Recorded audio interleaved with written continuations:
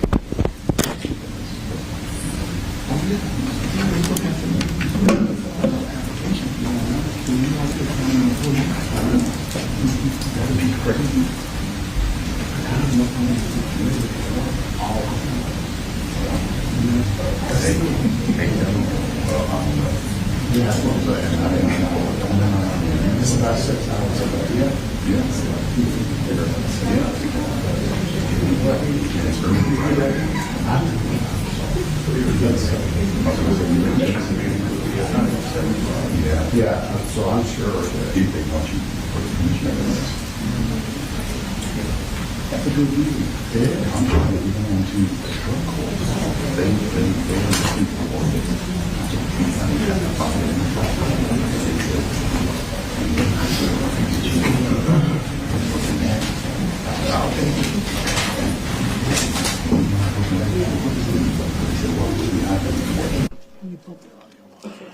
yeah, they're able to hear everything. So Make sure it was working. Okay.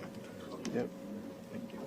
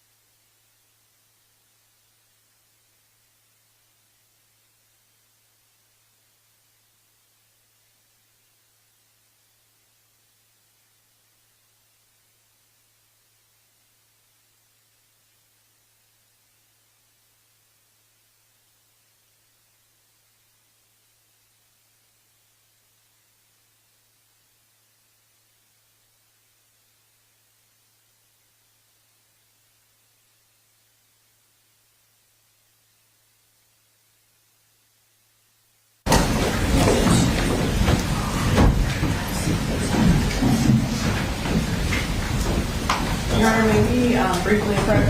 Yes.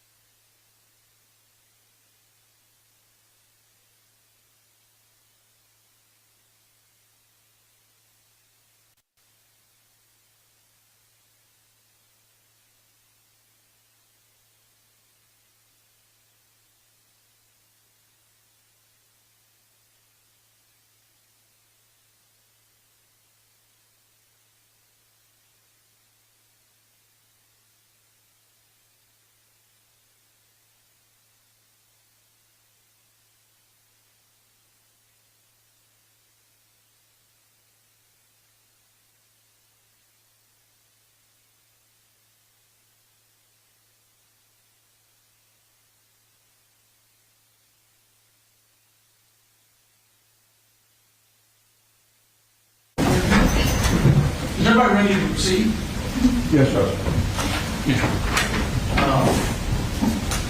For the record, can you put your name on the record, please?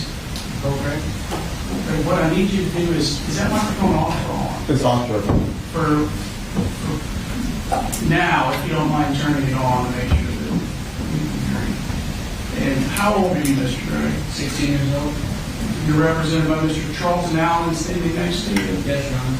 All right. Mr. Allen, if I'm correct, you've been representing him since at least the beginning of the year, is that right? Yes, Judge, I was retained on December 18th. Now, Mr. Gray, my understanding is you were before me this morning because you intended to enter a guilty plea to the indictment. Is that accurate? Yes, Your Honor. I want to go over some very important rights with you before you enter a guilty plea, okay? Yes, Your Honor. So understand that the decision to plead guilty has to be voluntary on your part. No one can force you to enter a guilty plea because you have an absolute right to a jury trial. Yes, Your Honor. So if you wanted a jury trial, you would obtain one. We have one scheduled in October. Same. Both sides have the opportunity to present witnesses, evidence in aggravation, evidence in mitigation. You understand that? Yes, Your Honor. You understand that the sentence is solely for me to decide. Yes, Your Honor. And that once the sentence is pronounced, you understand that you have no right to withdraw a guilty plea. Yes, Your Honor. All right. Now, as I indicated, pleading guilty has to be voluntary on your part. With that in mind, has anyone forced you, threatened you, or coerced you in any manner to get you to plead guilty today? No, Your Honor. Have you been promised or offered anything whatsoever that's causing you to plead guilty today? No, Your Honor. Have you had sufficient time to discuss the case with Mr. Allen, telling him everything you want him to know about the case? Yes, Your Honor. Are you satisfied with the legal representation and advice you've been given? Yes, Your Honor. All right, Mr. Smith, we're going to need a factual basis for the charges. Your Honor, as a point of order, the original indictment was under seal. I believe we've given you an order to unseal that. Can I? I've signed the order. You have the unsealed? I do, so I will unseal it, Your Honor.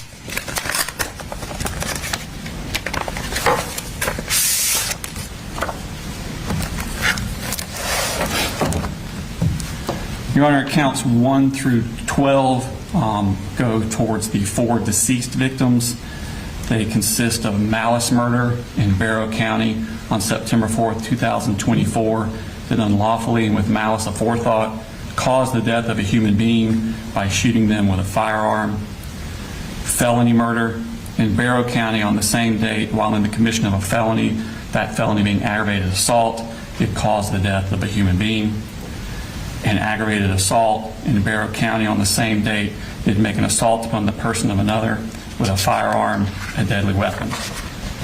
As to counts 1, 2, and 3, the malice murder, felony murder, and aggravated assault are for the victim of Christian Angulo.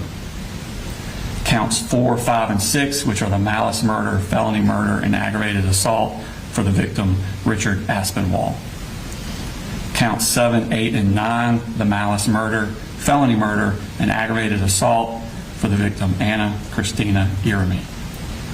counts 10, 11, and 12 for the malice murder, felony murder, and aggravated assault for the victim, Mason Schermerhorn. Your Honor, counts 13 and 14 are for the injured adult. That would be David Phoenix, count 13 being aggravated assault in Barrow County on the same date, did make an assault upon the person of another with a firearm, a deadly weapon, an aggravated battery in Barrow County on the same date that maliciously caused bodily harm to David Phoenix by seriously disfiguring his body by shooting him with a firearm. Your Honor, counts 15 through 23 are for the children who were injured in the assault. That being the charges being aggravated assault in Barrow County on the same date did make an assault upon the person of another with a firearm, a deadly weapon, aggravated battery in Barrow County on the same date did maliciously cause bodily harm to another person by seriously disfiguring said person's body by shooting them with a firearm, and cruelty to children in the first degree that in Barrow County on the same date did maliciously cause a child under the age of 18 years cruel and excessive physical and mental pain by shooting them with a firearm. For counts 15, 16, and 17, the aggravated assault, aggravated battery, and cruelty to children in the first degree is for the victim, Melanie DeLira Castaneda. For counts 18, 19, and 20, the aggravated assault, aggravated battery, and cruelty to children in the first degree for the victim, Natalie Griffith. And for counts 21, 22, and 23, the aggravated assault, aggravated battery, and cruelty to children in the first degree for the victim, Taylor Jones. Your Honor, the next two counts, 24 and 25, are for the non-injured adults that were in the room 2152 at Apalachee High School that Colt Grace stepped into and fired indiscriminately. First adult victim was Cassandra Ryan. That's count 24, aggravated assault in Barrow County on the same day. Did make an assault upon the person of another with a firearm, a deadly weapon. Count 25 is the victim, Stephen Edwards, aggravated assault in Barrow County on the same day. Did make an assault upon the person of another with a firearm, a deadly weapon. Your Honor, counts 26 through 53 are for the non-injured children who were in room 2152. Those counts consist of aggravated assault that in Barrow County on the same day did make an assault upon the person of another with a firearm, a deadly weapon, and cruelty to children in the first degree that in Barrow County on the same day did maliciously cause a child under the age of 18 years cruel and excessive mental pain by discharging a firearm multiple times inside a classroom occupied by said child. For counts 26 and 27, aggravated assault and cruelty to children in the first degree for the victim, Landon Adams. For counts 28 and 29, aggravated assault, cruelty to children in the first degree for the victim, Jackson Beaver. For counts 30 and 31, aggravated assault, cruelty to children in the first degree for the victim, Hayden Bowen. For counts 32 and 33, aggravated assault, cruelty to children in the first degree for the victim, Jalen Brady. For counts 34 and 35, aggravated assault, cruelty to children in the first degree for the victim, Michaela Brown. For counts 36 and 37, aggravated assault, cruelty to children in the first degree for the victim, William Carricker. For counts 38 and 39, aggravated assault, cruelty to children in the first degree for the victim, Marquez Coleman. For counts 40 and 41, aggravated assault, cruelty to children in the first degree for the victim, Kendez Lawrence. For counts 42 and 43, aggravated assault, cruelty to children in the first degree for the victim, Martin Marino Galdamez. For counts 44 and 45, aggravated assault, cruelty to children in the first degree for the victim, Tyler Moon. For counts 46 and 47, aggravated assault, cruelty to children in the first degree for the victim, Ariana Norman. For counts 48 and 49, aggravated assault, cruelty to children in the first degree for the victim, Brittany Rubio. For counts 50 and 51, aggravated assault, cruelty to children in the first degree for the victim, Ronald Vega. And for counts 52 and 53, aggravated assault, cruelty to children in the first degree for the victim, Nautica Walton. Your Honor, counts 54 and 55 were for a child that was in the hallway, Zane Zinni. Aggravated assault is count 54 in Barrow County did on the same date make an assault upon the person of Zane Zinni with a firearm, a deadly weapon. and count 55, cruelty to children in the first degree in Barrow County on the same date that maliciously cause a child under 18 years of age cruel and excessive mental pain by pointing a firearm at said child. And is there anything the state needs to add or would like to add for the factual basis? There. Mr. Gray, you heard the factual basis for each count just announced by the state, is that right? Yes, Your Honor. Do you agree that there are facts to support each of the charges against you? Yes, Your Honor. Are you pleading guilty to each of the charges because you are in fact guilty? Yes, Your Honor. Counsel, is there anything I need to address before accepting the plea? Anything else? There. All right, Mr. Gray, I will accept the plea. I find there's a factual basis for it. You understand the nature of the charges, the consequences of the plea, the rights you give up when pleading guilty, and either introduce plea freely and voluntarily. Yes, Your Honor.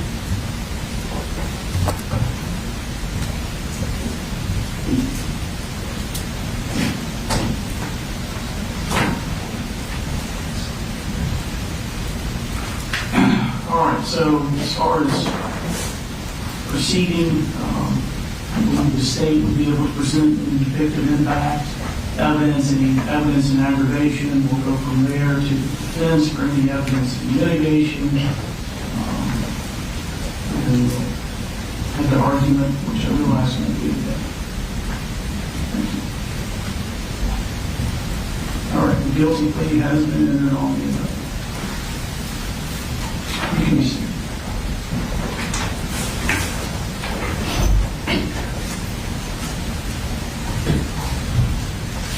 And Your Honor, before we present the victim impact, I'm going to provide you with a stipulation to the admissibility of evidence that we discussed previously. The defense and the state have agreed to the introduction of evidence from the Apalachee school shooting that the court can consider without having to replay the surveillance video for you today. We have placed it on a thumb drive for you. Mr. Allen, is that accurate? Yes, Judge, we discussed this. They gave me a list of what the items would be. I have no objection to it.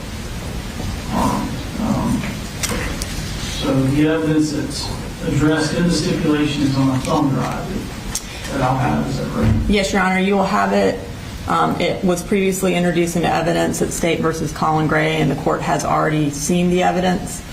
So we're asking you to consider the evidence you have previously seen, and the defense is stipulated to your ability to do that. If you need to review it again, it is on the thumb drive for you to do that. Thank you. Okay, at this time we'll start with victim impacts. We're going to call Brianna Skirmerhorn. Ms. Brooks, if you want to pull that microphone down, just a little.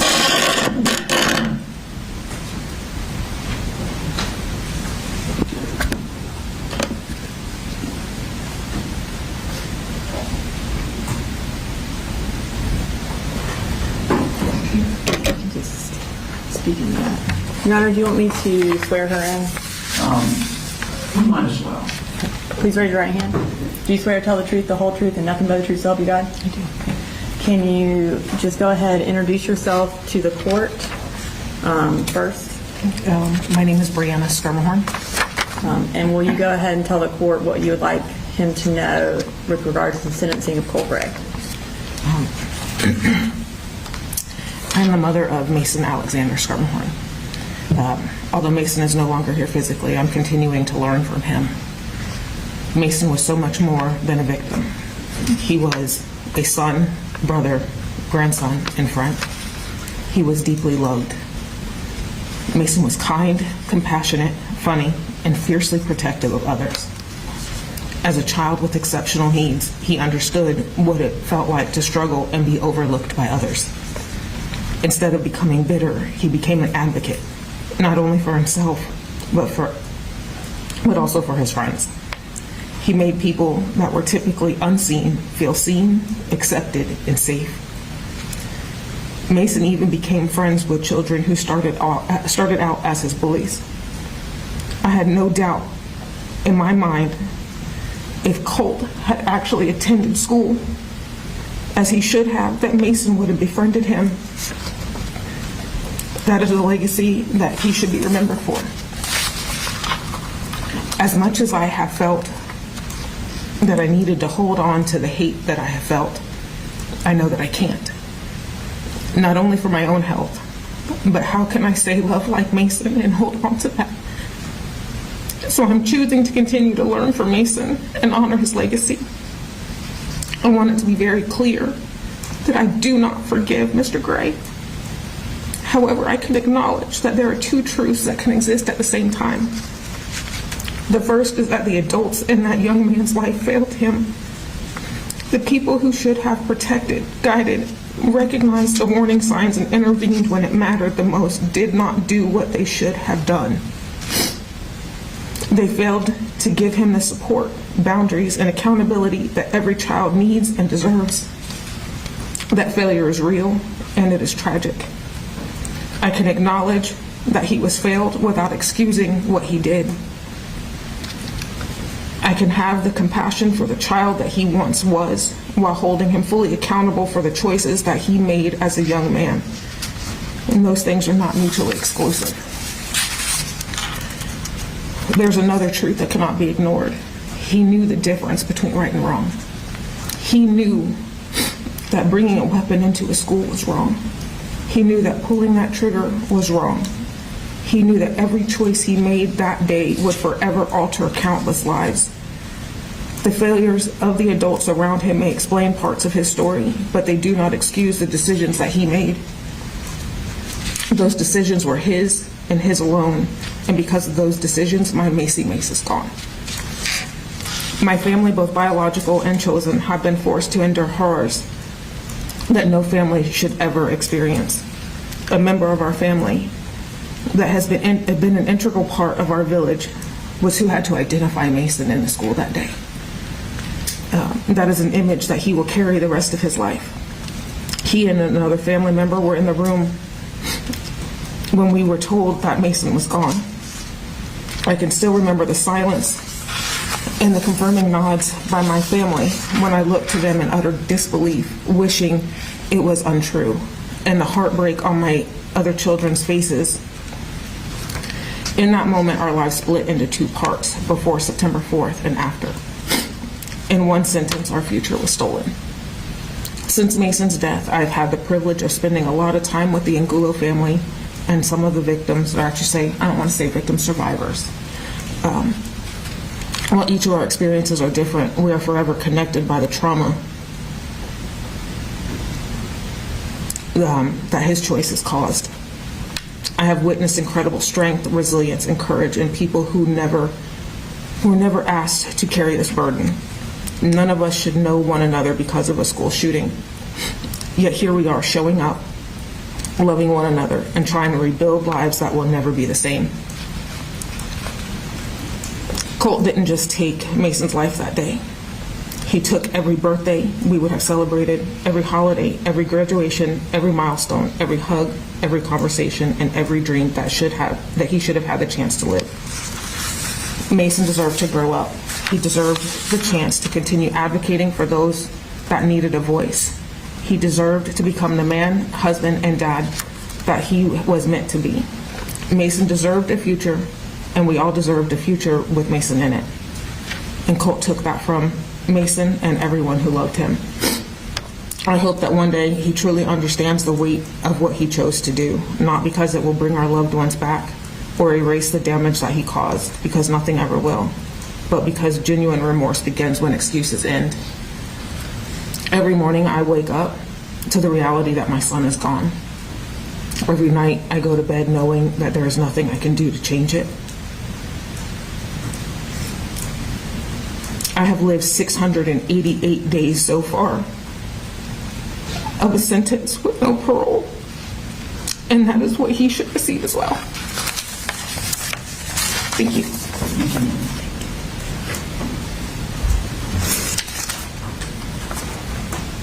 We will next have Alana Skirmelhorn, Mason's sister. Did you have any questions, Mr. Allen? Not about Mr. Mayor. All right, if I forget, you just speak up if you have any questions. Yours is what? Okay, well, if you decide you need to change it, that's okay. Go ahead and raise your right hand. Do you swear to tell the truth, the whole truth, and nothing but the truth to help you God? Yes. Okay. Go ahead and speak into the microphone and introduce yourself to the court. My name's Alana Skirmer Wallace. And can you tell the court what you would like him to know in the sentencing of the state of Georgia versus Colt Bray? Before I talk about what was taken from me, I want to talk about who Mason was. To the court, he may be known as one of the victims of September 4th, but to me, he was my little brother. Out of all my siblings, Mason and I were the closest in age, and because of that, I felt that we shared a bond unlike any other. We grew up together, we understood each other in ways that's hard to explain. He wasn't just my brother, but he's one of my best friends. Some of my favorite memories are simple ones. We spent countless hours playing video games together, whether it was Roblox, Minecraft, Genshin Impact, or whatever game we were obsessed with at the time. We always found a way to have fun together. If one of us couldn't beat a level, complete a quest, or figure something out, then we would jump in and help. We celebrated each other's victories, laughed at our mistakes, and never hesitated to help each other out. Looking back now, I realize the ordinary moments became some of the most meaningful moments I have. Mason had one of the brightest souls I've ever known. He saw the good in people, even when they couldn't see it in themselves. He coached kindness over anger. He believed people deserve second chances, even the people who bullied him. They eventually became his friends because that's just who Mason was. He didn't hold on to hate. He had a way of bringing out the good in others. He never judged people for their disabilities, the way they looked, where they came from, or anything that made them different. He accepted everyone exactly how they were. He treated everyone with the same kindness and respect because that's how he lived. Even during difficult times, Mason seemed to find some light. He had a way of making people smile, making situations feel less heavy, and reminding people around him that things would be okay. That is the person who's taken from us on that day. Not just the name in the courtroom, not just another victim in a headline, a little brother, a best friend, a great, compassionate, and genuinely good person who deserved the chance to keep growing into the incredible man he would have been today. September 4th, 2024 started like any other Wednesday. I actually woke up a little later than usual that morning. Mason and I went to different high schools, so by the time I got out of bed, he had already left for school. I never got to see him that morning or say goodbye like I normally did, which didn't seem like a big deal at the time. Around 10:52 that morning, everything changed. I was a student helper in one of the band classes helping a group of freshmen in a separate practice room when I got a text from my mom saying, "Are you okay? What's going on?" I didn't understand what she meant at the moment, so I ignored it, and I kept helping the students. And then, not even a minute later, someone came into the room and said we were going into lockdown. Rumors started spreading almost immediately. Students were shouting things out that they saw online, shooting at Apalachee. There were 5 shooters. Nobody knew what was true, what wasn't. We didn't know how serious it was. We didn't know if the danger was over. We didn't know if anyone had been hurt. We just waited. As the minutes passed, several of the freshmen came up to me because they were scared. They'd heard the attack mainly involved freshmen, and they were worried about their friends at Apalachee.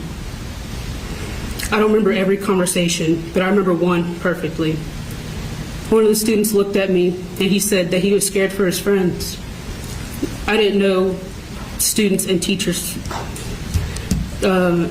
He said he was scared for his friends. Trying to confront him, I told him the chances of anyone in this room being directly affected are slim to none. And I believed it when I said it. At that point, I didn't know there were confirmed deaths.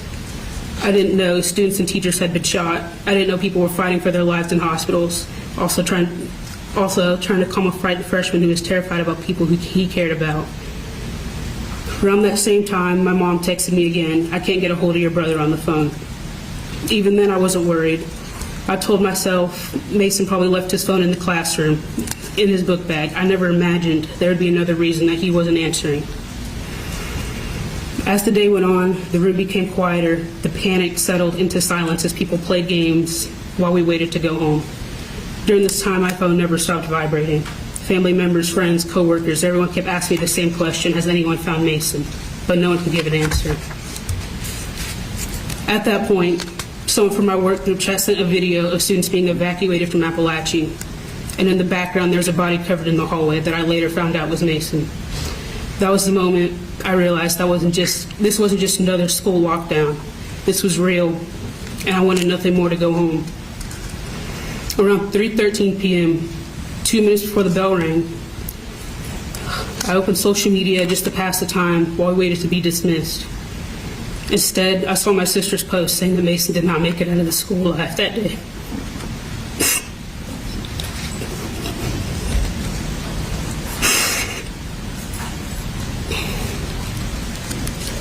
September 4th was not just the day I lost my brother. It was the day I lost the life that I knew before.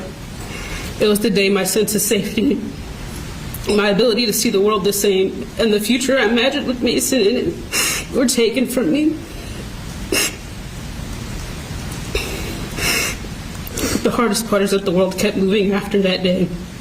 People went back to school. People went back to work. People continued their normal lives, but my family didn't get to.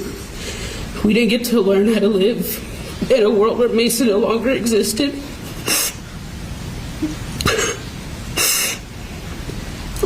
This experience has changed the way that I have seen safety. Before September 4th, I believed that something like this could never happen to me or someone I loved.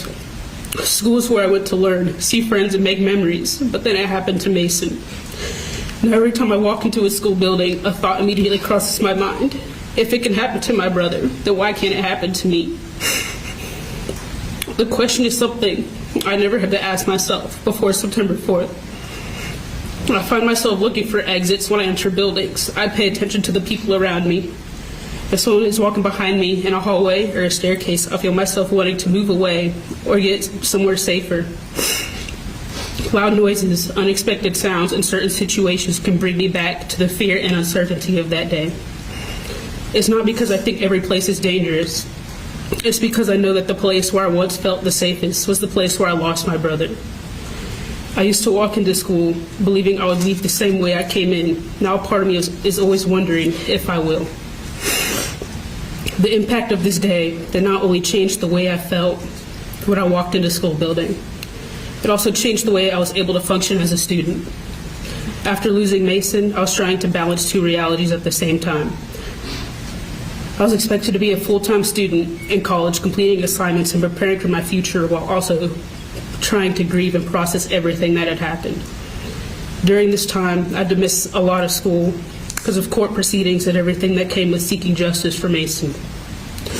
I wasn't missing classes because I didn't care about my education. I was missing them because I was dealing with something no student should ever have to experience.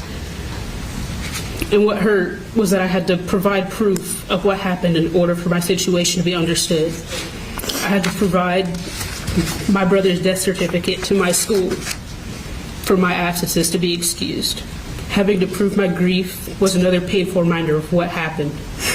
I wasn't asking for special treatment. I was asking for understanding.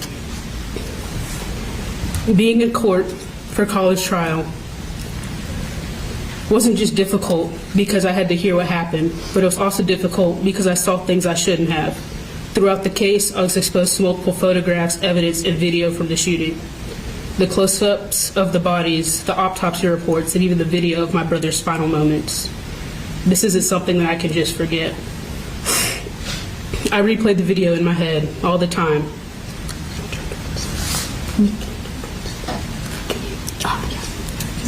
I replay the video in my head all the time. The way you shot my brother twice. You saw him scared and running. And then you proceeded to shoot him in the head, killing him instantly. You saw how scared he was. You saw how he was trying to run. But all you cared about was murdering innocent people.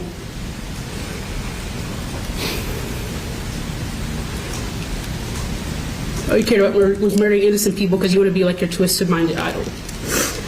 But of course, the twisted-minded stuff doesn't end there. Because of the people on social media purposely finding my accounts, my videos talking about my brother, saying that he should have dodged the bullet or that he deserved what happened to him. I want you to understand something. What you did not end on September 4th, 2024. You may have pulled the trigger that day, but the pain you have caused has continued every single day since. You didn't just take my little brother from me. You took away him from my parents, my siblings, his classmates, his teachers, and everyone who loved him. You took away a future that Mason deserved to have, and I'm angry that you did that. I'm angry that I had to sit in the classroom comforting scared freshmen while not knowing you had already ended my brother's life. I'm angry that I had to walk into my own home knowing Mason would never walk through that door again. I'm angry that I had to see evidence from the worst day of my life and carry memories that nobody should ever have. I'm angry because none of this should ever happen. But I'm also angry at how cowardly you are. You sat there and you planned everything that you were going to do that day. You sat there and wrote down the amount of fatalities you wanted. You made sure that you packed everything that morning so you'd be ready. And then you sat in that stall preparing for what you were about to do. Instead of going through with this plan, no.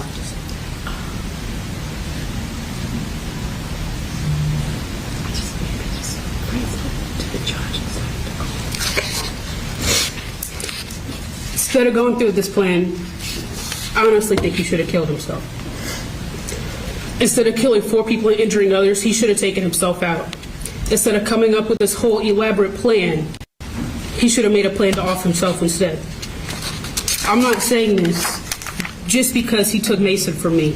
I'm saying this because if he had this sick and evil thought to be like that other worthless school shooter and inflict pain on a whole community, he doesn't deserve to be here. You had time before you left school that morning to change your mind. You had time in your first period class to change your mind. You had time while you were in that bathroom to change your mind, but you didn't. Instead, you went through with your plan. And not only that, but as soon as you were caught, you surrendered. You can willingly shoot all these people. It didn't feel an ounce of remorse, but as soon as a gun is pointed towards you, you get scared because you're the definition of a coward. You didn't feel remorse after shooting into that classroom. You didn't feel remorse after you shot those teachers, and you definitely didn't feel remorse after you shot my brother in the head. You didn't feel remorse after you watched my brother collapse and bleed out in front of you. He should have killed himself. Because him being gone would have saved this whole community from experiencing the unimaginable, and then maybe his life would have actually meant something. You will always be remembered as a coward, a psychopath, a freak, because of what you decided to do. But the victims, Christina Irmi, Richard Aspinwall, Christian Angulo, and Mason Skirmerhorn, will be remembered because of the people they were. They will be remembered because of their kindness and positivity they added to the world. They deserve to be here today. Mason deserves to be here today. Mason was kind when he didn't have to be. He saw the good in people when others didn't. He turned people who hurt him into friends. He never judged anyone for how they looked, what challenges they faced, or what made them different.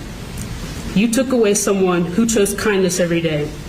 You took away someone who still had so much life ahead of him. You took away the chance for me to see who my little brother would become. And that is something I can never get back. You will soon face the consequences of what you did, but my family will spend the rest of our lives facing the consequences of what you took from us. The difference is that you made a choice that day, but we did not choose this. Mr. Allen, do you have any questions? No. Judge Jolee, first.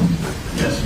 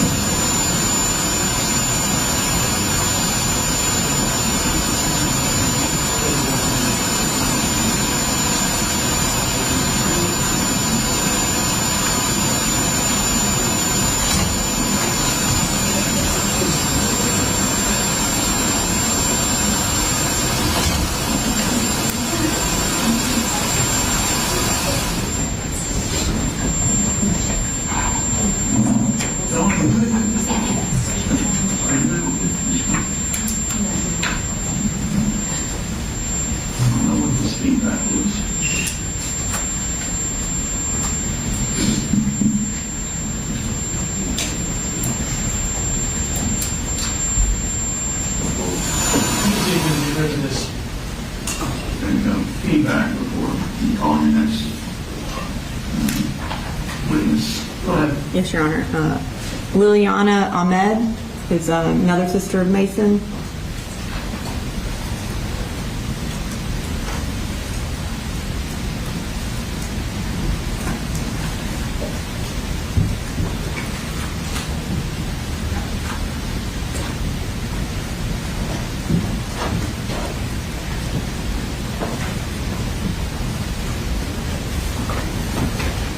And if you could raise your right hand. You swear to tell the truth, the whole truth, and nothing but the truth, so help you God? Yes. Okay. And if you could just introduce yourself to the court. My name is Liliana Ahmed. I am the oldest sister of Mason Schermerhorn. And you can go ahead and tell the court what you would like him to know in regards to the sentencing of Colt Gray.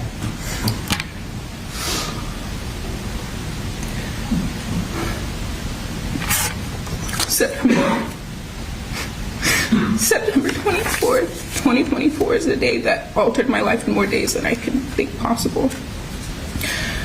That day is unfortunately a day that is branded into my brain. It was a Wednesday. I was at work. It was a normal day. Started off good even. At 11:25 a.m., I got a text message from one of my close friends asking if I heard about the school shooting at Apalachee. I instantly thought this was a joke or a false alarm. Nothing like this is supposed to happen in Winder. I graduated from Apalachee when the school body was barely 1,200 kids. We always poked fun about how boring and rural our school was. There was no way this could be real. My first instinct was to call my mom. I thought surely if Mason was scared, he already called my mom and told her he was fine. Of course, it's no surprise to you that Mason was not okay. I lost it. I had my first ever panic attack. I stayed at work fighting the thought that my brother was dead. There's no way that this could happen to me. By 2 p.m., there was still no update on Mason. No one could find him. I felt hopeless, so I posted a picture on social media begging people to message me if they saw him. He used to run away when he got really emotionally overwhelmed. And I was praying that this was still true in this instance. Praying that he was scared and hiding somewhere. From my car, I frantically called every single emergency room in Atlanta, Gwinnett, Barrow, and Clark Oconee counties to see if anyone had a John Doe that fit his description. No success. At this point, I was at home because I was holding out hope that Mason was okay. My mom even asked me, when we find Mason, can we have a sleepover? Mason had to be okay. I will never forget the exact moment I found out Mason was dead.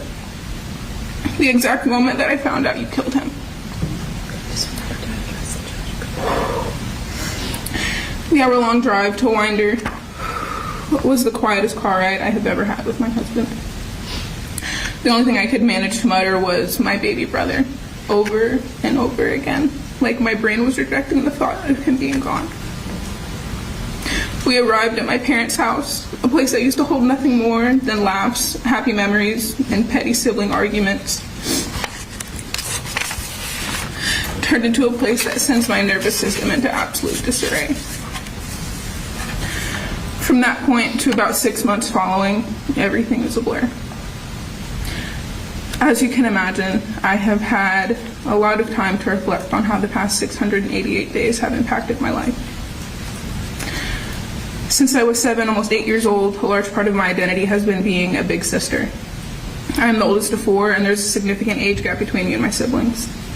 Being the oldest sibling and oldest daughter has shaped me in more ways than I can express, especially being a big sister to siblings with special needs. One of the ways that has shaped me has been my ability to look beyond a person's behaviors and search for the why. There's always so much more to a person's actions besides what we see at face value. This ability has led me to be naturally forgiving and compassionate. I've even dedicated my professional career to this ability my siblings have fostered in me. Whenever I come across a child that is met with any circumstance out of their control, whether it be a diagnosis or environment, I can't help but feel compassion. Admittedly, I feel compassion for Colt, and I hate that. He is a product of two people that did not deserve the privilege of bringing life into this world. His actions are a testament to that. He's broken. He made so many cries for help that were met with little to no action. He grew up around so much turmoil. He saw and experienced things that no child should even be able to imagine. He could have rebounded from all that. Instead, he decided to allow my baby brother to pay for the pain others caused him. He still had the ability to be resilient, but he chose to doom himself. He is ultimately a failure. Despite the little bit of compassion I do feel for him, being in the same room as him disgusts me. I know much is not known about Mason, so I would like to take some time to tell you all about him. Mason is a success story that Colt could have been. He struggled a lot in school. He had big emotions that he didn't know how to regulate. He was bullied. He had a cocktail of mental diagnoses from a young age. He had the ability to turn into Colt, but he didn't. He even spent the summer before his freshman year of high school being tutored through algebra because he was that determined to succeed. Teachers and students across all the schools Mason went to talk about how big of a heart he has, how he is so sweet, the kind of sweetness you don't expect from a 14-year-old boy. He spent most of his school years in more contained classrooms, but he had friends in special education and general education classes. He didn't care what someone looked like, what disability they did or didn't have. He was going to be friends with them, and he could have been he was friend to so many, and he could have been friend to one more had Colt not robbed himself of that. Mason would have loved him. My mom would have taken him in. My family's house could have been a haven for him, but he robbed himself of that. Not only did he rob himself of that experience, but he also robbed Mason. From a very young age, Mason wanted to be a family man. He wanted to have a wife, kids. He wanted to go to school and pursue a career. He even asked questions about God. All of these different parts of himself he didn't get to explore because of Colt, because of his pain. Because of him, my little brother Gavin has to grow up without his best friend. Because of him, my little sister Alana has to grow up without her best friend. Because of him, my mom has to live with 1/4 of her missing. Because of him, I have to live without the little boy that gave me so much purpose from such a young age. Because of him, laughing or having a good day feels like betrayal, because I feel like I shouldn't experience those things with my brother gone. Because of him, I get a pit in my stomach anytime I look at pictures of Mason. Because I know that's the only way I can see him now. And because of him, large crowds and gatherings make me anxious. Because of him, I'm forced to write in a journal when I want to talk to Mason because I don't want to miss any details for when I see him again. Because of him, my brother died alone and scared. He was the last person to see Mason alive, and you took him from us. All of this because people hurt him, and he felt like others needed to atone for it. All for what? Just to become another statistic. He has quite literally reduced his life to his failures and shortcomings. He could have made something of himself. He could have had a friend in Mason to lift him up. Instead, he made himself nothing more than another data point. I hope he lives with that for the rest of his life. I hope he remembers that he is insignificant. Despite him stealing the lives and innocence of so many people, their endings and this pain he caused will not define them. They will define him, however, and he will be forgotten. I hope he remembers that he did this to himself. I hope he remembers that any regret or remorse he feels is a privilege compared to the death sentence he gave my brother. I don't care what his sentence is, and I don't care what happens to him. It won't measure up to the sentence he gave my family. He stole my baby brother from me, and I don't forgive him. I hope the rest of his days are filled with remembering just how much of a waste he is.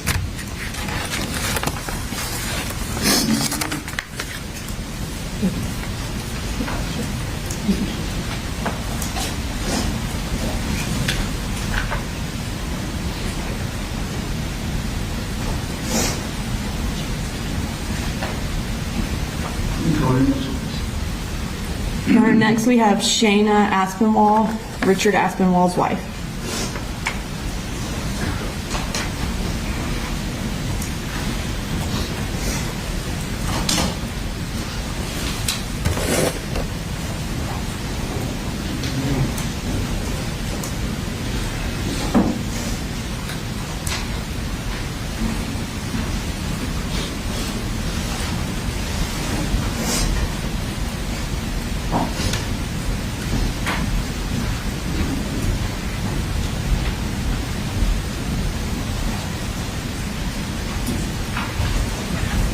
Can you please raise your right hand? Do you swear to tell the truth, the whole truth, and nothing but the truth, so help you God? Yes, ma'am. And go ahead and introduce yourself to the court, and then tell him what you would like him to know in the sentencing of Mr. Colt Gray. My name is Shayna Aspinwall. I am the wife of Ricky Aspinwall, who was murdered in the Apalachee High School shooting on September 4th. You can go ahead. Okay. No words can fully express what was taken from me and our family and everyone who loved my husband. On the morning of September 4th, he left for work. We expected him to come home, just as he always had, and said our lives were changed forever. My husband was more than a victim. He was my partner, my best friend, and the person I planned to grow old with. He was a loving husband, a devoted father, a teacher, a coach, an uncle, a son, a brother, and a friend. He brought kindness, laughter, and strength into our lives, and his absence is felt every single day. The grief of losing him is constant. There is an empty chair at our table, silence where his voice used to be, and countless moments when I instinctively reach for him only to remember he's gone. Every holiday, birthday, anniversary, and ordinary day is a reminder of what has been stolen from us. Our family has had to face not only overwhelming emotional pain, but also the practical realities of moving forward without him. The future we planned together no longer exists. The dreams we shared ended the moment his life was taken. Now, our daughters, who were 5 and 2 at the time, must grow up without their father. They will miss his guidance, his encouragement, his hugs, and all the milestones he should have been here to witness. Birthdays, graduations, weddings, and the everyday moments that make up a lifetime will forever be marked by his absence. No sentence the court imposes can bring my husband back. Nothing can restore the life he should have lived or the years he should have shared.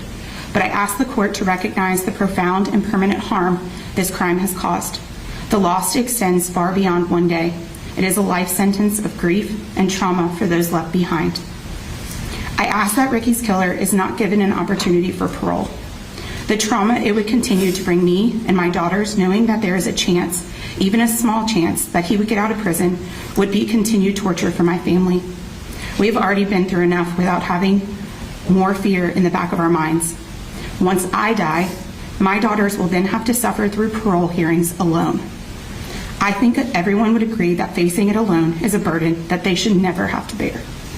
In closing, I hope my husband's life is remembered not for the violence that ended it, but for the love, compassion, and dedication he showed to his family, his students, and colleagues, and everyone fortunate enough to know him. That is certainly what his family and friends remember about him. And until I take my last breath on this earth, I will always remind my daughters of what a special person he was. Thank you.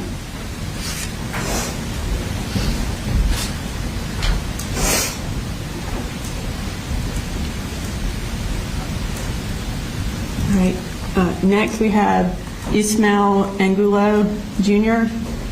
He is Christian's brother.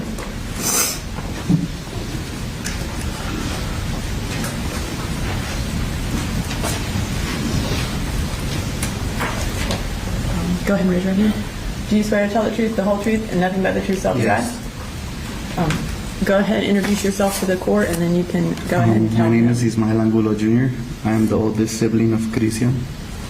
Your Honor, I am writing this statement to share the devastating reality of what was taken from my family and to ask this court to deliver the absolute maximum sentence allowed by law.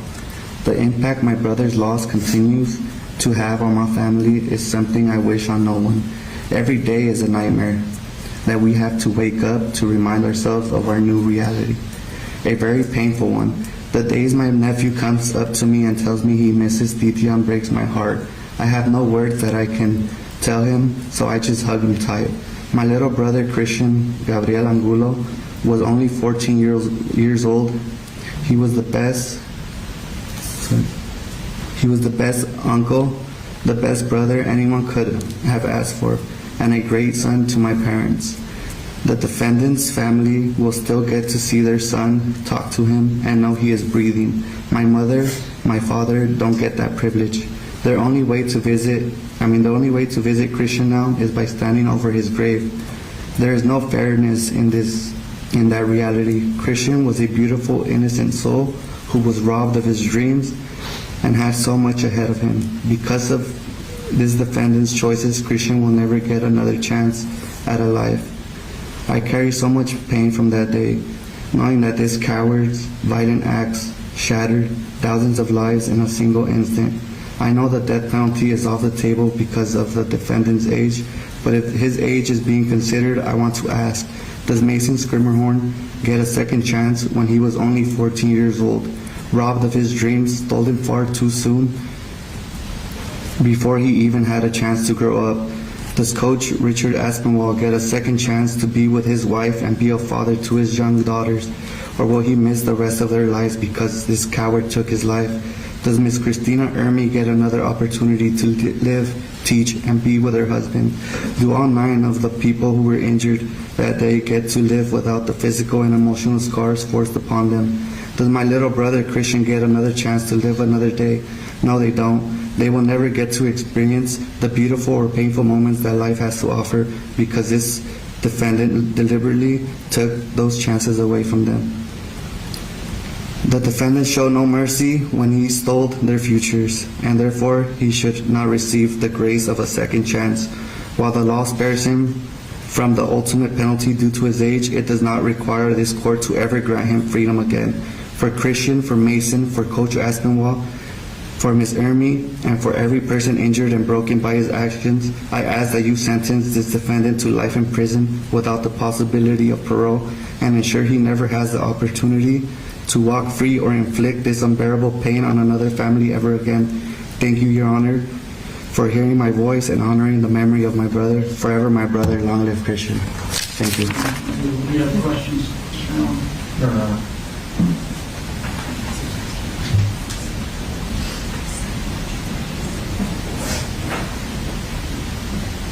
And, Your Honor, I believe the next several are going to be juveniles, so just for the court's knowledge and for the media's knowledge of not photographing their faces.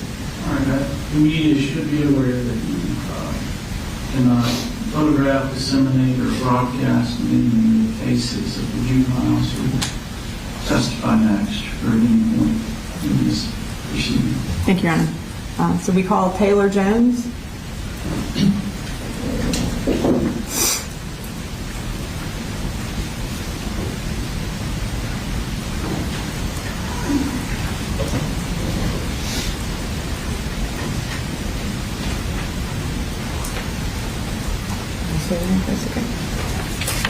Go ahead and raise your right hand.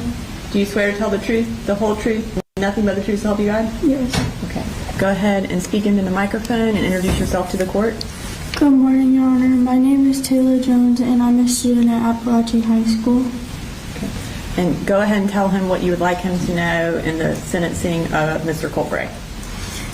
On September 4th, 2024, I was really scared and confused because I saw a Colt standing in the doorway with the gun. After I heard the first gunshot, I saw my teacher jump onto the floor, so I did too. And a few seconds later, I had realized I had been shot, and I immediately turned to my friend Landon, asking him to hold my hand. After the gunshot stopped, my friend came over to me, helping me in any way they could.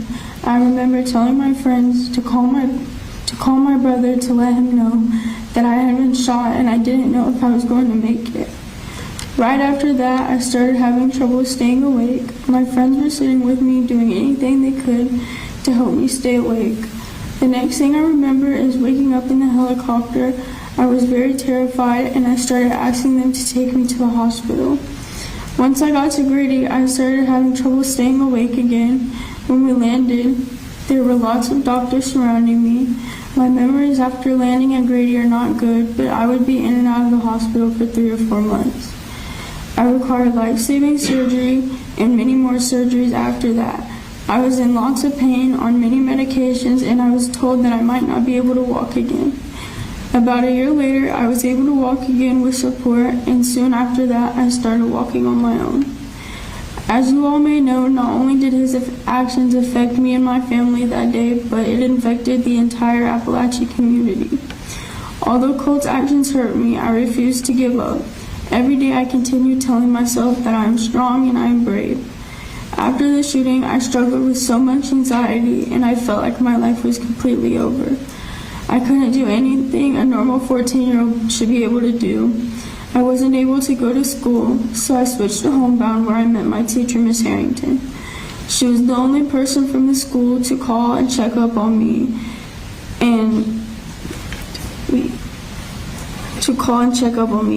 the only one that came out to the hospital to see me and make sure that I was doing okay.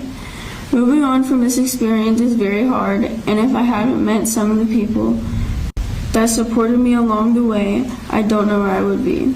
I've been going to physical therapy for almost 2 years now, and my therapist Jess has always made sure that I was okay and always comforted me when I was having rough days.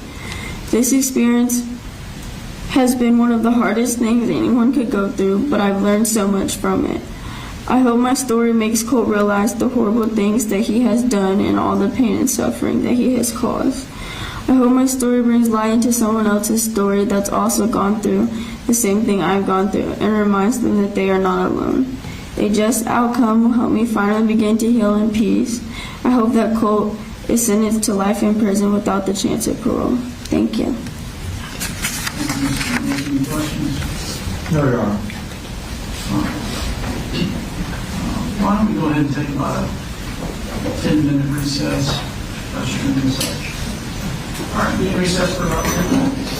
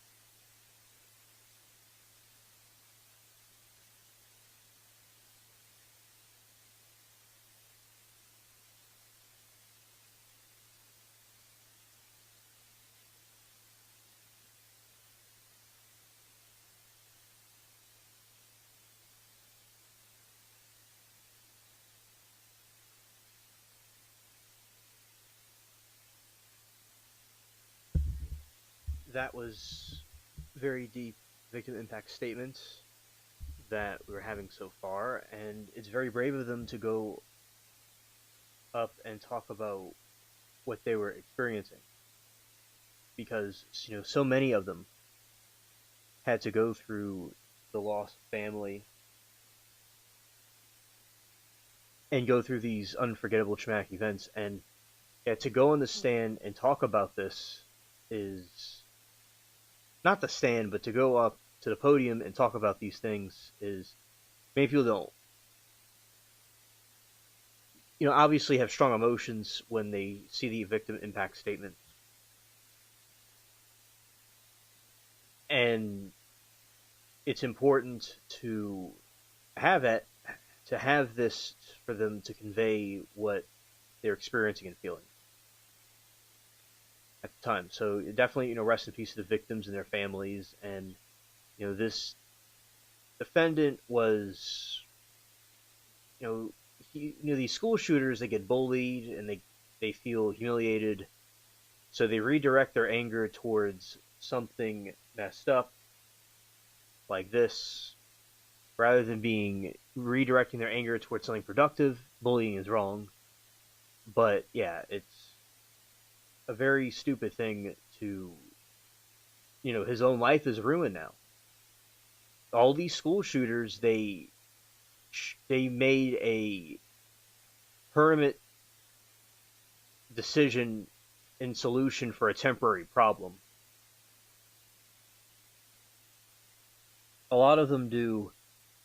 Like the Columbine shooters committed self-deletion in the library, and as they wanted, there were copycats of what they did, and a lot of these people admired their shooting. And this specific one had a shrine to Cruz, who did the Florida shooting. And it also shows you that life is short. It can be short. Anything can happen to anybody. And yeah, I think that this has increased over time, and I think our civilization has normalized certain, behaviors where people might be more in their emotions, but when people do that, it causes a problem where you have these few people that will do these types of activities. But there's always going to be evil people doing stuff like this. So the best thing people could do is defend themselves, the best they can defend themselves, and to prepare for the worst case scenario. And when people are actually in the moment, that's when you really get to know who somebody really is. And yeah, I think that the victims' families are very strong to come up and talk about it. And sometimes they're forgiven by the family, sometimes they're not, obviously not forgiven. And they could just sort of vent and talk about what they're feeling.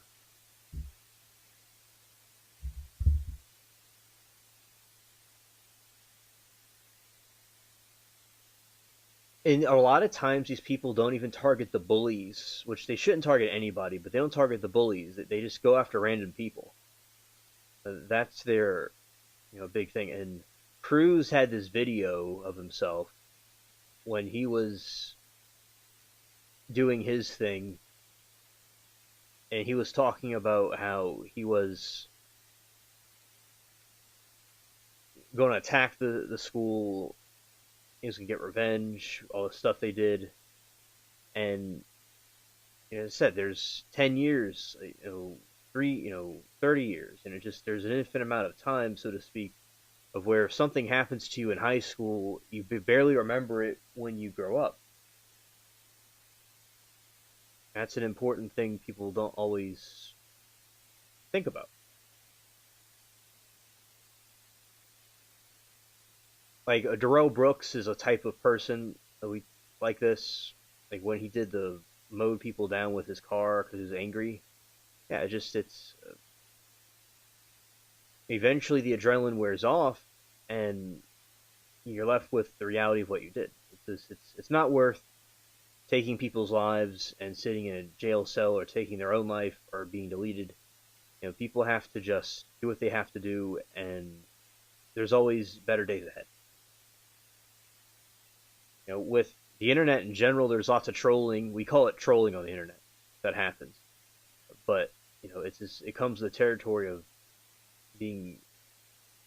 having an impact on civilization. So it depends how people reframe what happens to them. Yeah, I think the victims are doing a good job with their statements, and we will continue to see how the whole hearing goes, but so far it is going smoothly. Smoothly as a victim impact statement can go, because it's a very emotional thing to go through at the same time.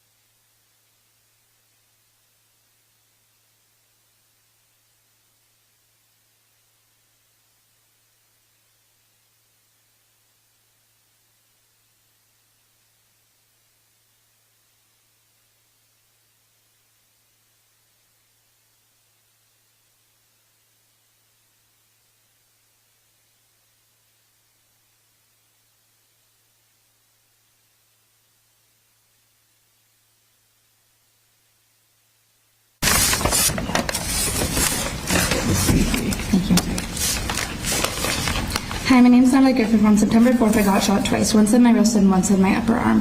I lost the ability to use my left hand, but on some days it doesn't feel like that is the biggest thing that I lost. The morning of the shooting felt normal. I got on the bus and sat alone because my friend Lorelai wasn't... Sorry.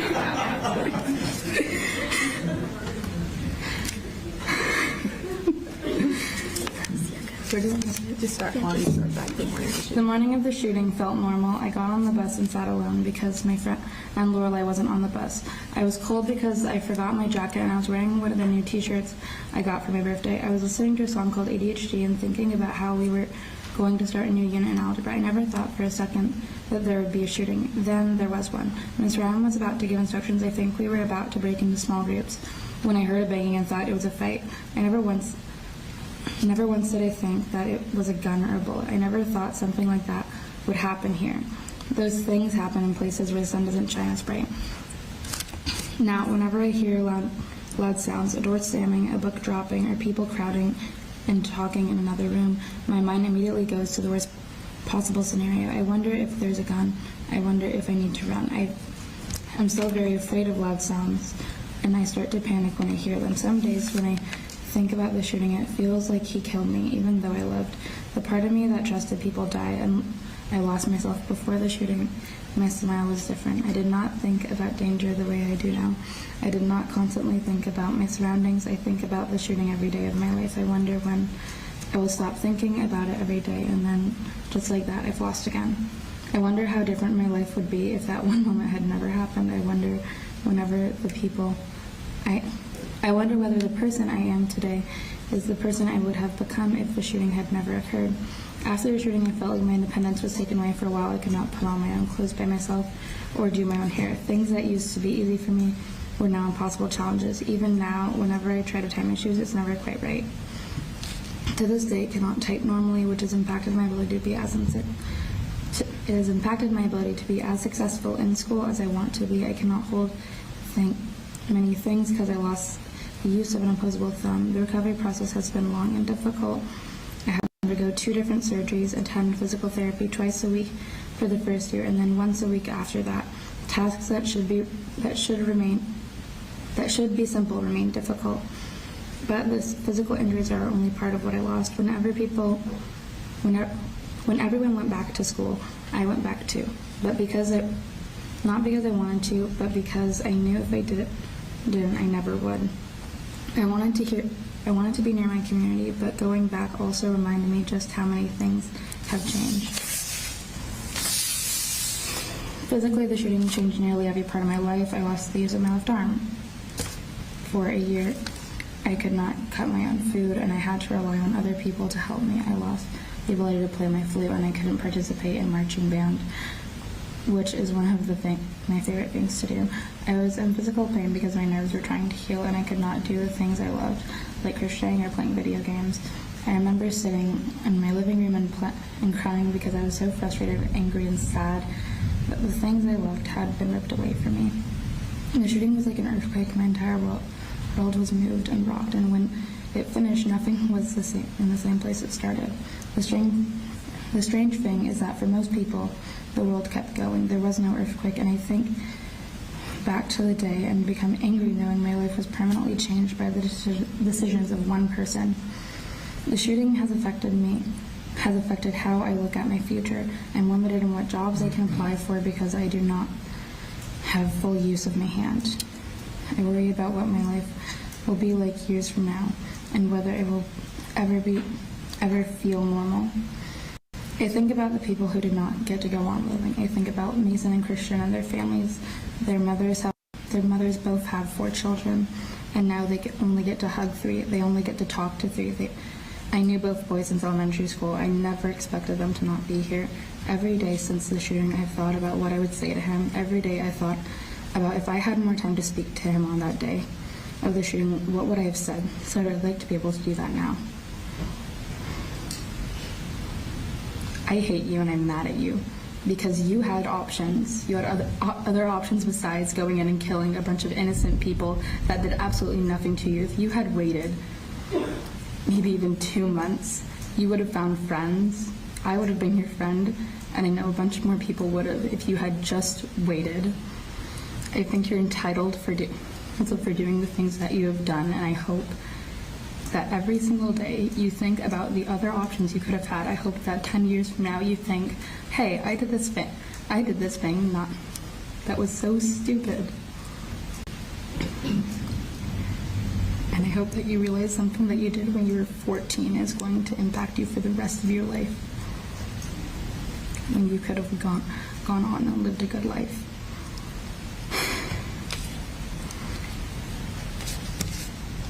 The shooting took much more than the use of my hand. It took my sense of safety, my independence, my trust, and a part of the person I used to be. While I survived, I carry the impact of that day with me for the rest of my life. It only seems fair that every innocent person that has had to feel the impact of Colt-based choices for the rest of our lives, then he should receive the maximum sentence for his crimes. Thank you. Have a great day.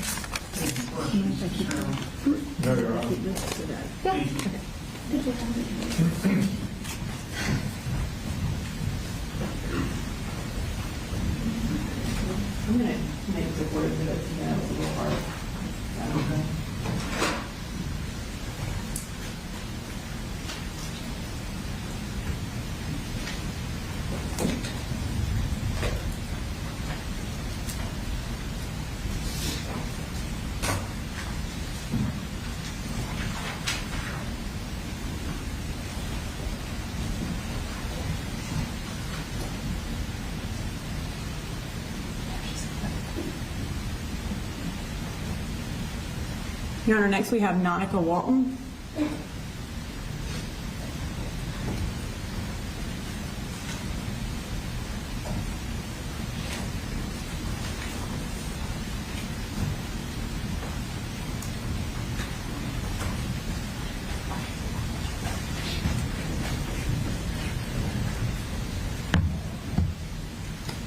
All right, go ahead and raise your right hand. Do you swear to tell the truth, the whole truth, and nothing but the truth to help you God? Yes. Go ahead and introduce yourself to the court. Hi, my name is Monica Walton. And you can go ahead and tell the court what you would like him to know in regards to the sentencing of Colt Gray. The past couple of years since September 4th have been the hardest years of my life. About once a week, I find myself thinking about what would it feel like to be normal again. I think about my freshman year, but not with happiness, with anger, confusion, and sadness. For a long time, I was angry at the world because of what you chose to do. At some point, I became afraid of everything. I hated the dark because it reminded me of when the lights went out and all we saw was emergency lights. I hated sitting faced away from the door. I hate the thought of walking to second period by myself. Over time, the fear turned into something even worse. I started to hate myself because I couldn't truly live anymore. I felt guilty because I let you take every piece of joy I had away from me. I let you steal my happiness, not only from you, but the people that love me and my friends. I hate everything about you. I hate the scars you left on my body. I hate that you took innocent lives in front of innocent people. Most of all, I hate that I let you live in my mind rent-free. Every time I closed my eyes, all I could hear were screams and cries. But after a while, something changed. It slowly turned into courage. Even though I'm scared to stand here today and speak in front of the courtroom, I refuse to let you win this time. I refuse to let you see me the way you saw me September 4th. I refuse to let you believe that you have control over me or control over my classmates. Most of the hate's gone, but all the scars are still there, all the triggers are there, all the emotions are still there. Those things are never completely are going to disappear. You took away the innocence of so many kids in that classroom that day just because of what you were going through. That's something that we will never get back. What you cannot take away from me is the person I am choosing to become. I'm still here, I'm healing, and I'm finding my strength again. Every day that I continue to move forward, I'm showing you that you did not destroy me. You changed my life forever, but you will not define the rest of it. Thank you. Any questions? No, Your Honor. Thank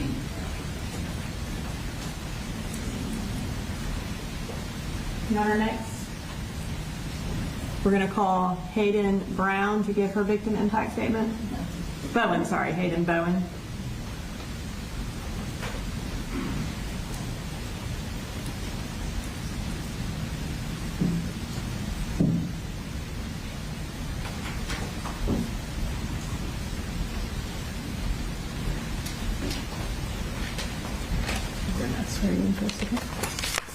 Go ahead and raise your right hand. Do you swear to tell the truth, the whole truth, and nothing but the truth, so help you God? Okay. Go ahead and introduce yourself to the court. Good morning, I'm Hayden Bowen. Okay. And go ahead and tell the court what you would like him to know about the sentencing of Colt Gray. It's okay. He's not ready for you, okay?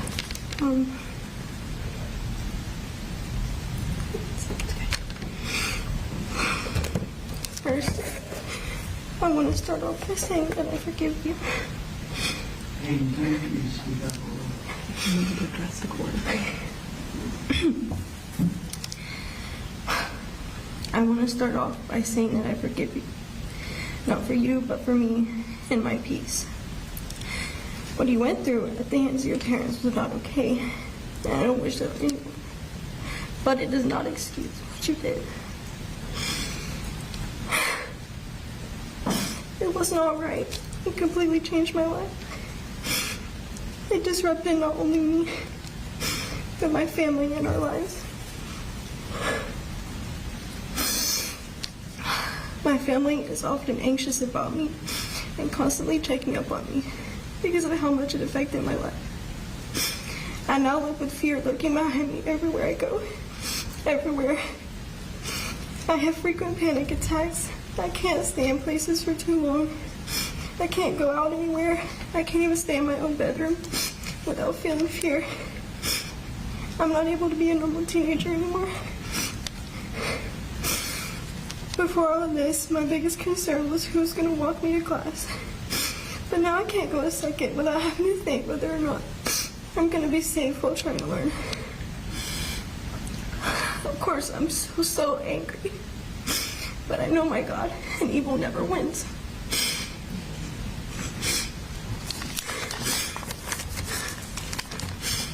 Any questions?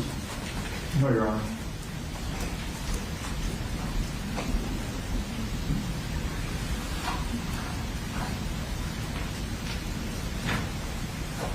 Our next victim impact statement is from Ariana Norman.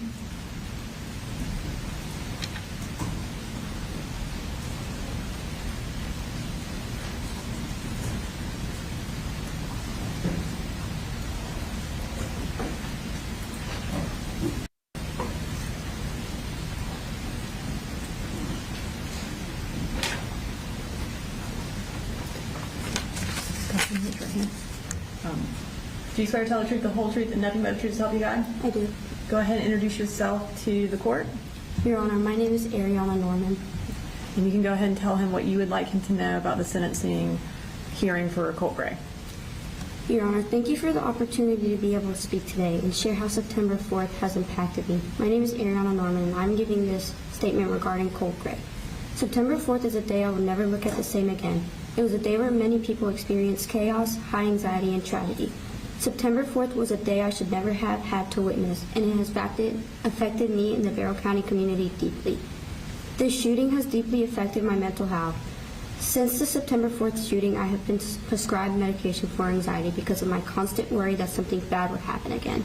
I would often, after the shooting, wake up from nightmares and have to get help just to go back to sleep. Sometimes even just walking around my neighborhood months after the shooting, I found myself feeling like passing cars would harm me. Because of this, I no longer feel safe in my halls, which makes it hard to learn because I feel like I'm constantly looking over my shoulder, just waiting for something bad to happen. And any sort of loud noise always alerts me because I feel like something bad is going to happen. For example, I don't hear fireworks the same again because to me, they sound like gunshots. And when it's far away, it can be hard to tell the difference, which always gives me anxiety. And now I feel the need to identify an escape route everywhere I go because I get scared that I'm going to be trapped like I was on September 4th. The people at Apalachee could have been friends with Colt, but he decided to take a different route.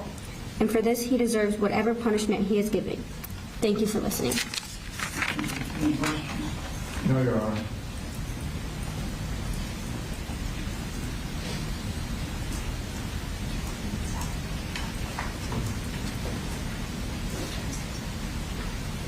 The next, Ms. Alex Daniel from our office is going to read some victim impact statements that were written. So, Judge, I believe I have two written statements. The first is from Michaela Brown. She was one of the students that was in the classroom that day. Her statement says, "The Apalachee High School shooting on September 4th, 2025 was a tragic and terrifying event that has affected not only the people directly involved, but also students everywhere. Knowing that something like this can happen at a school makes me feel very unsafe and anxious. Since being involved with the shooting, I've felt scared to even go in the dark to take my dogs out to use the bathroom. Loud noises like doors slamming hard make me jump because they remind me what could happen. It's hard to feel relaxed or normal when things like that are always in the back of my mind. I also get nervous being home alone because I'm thinking someone's going to break in and hurt me. I don't feel as safe as I used to before. I used to think Apalachee was going to be a safe place for me to learn and graduate and make new friends, but now I just go to school thinking I'm not safe here. This situation shows how deeply events like this can impact students mentally and emotionally. It's not just something that happens and goes away, it stays with people. Schools are supposed to be safe places, and when that safety is broken, it changes how we feel every day." And Judge, the second statement is on behalf of Jackson Beaver, who was one of the individuals, one of the children that was injured in the classroom. It was prepared on behalf of him and his family, I believe prepared by his mother, Sarah Beaver. It says, "Your Honor, I have struggled to find the words for today because there are no words that can fully explain what September 4th, 2024 took from so many people. I stand before you as the mother of a child who survived that day, but surviving is not the same as being untouched by it. As I prepared this statement, I found myself wrestling with emotions I never imagined I could hold at the same time. Part of me looks at the defendant and sees a 14-year-old boy. I see a child who somewhere along the way was failed by the very people and systems that were supposed to protect him. I see a child who deserved safety, love, guidance, and intervention long before violence became part of his story. I grieve for the innocence that was stolen from him before he ever walked into Apalachee High School. But another part of me sees the person who made a choice that forever changed hundreds of lives. I hate that he lost his childhood, but I hate even more that he believed it was his place to steal the childhoods of the others. He didn't just take lives. He took futures. He took peace. He took the feeling every parent has when they watch their child walk into school, believing that they will come home that afternoon. Today, I want this court to remember the names of the people whose lives were forever changed. Mason, Christian, Richard, Christina. They were not victims on a page. They were sons, daughters, teachers, friends, classmates, and loved ones. They should be remembered for the lives they lived, not simply for the ways they died. I also want this court to remember Natalie, Melanie, Taylor, Jackson, and every other student and teacher who survived physically, but continue to carry invisible wounds. Remember the ones who have scars that they see every day and have flashbacks to the horror that they endured. Some injuries heal, others become part of you forever. The weapon used to cause all this destruction didn't just pierce Jackson's skin, it stayed there. 8 to 9 pieces of metal are permanently embedded in his thigh. He is forced to carry the literal weight of a mass shooting inside his own flesh every single day. The defendant's childhood may explain how we arrived here, but it does not excuse where we ended up. Because while he may have been failed by adults, he became the reason innocent children lost their sense of safety forever. Parents like me now understand what it feels like to wait for a phone call that may never come. Children now know what gunfire sounds like inside their school. Families now live with empty chairs, unanswered questions, nightmares, anniversaries, and grief that will never fully disappear. There's another loss that is harder to describe. Before September 4th, 2024, I believed schools were safe places. I believed that if I hugged my child goodbye in the morning, I would see him that afternoon. I believed tragedies like this happened somewhere else, and that version of me no longer exists. The defendant did not only change the lives of the people inside the walls that day, he changed every parent who sent a child to school afterward, wondering if today would be the day their world falls apart. I have compassion for the child he once was. I have compassion for the life he should have had.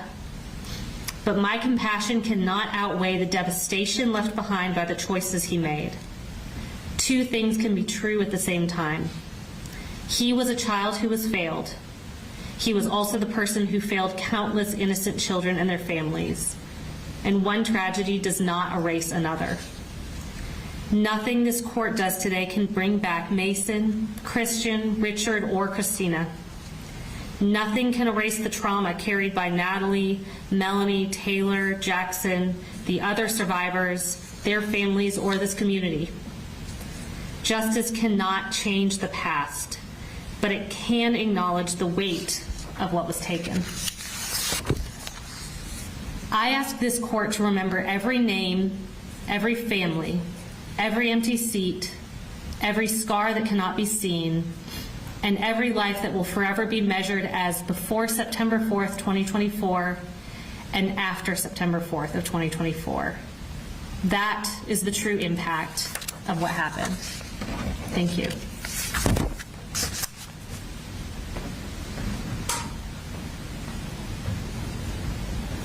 And Your Honor, that concludes our victim impact at this time. We would like to take a short break before we begin presentation of further evidence. All right. So, ladies and gentlemen, my understanding is we're going to move on to additional witnesses, non-victim impact testimony. We need to take a break. So their audio-visual stuff can be, make sure it's working. So we'll be in recess. Don't expect it to be too long. Meeting, you can plug into the TV. All right.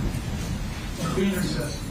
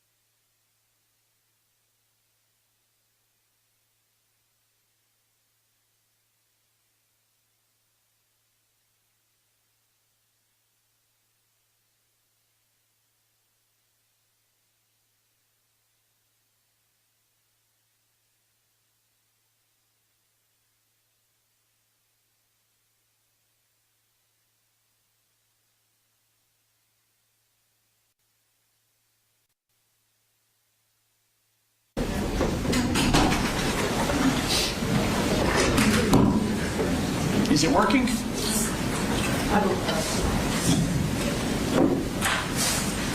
Working? Ours is working. Okay. I don't know if the media thing is working.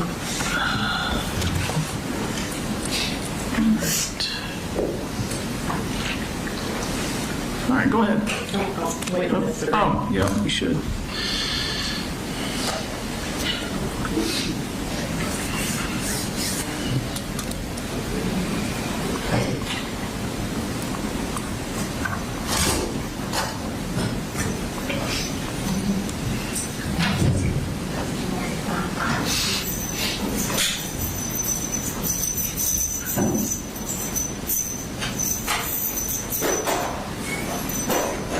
All right, we're all present, so you can call us next witness. Thank you, Your Honor.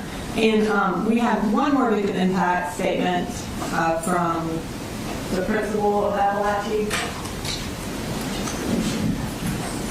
Jessica Reber.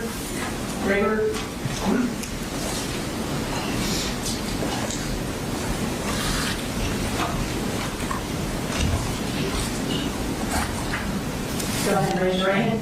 Do you swear to tell the truth, the whole truth, and nothing but the truth, so help you God? Go ahead and introduce yourself to the court. I'm Jessica Rayburg. And tell the court what you like to know in the sentencing of Mr. Colt. Thank you, Your Honor. Again, my name is Jessica Rayburg, and I have served as an administrator for Barrow County Schools for 7 years, specifically the principal of Apalachee High School since 2023. Apalachee High School is also where I taught English for 12 years, and before September 4th, 2024, I can attest to approximately 2,463 days that joy filled that building. On the dawn of its 25th year as an institution of learning and opportunity, it became a place of horror and loss. This morning, the staff of Apalachee met for the first time to open up the 2026-27 school year, and I should be with my teachers helping them prepare right now. We should be finalizing standard procedures, tweaking student schedules, and decorating classrooms, all while sharing summer stories. But we will also spend many additional hours becoming experts in new duties far beyond our original academic training. Many walk in under a dark cloud and dread any reminders of that terrifying day. So we will meet to prepare trauma-informed instruction and tirelessly learn how to rebuild a learning environment where half the current student body cowered in fear during their second period just shy of 2 years ago.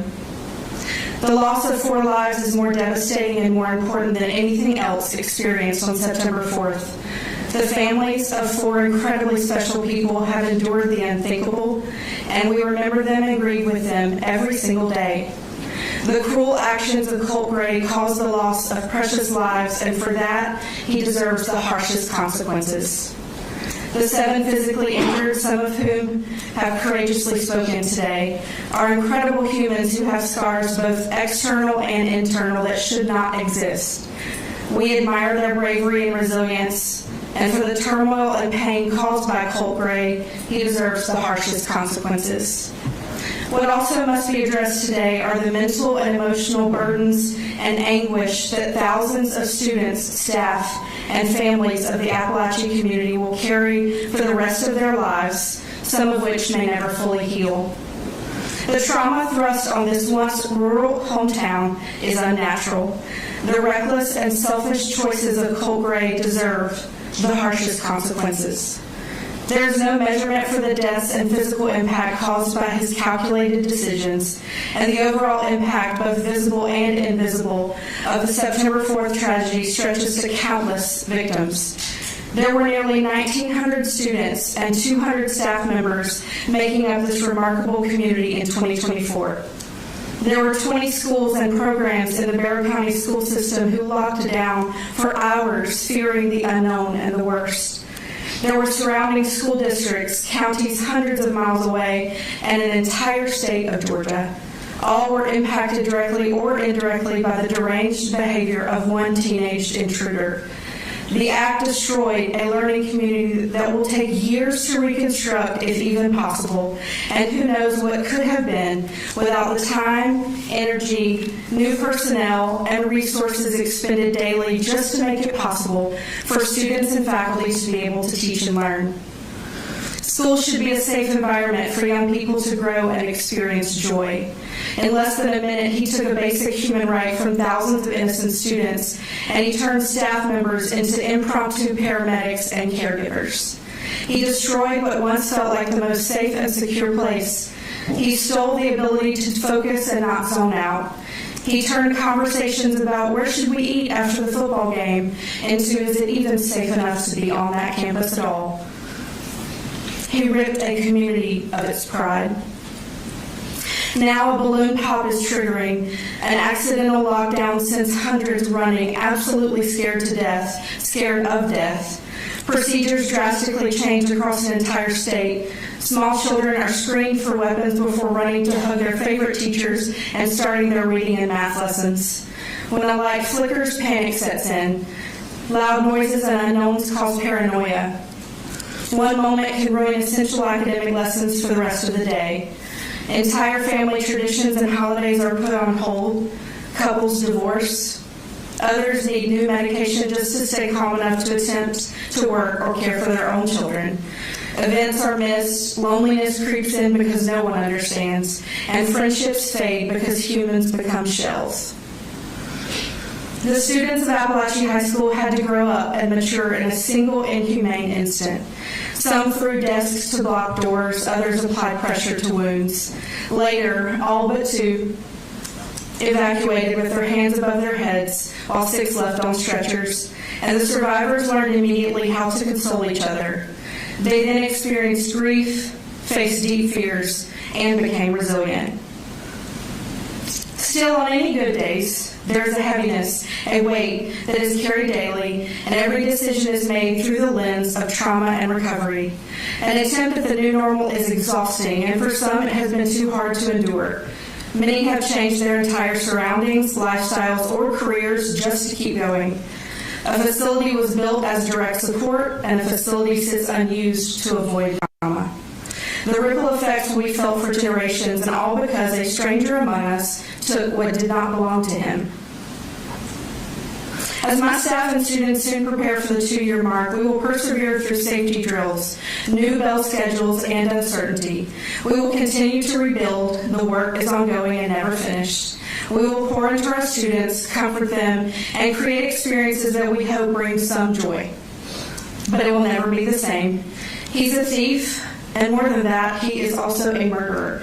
The most important pieces he stole from our community are Coach Aspinwall, Miss Irami, Mason, and Christian. We are not whole without them, and we will always honor them in everything we do, while grieving for their families and what they would have continued to contribute to our school and many other lives.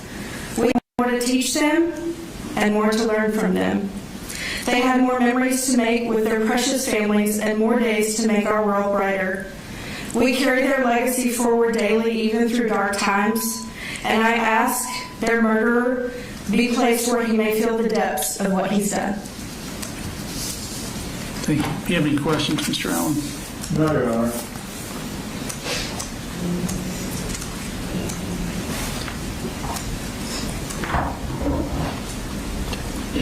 All right, you can call Investigator Smith. Yes, Your Honor, this time we call Investigator Jason Smith.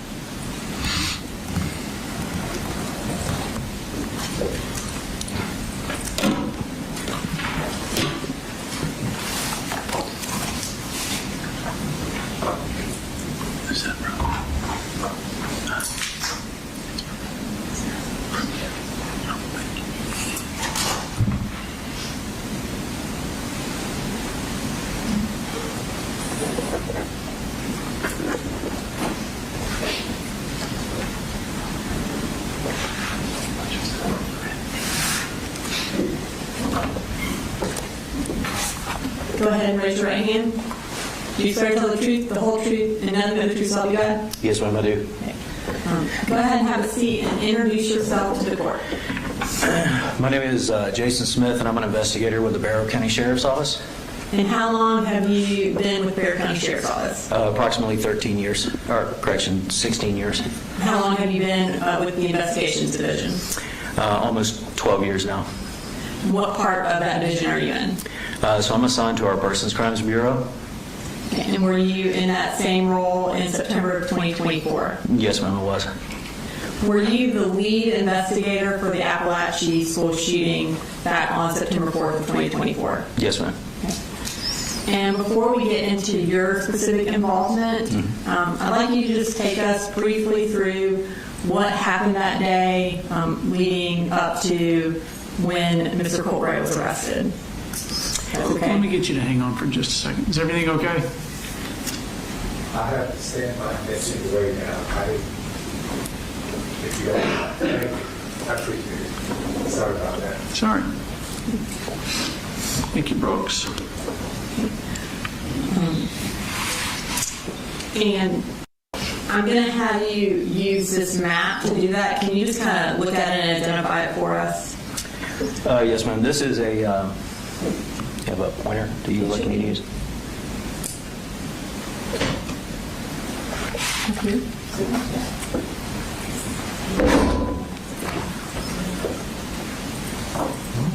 Don't see one. One second, laser. Here you go. Okay, and then just, is this the Yes, ma'am. partial Apalachee school map? It is. So this area right here, this is what is referred to as J Hall inside the school. The adjoining halls are I Hall, which is located right here. And then you have K Hall, which is right here. Okay. And is that a fair and accurate representation of that part of Apalachee High School? Yes, ma'am, it is. Your Honor, this time I'd like to introduce an evidence case with 344, which is the partial map of Apalachee High School. Mr. Allen? No objection, Your Honor. It's admitted. Okay. Can you show us on that map where the defendant's second period class was?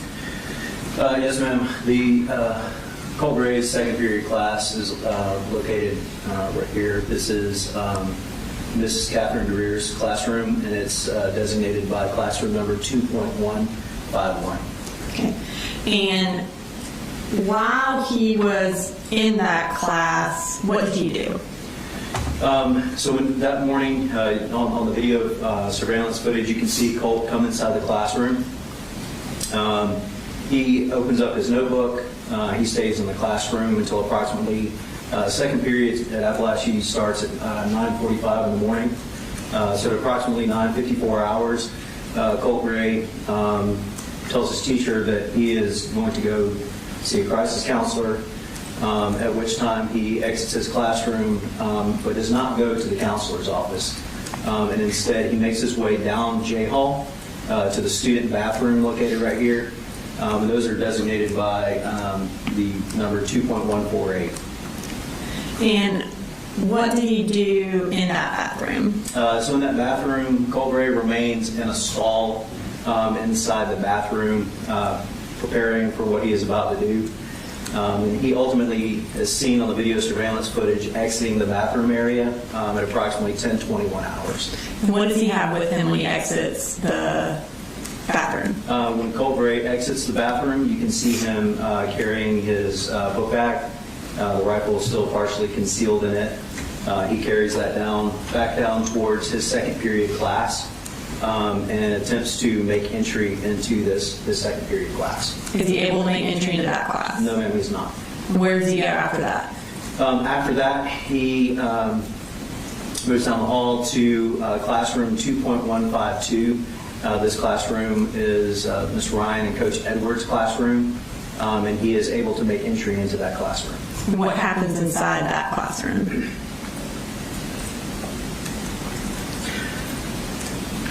Excuse me.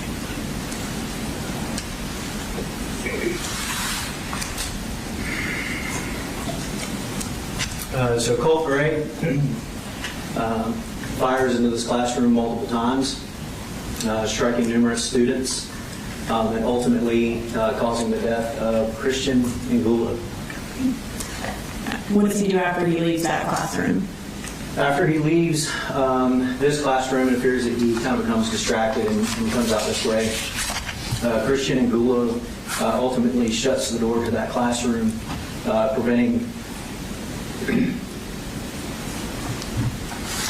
preventing Colt Gray from re-entering the classroom. So Colt continues down the hall until he gets to approximately in this area, at which time Miss Irami in classroom number 2.145, she opens the door to kind of check and see what's going on, and she is struck at that time. And what does he do after that? After that, Colt continues to move down the hall,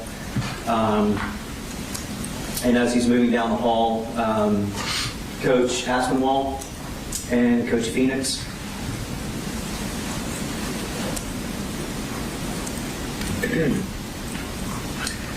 they exit.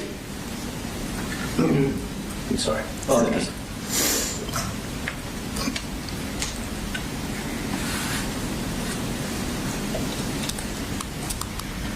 So Coach Aspinwall and Coach Phoenix, they exit the classrooms. Again, they're coming down the hall to see what the noises are, to see what's going on. At that time, Colt Gray engages both. He strikes Coach Phoenix and Coach Aspinwall, and they return to down the hall. Colt continues on down J Hall, at which time he comes into contact with Mason Skirmahorn, who exits the men's bathroom. And what happens at that point? At that point, Colt Gray opens fire on Mason. After he shoots Mason, what happens? At that point, Colt continues on down the hall to where he gets to, this is K Hall, and he points his rifle down, aiming it at a student by the name of Zane Zay. At this moment in time, this is when, at this hall right here, this is F Hall, and this is when SROs Sergeant Donovan Boyd and Deputy King are coming down F Hall. They announce and give verbal commands to Colt to put down the rifle, and he does so. And at that point, is he apprehended? Yes, ma'am, yes. Okay, thank you. Investigators, if you can sit back down.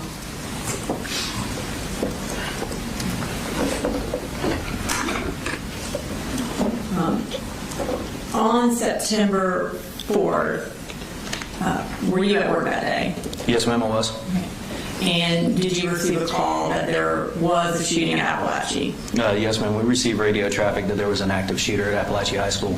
Did you then go to Apalachee? Yes, ma'am. What did you do when you first got there? So when I first got there, I made entry into the school from a cafeteria entrance, or an entrance near the cafeteria.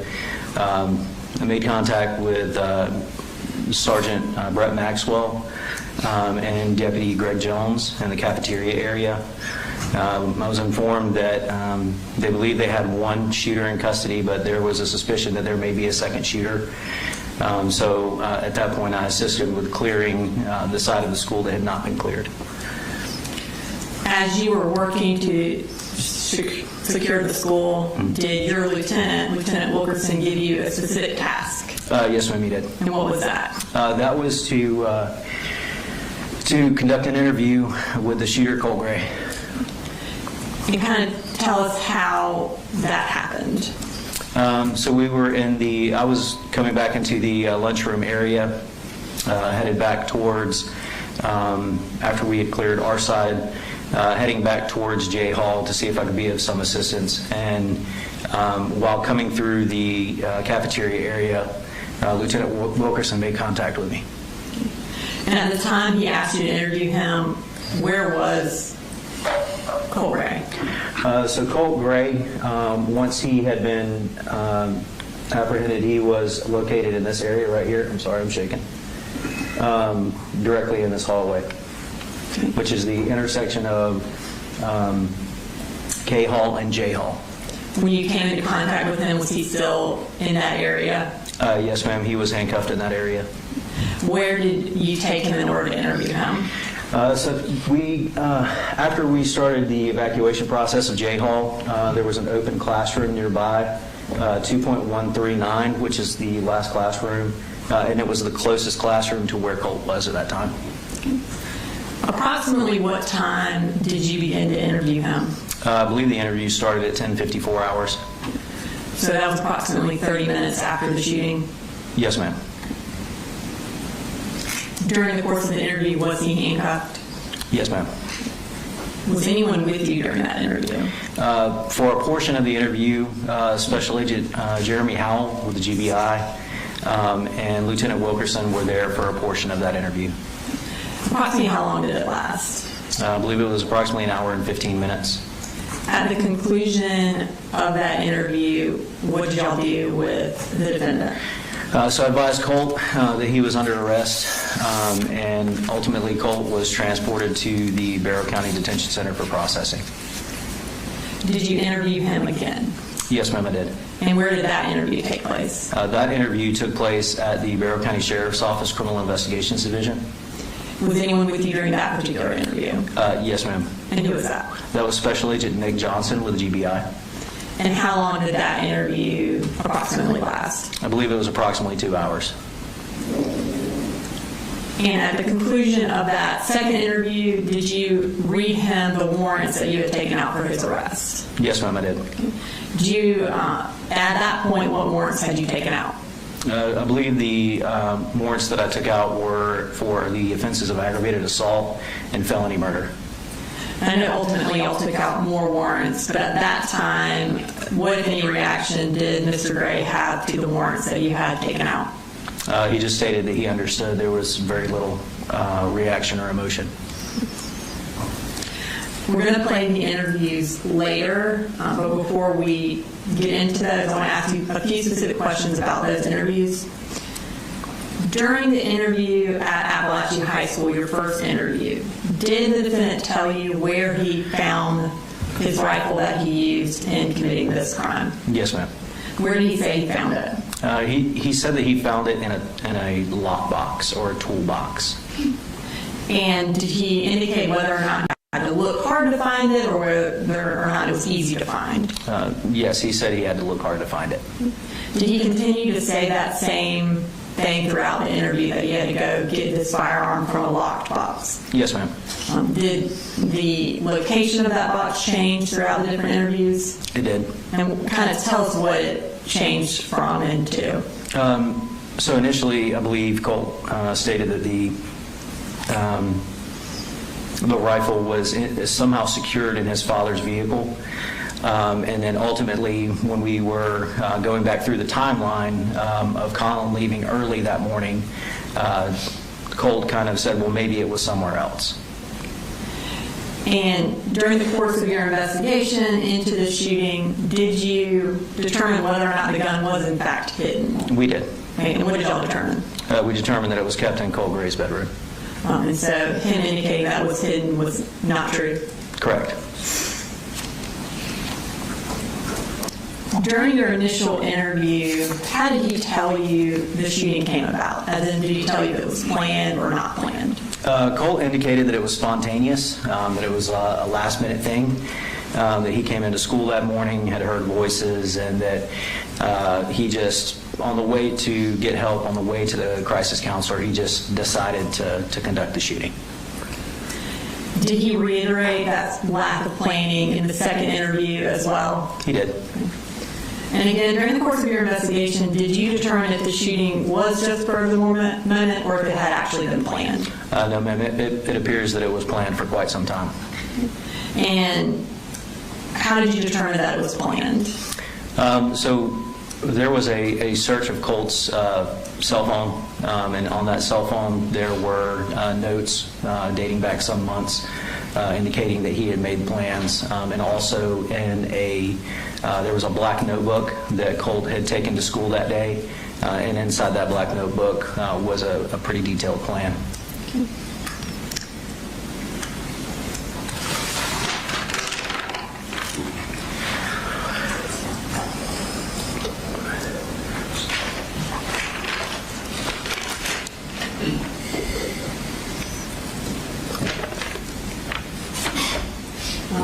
I've just given you what's been marked as Exhibit 337. Yes, ma'am. Do you recognize that? Yes, ma'am, I do. And what do you recognize that as? So this is the 3-ring binder that Colt Gray, we commonly refer to it as the black notebook, but it is a 3-ring binder that Colt took to school that day. And is that the notebook that you indicated during earlier testimony that he opened up in Ms. Greer's class? Correct. And is that where that notebook was ultimately found? Yes, ma'am. Your Honor, this time I'd like to introduce an evidence State Exhibit 337. Mr. Allen? No objection, Judge. All right, 337 is admitted. And before we go into what was in the notebook, at this time I'd like to play State Exhibit 236A. It's previously been introduced under the stipulation. It is a clip from Ms. Greer's second period class. I'm going to ask Investigator Smith a couple questions about it. All right, this was stipulated to Mr. Allen? Yes, Your Honor. All right, it's admitted.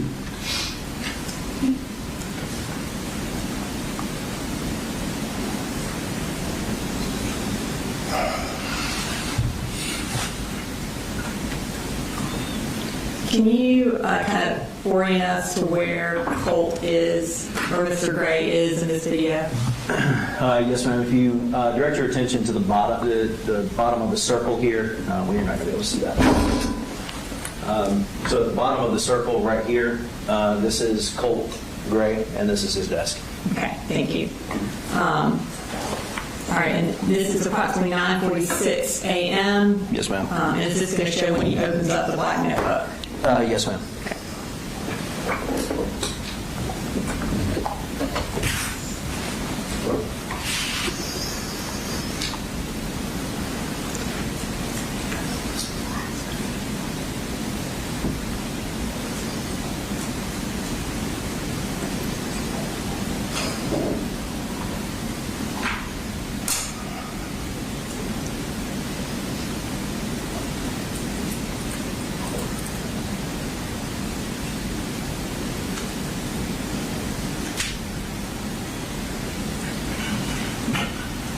Okay, and so at that point in the video, he opens up the notebook. Does he, at some point, then leave the classroom? He does. And when he leaves the classroom, does he leave that notebook open up on his desk? Yes, ma'am, he does. Okay. And at this time, we're going to show the clip from Ms. Greer's classroom where he leaves the notebook open.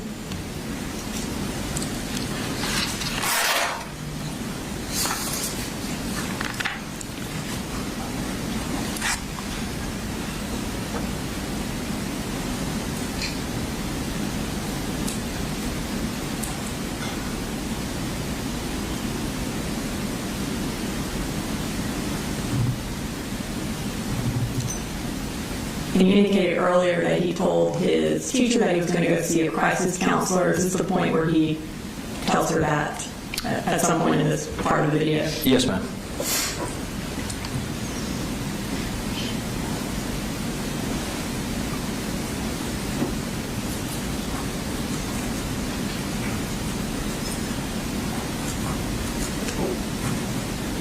Okay. And then, do you know what ultimately happens with that notebook?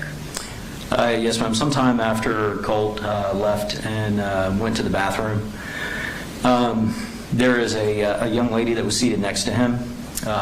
The desks are kind of put together in a group of 4. So his neighbor to the left of him, she ultimately closes that notebook, and she places that notebook on a shelf below a whiteboard that was located directly behind Colt, so that another classmate can come sit next to her. Okay.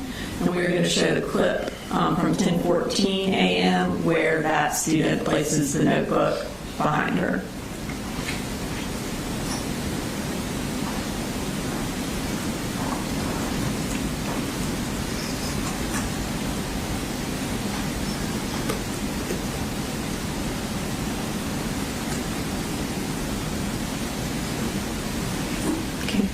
And is that location where the notebook was ultimately found when the GBI was processing the crime scene? Yes, ma'am. Okay. And this time I'm going to bring up State Exhibit 10, which also has been previously introduced under the stipulation, and is a crime scene photo of the black notebook. And can you kind of tell us on that picture where the black notebook was ultimately Yes, ma'am. If you look at the whiteboard over here to the right side of the screen, there's a black notebook that is sitting long ways on that aluminum shelf below the whiteboard.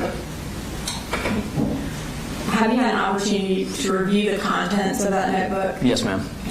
And at this time, I'd like to start going through the contents of that notebook. Yes, ma'am. So we're going to start, so this is Exhibit 337, and I'm going to display page 1 of that for the court. Can you kind of take us through the writings on there that you can see? Yes, ma'am. At the top of the page, there's the number 29 circled. So it says 29, including teacher. Below that, directly in a circle with, it looks like apostrophes around it, states September 4th. And then if you look further down on the page on the left-hand side, there appears to be a drawing of Ms. Greer's classroom, judging from the layout that you saw in the surveillance footage, as well as what's drawn here. And then further down on the page, on the right-hand side, it states suicide 50-50 live with a question mark. Again, there's some more writing and scribblings below that with the word why, but also directly below Miss Greer's classroom drawing, it states I'm not a killer, stop, I'm scared, along with some other doodles. And this time I'm going to kind of zoom in on the portion of the classroom and pull up a screenshot of Miss Greer's classroom next to it.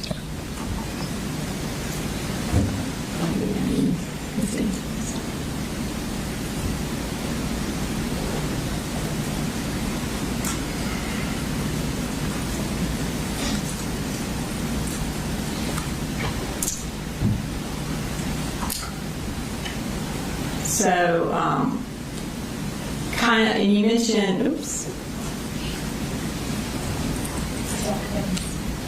That's okay. We will not zoom in on it, but we will pull them back up. You mentioned that it appears to be, the drawing appeared to be Ms. Greer's classroom. Can you kind of talk us through that? Yes, ma'am. On the drawing, if you look at the drawing on the top right-hand corner, it states desk. It's kind of labeled. And if you look at the video surveillance system on the right-hand side, up in the top right-hand corner, is Mrs. Greer's desk. Also, if you refer back to Colt's drawing, there is a rectangle with what looks like TV written beside it. And as you can see in the video surveillance, there is a TV in the lower right-hand corner. And do the kind of orientation and the number of what appear to be desks in that drawing match the orientation and number of desks in her actual classroom? Yes, it's very consistent. Okay. Based on this drawing, does it appear that the second period class was in fact the target of this shooting? Yes, ma'am. Okay, we're going to move to page 2.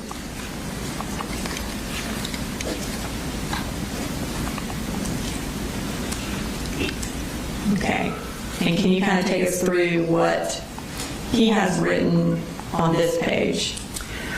Yes, ma'am. At the top of the page, there's some letters that are written.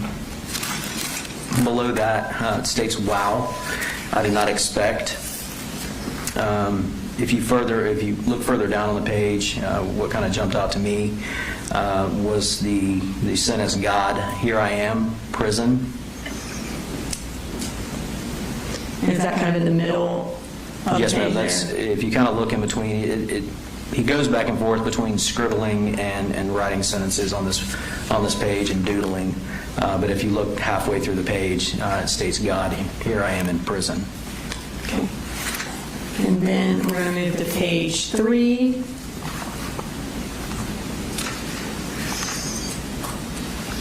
And these appear to be sort of symbols of some sort. Yes, ma'am.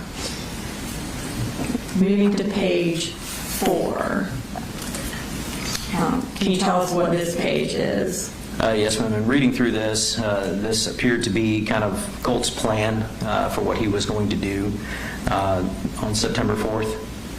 And before you read it, based on kind of the content of the plan as well as you viewing surveillance video from September 4th, did the defendant write this plan prior to going to school on September 4th? Yes, ma'am. Okay. And can you read it for us? Okay. So at the top it states class. It says second, walk from first to the bathroom. So I'll set my bag down, open it, and put on vest. I'll take it a moment or two to stay calm and really think about if I want to do this. Take out the poster covering rifle. Take out the rifle and prop it up, against the wall. Vest should be on at this point. Get out gloves that are in your backpack and put them on. Clap a few times to make sure they're on tight. Once done, zip up backpack, check mags, slots, and vest. And then down at the bottom, he kind of details what magazines he was planning on bringing. He draws 2 magazines and identifies those as 20-round magazines. He draws a little bit larger magazine and labels it as a 60-rounder. And then he draws a 4th magazine and labels it 30-rounder. And if you look a little bit further to the right, he identifies that he will have 110 rounds total. And is ATP commonly known as at this point? Yes. Okay. So in this plan, he talks about bringing a vest. Did he ultimately bring a vest to school that day? No, ma'am. Also, you mentioned earlier when you were going over what the defendant did that day, that he left Ms. Greer's classroom and went to the bathroom. That's correct. And in this plan, specifically, it says first to the bathroom. Is that correct? Correct. In his interview at the sheriff's office, did he give you an idea or did he tell you whether or not going to the bathroom was planned or if it was just sort of spur of the moment? In the interview at CID, he told me, and again, that this was a spur of the moment thing. And based on this written out plan, was it spur of the moment to go to the bathroom? Absolutely not. Okay. He also, in the plan, mentions takeout, poster covering rifle. Correct. In his interview at the sheriff's office, what did he say about the poster being around the gun? So he said that morning that he just grabbed whatever gun and whatever ammunition he could find and whatever he could, what paper he could to hide the rifle. So again, he acted like the poster was not a planned aspect of this. Correct. And based on this written plan, was that truthful? No, it was not.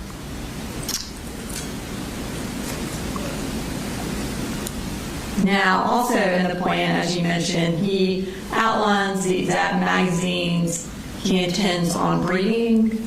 During his interview, what did he say about the magazines? During the interview, he just said that he grabbed whatever was available. He didn't indicate that he intended to bring a specific number of rounds or magazines or anything like that. And so based on the plan, did he intend to actually have specific magazines that he brought? Absolutely, yes, ma'am. And when he ended up actually bringing the magazines to the school that day, are these drawings accurate as to what, or close to accurate as to what magazines he ultimately brought? Yes, ma'am. 3 of the 4 are accurate. Okay, now we're going to move to page 5, which is the second part of his written out plan. Can you read through that for us? Yes, ma'am. On the top it states, begins, onto the thing, wait a bit, make sure no one is walking in or out of the bathroom. Gloves should be on. Take out your 60-rounder and put it in the chamber, put it in and chamber around. Okay? Turn on your red dot. Aim down at the floor to make sure your sight is on. Check your vest and make sure that it is on tight. Once done, check stock to make sure it's at your preferred setting. Put on hat, make sure hair is out of face. Set backpack to the side. Pick up rifle with right hand, open stall door with left. Don't shoot anyone in the bathroom. You will alert people. And ultimately, did he follow that plan? Yes, ma'am. We're going to move to page 6. And again, can you tell us what this is? This is another more detailed drawing of Ms. Greer's classroom. Specifically, what kind of jumped out to me about this one is on whichever day Colt made this prior to September 4th, he appears to document that there were empty seats in the classroom on this specific day. And again, you can see the TV in the bottom right-hand corner and Mrs. Greer's desk in the top left-hand corner. Colt also identifies his personal seat.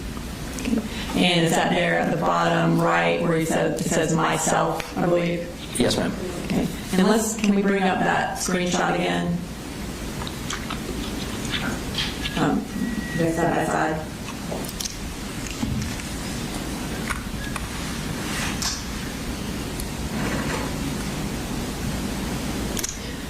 You indicated that on whichever day he wrote this, he put EM to indicate an empty seat. Correct. Are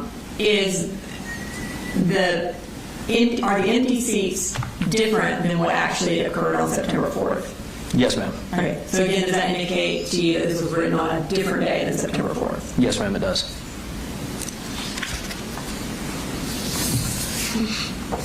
Now we're going to move to page 7.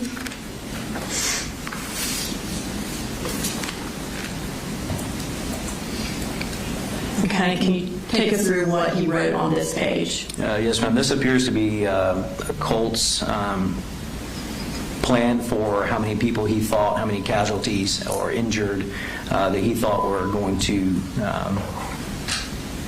be subsequent to the shooting. So at the top it states hallway. I'm thinking 3 to 4 people killed, injured, question mark, 4 to 5. On the right-hand side, he states classroom, 15 to 17 killed, injured 2 to 3. Further down on the page, classroom 2, 3 to 5 killed, injured 2 to 3. And then in parentheses, it says, surprised if I make it. And then down at the bottom, he draws some squinty emoji.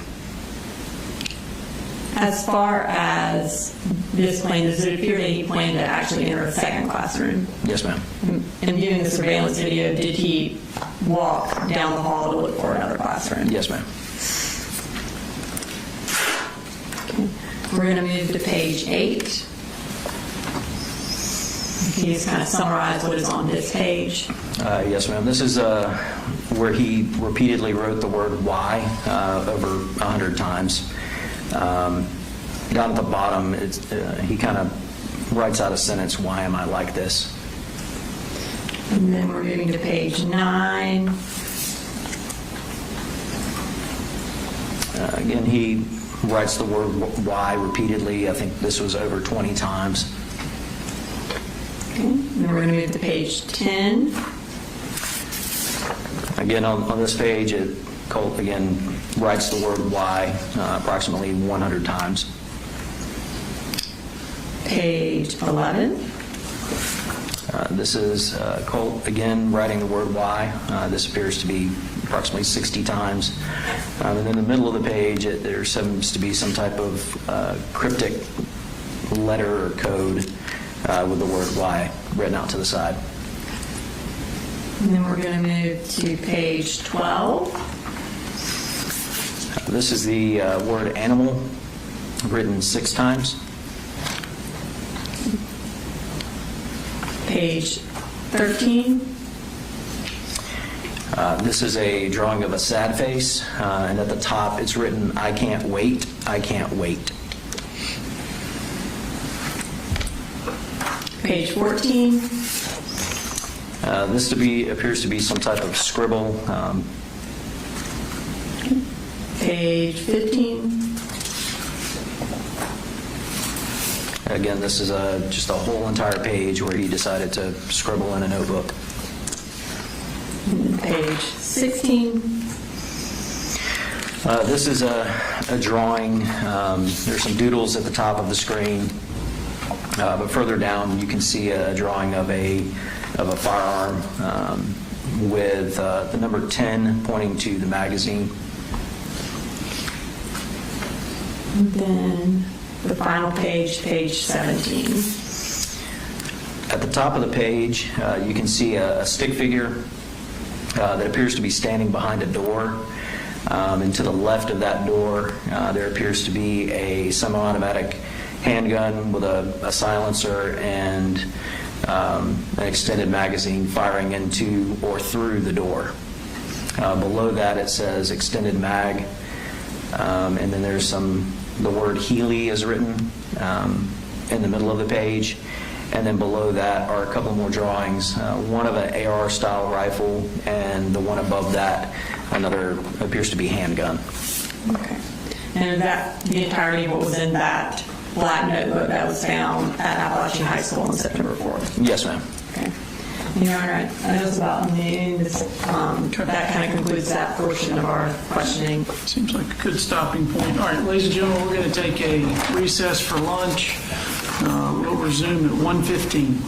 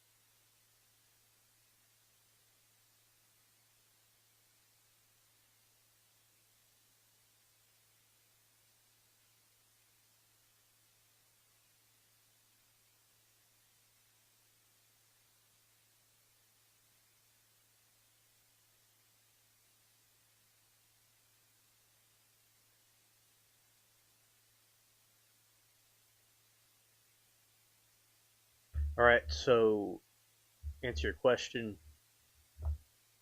about his mental health. He suffered from severe clinical anxiety, depression, and severe paranoid delusions. The official comprehensive court-ordered psychological evaluation remains largely protected or embedded in confidential medical discovery. Extensive testimony, family members, and school officials during the 2026 trials established that he had, as I just said, severe clinical anxiety, depression, and severe paranoia.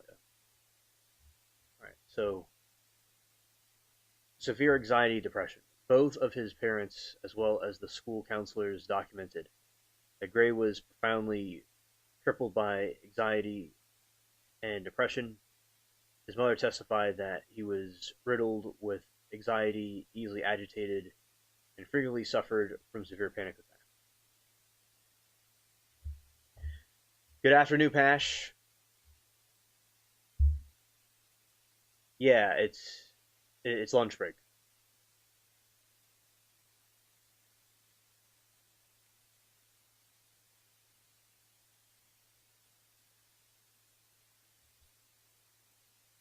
Paranoid delusions and psychosis. According to research and documentation brought forward during the legal proceedings, Gray's condition had advanced to chronic paranoid delusions and his intense self-deletion, homicidal idealization. His mental state had deteriorated so heavily during his 8th grade year that panic attacks and delusions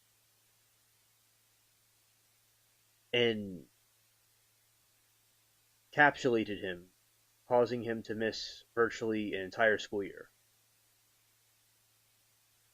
Incapacitated.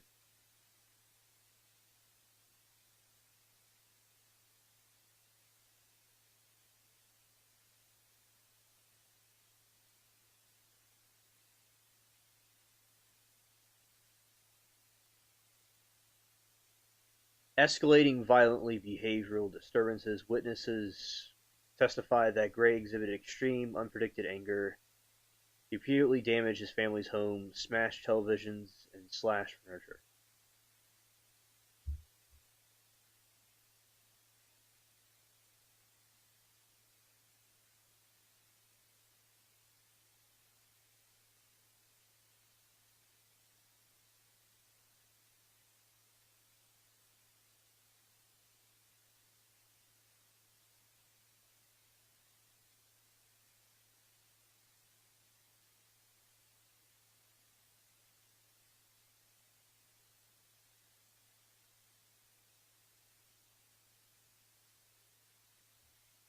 Yes.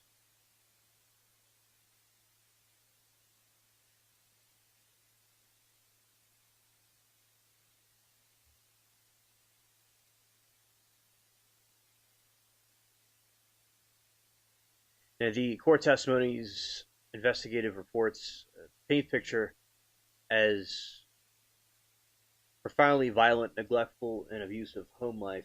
Colt Gray was raised in an environment defined by severe parental substance abuse, domestic chaos, and bitter custody battles and criminal psychological. Locked out of the house. The former neighbors testified that before parents separated, Colt and his sister were regularly locked out of the house at night by their mother. They were left crying and banging on the back door, begging to be let inside.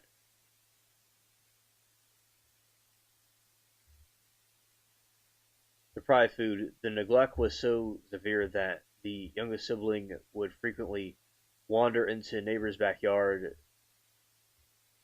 begging for food.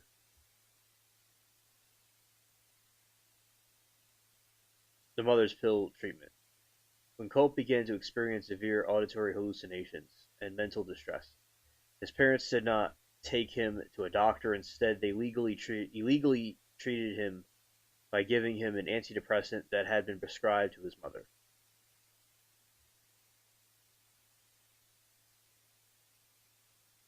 And in the Columbine shooting, Eric Harris took some medicine, and it was allegedly attributed to his odd behavior. So sometimes some of these medicines can cause more harm than good. The medicine was banned, I think, if I'm recalling it correctly.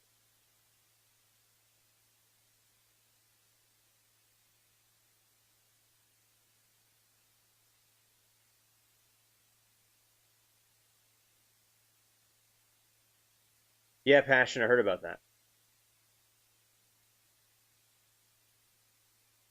And a fractured and aggressive environment. The parental substance abuse crime. His mother, Maurice Gray, struggled with severe 17-year history of drug addiction, including methamphetamine and fentanyl.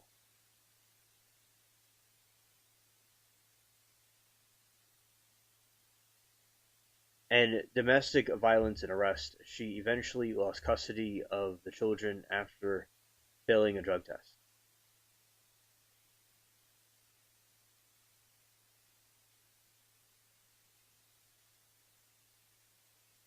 Aggression and domestic violence. The household was constantly hostile, Colt's mother testified that his father, Colin Gray, was very aggressive and hostile toward Colt, and his behavior deeply mirrored Colt's own escalating outbursts, during which he would physically ram into his father and smash up the house.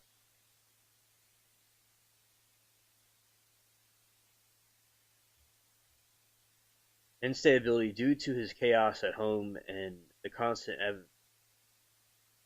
evictions, Colt was forced to cycle through 7 different schools across 4 years, completely stripping him of social stability. He completely missed an entire 8th grade year because his mental health deteriorated to the point of being incapacitated.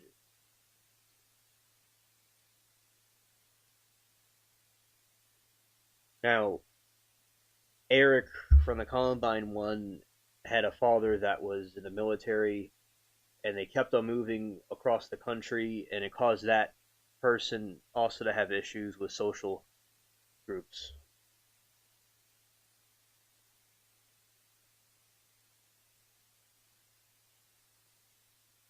Yeah, we'll see how the judge weighs it, what he thinks is best, and there are human emotions involved. Hey, I see you do. That could sway decisions, hypothetically. We'll see how that goes. And, he was, too young to be charged as an adult. Although he's being charged as an adult, but he is also not an adult, so they're going to do it a little bit different. They're going to see if he can be rehabilitated.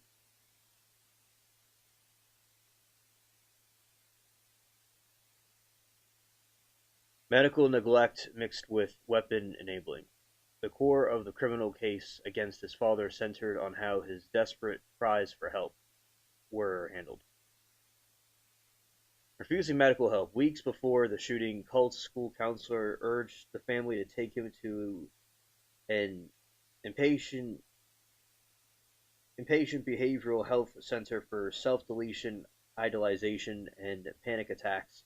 His mother sent the father the link to a treatment center, and his father refused to take him, claiming he didn't have money for gas. His mother testified that Colin simply didn't want to deal with it. Well, there you go, Coffee, right there. There's neglect to the tier right there. Arming the crisis.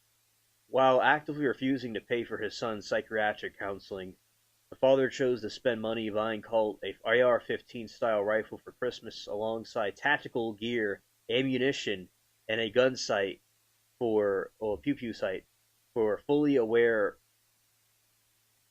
that his son kept the weapon unsecured in his bedroom.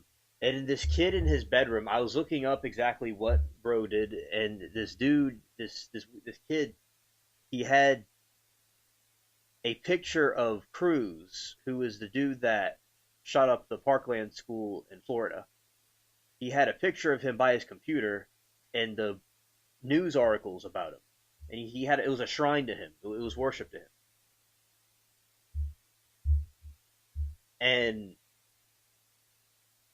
that's what I think was extremely hysterical, that these people bought him an AR-15 style weapon, and this teenager. I mean, my friends, when I was in school, their families would buy them firearms to go shoot targets or whatever. They never bought them something like that. This is pretty crazy, chat. They armed him with this military style weapon for the, and he's expressing anger and hatred. He has mental issues. He has a picture of the Parkland shooter on his wall as a shrine, and they say, "Here you go, son, and here's some ammunition and tactical gear too." And it's almost like they want it to happen. I mean, these people are sick. Like, there's a point when people are being neglectful, when there's people who are just enabling the situation. The Crumbleys, they did the same thing. They neglected him, and they bought him a firearm of, I believe it was a Taurus pistol, and it's stupid what they did.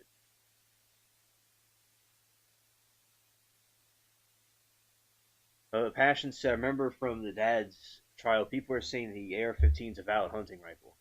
Well, if somebody's hunting like an elephant, that's an exaggeration. But if some really big game, it could be. But I think there's other ones. Okay, so Passion, there's like a shotgun, or there's other types of rifles people use for that.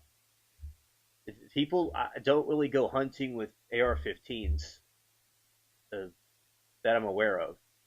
It's usually, I'd say, if the purge happened, right, and there's people going down the street burning everything down, people might. And this reminds you of Rittenhouse. That kind of reminds me of him for a second, but. If a purge happened, or if the government came in with tanks and bazookas, you would have that weapon to protect yourself, or just for enthusiasm, or self-defense, right? So, or say another one, if a bunch of burglars broke into a house, the police are an hour away, and you have like the AR-15 to protect yourself. That's the ideal situation for that. But that's not really what people use for hunting, and. My family never hunted, but when I was in certain parts where they did hunting more frequently. When I was evacuated for different hurricanes, and they use shotguns and other types of firearms, but not the AR-15. I never even knew about that firearm until later. Yeah, like none of my friends grew up with an AR-15. It's people could have with firearms they want as long as they're being responsible for them and not, you have a Second Amendment rights. But giving a kid this type of weapon is not the best idea.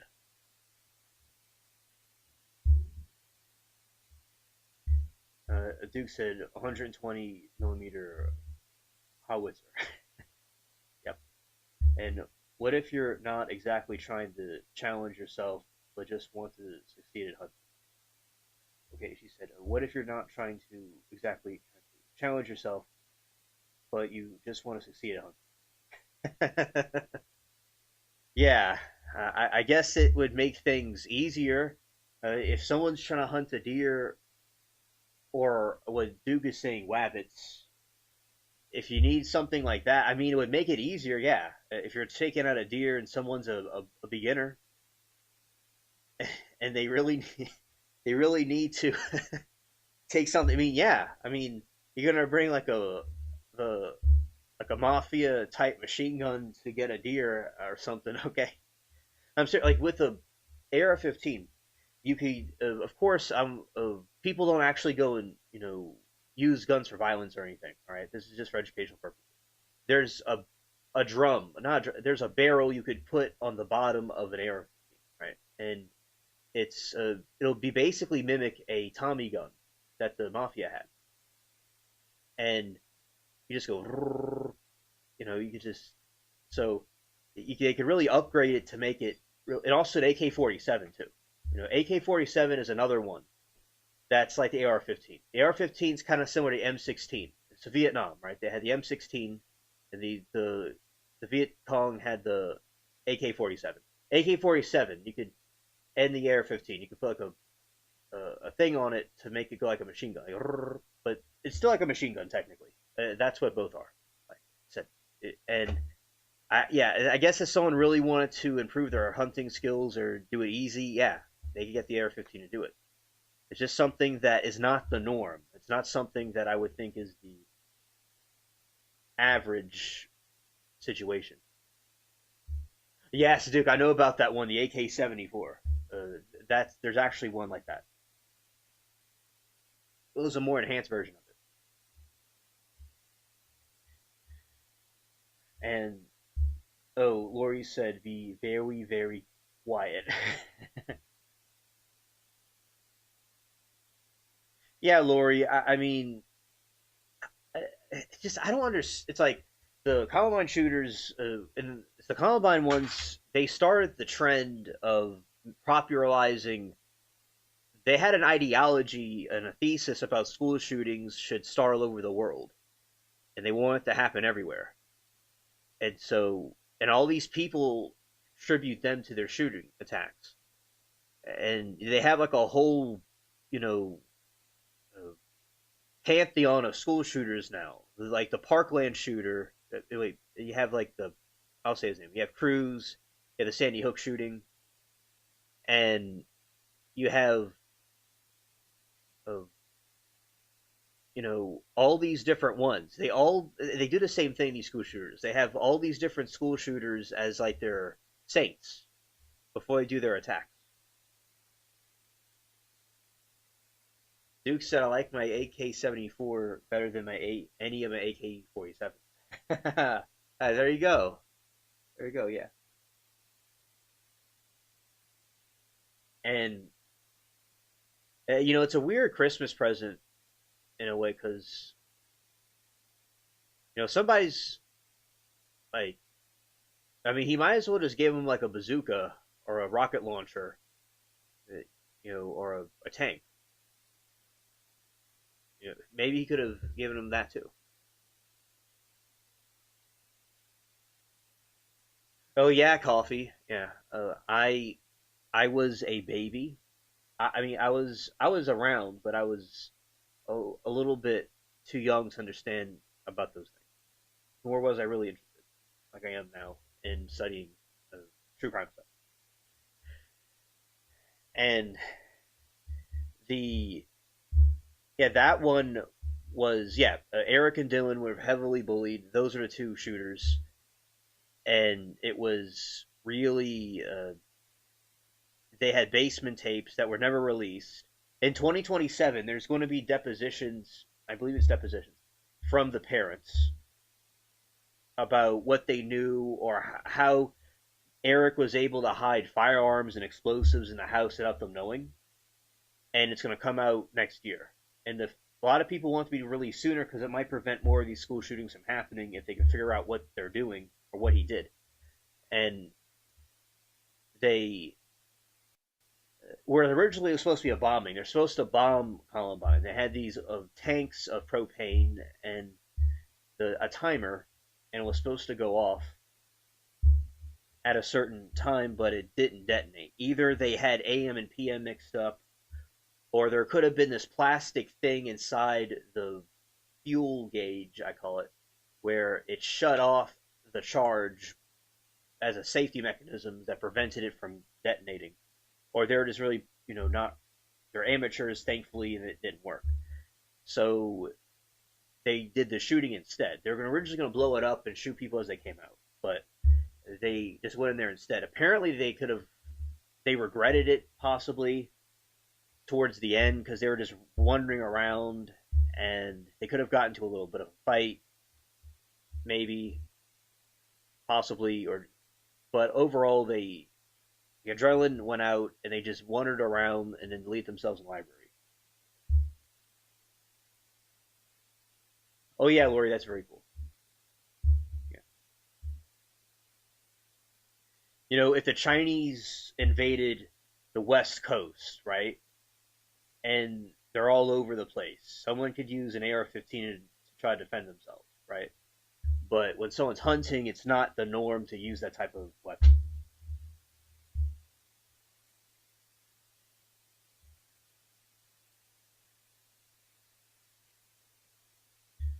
Or some sort of terror attack happened. Yeah.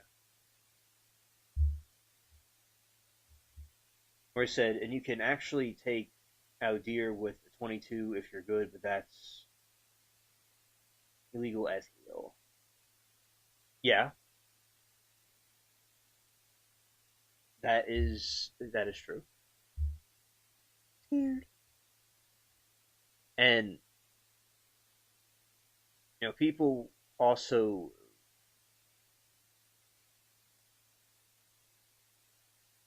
yes, that is true, Lori. Yeah, the AI algorithm is perking up its ears. Yeah.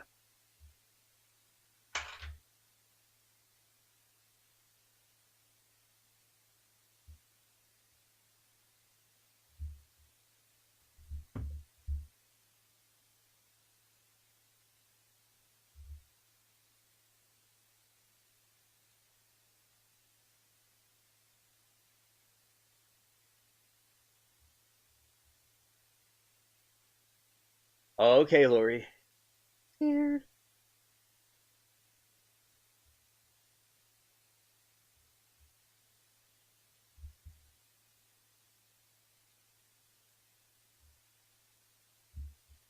The FBI investigation in May 2023 discovered that the online account making specific school shooting threats was linked to Colt Gray's household. The local authorities ultimately closed the case because they could not legally prove he was the one behind the keyboard.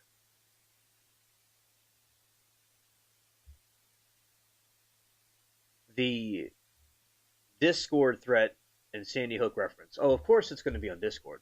Yeah, because that's a depraved region, apparently, of the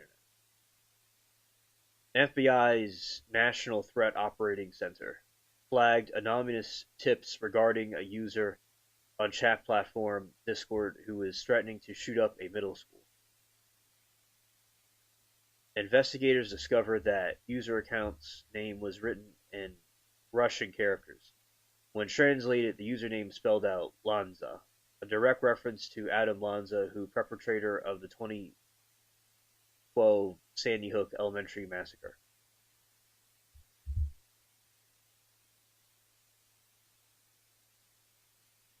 Digital footprint. The FBI traced the IP addresses and email data associated with the threat directly to Gray's family residence.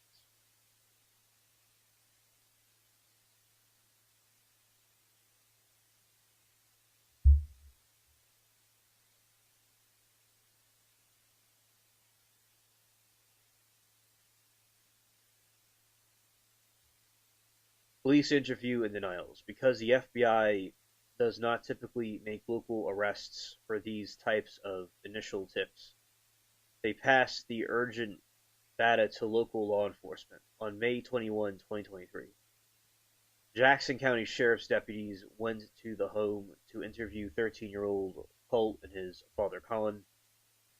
Colt's alibi. Colt denied making the threats and he admitted he used the Have Discord account but claimed had deleted it months prior because his account kept getting hacked, and he and his father both claimed they did not speak Russian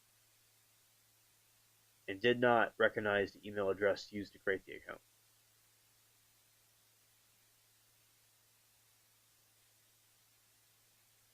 Father's reassurance. Colin Gray told the responding investigator that he kept hunting firearms in the house, but explicitly promised Colt did not have an unsupervised access to them. See, the father has an AR-15 given to him with ammunition in it. So the father said that he does not have access to firearms he's not supposed to have. Are you kidding me? Like, this is real, chat. This is not like a movie or made up. This is real. It's a lunch. It's right now. It's lunch. So they kept hunting firearms in the house, but explicitly promised Colt did not have supervised access to them. But he did have unsupervised access.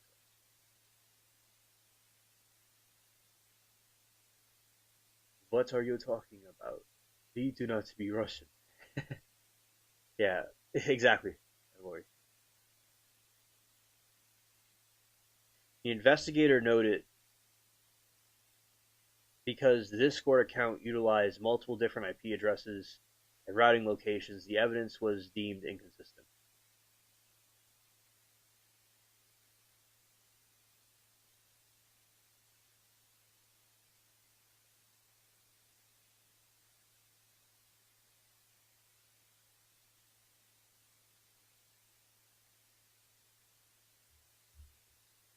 Patton said he didn't have access at the time he made the declaration. Things involved. Thanks, Passion.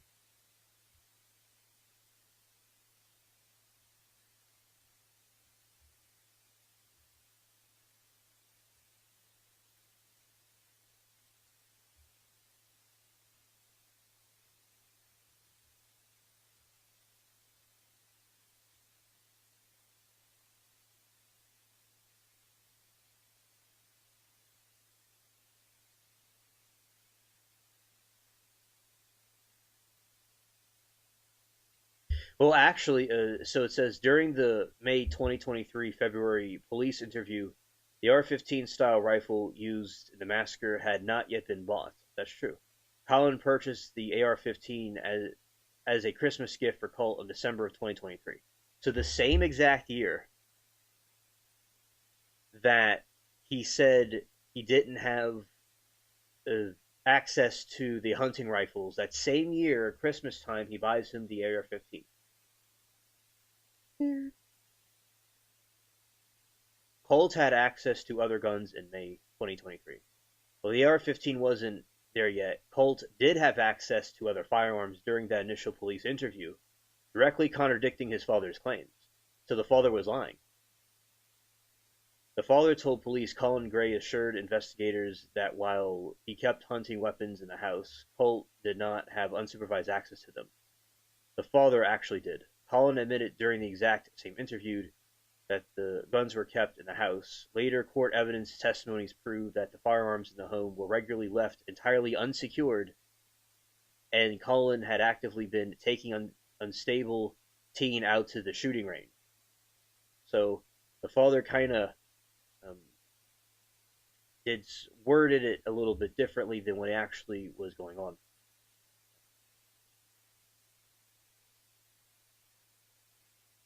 Colt Gray has not been sentenced yet, but faces up to 180 years in prison. A jury convicted him on March 2026, and his sentencing hearing scheduled for 28 to 30.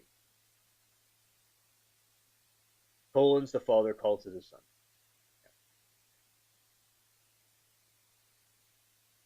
The reason why this matters is prosecutors used the timeline to secure Colin Gray's historic murder manslaughter convictions. They proved that the father didn't just fail to secure his existing hunting weapon. After police warning, he went out of his way months later to buy his severely unstable son a brand new, highly lethal semi-automatic rifle.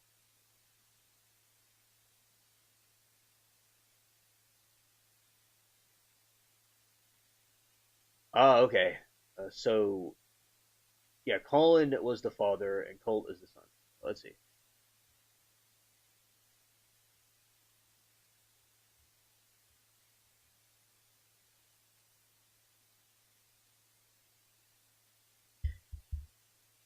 Yeah, Colin Gray has not received the final prison sentence, but he faces maximum total penalty of 180 years in prison. He was not sentenced yet, but he could get 180 years in prison.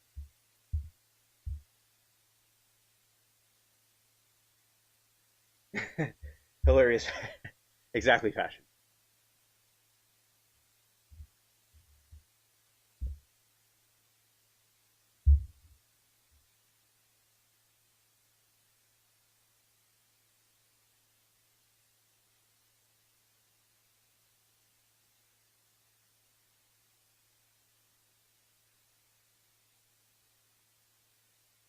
A Barrow County jury convicted the 55-year-old father March 2026 on all 27 felony counts, and he faced, including second-degree murder, involuntary manslaughter, and child cruelty and reckless conduct. His formal multi-day sentencing hearing, scheduled to take place on July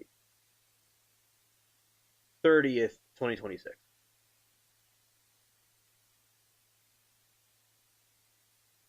Breakdown of the prison time he faces for the conviction include 10 to 30 years in prison for each second-degree murder charge.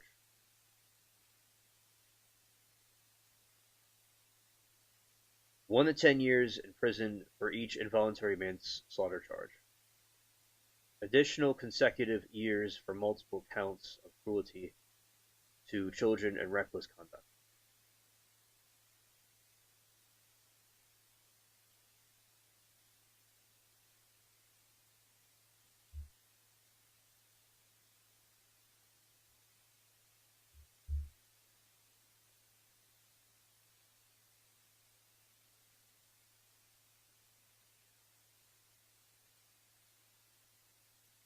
The judge will have the ultimate discretion during the sentencing hearing next week to decide whether his sentence will run back back consecutively or at the same time concurrently. This historic case marks one of the first times parents have been tried and convicted of murder for providing their child with weapon used in a school shooting.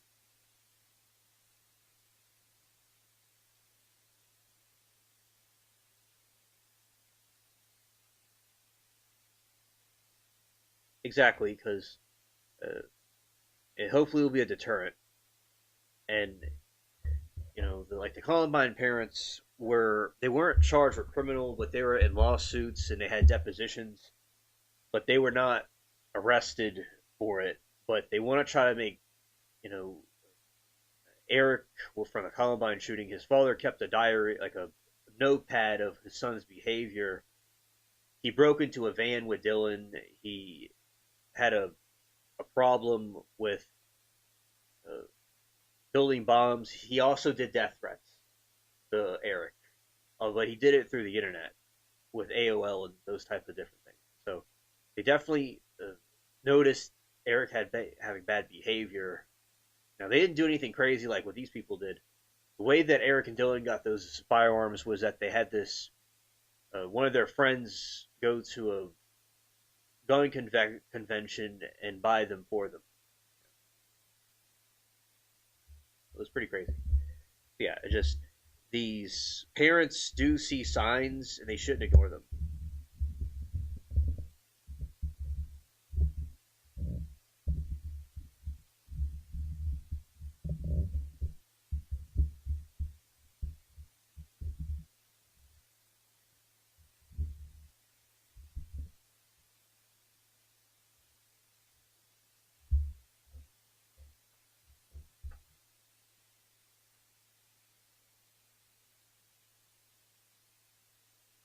Or said,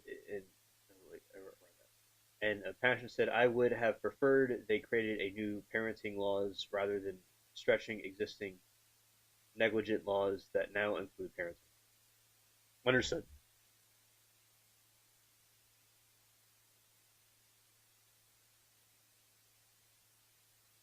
Yes, Fifi. That's the most he faces.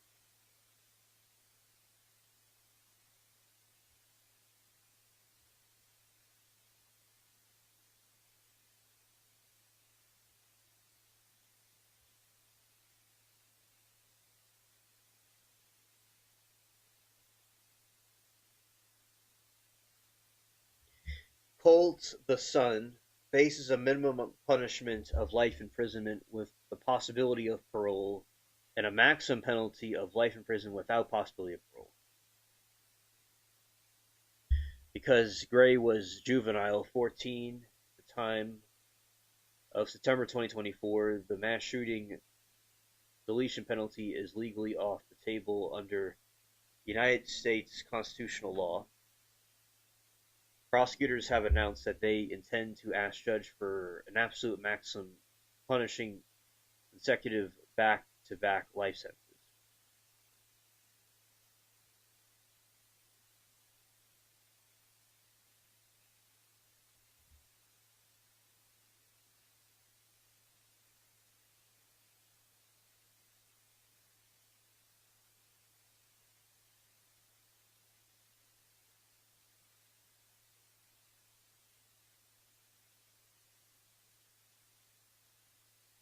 Like, I think, studying these, let's see, how many years is he?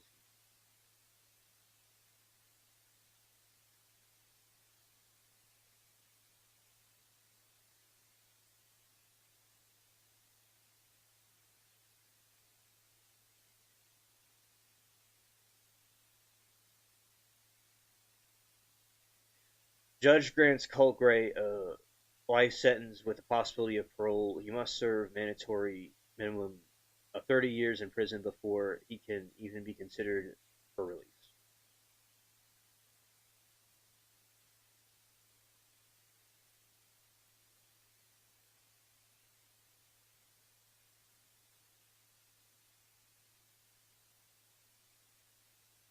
Under Georgia state law, anyone convicted of a serious violent felony, including murder, on or after July 1, 2006, cannot have their case reviewed by the parole board until 30 years have been fully served.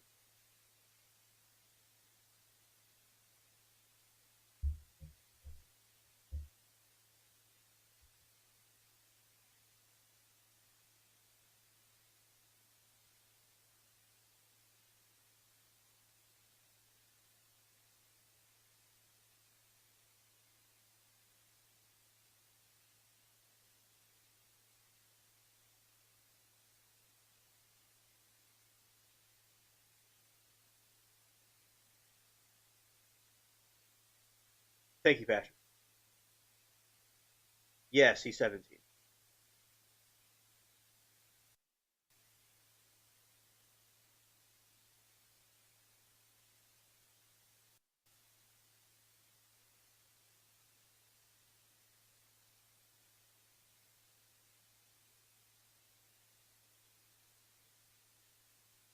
He'll be 17. I misspoke. He'll be 17 in August. Next month. Right now, he's currently 16.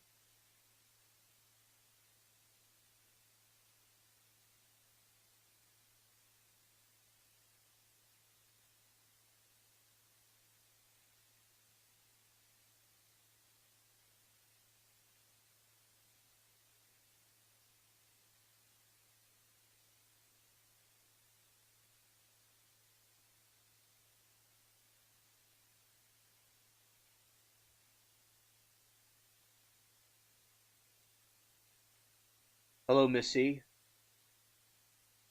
Good to see you.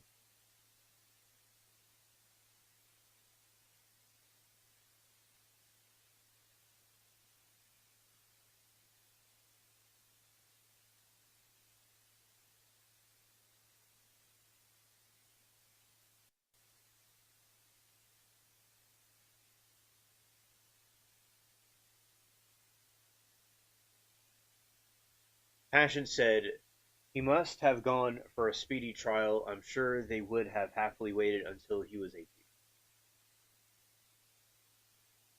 Oh, you took a nap. Okay. All right. That's good. It's always good to get rest. And these trials can have moments where they could be perfect white noise to go to sleep.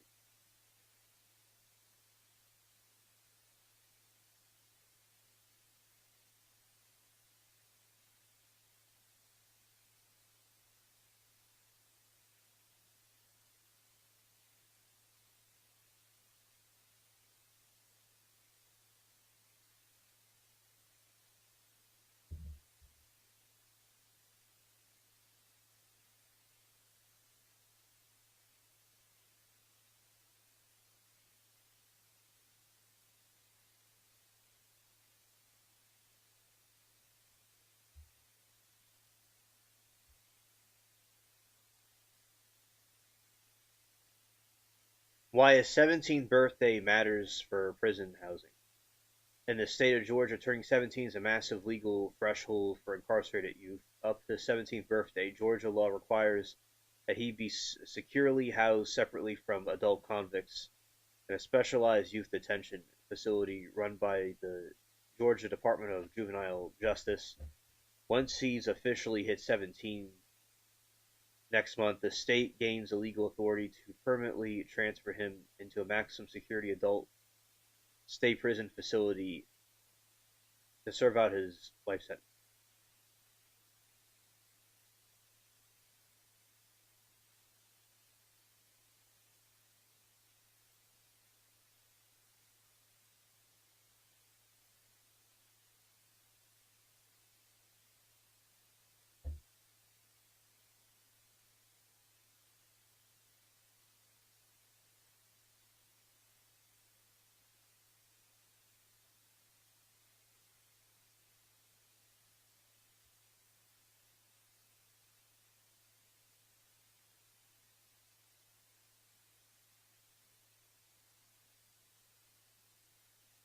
No. Because Colt was charged, indicted, and pleaded guilty as an adult in the Superior County system, his sentence is handled under adult rules in Georgia. There is no automatic youth review or a second chance look back at age 21 for juveniles tried as adults. So many juvenile offenders, they created a department for them. Yeah.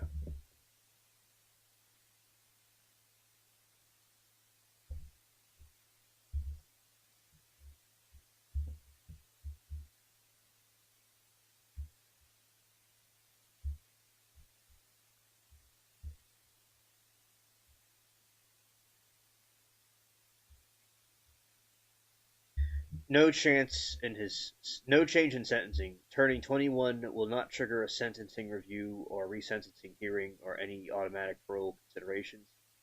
He stays in adult prison. He will already be in a maximum security adult state prison. Turning 21 simply means he transitions from being a youth, a young adult inmate, to general adult population.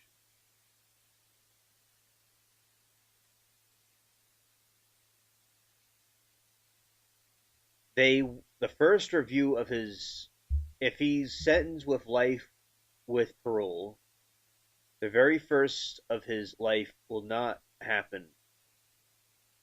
The very first review of his life, his file, I'll repeat myself. If the sentence of life with parole, the very first review of his file will not happen until he has served a mandatory minimum of 30 years. Since he was 16 now, he would be 46 years old before the parole board reviews his case for the first time.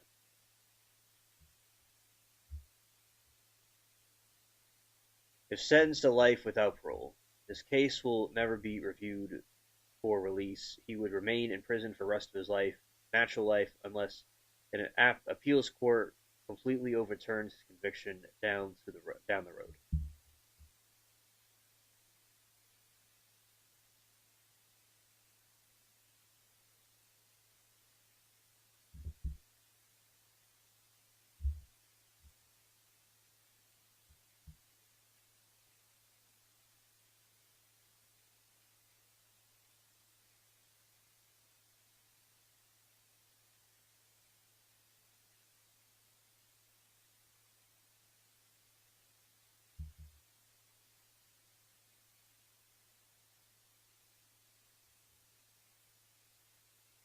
The state of Georgia allowed the 14-year-old Colt Gray to be tried as an adult because Georgia law mandates that any juvenile aged 13 to 17 accused of murder automatically falls under the jurisdiction of an adult superior court.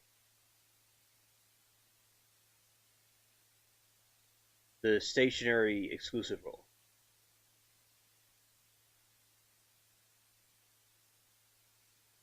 Yes, Miss C, that's what we're talking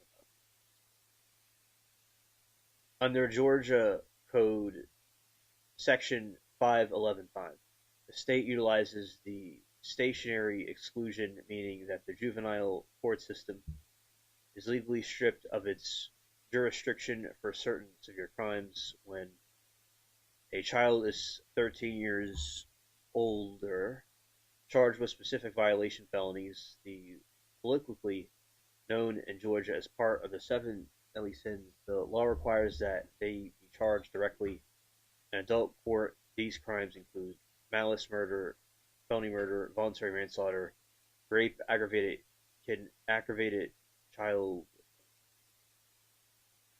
assault, molestation, or I should say CM, and armed robbery committed with firearm.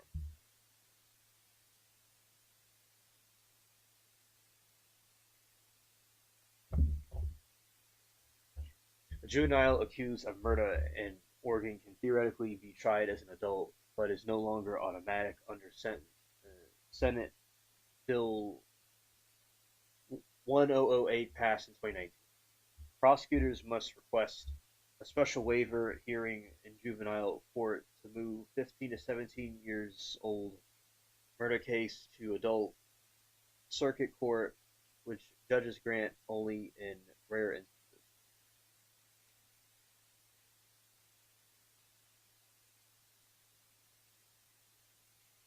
Oh yeah, I definitely agree. Yeah, maybe they'll bake him a cake. Yeah.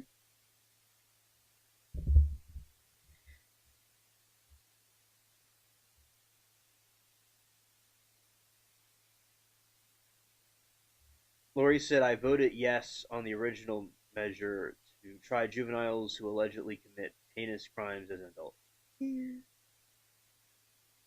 The legal minimum age of a criminal intent. Under Georgia code, the absolute minimum age of a criminal responsibility in the state, 13 years old. Law that children under 13 cannot form necessary legal intent to commit crime because Colt was 14. He was legally deemed old enough to understand his actions from a criminal intent.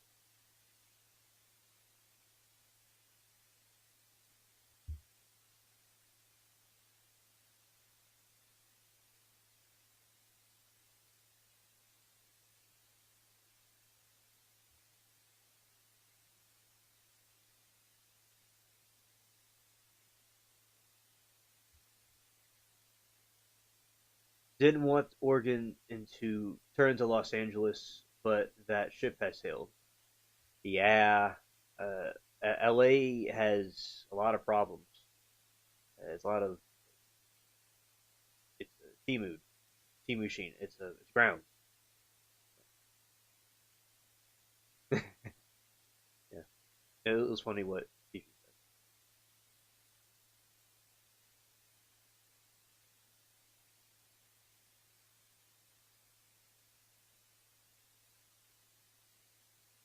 District attorney's discretion. While Georgia law automatically pushed murder cases to adult courts, allows the OCGA 1511-560 allows district attorneys to investigate and decide whether a cause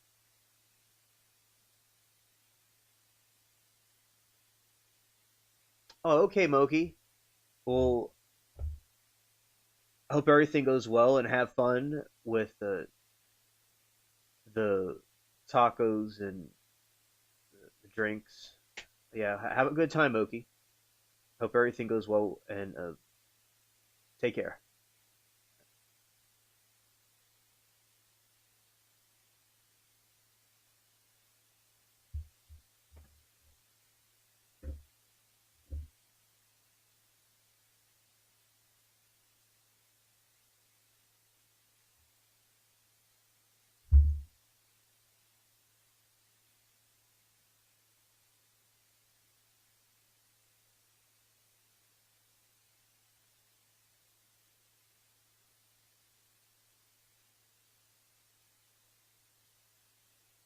Primary difference between the two systems is a Georgia juvenile court system focuses entirely on rehabilitation and treatment, while adult court focuses on punishment and public deterrence.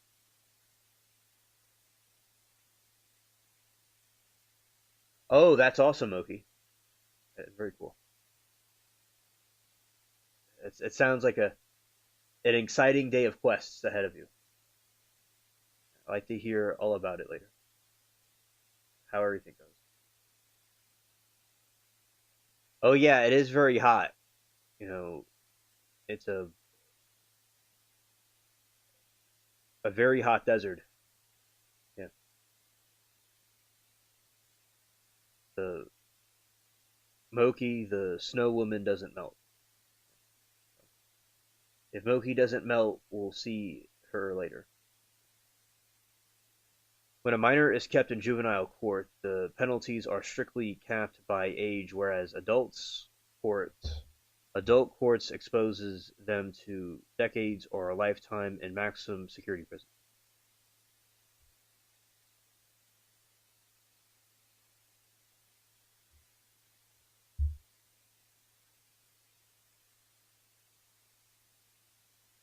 I just bumped in my leg on a picnic table where I'm stretching and got a nasty little bruise. Didn't even hurt. What the F is aging?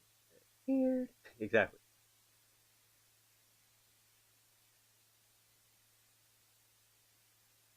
'74 in Indiana.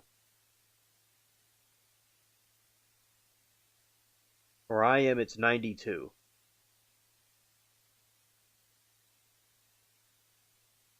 You see, Grace says you're just very delicate person, not aging.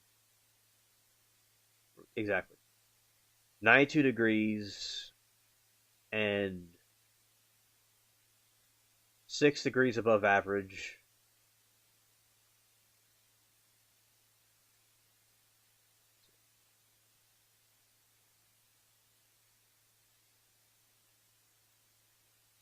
The moon is the waxing gibbous.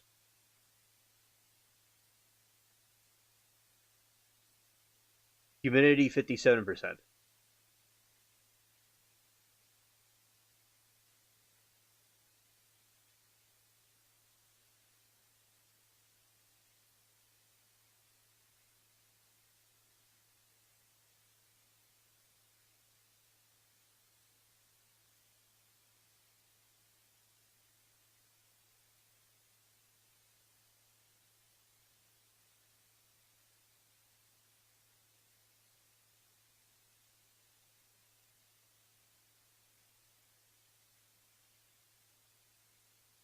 Yes, I have been, Lori. Scared.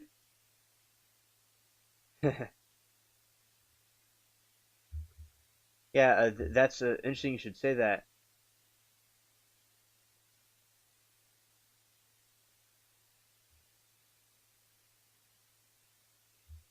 Yeah, autocorrect does a lot of silly things. It says things that isn't true.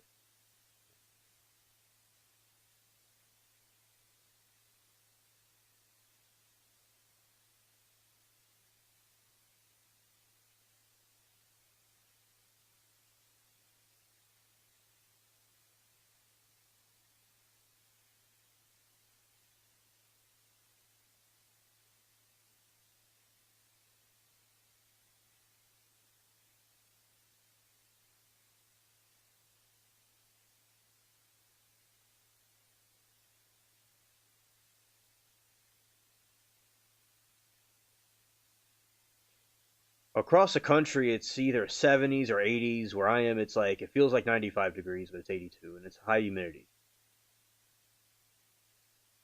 Yeah, it's a Timu Sheen autocorrect.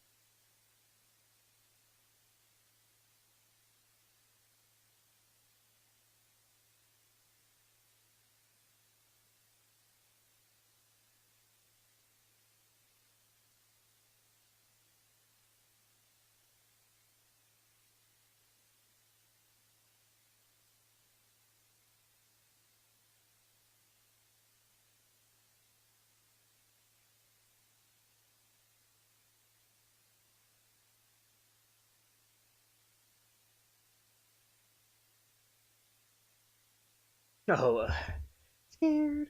Lori. Oh, that's great, Miss C. It's heading to normal. Good.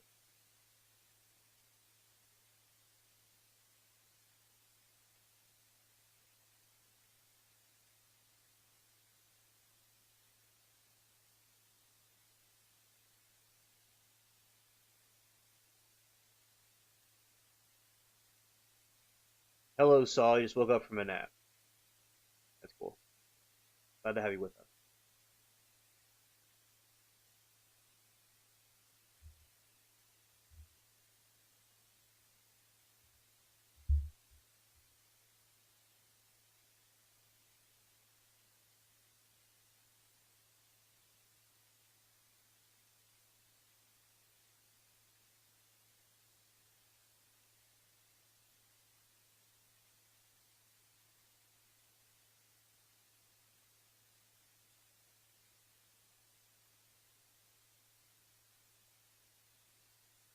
Yeah, it's the unofficial nap day. Yeah, it's like a giant sleepover.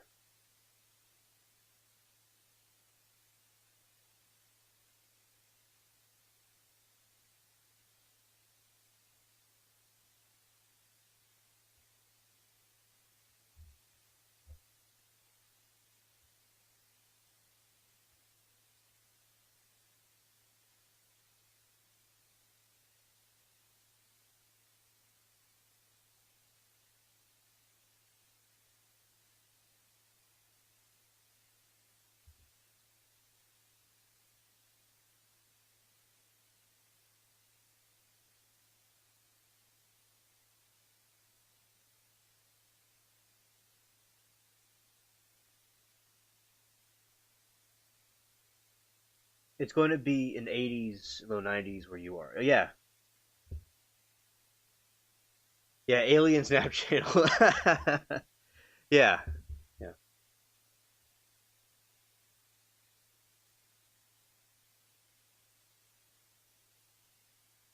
Saw says I usually tuck her out around 9 p.m., not 9 a.m. Right. Yeah, exactly.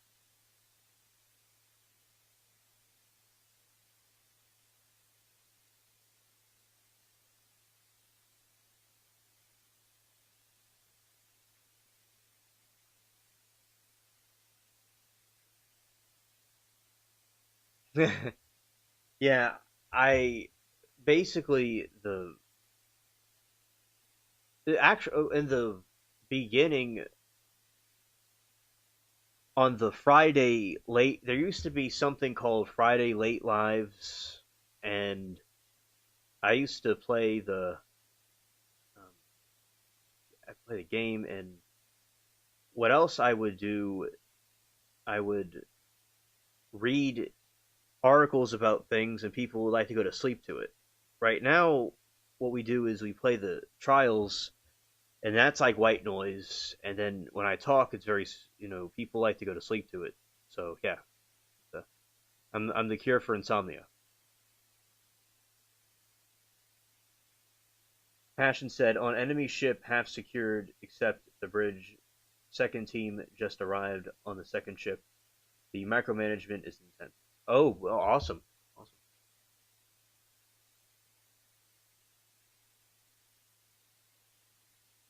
So you're gonna win this.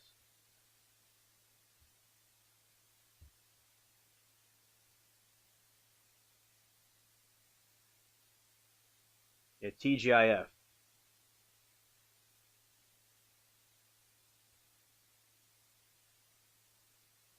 Yes, that's true, Missy. The women go to sleep to aliens' voice. Yeah, that's true.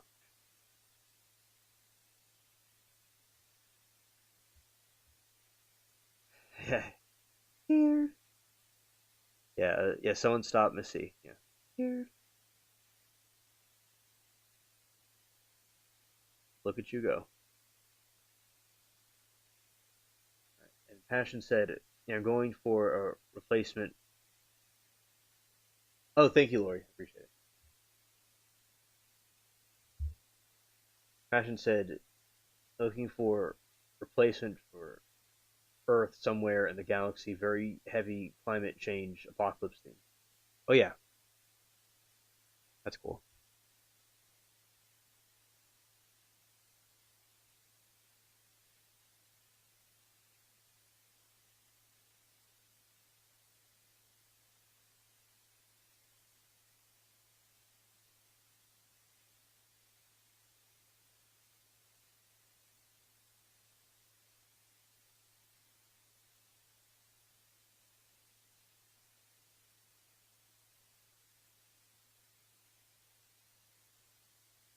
Yes.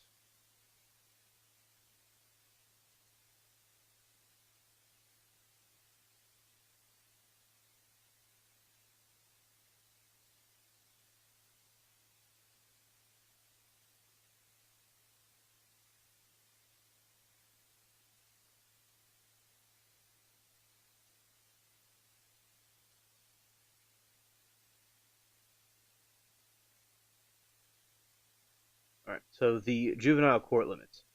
If a teenager case stays in juvenile court, they are not convicted of a crime. They are educated delinquent.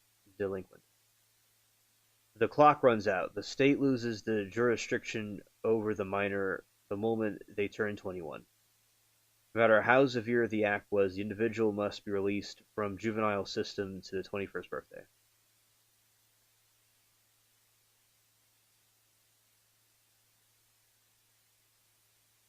By their 21st birthday.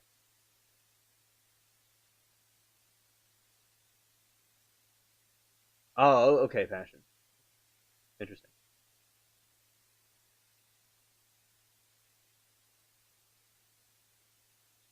Watch another guy who does soothing voice, static camper van, play his videos over the stress and fall asleep. Also, Michael Seeley. And does sleep hypnosis videos. Great. I usually fall asleep to Critical Role, but the stories are too intense with the new season. Oh, okay. So shout to them. Miss C says, I just had French bread with melted butter and Moz cheese. Oh, okay. That sounds very delicious.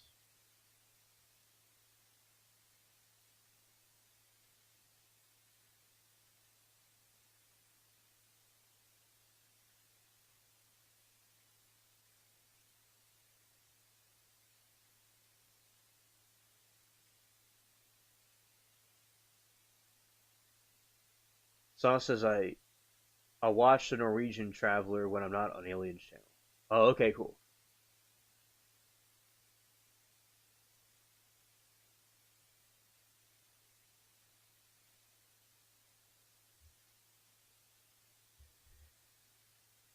Shout out to them.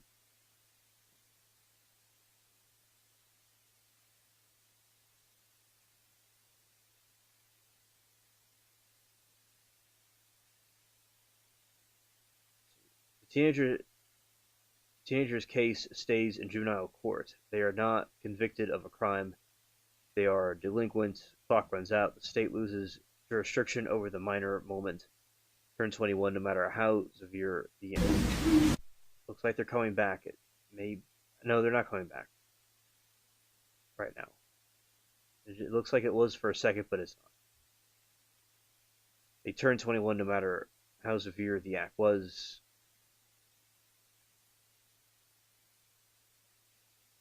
Georgia's SB 440 stationary exclusive. Any child 13 to 17 who commits one of the 7 deadly sins, such as murder, or armed robbery with firearm, bypasses the juvenile protection entirely. Yes, see you there, Passion.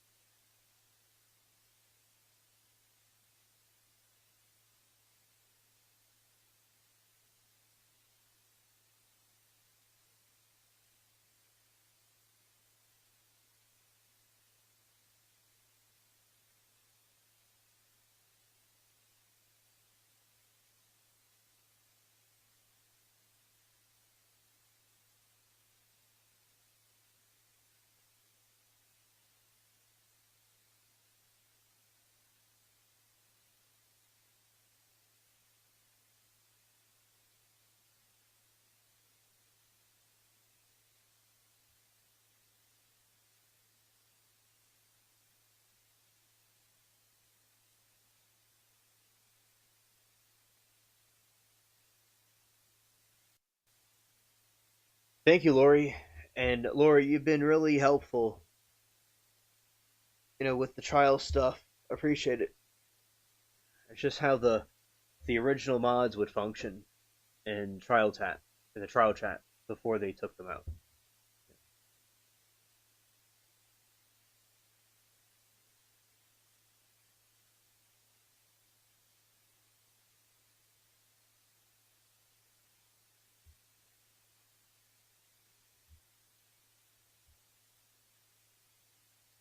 French bread from Aldous, flour, water, salt is not all used.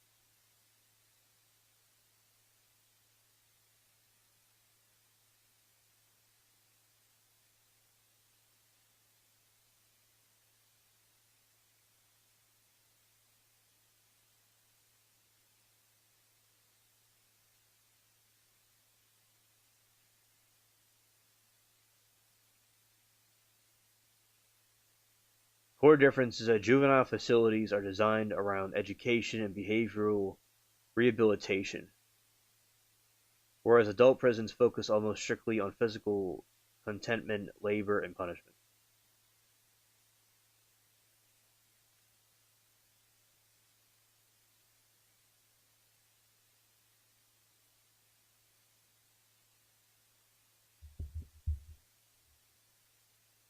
So here are the first-hand environment. Okay, so juvenile facilities. Minors are subjugated to a highly structured, rigid daily schedule dominated by mandatory state-centered schooling, mandatory individual counseling, and group behavioral therapy. Inmates are rarely allowed to sit in their cell. Adult schooling is completely optional or limited to basic GED program. Therapeutic programming is scarce due to unfolding. Inmates frequently spend large instructive portions of their day inside their cells or in open day rooms with minimal oversight or activity.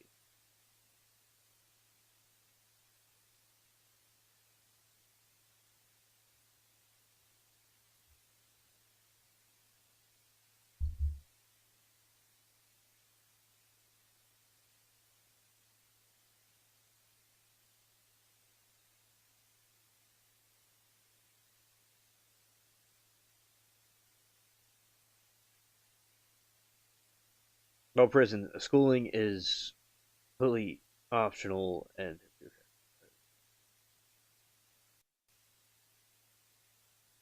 guard ratios, physical architecture. Facilities built similarly to highly secure boarding schools are behavioral health centers. Staff to youth ratios are legally mandated to much tighter guards trained heavily in de-escalation, juvenile physiology, and critical intervention rather than just physical force.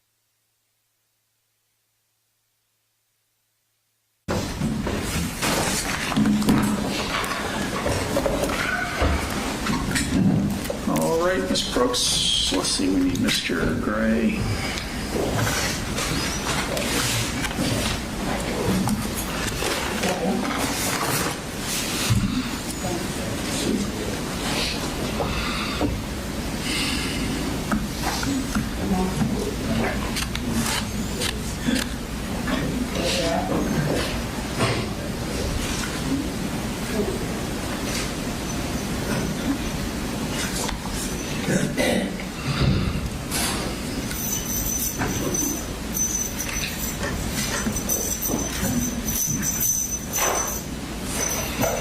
All right, we're all present. Go ahead. All right, Investigator Smith, we are going to now turn to a different notebook. In addition to the black notebook that was found at the crime scene of Apalachee High School, were any other notebooks found at the defendant's residence? Yes, ma'am. Okay, and what kind of notebook was found there? That was a yellow spiral notebook. Okay.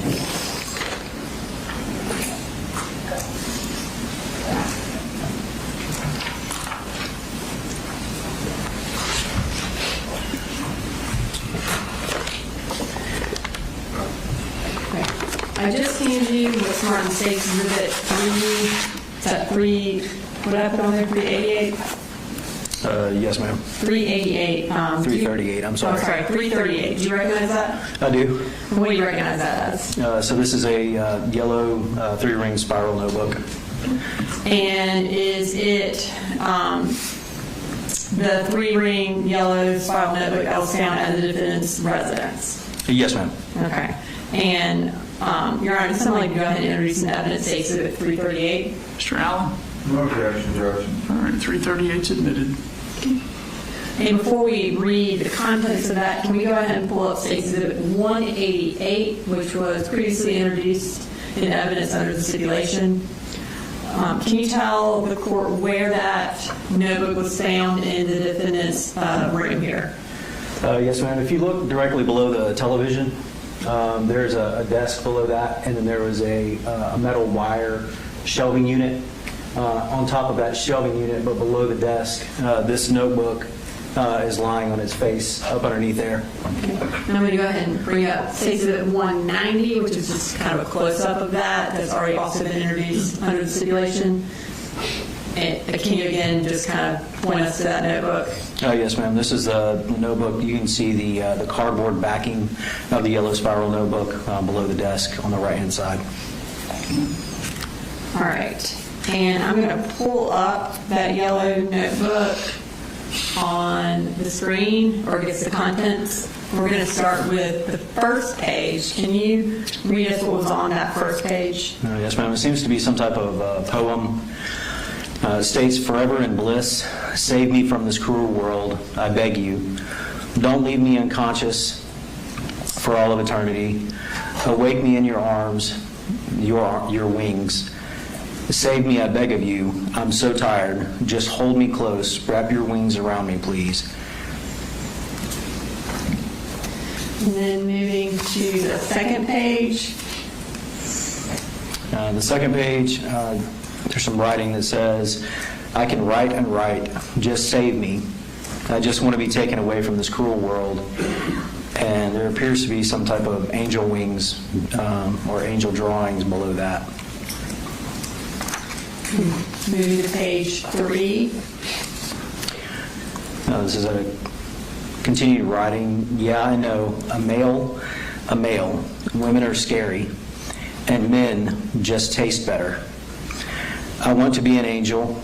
I want to be with, and then in parentheses, a guy. I want to stick the barrel of my gun in my mouth and pull the trigger and wake up in an angel's arms, and then in parentheses again, a guy. And moving to page 4. This appears to be a self-portrait of some kind. And then page 5. Again, this is appears to be another self-portrait.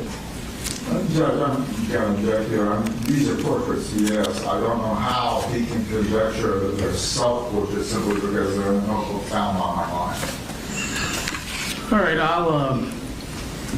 I'll sustain the objection to the extent he's guessing what it is. He can describe what it is, and we'll go from there. Moving to the next page, which is page 6. This appears to be a portrait labeled Colt. Moving to page 7. This is appears to be a portrait of someone sharing characteristics with Nicholas Cruz. Now moving to page 8.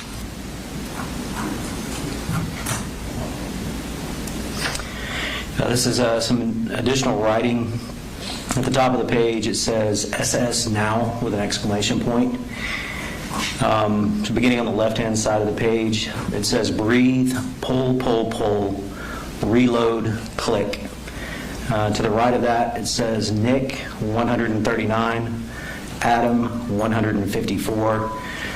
And we believe these to be the number of rounds that Nicholas Cruz and Adam Lanza were able to fire during their respective shootings.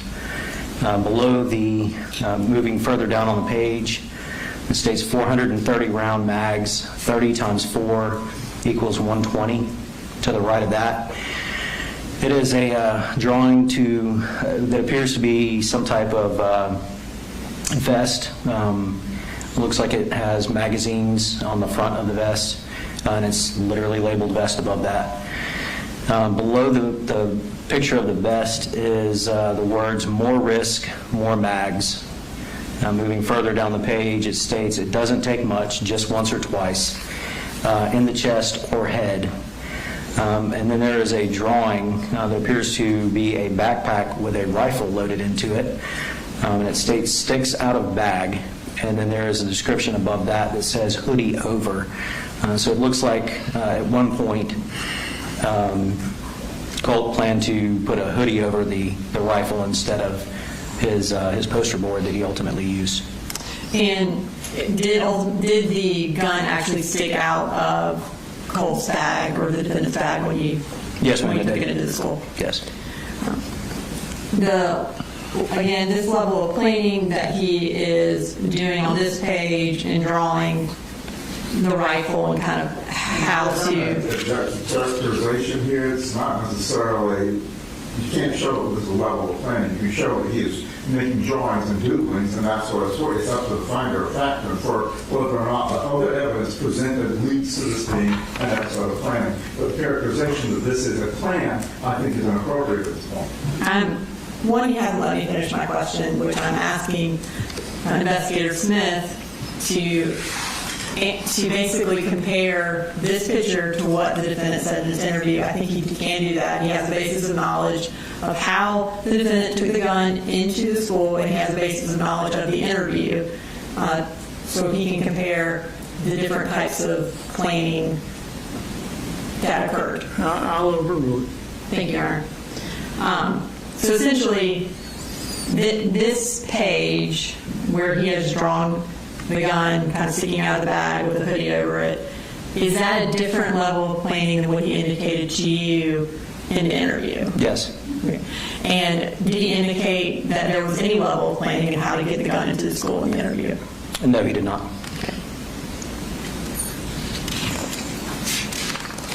All right, moving to the next page, which is page 9. This is a stick figure cartoon. It says, shoot the teacher first, the students next. There's a stick figure drawing with the individual holding what appears to be a firearm and shooting that firearm at another stick figure who has their arms up. And a description of what is going on is written to the right of that where it says gut shot. There's also 2 other students that appear to be standing behind what I'm assuming, since he's labeled them students, as desks. Further down the page is a continuation of the cartoon caricature. There appears to be someone lying deceased on the floor with their eyes drawn as 2 X's. The individual who is doing the shooting, which is labeled U, you can see the firearm going off, and then he has drawn bullets that are heading in the direction of those students. And then a further continuation on the 3rd slide of the cartoon is it states suicide with a smiley face, and it appears that the stick figure who was doing the shooting is causing self-harm. All right, and now we are going to move to the next page, which is page 10. And kind of tell us what's on that page. So this he's discussing specifically ammunition and the price of ammunition. Up at the top it states $20 equals 20 rounds. So you earn $5.45 an hour. 5 times 7 hours is $35. And that would be split. $20 out of the 35 leaves me with 15. $1 per 1 round. $15 equals 15 rounds. $20 equals 20 rounds. 20 plus 15 is 35 rounds. And then at the bottom he has signed it big brain with a smiley face. Moving to the final page, which is page 11. Can you tell us what's on that page? Yes. So up at the top of the page it says, as for Nick, he's the love of my life. If it wasn't for him, I don't think I would be there. And you indicated earlier that there was a picture that resembled Nicholas Cruz. And who is that? Nicholas Cruz is another school shooter. And does he spell his name N-I-K? He does. All right, so now that kind of concludes that portion of the journals. We're going to now move to the actual interviews that you conducted with Mr. Gray. For that first interview that you conducted at Apalachee High School about 30 minutes after the shooting, how was that recorded? That was recorded on a digital audio recorder that we're issued. Okay. And was that in 2 parts? Yes, ma'am, it was. I have on our computer State Exhibit 339A and State Exhibit 339B, which are the two parts of that interview. Have you had an opportunity to review those? Yes, ma'am, I have. Are they a fair and accurate recording of your interview with Colt Gray on September 4th at Apalachee High School? Yes, they are. Okay. Your Honor, this time I'd like to introduce an evidence States Exhibit 339A and 339B. Mr. Allen? All right, there's me. Okay. And I believe we're going to play approximately 1 hour and 10 minutes of this interview at this time. So this is 339A. Yeah, well, this First will be 339A, and then it's, when it concludes, 339B. They're a total of about 1 hour and 10 minutes. All right.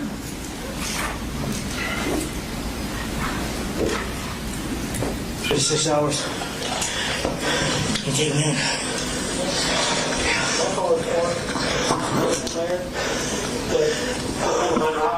We'll be here for hours. What's your name? Colt? Colt what?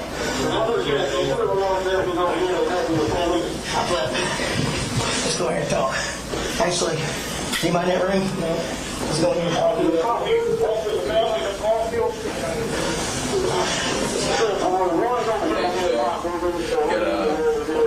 call coming up whenever you're ready. Let's go. We're going to put 2 with him at all times. Hey, bud. My name is Investigator Smith, okay? I work with the Barrow County Sheriff's Office. Okay. Can you get your hair out of your face for you? You got it? Okay. What'd you say your name was? Colt. Gray, G-R-A-Y. C-O-L-T? Yes, sir. Okay. It's Colt, not Colt. Okay.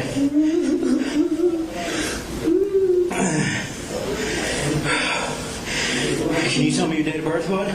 January 14th, 2010. You said your last name was G-R-E-Y? G-R-A-Y. A-Y? And you said your birthday was what? January 14th, 2010. 14. 1410. Okay, 2010. What grade are you in? I'm a freshman. I think the first grade in high school. You're a freshman? I'm only been here for like a month. This is middle school. Here for a month. Okay. What's going on, buddy? I think I tried, and a police officer came in the bathroom. I thought he would stop me when he did it. At that point, I didn't think there was no going. I didn't think there was any human traffic. Okay. So you said you were in the bathroom? Yes, sir, down there. What were you doing in the bathroom? I was just contemplating. I really shouldn't do this. Like, my life was already over. Do what? I said I was contemplating I shouldn't do this, but my life was already over. It kept me thinking. And I keep having people tell me to do it, and I hate it.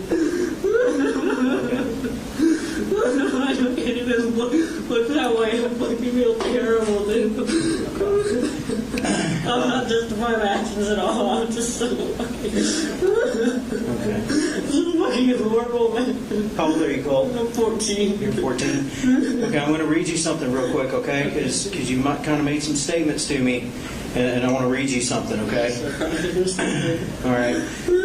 These are your Miranda rights, okay? Yes, sir. Have you ever seen the Miranda rights Yes, on sir. TV? Yes, sir. Okay, it's the same thing, okay? Okay. You have the right to remain silent. Yes, sir. Anything you say can and will be used against you in a court of law. Yes, sir. You have the right to talk to a lawyer and to have him present with you while you're being questioned. Yes, sir. If you cannot afford to hire a lawyer, one will be appointed to represent you before any questioning. Yes, sir. You can decide at any time to exercise these rights and not answer any questions or make any statements. Knowing and understanding each of these rights as I've explained them to you, and having these rights in mind, do you wish to talk with me? Yes, sir. You do? I don't talk to anybody at this point. I'm so sorry. And just so I can make sure that you understand Yes, those sir. rights, I understand. what does that mean to you, that what I just read? That means that I can talk to you or get a lawyer. Okay. I can buy one or get one appointed to me. Okay. I understand. Okay. Okay. So, Colt, tell me what happened today. How did we get here? I'm those things, and it kept growing on me, and I pulled back as much as I could. But I just by the time I got here and realized what I I brought on myself.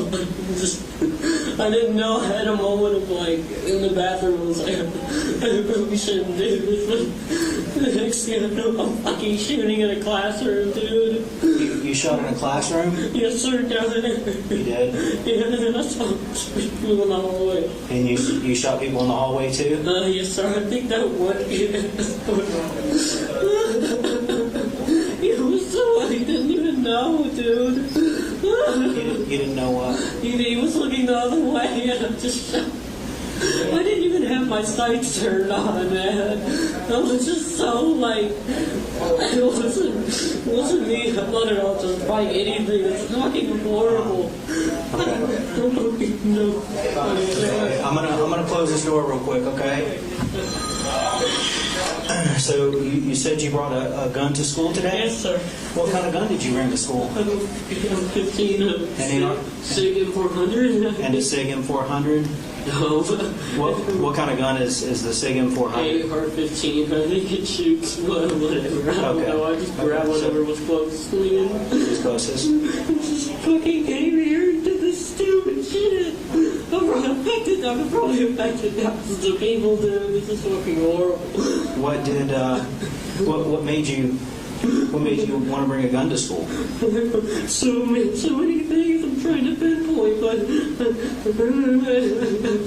I don't know. I just I hate auditory things, and I have so many things I can't get out. I'm really unwell. Okay, you said you had auditory things? Auditory things, yes. Like what? What is that? Just constant, like just random whispering and shit like that. I know it's so common for, people to fake schizophrenia just to get some stupid, like, settlement or whatever. It's just, oh my God. Is that something that you've been to the doctor for? No, sir, but my dad had an appointment next week. But I couldn't wait. I told him to hide his guns, and he did, but I don't know how I found them. Your dad hid the guns? Yes, he already ordered a gun safe. This is one of those situations where like each of them was like oblivious. I told him, and he knew he cared about me. When did you tell him to hide the gun? A few days ago. A few days ago? Yes, sir. Okay. Is that something that you've been thinking about doing for a while? Yes, it's been years. You've been thinking about it for years? It's only gotten worse, and I finally just now got to the point where I wanted to reach out and get help. We were so close. What do you know what doctor you were going to see next week? No, it was a crisis counselor. I tried to call the hotline in the bathroom, but it didn't go through. Okay. And I thought the officer who walked in was looking for me, and I thought he would notice me, but he didn't. He just walked out. Okay. Where were you at when the officer walked out? You were in the bathroom? But he could see my hair. I knew he could. Okay. And was that before you shot or after you shot? That was before. That was when I was trying my best to not do this horrible shit, dude. And I'm not trying to get any remorse for anybody. I know I fucked up so much. I'm just not trying to leave anybody in the dark. Why did I do this? I hate it. What's your dad's name, Colt? His real name is Colin Gray, but he goes by Colin Gray. Okay. How do you spell his name? Colin or Coley? Colin. Colin. Is his last name? Gray. I'm so fucking sorry. Do you know his telephone number? No, but it's on my phone. My bag and stuff are still installed. Okay. Everything.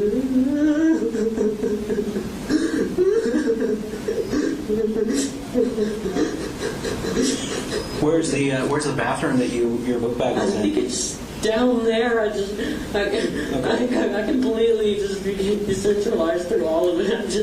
I came back and I was on the fucking floor. Okay. So going back, you said that you've been thinking about this for years? Years, maybe not years, but at least a year or two. And I had really bad influences just, like, mad paired with, I think my teachers are against me, and I know it's not schizophrenia because I see them whispering to each other in the hallway and plotting against me. So I wanted to do something to get them away from me. I destroyed my computer. I was so scared. You destroyed what? My computer at home. You did? Yeah. When did you do that? Today, I think. Why did you destroy your computer today? I thought they were inside my computer and they were working with somebody. So it was somebody that was after me. Somebody was after you? Yeah, and it's not schizophrenia either. I know they are. All my teachers are in on it. They planned against me. This is the only thing that. What did you see in your computer that led you to believe that somebody was? I don't know. I was looking around. I just got this feeling, and so I impulsively just like out of nowhere did that. How did you destroy it? I can't remember. All I know is I did something with it. It's just now coming back, like just, oh my God. So you mentioned earlier that some people told you to do this, or encouraged you. Yeah, it was so many things. I feel like that led up to it. For one, the teachers, the people that are after me, and then I have constant people egging me on and telling me that, they're after you, and eventually they're going to get you. Who's been egging you on? I don't know. I just hear them sometimes inside. It's mostly kind of like whisper. It's sometimes family members that I hear, but it's not actually my family members. So that I can at least have self-awareness. So are you saying those are the voices that you hear? I don't even know if they're voices, but What do you think they are? There are things, I don't know. It's hard to even make it out sometimes. And you said some of them sound like family members? Family members, yes, sir. I'm so fucking sorry, dude. I look back and I saw, oh my God! Oh my God. So Colt, do you think that you can walk me through this morning from the time that you got up? I think I can. Okay. What time did you get up this morning? I know I can get a lawyer, but I want you and I want everyone to be informed because this is fucking sick. This is horrible. They're telling me it's okay and that I did the right thing, but I know I have morality then. Who's telling you it was okay and you didn't? People, I feel like the teachers whispered to me in class that this is what I had to do. You think the teachers whispered this to you? And the family members whispered this to you? Yeah. It's always inside. I don't think that's schizophrenia. I think that possibly what I thought was maybe using brainwaves to somehow get tracked inside. I don't know. So what time? Let's kind of go back to the beginning of the day. Okay. Tell me everything that happened between the time you woke up until the time you got here today. I haven't been awake for like a day. I've been trying. I thought about killing myself to try to stop this because at least I know that most it's just completely like they're just not there. But I had glimpses and shivers of immorality. This isn't wrong because my partner. When's the last time that you remember sleeping? Sleeping? Yeah, when did you last sleep? I think like a day ago. Today I don't even know what today is. Okay. What time did you start getting ready for school? I said I just put my clothes on like normal, and it was going well. I told my dad I loved him, and I was so glad that he was giving me the help I needed. And I had people online that I was in contact with that weren't good influences. Okay. Who were you in contact with online? It's in my Discord account. Just y'all can probably just go through and see. Do you have a username on Discord? I think it's occasional burner, just occasional burner. Okay. And I told them that I feel like people were after me and they tried to help me so much, and I say they were influenced. They weren't. They knew what I was going through, and they tried their hardest, and I told them that I wasn't going to do it. What did the people on Discord say? They said, I think it was only 2 or 3 people. I think all of them are girls too. I think one of them is gay, but that was just, What did they say to you? they said, one of them said that you're strong. You don't need to do this. Okay, they tried to talk you out of it. Yeah, but they weren't even, because I told them I had things told me, like, I had to, like, tell them. I didn't want to freak them out, so I just told them it was simply something, I don't know, that, like, I was going to try my hardest not to let happen. They believed it. Okay, you said this morning you got up and what did you didn't go to bed last night, right? No, sir. What did you do all night last night while everybody was sleeping? I laid on the floor and fucking, I contemplated. I was trying so bad. I thought I was not going to do it. What were you contemplating? This, and I mean, contemplating in a sense, it was more of like, I don't even want to say fighting off these things, but it was more of like hoping that the facility and these brainwaves and stuff that are completely just making me do shit. I've threatened, I've said shit within the last month that I've never said to like my family members. Like, you've been threatening your family members over the past? Yeah, and like my dad, I told him. Well, I told him I was gonna kill myself, and my dad was scared. He knew that if he tried to call anyone, that eventually for a while he thought that I was gonna hurt myself. But eventually I got to him. I was like, hey, it's okay. I love you. If I said I'm not gonna do this. So this morning, you about what time was it that you saw your dad and told him that you loved him? He went to work. I just texted him. What time you texted him? Yeah. Did you see your dad at all this morning? I don't know. I don't remember. I thought I saw him, and then I thought I saw him another time, you know. I also thought I heard footsteps, like, outside the porch, because I was parked up next to my wall. Okay. I texted him, like, 5 minutes before I did it. I told him I loved him. This wasn't anybody's fault. You texted him 5 minutes before you... I think it was 5 minutes. I only assumed. It was definitely shortly before. And I told him that it wasn't his fault, that he always tried his hardest for me. I love him. You did 5 minutes before what, though? Oh, this. And I told also close friends that I'm sorry online. I was so fucking sorry. And my data was really bad. So half of them didn't go through. I don't know, at least one of them did. Well, you said you texted friends online. Yeah, only 2 or 3. I'm not that. These past few months, I was in that social. They were people on Discord. Discord. Okay. So this morning you got up. And what time do you remember about what time you put your clothes on to get ready for school? I think around 7-ish. Around 7? My bus comes sometime at 8. Oh my god. Okay. You ride the bus? Yeah, yes sir. You ride the bus here? Yeah. Do you know what bus you ride? No, I don't know. I know my info probably has it. Oh my god. What's your address? 896 Harrison Mill Road. Harrison Mill Road. He's just, my daddy's going to be in shock. I know he is. We're going to try to reach out to him, okay? Okay, thank you. So you get on the bus. Now, you said earlier that you brought a gun to school. Yes, sir. Okay, tell me how you got that gun. Oh my god, this is fucking horrible, man.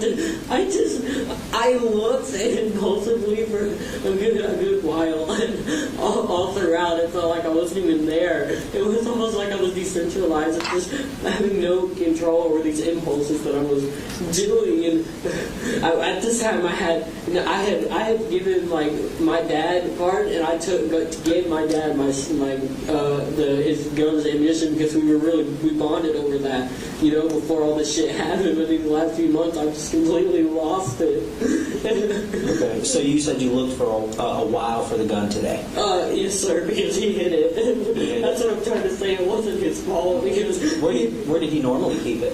In his room. Do you know where in his room? I think it's his closet, but when I found it, I think it was in his toolbox. I can't remember. He definitely tried his hardest. I know he did. Okay, but you told your dad. When did you tell your dad to move it? You said was it months ago? Days ago? It was like a month ago. I definitely been fighting this off for so long. Oh my God, this is so traumatic. I know for all of you, I'm so sorry. And you said you think it was in his toolbox? I think it was, yes. It was somewhere really well hidden. Okay, where is his toolbox? In his truck. You know, like trucks they have. Okay, so you found it in his truck? It was either his truck toolbox or some kind of case that he had locked up. In his truck? Yes, sir. When did you get the gun? I got it like right before I left. I was a big fan of airsoft, so I had bought a vest for that. And I thought about wearing that, but it was just like, oh my God, dude. It was. And you took that this morning? The vest? No. Oh. The gun. You took that out of his truck this morning? Yes. Okay. And he was right. I don't know if for sure it was his truck. I just know it was somewhere really well hidden. Oh my God. Fucking Morty, man, what the fuck am I doing? I'm sorry, everyone. This is horrible. I'm not trying to gain remorse at all. I'm just thinking, this is so fucking horrible. I can understand why you're upset. Don't make those. I hope they all fucking recover. So you said that you got the gun, Yes, sir. and did you take the gun on the bus? I think so. I did something with my backpack. I think I hid it somehow with paper. Oh my God. Fuck. No, sorry. Okay. No, that's okay. Oh my God, dude. Just take some breaths, okay? I'm so fucking sorry. You all have to deal with this shit. This is horrible. So you said you kind of hit it with paper when you get on the bus? Yes, sir. Okay. And so when you get to school, what do you do then? I go to I think I went to my first period. What's your first period? It's a science, it's sort of software technology. It's messed up because I knew she knew something with it and she asked me. Who's your teacher? Oh my God. Harris, I think. S. Harris. I told her, I don't know. I don't know what it is. I know that's what she informed the comment. He was looking worried, but he just doesn't mind me. So, no, he walked in the bathroom that I was in. I guess he just didn't notice I was there. okay, so you said your teacher asked you about, what did she say to you when she asked about She said, what's in the paper? What's between the paper? What's between the paper? Yeah. How long after you went to class did she ask that? Was that really soon or towards the end of class? Towards the end of class. Towards the end of class? Oh my God, fuck, man. This was so impulsive. I just fucking ruined this. What did you tell her? I just, like I said, I don't know. It's vague. It's fine. Everything, the whole day is fine. And Colt, that's good. If you can't remember, say I can't remember. I can't remember, but I can say I think I said something along the lines of, no, I don't know. I don't even know. So you told her you didn't know? Yeah, I thought about crying for help with the officer. Okay. I hope he would knock on the stall. So you mentioned that. How did you go? What happened between the time the teacher asked you about that, about what was between the paper, and the time you say the officer saw you in the stall? She asked me at the end of class, and I think I went somewhere. I don't know if I was just aimlessly roaming the halls. Did you get up and leave the class, or was the class over? Did the bell ring? The bell rung. I think I went to my second period. Okay. I think. Okay.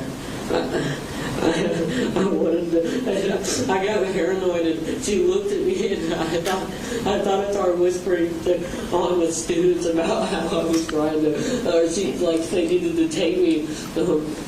It's like I don't know. They were just gonna do stuff to me, and at that point, I kind of just went out the classroom. Right. I of course it was so bad. I told her I was gonna go to my counselor here, my crisis counselor, but at the last fucking minute, I just completely just went. Okay, so And you... I'm not using the fogginess. I'm not using that as a way to justify any of this. This is horrible, but I fucking I don't think you are, Colt. Oh, no. I don't think you are. Next thing I knew, I was flying His face is fucking engraved. I'm fucking horrible. Well, help me understand how we get there, okay? So you go into the bathroom. Okay. What did you go into the bathroom for? I went to the bathroom. I can't remember really any of it. All I know was that I guess it was a way to get ready. I don't know. Okay. But they told me all the stupid shit, like taking gloves and fucking, I had a hat and my belt and everything. It's fucking horrible. So you went in there. Did you use the restroom while you were in there? No, sir. No. Okay. So This is fucked up. You think you went in there to get ready? Yes, sir. I assume so. That's what they've been wanting me to do for so long. Okay. I thought about killing myself so much. I think I went in there. To me, it's mixed up with premeditation so much, but I'm not like that. Help me understand what you mean by premeditation. Like, it's so often, I guess, like, you see school shooter and you think premeditated, like, messed up in the head individual. That's not me. I love this school. I was never bullied. I love it. You were never bullied? Yeah, but in these the short time that I've been here, like a month, but I just got every single time I just got words over and over about the facility and the teachers being in on it trying to hurt me. And the students. I just went to the bathroom. I guess I would assume I just got ready. I don't know. Help me understand how you got ready. I guess just putting gloves on. Okay, so you put gloves on. What kind of gloves did you put on? I think they're out there. I don't know. I think they're purple. I can't remember. Like the little rubber ones? Like the little thin ones? No, I don't. I think so. Maybe I think they were purplish, like purplish. They were fully purplish. I know. Okay. I think. So you put gloves on. Why did you put gloves on? I'm trying to figure out. If I could only assume the worst, it was because they thought it would. I don't know. It's okay if you don't know.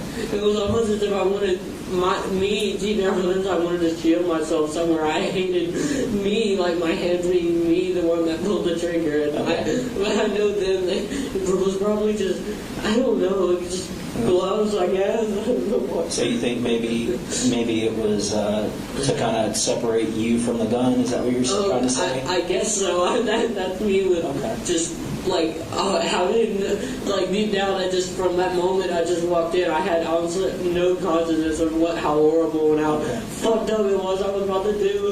Did you do anything else to get ready? No, but I know I stood in there for a while. It was, oh my god, it was, I wanted, like, I just kept having glimmers of just like. Now, earlier you mentioned a hat and a vest. The vest, it was an airsoft vest, and it's at my house. Okay, you didn't bring it? No, sir. I knew that part of me was just like, no, that's fucked up. Why? Did you put on a hat or anything? No. Okay, you just put the gloves on? Yeah, it was just like, I wanted, like, it was almost like I was trying to delude myself into my normal self. Like, it's okay, it's just a normal school day. These things aren't real, you're not going to do anything. Nothing's going to happen.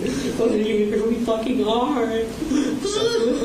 So when, how long do you think, or do you know, how long you were in the bathroom before the officer came in? I wouldn't know. I guess y'all could pinpoint that. Yeah, okay, that's okay. I'm sorry. Do you feel like it was a short time or a long time? I feel like I know, like I said, I had these glimmers of like, I shouldn't do this, and it must have been a while. Because I knew the cop came in, and I was hoping so. I was hoping that they would save me. Did the police officer say anything to you when he came in? No, he was just asking the other kids in there if they were Colt and Gray. I guess he got my name mixed up with Colt. It was just Colt. So he asked other kids if you were Colt? Yeah, and I think he could, I don't know, my God. I think he told them that we were trying to fight him. because I heard him whispering stuff, and I couldn't make out what it was after he said the main thing, but I know that was maybe a way to shield me from what they were actually trying to do. So I'm assuming you were in a bathroom stall. I guess so, yeah. Did you have? And I'm assuming you had the door shut. Is that correct? I can't remember. It's okay. It's okay if you can't. So what happened after the officer asked for Colt Gray? I don't know. He just walked out. Okay. I know he mentioned something along the lines of, but today's the day that they were going to try to get me in and like alter brainwaves and stuff in this place. But so the officer, he was talking about how the teachers and them had all it had been formalized and stuff. This is what they were going to do. So, when did the officer leave? Or did he leave the bathroom? I think he left, obviously, because I think he would have stopped me when I walked out. Okay. Because all of it's just such a blur. I remember waking up and having an officer pull up my hands. So, what made you come out of the bathroom? I was scared. That was at that point, I guess, was just completely out of my control. It was like I wasn't even there. It was sort of more just decentralization or just complete blackout. Like, was there anybody in the bathroom when you walked out? Do you remember? I can't remember. I'm sorry. I don't know. I assumed he was talking to kids, so I assumed there were people in there. Okay. So help me understand. You come out of the bathroom and you have your gloves on.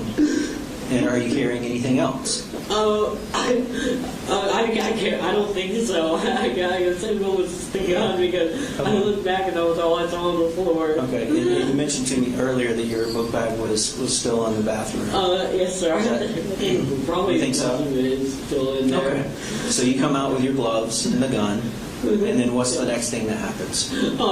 At that point, it's just completely blacked out. I have few glimpses of I guess it's just the racing out to respond to such traumatic and fucking horrible shit like this.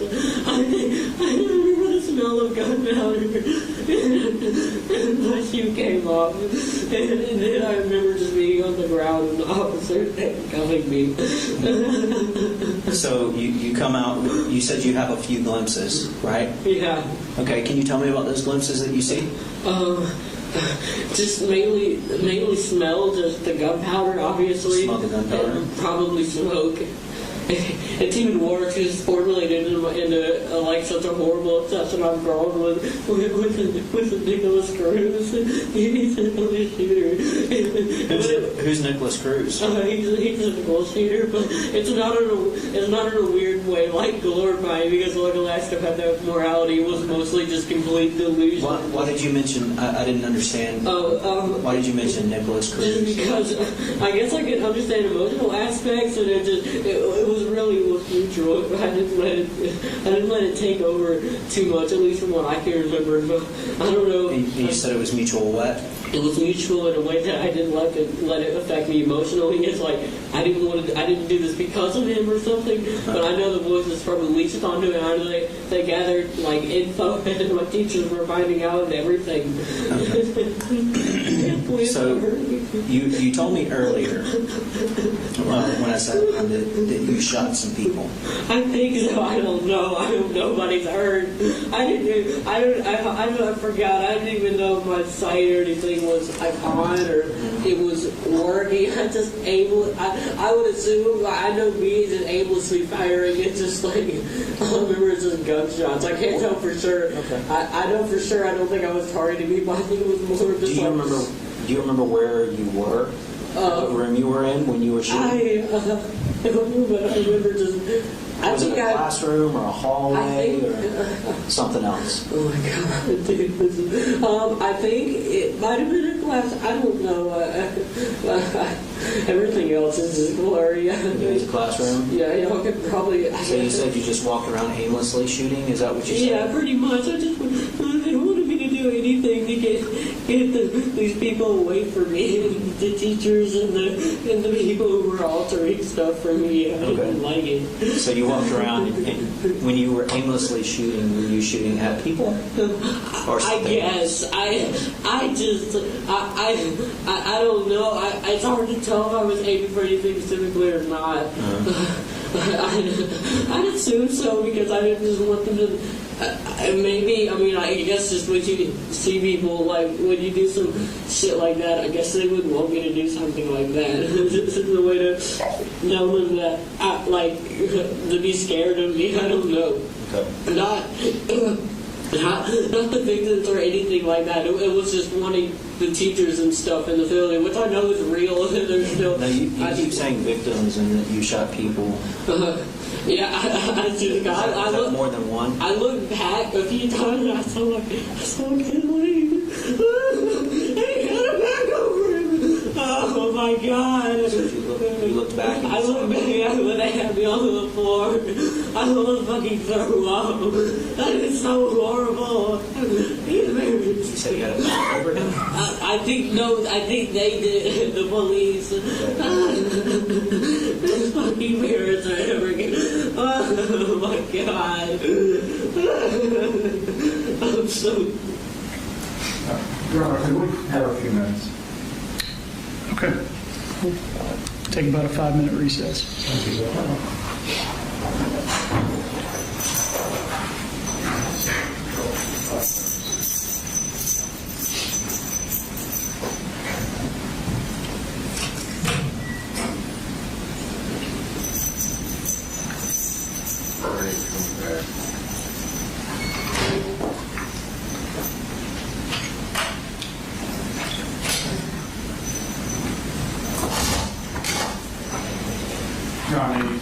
Yes.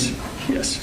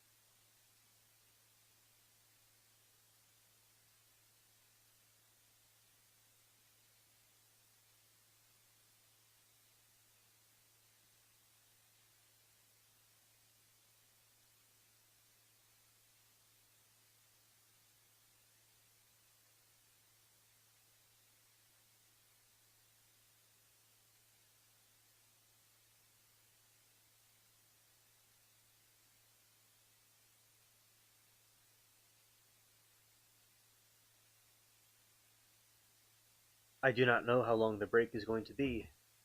Not too sure how long it's going to be, but they just abruptly went to break.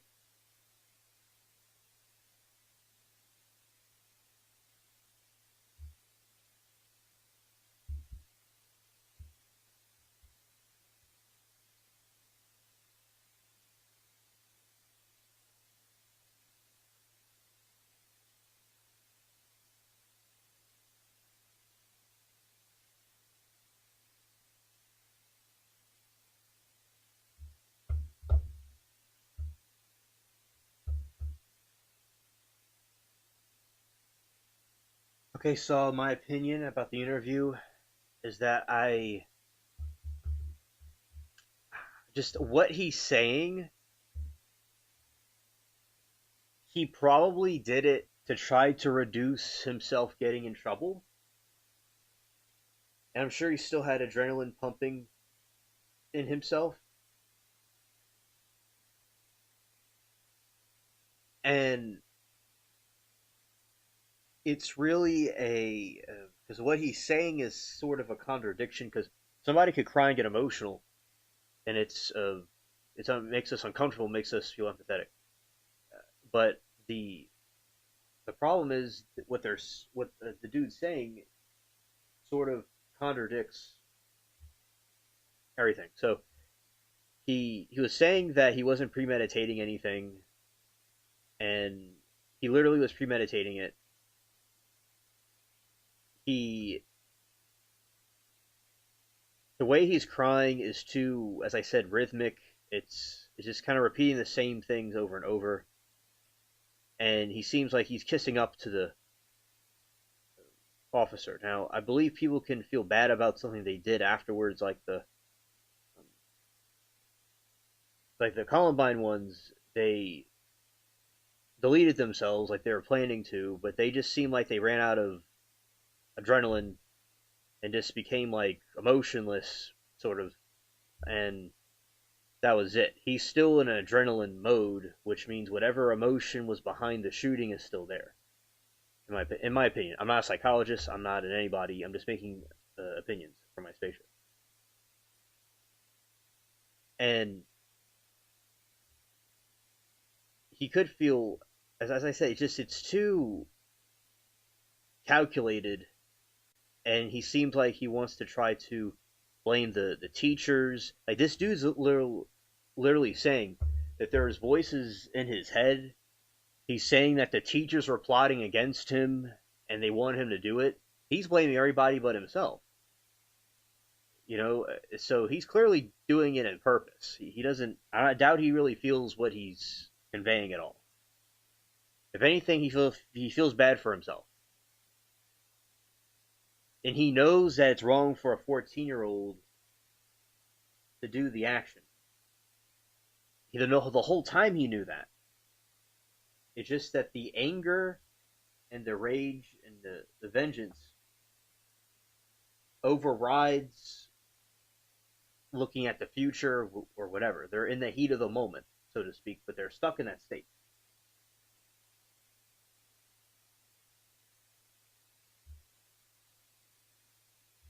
And he was trying to, as I said, a lot of times I see this when people get arrested, is that they want to look like they're innocent. Can they get off the hook?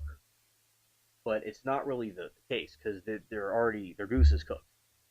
So I think it's more of a calculation. Now, if he was being truthful, he would have just said what he really felt. Like, he just hated everybody and he wanted to just destroy the whole thing. And he feels bad he's being, be locked up forever over it. So, and a lot of times when people get caught, they act cowardly about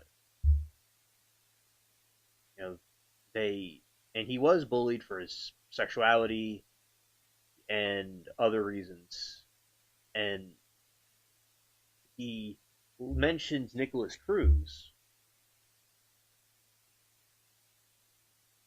You remember Saw on the stand? Now, she was she had no emotion at all. She wasn't even trying to fake it.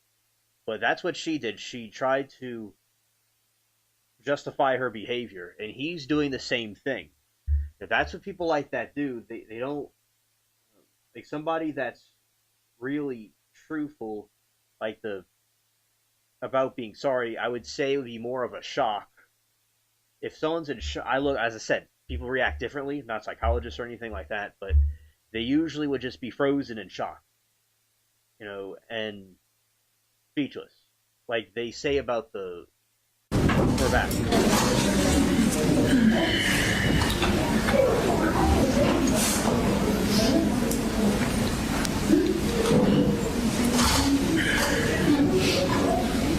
Thank you, Judge. Yes, sir.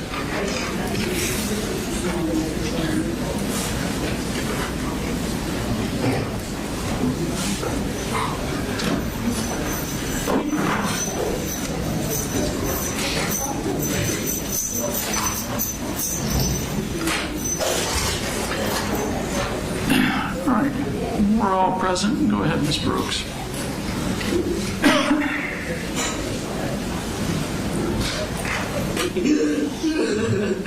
I don't know why. We're so close to getting the help I needed. It's just, oh my God, getting the medication I needed.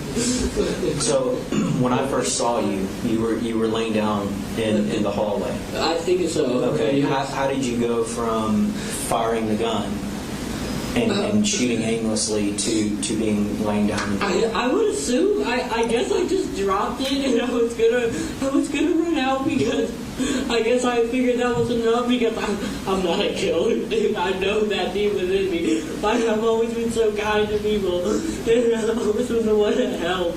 And I would assume the officers were yelling at me to get down, and I guess they complied. Okay, so you heard the officer yelling at you to get down. Yeah, they told me to shoot myself. That's a way to. Wait a minute. You said the officer told you to get down. I think so. I don't know. I can't say that I heard that, but I would assume they did. And who told you to shoot yourself? I heard yelling within the walls. Within the walls? Yeah, but we're not like in the walls with the classrooms. It was through the door, so I know some of them were cracked, and it was coming from both ways. And next thing I knew, I was just on the ground. I don't know if they disarmed me or I just dropped it, or maybe it was just a natural instinct of knowing that I'm not a killer and I didn't want to. Now, you said something, Colt, that I want to kind of touch on. You said that you figured that was enough. What do you mean? What is that? That I guess is just, I keep mentioning morality because I know it wasn't completely bad and insane. That was because I had so many moments where I wanted to get help. I didn't want to do this, but I knew that was just me. Like, no, what are you doing? Like, you're not supposed to be doing this. These kids have done nothing. But at the same time, I think they were whispering, and the teachers were telling me, and they were all going to just eventually strike one day, and I don't know, they kept telling me that it was going to be today or tomorrow. Okay, let's go back. You said you figured that was enough. I say, yeah, I guess I say that. It's like, I had, because, like I said, I had these glimpses, and I think that was just morality of just like, I knew I shouldn't do this, and I shouldn't fucking be killing people. And hell, it might have even been because I saw the police and was like, that's enough. You should kill yourself.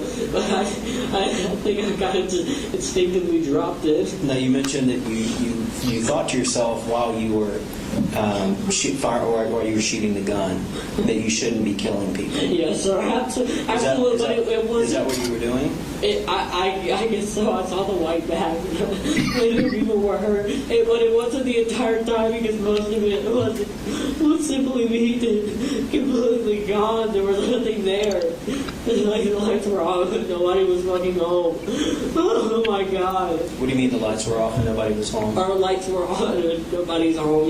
I guess that's the same. Okay. I understand. You're talking about your mind? My mind is me, myself. I guess that's not me. Oh my God. That's fucking horrible, dude. Oh my God. I'm sorry. Do you remember anybody saying anything to you while you were shooting the gun? No, I can't remember. All I remember was just the constant in auditory and like out between like classrooms and stuff during each shot. So people were telling me to. What do you mean in auditory and out? Oh, like inside, like my ears. It felt like, and then there was most of them like almost like in the classroom doors and stuff, just peeking through it. I don't think I could visually see it. I was so focused. I was completely gone. And what were you focused on? I say I was completely focused. I mean, just that thing was just completely like that's all you do because you fucking did that shit. I don't even want to correlate myself with it. What do you mean he fucking did that shit? Who's he? Me. Okay. I'm not at all. You're talking about people talking about you. Okay. And I say focused because that's not at all in like a good or glorifying way. I'm saying focused in an absolute batshit insane way because I never. Who the fuck focuses on killing kids, man? This is horrible. All of it. Yeah. What do you think the answer to that question is? Which one? You said who focuses on killing kids. What do you think the answer to that question is? Him when he was killing me. It hurts my heart, dude. It hurts me to say that was me doing that. I knew that. I guess I knew that. I had to get the teachers away from me. I feel like, oh my God. What do you remember hearing while the gun was firing? Just, I barely remember the gunfire. It was mostly just the people just telling, like I told you, the things like you should kill yourself, keep on. Did you hear anyone screaming? I can't remember. I'm sorry. Okay. Look at my ears from ringing. I can't remember. But it's weird because that's kind of like. How did you feel when you were shooting the gun? It was completely numb, but not in like a psycho way, like in a way that I was not there. So you weren't crying and upset when you were shooting? No, I couldn't tell you. I know if I was there, I was horrible. I wouldn't even let it get to that point. So you said you've been thinking about doing this for a while. Yeah. When is the first time that you remember feeling like you wanted to do something like this? I can't remember so many traumatic things happened just in your childhood and now. My mom threatened to kill me and everything. I just felt so like, I don't know. And the schizophrenia started at all. I had complete control over me. Like, I'm not that individual who's just going to go out and kill people. Okay. It was just. You mentioned schizophrenia. How long ago did... I know the facility isn't schizophrenia. I know that's not. And honestly, I think the voices are real too. Like, I know they were saying something. When is the first time that you mentioned that to your parents or your dad? What? The schizophrenia. I think a few weeks ago. A few weeks ago? I think he understood. And I told my grandma and my mom. Okay. And I also mentioned mania, which is complete mania, which is God, it's also blurry, but it's like heightened things that like you just completely. How long have you been thinking about shooting the school? Honestly, like most of the time, like I thought about it, and just every time I resorted, I was going to kill myself. Because you mentioned earlier that you've been thinking about it for over a year. So did you start thinking about it before you started when it came hearing up, the voices? It was more just like a stupid trauma response of like hopelessness and like suicide as well. It was mainly suicide, but there was always that lingering thought of like, and that like I could do that, and I didn't want to at all. Yeah. And then I had Nick, and like I completely became obsessed with him on an emotional level because I understood some of the stuff he came through. Who's Nick? Nicholas Cruz, I think. You said you had Nick and you became obsessed with him? Yeah, he got arrested, but I mean, he shot up in school, but on an emotional level, I could understand like the trauma and stuff that he went through, and I think it just kind of molded into like that, and then what trauma did Nick go through? I think neglect, and I was really bad neglected when I was a kid, and it was a bunch more stuff. Just him like. It was a bullying aspect because I was bullied really bad in middle school, but I don't think that's at all a reason. Like, I love the school. You told me earlier that you weren't bullied. No, here in high school, the school that I Okay, but you were bullied in middle school? In middle school, yeah. Okay. Because I was going through a really bad time. I was wearing like 2 jackets at a time, and people obviously thought that was weird. Because I was just what middle school did you go to? Jefferson Middle School, I think. Is that in Jefferson? Yeah. You just moved here? Okay. When did you move here? Over the summer? I think so, yeah. We've been here since, like the start of summer, like or late 2023, we had Christmas here.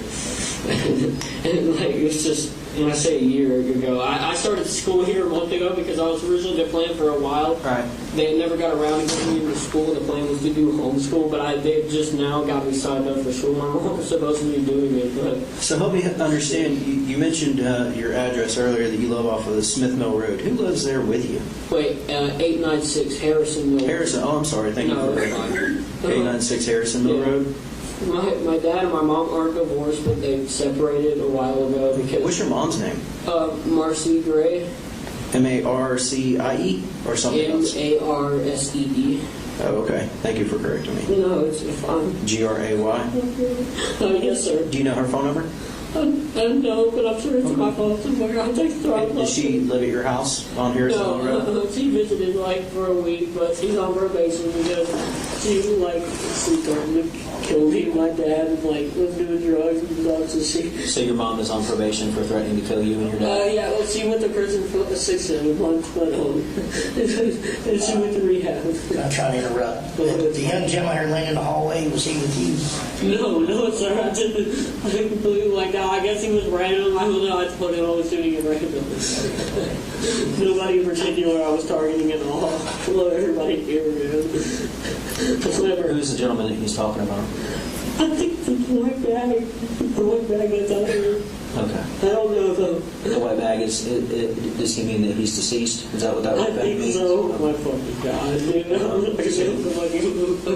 So you said that your mom was on probation for threatening to kill you? Well, she was on hard drug meth for like a while, and nobody believed me when I said she was, but eventually she kind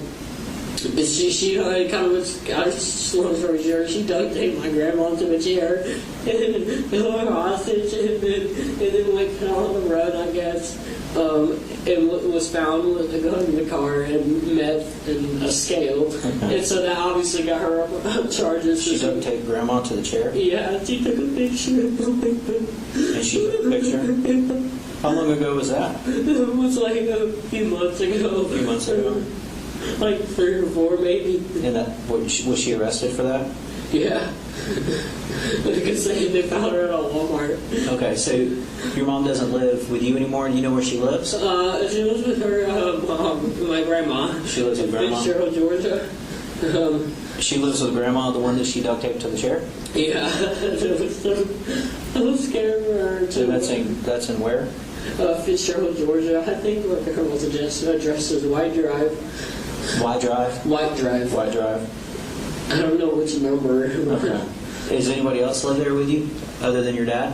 It's me, my dad, my sister, who's 13. What's your sister's name? Jenny Gray, Gray. And my brother, he's 28.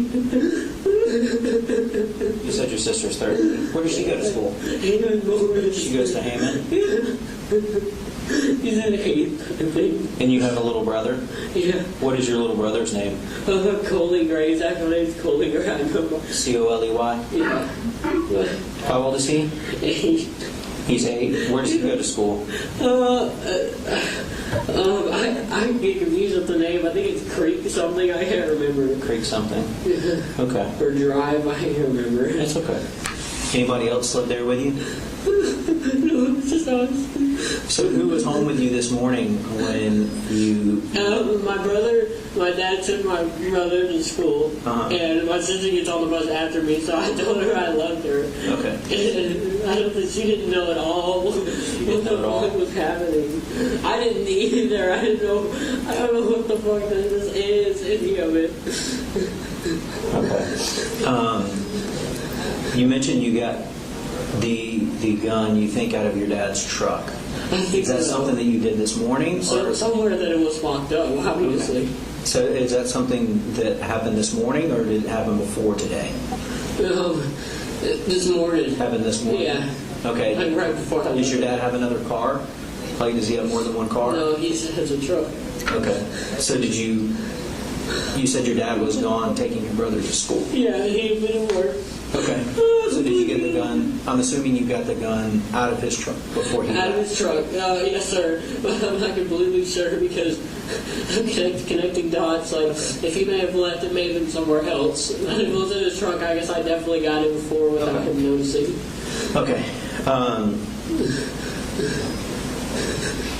Is there anything that you want me to know? I've asked you a lot of questions. Do you have any questions for me? I don't want to tell you anything. I'm so sorry. I just don't want any confusion. I just don't know why. This is fucking horrible. This is like, I can't even make any words for it. I really hope that no one was hurt. So, kind of going back, just reading over some of the things that, and what I'm doing here is just taking some notes over what you said to help me remember what you said, okay? And you mentioned last year, about a year that you've been thinking about it, about shooting. When you said thinking about it, is that shooting up a school? Mainly just suicidal, but yeah, it was mainly the facility. Like I say, it altered a bunch of shit in my brain that contributed to doing something like this. Because I thought a lot of them. One of my teachers mentioned that she knew somebody at Neverson Middle School. Did you ever? I know you mentioned that you talked about it on Discord, but. Did you ever tell anybody on Discord your plan to shoot up a school, or did you? Honestly, I vented a lot to them about the struggles I had been going through, and it came up, yes. But I don't think it was enough for them to actually, because they were worried. I don't think it would have been actually enough for them to be able to go. What do you remember saying to them?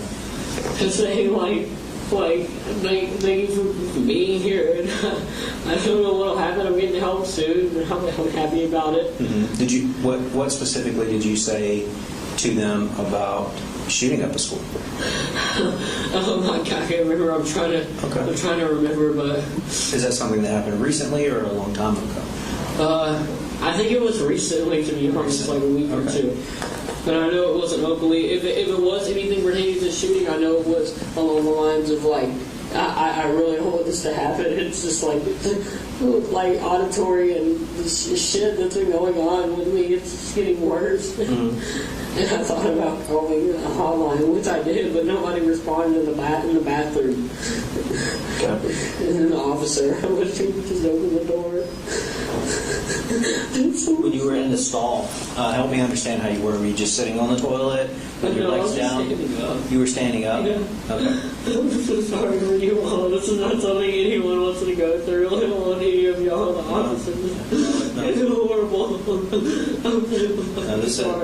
You're right. This is not something. This is horrible. It's fucking disgusting. This is the worst nightmare for everybody involved. Oh my God. Oh my God. And at least I have some more grounding because I feel like this scared off most of the things that was happening. I feel they got me horrible and just What do you mean this scared off most of the things that were happening? Like auditory things and the teachers. I knew they weren't going to do anything bad to hurt me. When did you know that? Just as soon as I kind of just came back, and talking really helps with it because it kind of helps me come back to my senses. It's just more of like it. So you're talking about after the shooting? Yeah. I feel like it definitely So after you shot people, you felt like the voices went away? Not completely, no. They're calling me a fucking retard. It's not constant though. It's just hard to make out. It's dull. I'm oh my God. I'm honestly just in shock. I'm trying to make things. And you mentioned your sense of morality. Help me understand that. The sense of morality is like me. I've always been so innocent, and so when you hear that, it's really it's not the case with most people, but I had glimmers of this is wrong, and I love my parents. I don't want to hurt anybody. I don't want to traumatize or be known for this stupid shit. Oh my God! But it was just So what was it about, Colt? What was it about today that made you've been thinking about this? I know you said you've been thinking about depression and for over the year, at least over the past year, and thinking about killing yourself. How long have you been thinking about killing others? Oh my God! It's At least a month or two. It obviously come up in the past, but it wasn't as bad. Did you ever tell anyone that you were thinking about killing others? No. No. As far as everyone online, which I was venting to, talking about the thoughts that I had, but they had the preface and context that I was going to get help, which I was. Mm-hmm. It wasn't like, oh, I'm going to do so and so, and it's going to be so fucking cool. It's just like these things. So you never, when you told your dad about the voices, you never told your dad about your thoughts to kill people at school? No, and I say voices. It's not completely. It mostly also transformed into like almost a state of psychosis, of just radical and like unhinged thoughts that I would never think or never want to do to anybody. It just completely like, oh my god, it's completely just takes away who I am as a person. Have you ever gone to a psychologist or a therapist or anything like that and been diagnosed with having schizophrenia? No. I have a lot of things. I'm on Zoloft. What is Zoloft? My mom gave me my Zoloft because I have really bad anxiety, chronic anxiety. Is that what it's for? Yeah, about 50 milligrams. It pretty much just helps. Like, is that a low dose or is that a high dose? 50 milligrams, I guess, is like a normal dose. 25 milligrams, I think, would be considered a low dose. Considered low. Okay. It was really bad for me. I'll think about it. You've been diagnosed with anxiety?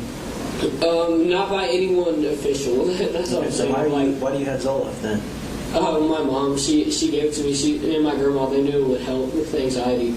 Okay. And it was just, and I hate to shame my parents because they really did try their hardest, but so much of my life was neglected as far as getting the help that I needed. Okay. Well, tell me about that. Like the help that I needed, or just being neglected. Like, yeah. Oh, just so much shit going on. My dad being an avid worker, and Where does he work? He works at Kevin Price Construction. He's a superintendent. Okay, so he's gone a lot. Yeah, and my mom had her own set of issues. What were your mom's issues? It's really bad. I can't even pinpoint that. I know it's a lot, but she had really bad anxiety and depression, and she just said a lot of mean things. What kind of mean things did she say to you? Like, especially towards the end, about killing us and stuff. Simply duct taping my grandma to a chair so not to say she's your mom Yeah. When did she threaten to kill you? Was that before or after the incident with your grandma? After she tied my grandma, I think she tried to get my grandma to drive. She told me that she tried to get her to drive us up here. So she didn't tell me why she wanted me to, but my grandma knew that it was inherently bad. Mm-hmm. So she tied her up and said that I'll just have to kill Colt and my dad. I think I got the gist of it because he's our husband. Mm-hmm. Okay. So, when you say neglect, what type of neglect did you feel?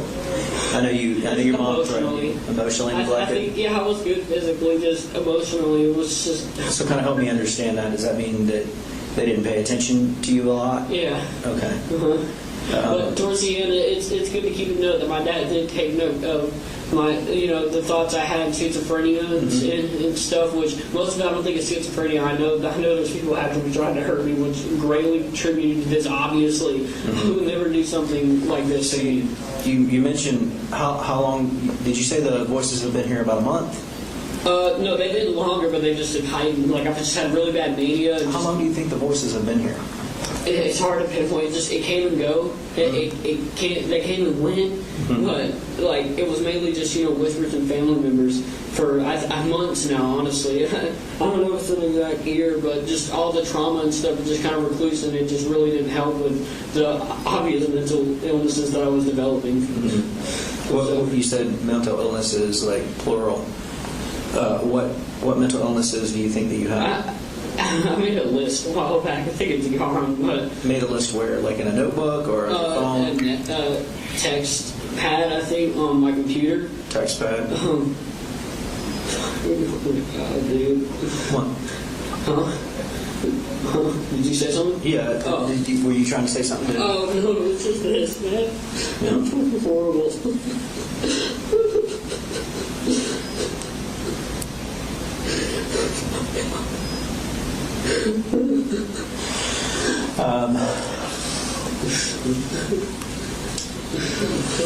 How have things been at home with your dad? They've been good. We have our arguments here and there, but What do you guys argue about? just things in him. I argue with him, about just not taking proper measures, being, a good parent.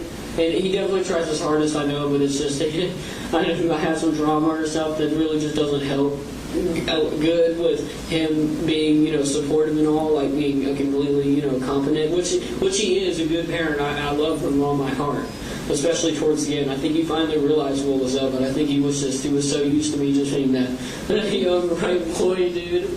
That young what? The young, right, innocent boy, and so quickly just had these things that just, the trauma just recludes me to the state of just, I don't even know what I am, dude. A fucking monster.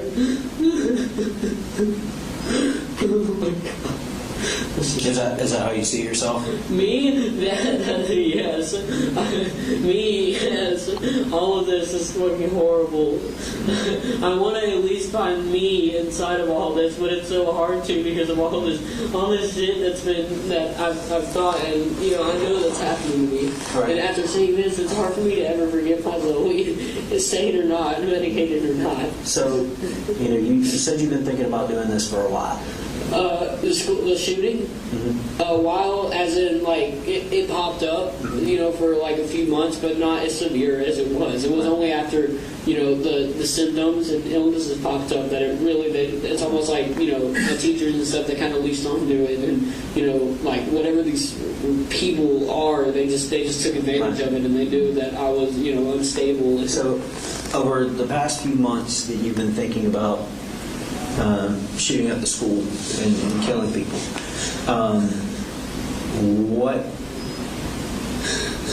what made it today? Today, I was told via waves, I don't know, it was something that I know I heard, and it was a multitude of people, that it was going to be sometime soon. It was either going to be possibly today, tomorrow, it could be this week. I didn't know, and I was scared. And that kind of formulated into like I wanted to get help, but and like I said, with that, it was just formulated into them saying you should do some fucked up shit like this to try to deter them. I don't know, not. It's kind of weird because not like Whisper specifically, but just the teachers, because I know like them and some like. Have you talked to the school counselors here about the voices that you hear? I have once. I went like a week ago. A week ago? Yeah. What did they say? She just called my parents and just kind of listened. She didn't really give me much advice, but she did say it take as long as I need, like if I feel unstable, which I did, and I'm glad I took that route. Did you tell her that you felt unstable? Yeah, at that time, and that's when it just. Do you remember the counselor that you talked to? I know she was African American. I don't remember though. Okay. African American. So there wasn't it was the voices that told you today was the day. Not only that, it was like kind of a 50-50 possibly. From what I can gather from it was that, and the teachers, whispering subtly and having like, and having people like inside the classroom. When you went to go talk to the counselor, did you tell the counselor about the teachers? Yeah, I did. I told her that I also told people online that I thought my teachers were plotting against me. Now, obviously, tried to calm me down, but I know I'm not insane. I know they were. When you have stuff like that goes on, it makes you resort to shit like this, and it's pretty obvious. Remind me what the teachers were saying to you. The teachers were saying that it's coming, like the day it's coming, that we're going to take you and hurt you. And also, I think they were letting the kids in. Oh my God, I'm sorry, dude. That is horrible, man. I just have these voices. The family members? You said some of the voices were family members. What were the family members saying? They were saying that it was for the best and that I needed to do it. And for a while, I knew not to just deter it away. But who were the family members' voices that you were hearing? I couldn't make it out, but I knew they were familiar, so I kind of automatically assumed. Okay. I know if it helps at all, I kind of like talk to my auntie a lot because she has bipolar and schizophrenia. So I know it's just I like talking to her as a way to cope with it.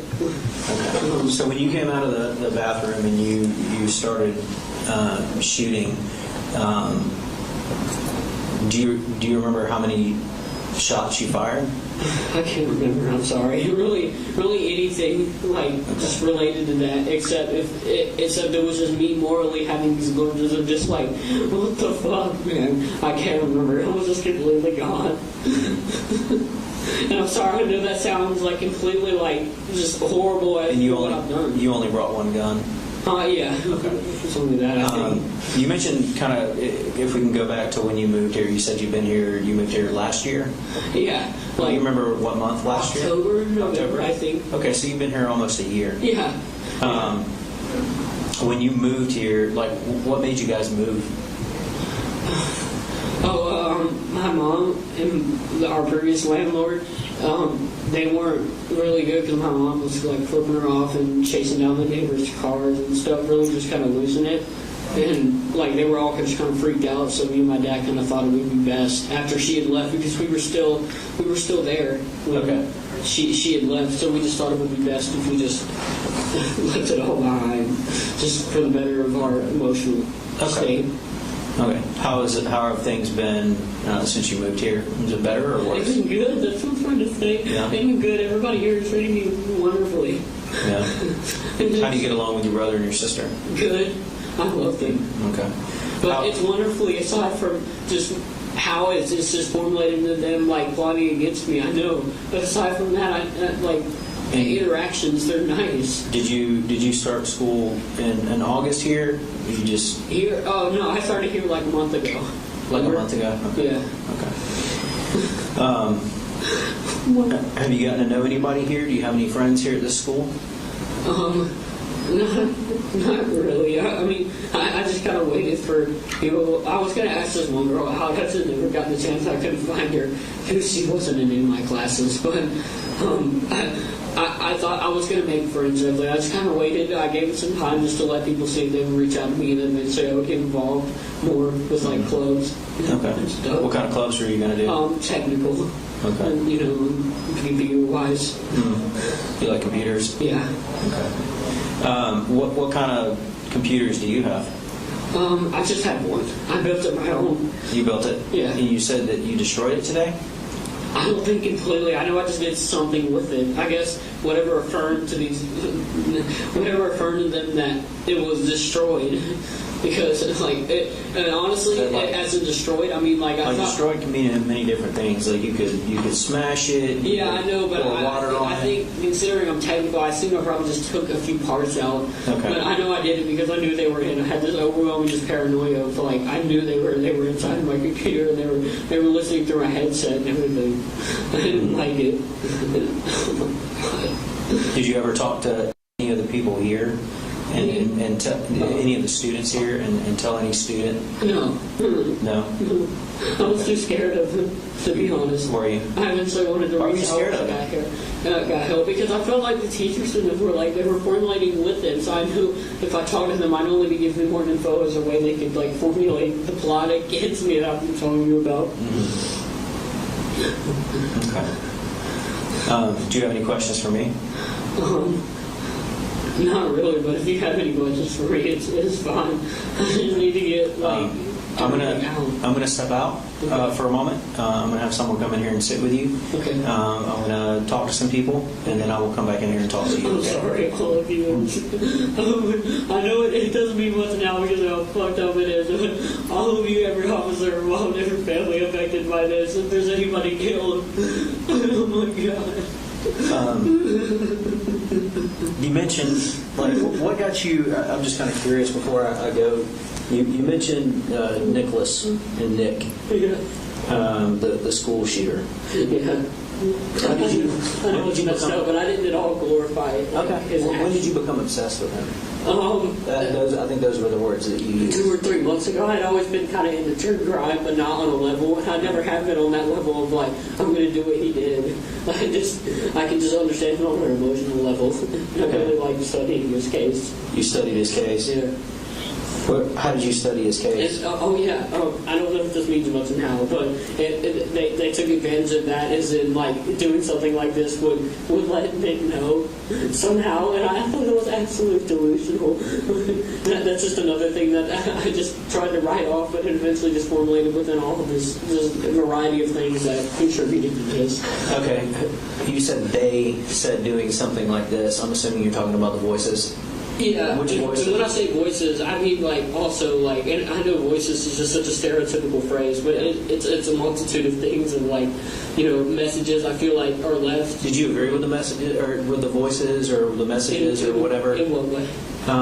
That doing something like this would get back to Nick? No, for the longest time I didn't. I tried to hold it off. Okay. But eventually they just sent me into this like just complete just state of just gone, just psychosis, and it just. So when the voices tell you to do something, do they tell you? Have they ever told you to do anything else? No, not really. No, not really. Suicidal just kind of came from the trauma and just Okay. So suicidal, is that?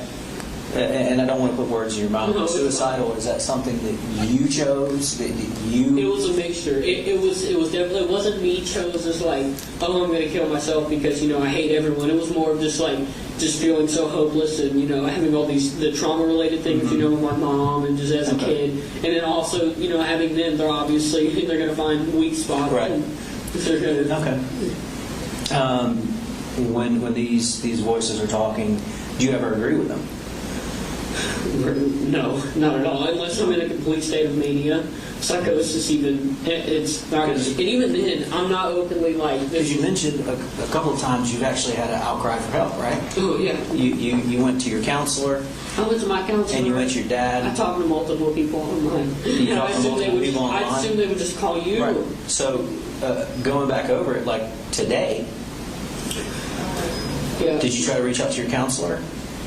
I was on my way, yeah. At that moment in that classroom, I knew things were just getting really bad, and I felt like they were really, like, today was the day they were going to do something to try to attack me, and I was on my way. And I brought my book bag and everything, and, I was going to go in there, and I was going to show her the weapon that I had, obviously, like, please, get this away from me. I don't need to be doing this. It was just like at that moment. When you shot students here, was that in the counselor's room? Or around the counselor's area? No. I can't remember. I'd assume it was just here. Okay. Was it closer to your second period? I think so, yeah. Okay. Because the police response, I assume, was quick.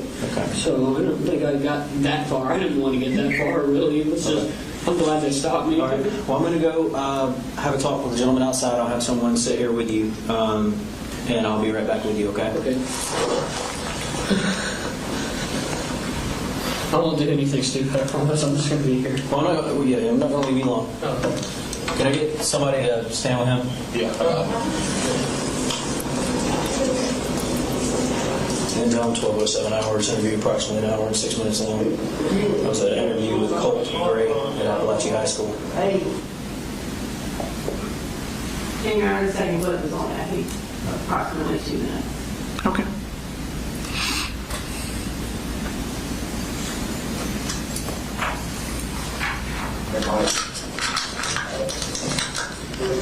Twelve 23 hours on September 4, 2024. Hey, Colt. So I just got a couple more questions for you. Do you remember where the bathroom was that you came out of? I think it was on this hall. You think it was on this hall? Yeah. Okay. What does your book bag look like? I think it's black. You think it's black? Yeah, it's black. How sure are you that it's black? I think, yeah, it's black. Okay. And why do you think the bathroom is on this hall? Because I'd assume it was. I mean, I don't know how it would gotten. I'm not sure what happened. Is there anything in that book bag that could hurt anybody else? No, sir. No, sir. You're sure? Yes, sir. Okay. All right. No sharp, no bombs, no nothing. Okay. We'll call to this time. Actually should be open. At this time, you're going to be placed under arrest, okay? Yes, So we got a transport unit that is coming to pick you up. Yes, sir. We are still trying to figure everything out. Yes, sir. And I'm going to come explain to you exactly. Right now, I don't know all of what you will be charged with. Okay. But as of right now, you know that it's illegal to bring a gun on school property. Obviously, it's illegal to shoot at people and to harm them. Yes. So right now, you're being placed under arrest. Okay. Yes, I understand. Okay. So we're going to get you transported. Okay. Is there anything else I need to know before you leave here? No, I don't have anything else on me. All right. I'm going to be contacting your dad, and I'm going to be talking to your dad. Yes, sir. Is there a message that you want me to give your dad? Tell him that it wasn't his fault. Tell him that it wasn't his fault? Yeah, no charges pardons. Okay. I'll tell him that. Okay, thank you. Is there anything else that he needs to know? No, I think that's the main thing. The rest should probably be better off getting from y'all. Okay. I'm going to go check and see if we got a transport unit here that can take you. Okay. Do you have any other questions for me? No, sir. Okay. Wherever you are going, I'm eventually going to come there and explain to you what the next steps are, okay? Yes, sir. All right? I understand. No.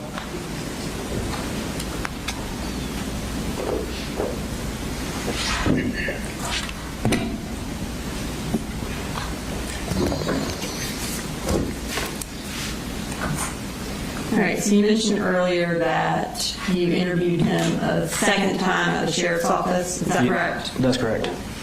Where did that take place, that second interview take place at the sheriff's office? That was done at the Criminal Investigations Division in an interview room. And why did you take him to an interview room? What was the purpose of that? So we could have it video and audio recorded, have the interview captured that way. And did you video and audio record the interview in that room? Yes, ma'am. Do you also use a handheld audio recorder as well when you're in the interview room? I do. Anytime I'm conducting an interview, I will record it, if we're using our interview room. In the event, anything can happen with electronics. So in the event that something does happen with the electronics, I will have a backup copy. And for this particular recording of Colt Ray's second interview at the sheriff's office, did it video record the entirety of that interview? Not the entirety, no ma'am. But did it audio record the entirety of the interview? Yes. About how much of the interview is only audio? I believe there is approximately an hour and a half that is audio recording, and then there is roughly about an hour that is video recorded. Okay. And for Exhibit 340, which is the interview with Colt Ray at the sheriff's office, is the entirety of the video recording on that in that exhibit? Yes. And then after the video recording ends, does the audio recording pick up? Yes, ma'am, it does. And have you had an opportunity to review your interview at the sheriff's office? Yes, ma'am. And is it a fair and accurate recording of your interview at the sheriff's office with Colt Ray? Yes, ma'am, it is. Okay, Your Honor, this time I'd like to introduce an evidence exhibit 340. It is in one clip with the video recording at the beginning, and then when the video recording ends, the audio takes over. Charlie? No objection, just because given the length of this, do we want to take a brief break for everyone before we start this? If you want a break, I'll take one. I think that would be pretty good. All right, we'll take a short recess.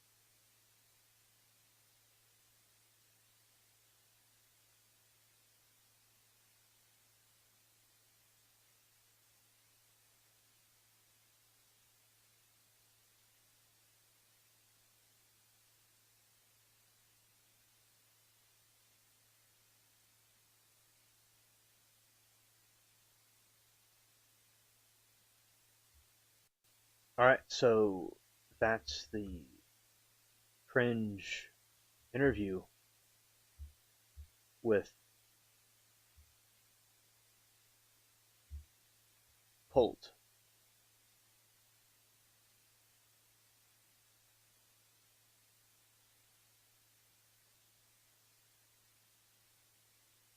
Yeah, so chat, if you have any voices, be interested to know what the voices in your head are saying. For those that are listening, because the voices must tell everybody something different. And I guess sometimes they get impatient, get out of hand with certain people, and start saying things that are off the wall. But some people might hear a voice to laugh or to go to a pool. I mean, everybody's voices are different depending on what package you get. So, but it's glad that interview was over. It seemed very disturbing that he blamed everything but himself.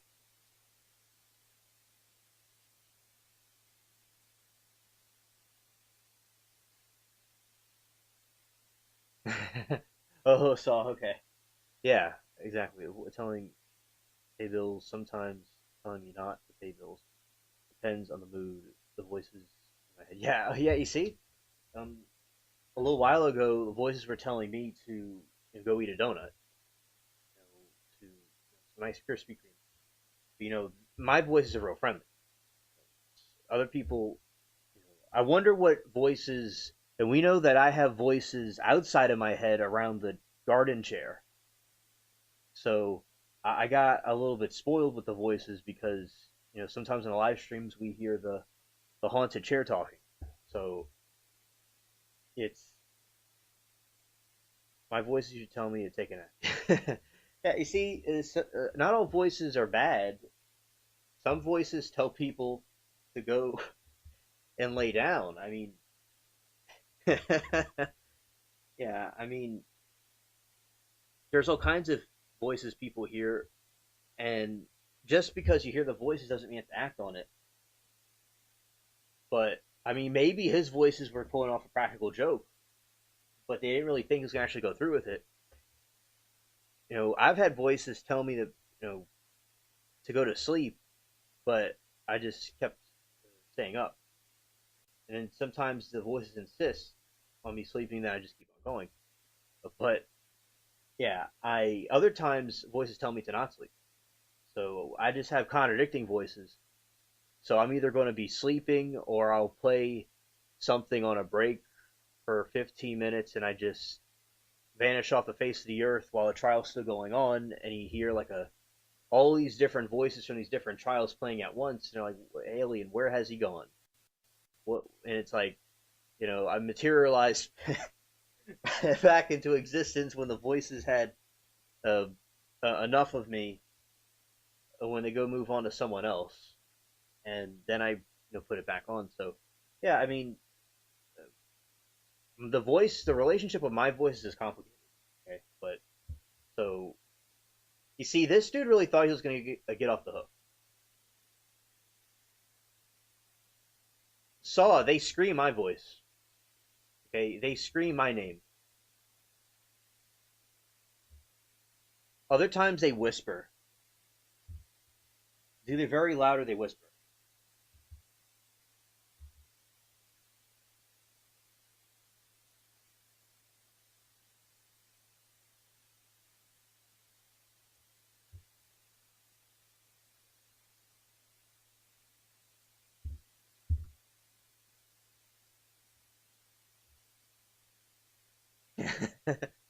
Yeah, and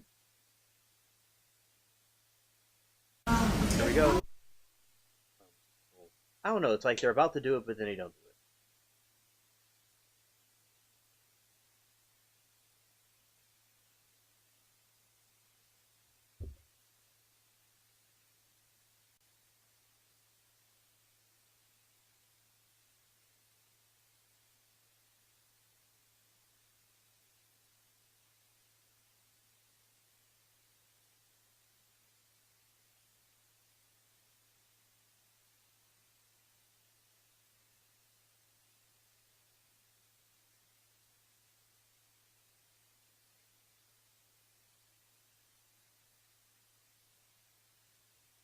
So anyway, so that is, some facts about voices. Sometimes with me, they speak loud, other times they whisper.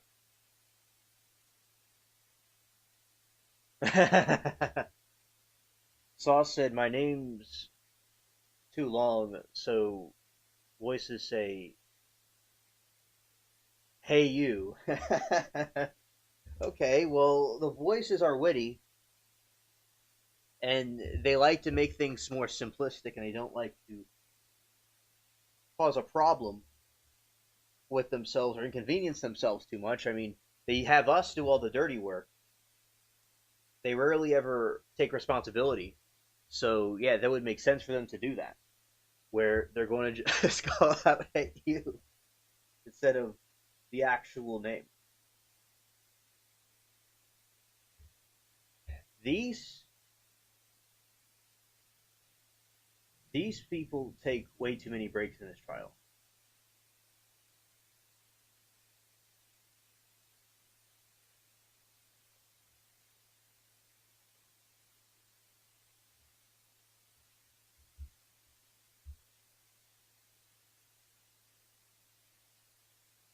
Yeah, long-winded names. Let's be nice to the voices in our heads, because if we hear any voices that are too bad, we might get scared.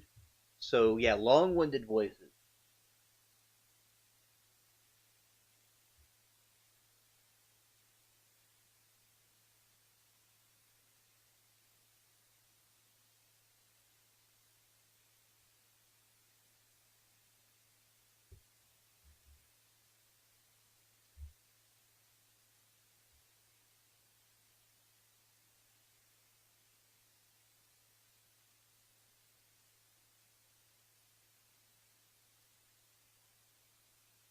Yeah, it's like everybody in chat, like we all agree that it's like,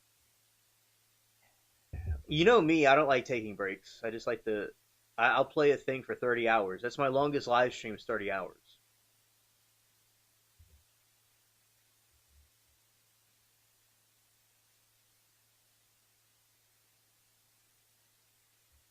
And here we go.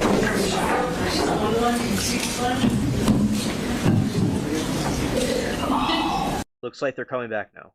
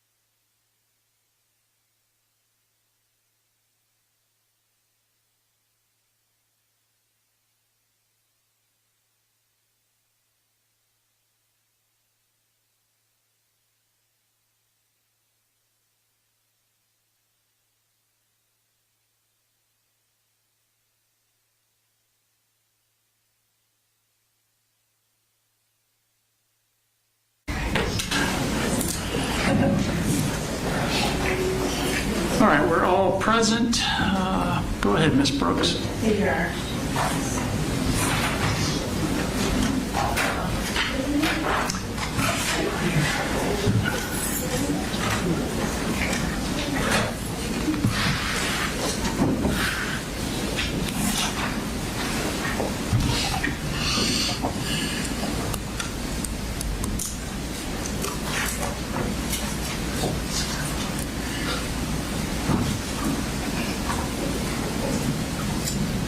And I don't recall if it was admitted, but 340's admitted, no objection. No objection, no objection. Can I introduce myself again? Okay, in case you forgot my name, okay. I'm the investigator Smith, I'm with the Bear County Sheriff's Office. We'll find out person. I'm sorry, it's a little difficult to hear, Your Honor. I think we have it all the way up on our computer, so I don't think we can read it any louder. I have just given it almost all I've got. So I wanted to, I told you I'd be talking with you later. Give us that. Before I do again, Under arrest, and you need your rights, okay? Same thing black guys, alright? You have the right to remain silent. You can say, and interview commission report the law. You have the right to talk to a lawyer, and the president of you, or you can question. You know, for our lawyers, and you have to see the president, if you have a question, you can do it. You can try at any time, you have to try to be right. I answer any questions, so, you understand your rights, I was finding you. Having your rights in mind. You have to speak right now.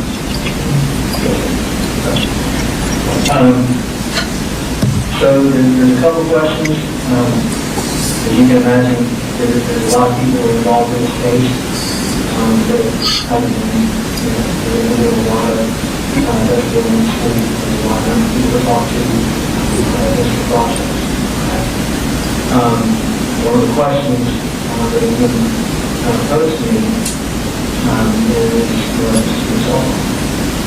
Okay. And earlier when you said earlier, you said that your cell phone, to the best of your knowledge, was in your back. Is that correct? Okay. You know, in order to kind of help us with the timeline, and kind of went over that earlier this morning, in order to help us with the timeline, phone people have provided a letter that we want to access and belonging to want a call, a text message to be made, helps us determine, you know, what the day will like. And one of the things that we would like to do is process that phone to help us establish the timeline. Do you want to give us your passcode to your phone to help us access it? What would that be? Right.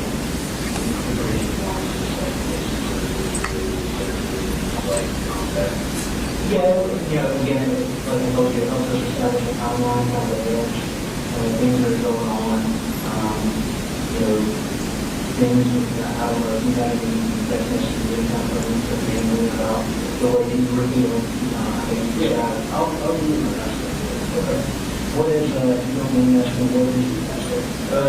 My passcode is like, it's like, 8 hours, it's like, 3 rows of 3 pounds, right?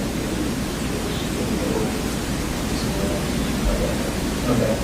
The middle thing, L. Okay. So the part of L faces to the left. Yeah, so, like, let's say,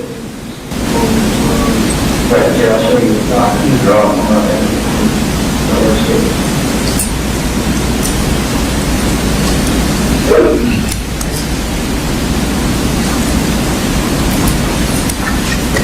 And that, those are the dots that you just got there and that right there.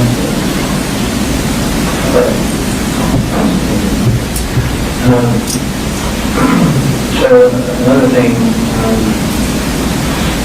that I kind of wanted to talk to you about is we have done a certain amount of house.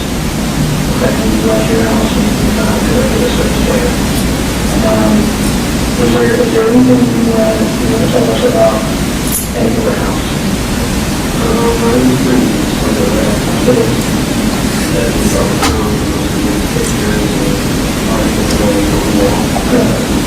You said you did. Is that regular series? Okay. And why do you have this picture? I want to know. He was in such a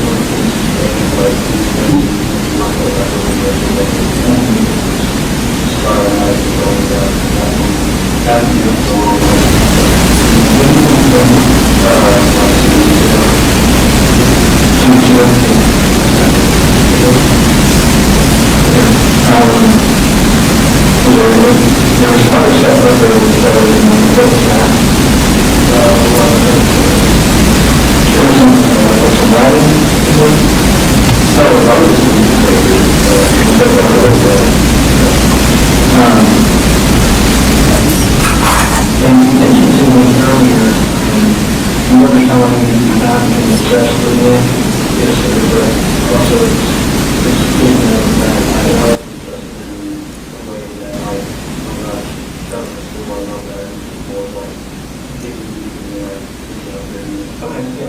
Tell me a little bit more about that. What made you want to maybe be a little bit better? Well, like I said earlier, I also do crimes, researching, whether it be serial killer, another guy, out of him. And so, that's all I got. There's a lot of objects that that way. And how did you go with the neglect from the overseas of not having anybody there, the price for help.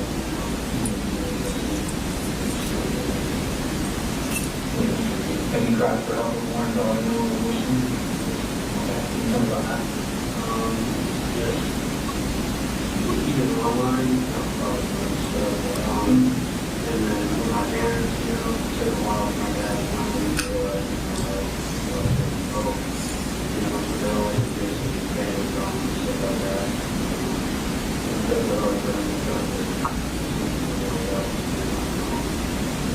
what kind of red flags do you think, what a red flag is?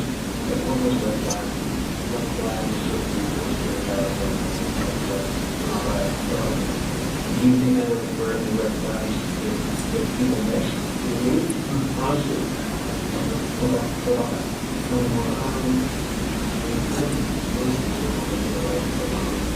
for me, it was probably just the next step up, like you start putting today, so we start over it up.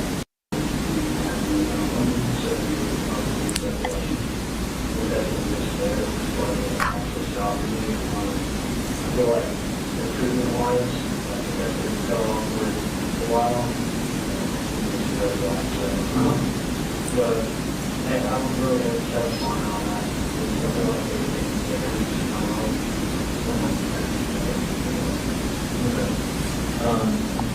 Sometimes in cases like these where there's shootings or whatever, physiological effects on human body. You read these things on that, or you know on that. What adrenaline does, kind of how shortly after this thing happened, there's a thing you said you remember earlier today. That you kind of walked over with a little bit a timeline of being at you said you remember telling me that you hadn't slept in the last day. You said, yeah. So it was also that everything ties to what you like almost a blackout. Instead of like maybe that's up there. What you, my grandma and my mom agree that I had a key reason so that was super great. But most of that, like, I feel like I was not all there for you or, listen to action. Did you kind of going back to that timeline when you got into school this morning, you mentioned you wanted to go look for your father. Between the time we talked this morning and now we were really it was actually really funny. I mean, like at that point it was just so like I don't know where to stand inside, but like you kind of see the documents themselves in yourself, and that part was I definitely got an employer I thought it was full time box, but I know it was some kind of box that was a lot so okay. Okay. Do you happen to remember if that was inside or outside the house? One of the two. I know sometimes that's still outside, so it might have been outside. Okay. And you mentioned this morning that you went into the bathroom. Thinking the time that you exited the bathroom and the time that law enforcement was contact. Do you have any more to come back to you about barely? Like I said, most of the ones I've been to already, mostly like, but it's so much that it's all the emotions, like you mentioned, the natural uncertainty, or like like that, mine are not important. Like I like all I always remember is just hearing, yelling, obviously, coming from the police, down the hall, and, around. And I know there was gun, smell like gunpowder, so there. That's just kind of like over there.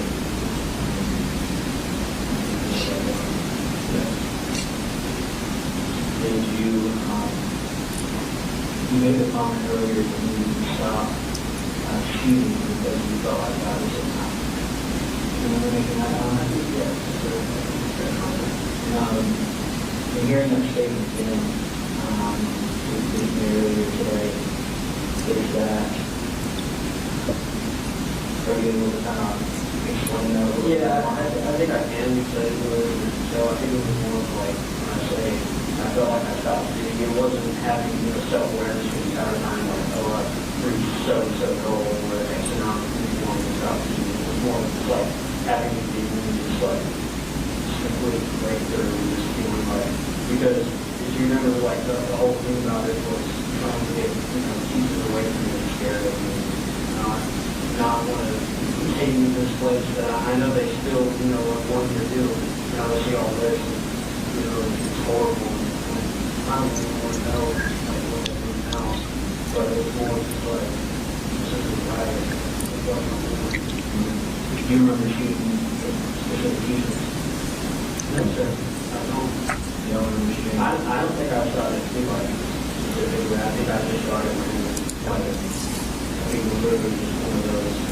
Coming from my like assumption on, the other perspective that I'm listening to, like, I assume, about how many rounds you shot people. Not really. I mean, it felt short, definitely, because that's just, really like this, definitely come back to pretty slow, like that. So, in your, how many rounds with a firearm hold? I think magazine was, I don't know how to grab the magazine. I know two of them were pretty big, so I assume they were high capacity. So you reload? They use when they reloaded. How many magazines? Do you know how many magazines you brought with you? You want to say grab them out of the grab one, two or three, maybe. So those magazines loaded or unloaded? I think they were loaded. Yeah. Like, okay. When you say pieces start loaded? My dad. Okay. Not usually, but we were planning on going to one more year on. So we were already kind of, talking about that. So, we'll load stuff up and that's awesome. We were going to see if we could get one of the magazines. At least great. Of course, these big homes in this size, so we got the all of that. One magazine, whether they're bad or, do you load any magazines? I mean, you grab whatever you grab is part of the arm. Firearm? No, I don't think it was. I think we remember like talking about what kind of would you do that in the bathroom? I think that's part of you getting ready. I think so. Okay. Do you know what kind of rifle it was? I said it was on the stick because I have a big gun nut on the sidewalk. But I think it was the stick. It was one there right there. There was all three markings.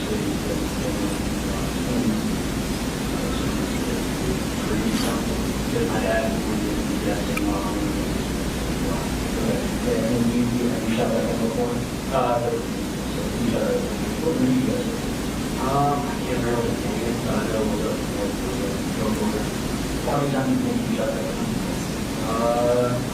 I've gone personally, I've gone through 200 rounds, like, target practice.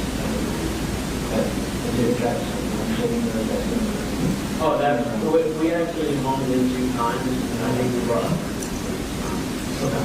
Have you ever shot any other rounds? He had a 45. I think he had a 45, but he swapped for a 9mm. He still has 40. I shot all 3 of those. 45 years and had this experience. Where did you leave those at? That was a pretty good range. I mean, I was thinking of those.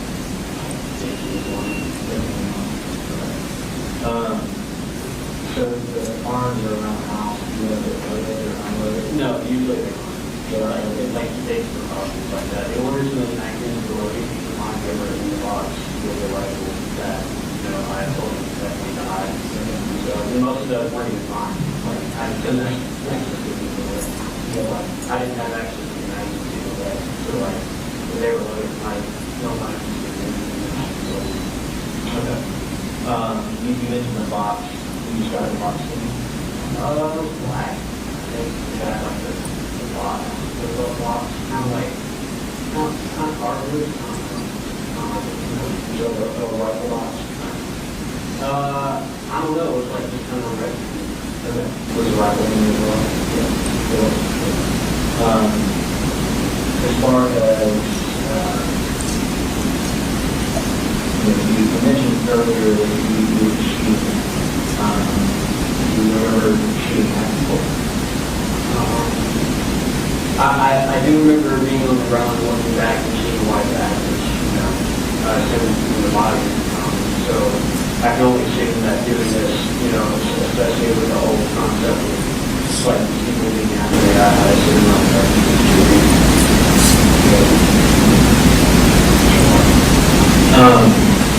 whether it be a hurting or just so part of your attention that I can't say for sure because you need to keep in mind that throughout that entire what's the worst thing the voices were saying more things along the lines of, and I say voices is more just like in your auditory, like whispers kind of that it's not like constant, but whenever any systems are going to mix together, maybe it's just kind of like really like intrusive thoughts and stand on that. Have you heard the voices since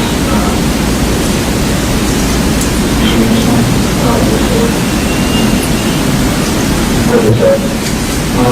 Just like coward, coward, I don't know.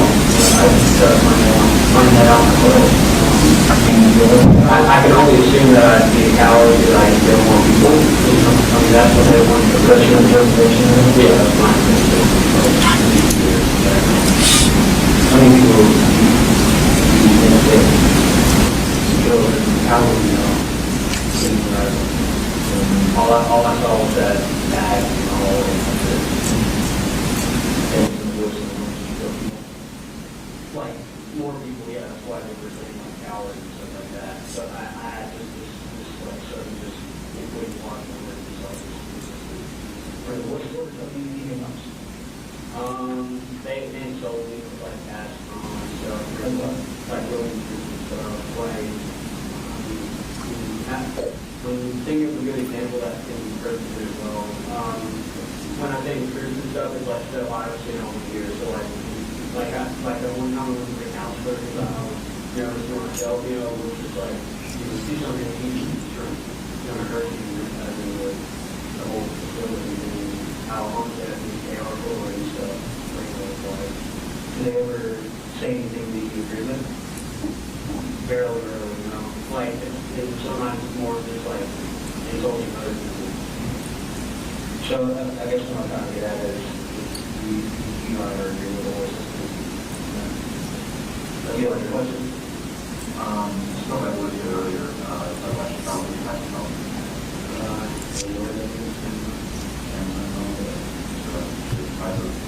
I think it was 8 years, but it's 12.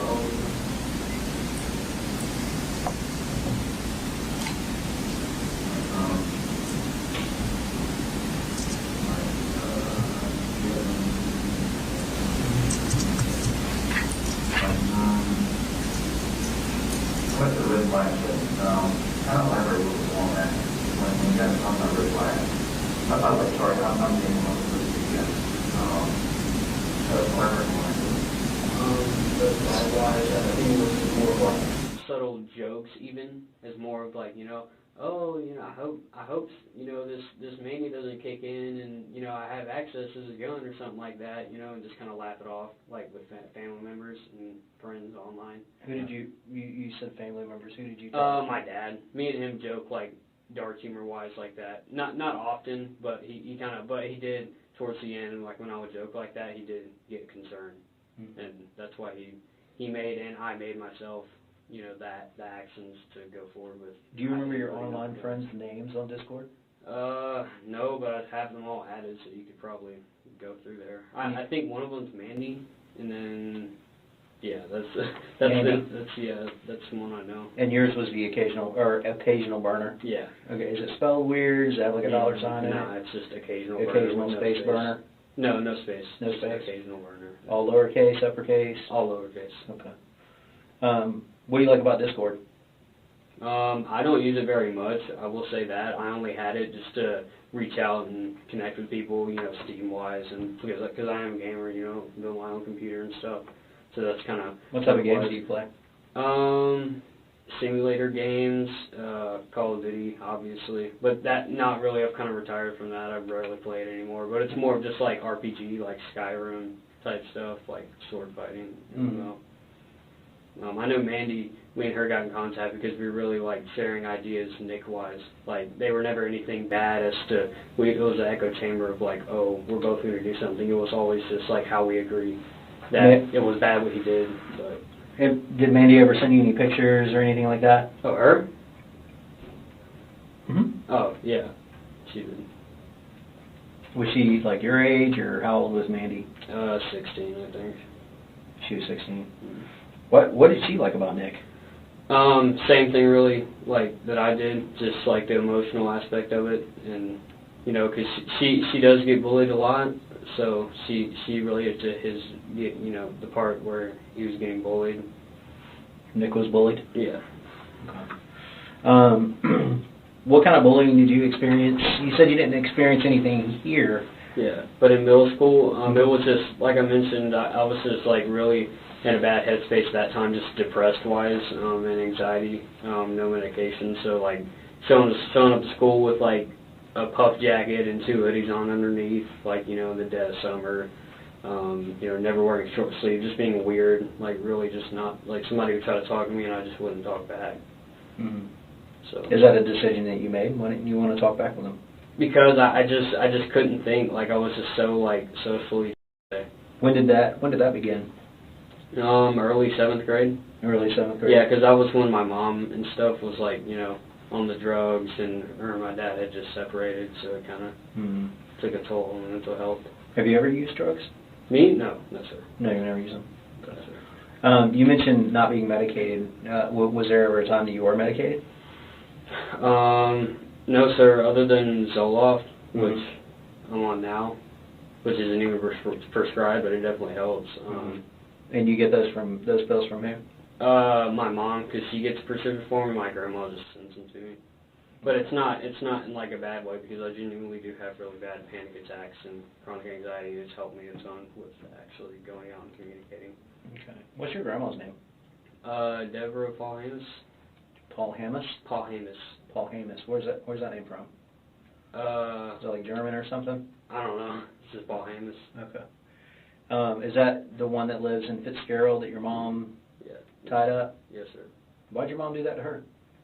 I mentioned earlier to you that she wanted my grandma to drive her up to us, and God knows what she wanted to do, but my grandma denied, and so she did that in return. Okay, so your mom wanted your grandma to drive her up here, and she said no, so she taped her up to a chair? Yep. And she wasn't. What did you think about that? I hated it. She took a picture and everything and sent it to all of us. It was, What'd you very say traumatizing in the picture? experience. Nothing. It was just a picture of my grandma tied up, and she had been there for like a day, you know, so she had like stains and stuff all on her pants. It was really nasty. It's sad to see. Yeah. This Mandy girl online. How long have you been talking to her? Like 2 or 3 weeks. Okay, that's it. Yeah, I think so. And I know that looks bad, leading up to these events, but as far as her influencing me, no, not at all. No, I'm not saying that. She was simply just a mutual online friend. Right, and you guys connected over Nick, so what did she like about him? She just liked, I think it was more like the relation. She liked how he looked. She found him attractive. But it was more of like the relation emotionally that I think really made her like him. Was there anybody else that you connected to on Discord?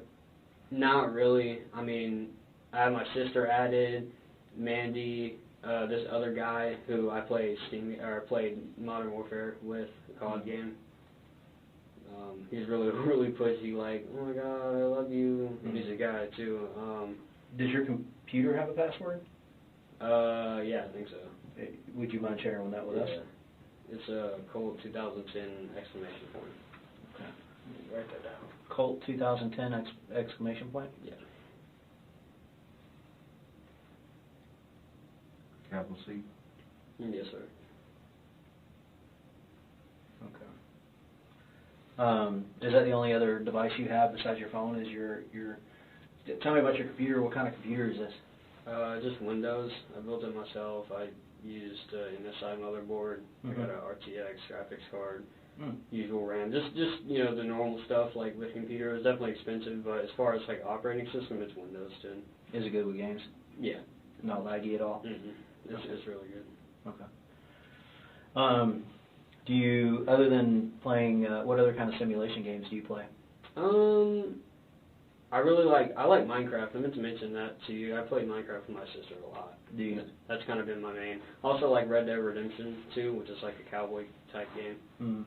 Open world. Definitely like open world games. Okay. You ever play video games with your dad? No. I tried to get him to, but he just couldn't get the hang of it. And he's a lefty, so the controllers, like... Well, they make lefty stuff. Yeah, they do. I should get him. He just wasn't into it? Yeah, I could tell. He was just so caught up in being like, oh, I'm so bad at the game that he just kind of gave up. Okay. You don't have any tablets or anything like that? No, sir. No tablets? No, sir. Okay. Anything we need to be concerned about in your room? No, sir. Okay. Sharp objects, bomb-wise, no. Okay. You have anything else? So what? Again, I'm new here, so kind of help me understand this right here. When you said that you were shooting at random, you were kind of like, I guess, having like a out of your mind experience, out of body experience. Or yeah, something that's like what I mentioned to him, that it was in relation to that. Like, not for me, it wasn't directly like looking down at myself or something while doing it, but it was more of just kind of like a psychosis stage of like blackout, because that's an actual thing that people can have, and they just completely, just lose it. And then when they come back, they've done something horrible, such as this, or they've been subdued and admitted to a psych ward, which I wanted to do very badly. Has something like this happened before, as far as like blacking out? Not to this level, but it's definitely happened. Like, I've said stuff to my dad, like I would never say normally. Is that when you like get mad? Not necessarily mad, but it's like the smallest things. I'll literally say the most messed up like shit. It's not necessarily him like triggering me like. So how are you, I guess, enlightened as to what you had done, what you did? Like, how do you learn what you did? Like I mentioned to him that it was more of just like the reality of the situation. I was obviously on the floor for quite a while, so I kind of got the gist, and hearing police chatter and stuff like that, looking back and seeing like the bag, that kind of led me to the correlation that I had obviously heard people. Well, let's back up to the situation with your dad. Did your dad say, hey, what's going on here or something like that? Did he kind of say, hey, this is what you're doing? What do you mean this is what? The situation where you were saying things to your dad where you said you normally wouldn't say those things. Yeah, but it was more of on the lines like he knew I still had some part of me left that I would be able to control myself back. But to the degree that happened today, I don't think that he was necessarily prepared for it, because it had never happened like to this level before with him at the house. So at what point did you just kind of, lose consciousness, so to speak?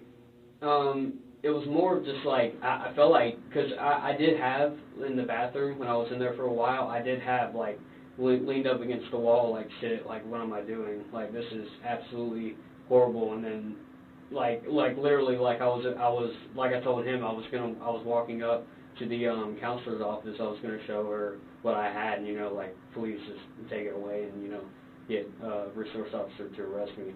But I just turned into the bathroom, and by that point, it was just completely gone. Once I had gotten into the stall. So that is what I'm hearing. There are moments of clarity. Yes, sir. Okay. All right. So walk me through all right. So this happened around 10:20ish.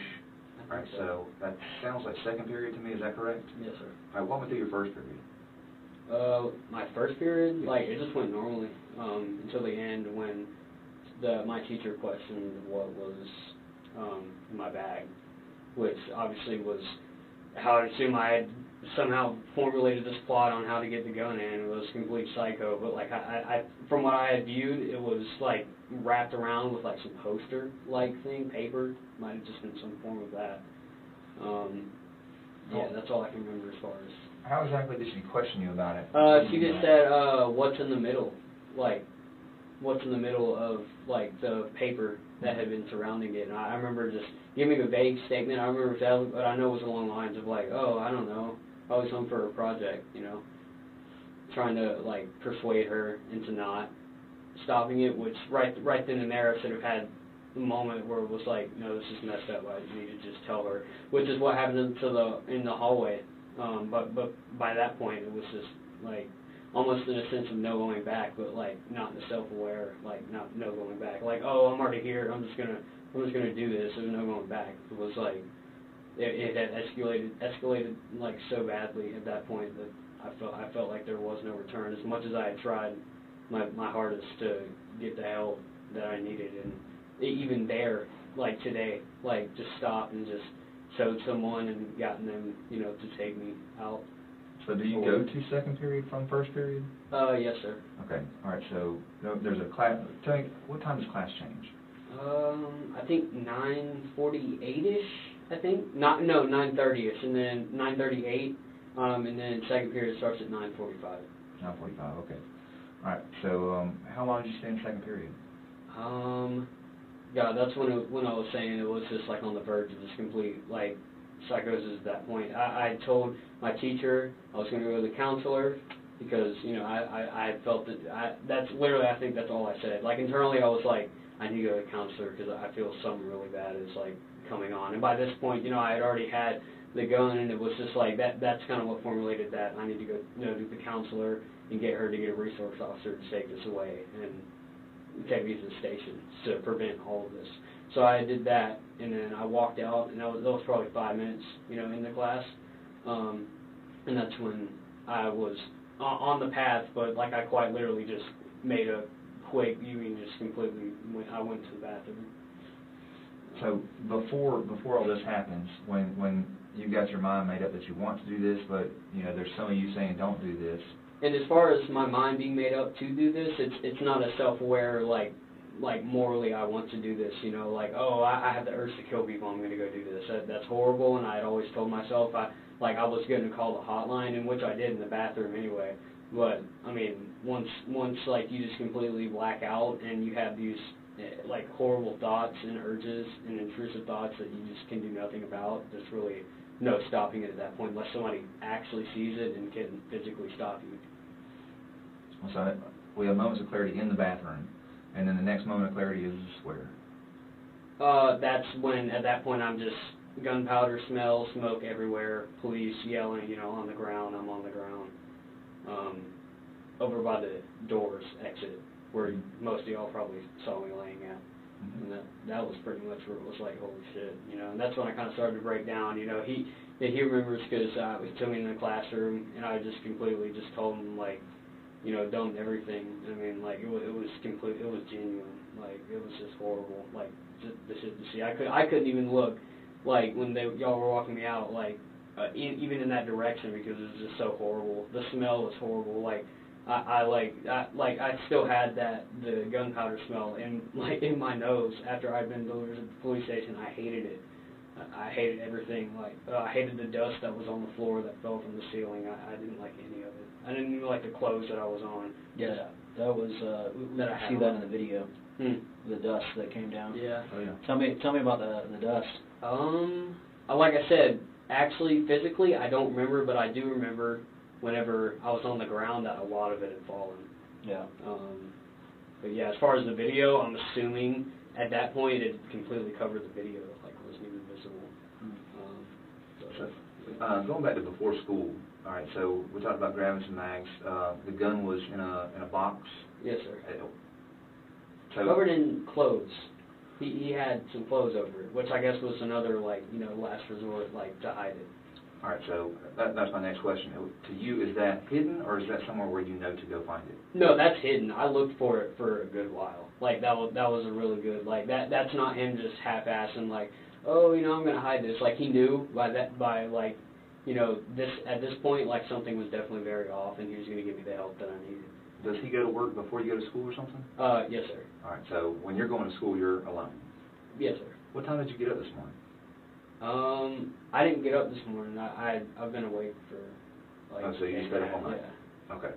So... it was just, that was most of that just stemmed from the sheer, fight of just trying to fight off this urge and this bad... So once your dad left for work, is that when you started looking for the gun? Yes, sir. What other, preparations did you make? That was pretty much about. I remember just grabbing whatever thing I saw that could somehow conceal it. Which at that point was just horrible because somebody even thinking along those lines. Which in this case, I'm assuming was paper from what I can recall vividly. Paper, a poster maybe it was wrapped around it. Where'd you get the poster from? I think it was just lying around my pink house. stuff on it. Yeah, it's just in my house. I just picked it up. Is that something like your sister made? I don't know. I didn't look at it. I just wrapped it around because the outside was white when I did that. You did that? I found some yellow gloves in the hallway where he was laying at. Did you put yellow gloves on? Those probably are my gloves, but at the time, I definitely thought they were more purple gloves. But yellow gloves, I can't think of who else's they would be, so I obviously assumed that those were the ones that I had taken. Wow, why would you put on gloves? I don't know. I told him, we actually questioned about that. Why would I do that? I can only assume just as a thing because we were talking about separation is me from that. But at that point, I don't think I had that much just self-awareness left to even think of something that could possibly help, which was that separation. I think it was just simply gloves. I can think maybe. Honestly, I really don't know. Maybe the heat of the gun. Maybe that's what they were thinking. I don't know. You shot the gun before, so yeah. You know that putting 100 rounds through it. It's gonna with the guard. I forget what they call it. The hand guard on the specific SIG model that I have. He took really quickly. That's the only downside from what I've seen. What do you mean he took really quickly? Heats up. Oh, heats up. Yeah, you put 15, 20 rounds through it. That's why most people get a grip on it. Yeah. And you said you do not remember what range you guys shot at before? No, I think it was some guy's name and then the range. It was Charlie something maybe. Charlie. I'm pretty sure. Huh? Charlie Elliott. I think so. Yeah. You could just probably search up local ranges and write it out. Maybe a 40-minute drive from here. I think so. Yeah. Okay. Almost an hour. Your computer. What type? You said you played COD and stuff like that on your computer. Yeah, COD, RPGs, MMOs, open world games. Is there anything else I need to know about your computer? No, that's pretty much about it. I mean, really, I only use that specifically for gaming. All archiving stuff, Nick pictures, I straight up just put that on my phone, which I can probably find in my camera roll. But the computer in and of itself was usually just for music and gaming. Is there anything,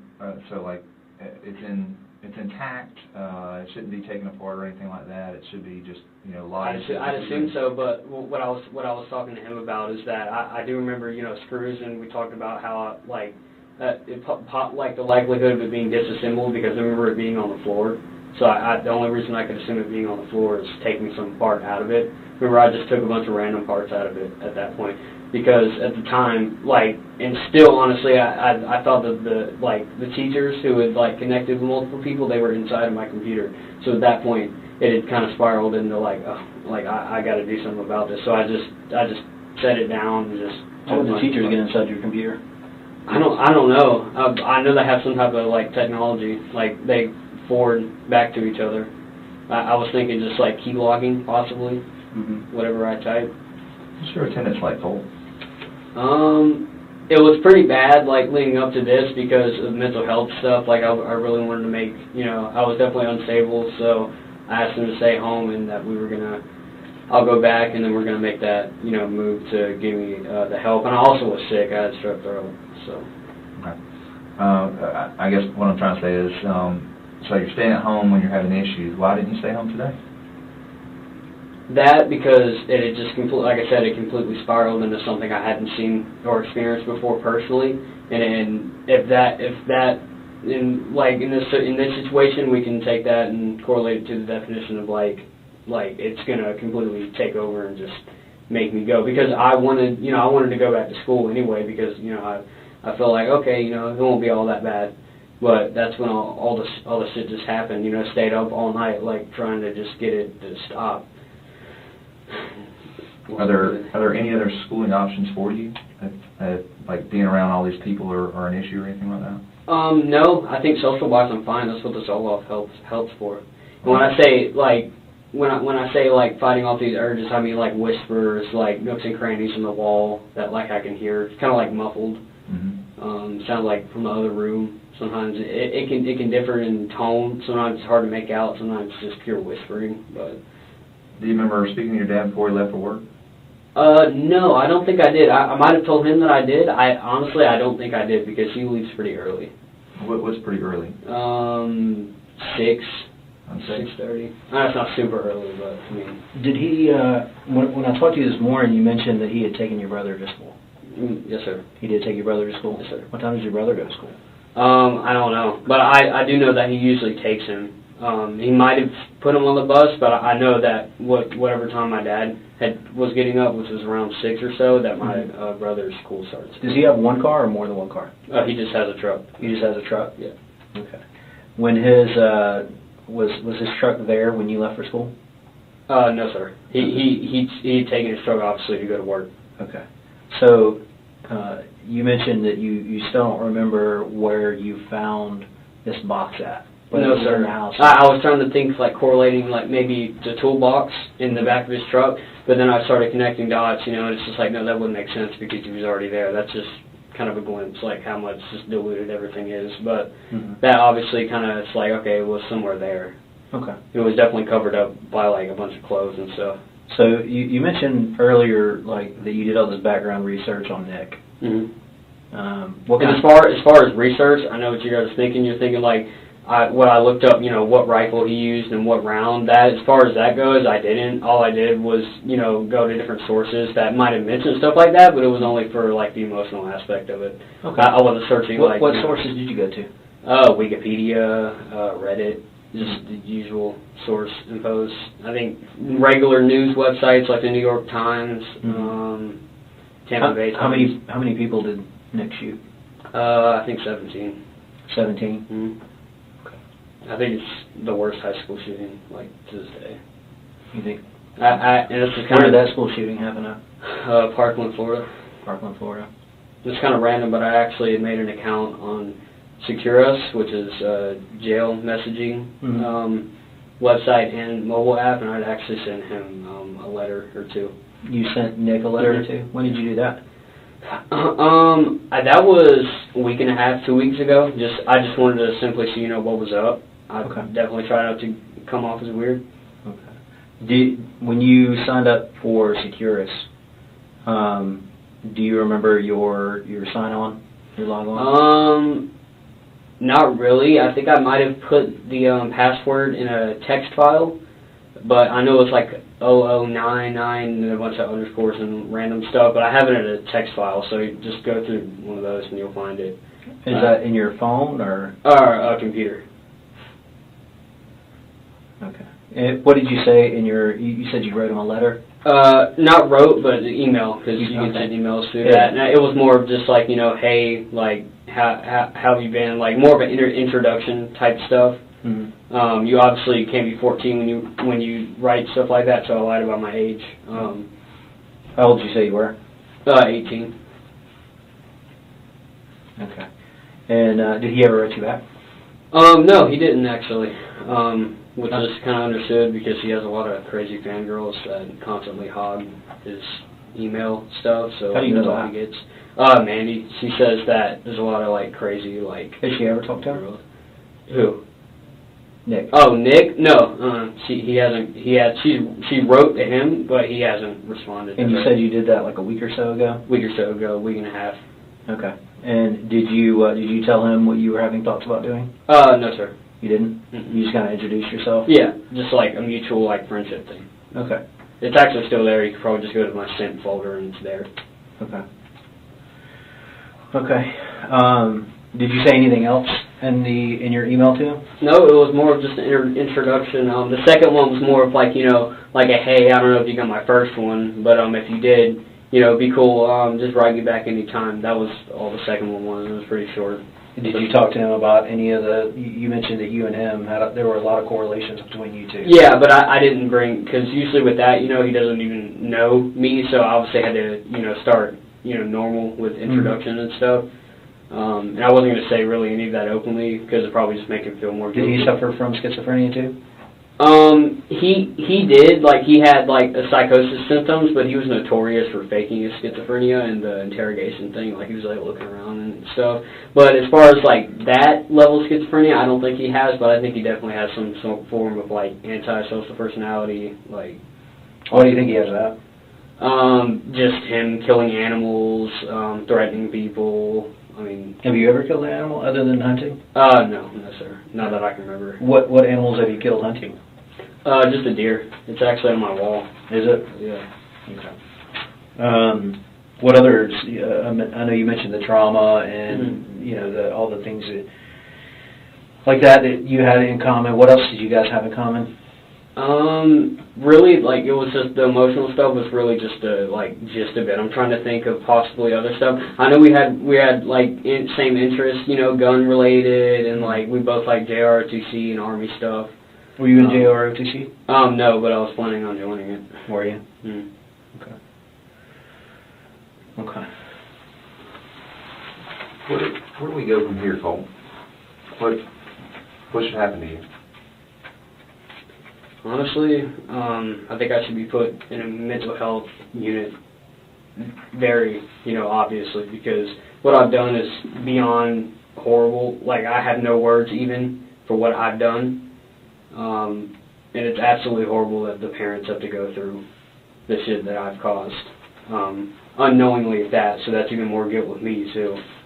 As far as what I should do, I mean, I definitely, now that it's over, it's just like, so many things running through my mind. It's like shock and, confusion as to why, I did this, and, definitely having to give you guys info, obviously, so you weren't left in the dark. As far as what should happen to me, I mean, that's my personal take. I know you guys are a lot more formal when it comes to this stuff, so you guys probably know. But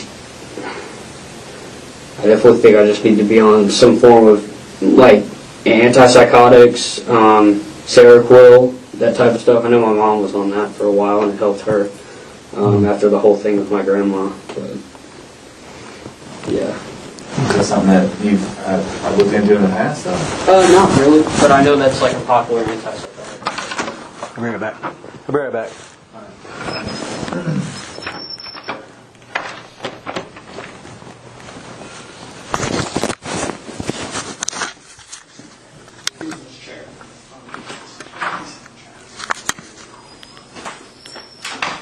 In time, 1916 hours.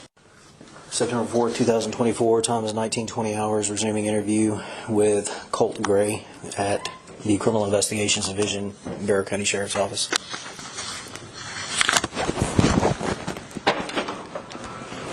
Okay, sorry about that. Like I said, there's a lot of different people that are involved with the investigation, so I just wanted to clarify some things, that you have shared with us. Now, you mentioned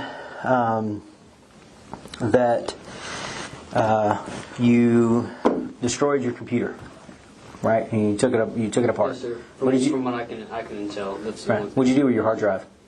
hard drive. I didn't have a hard drive. You never had a hard drive? No, like the disc hard drive. No, I never had a hard drive.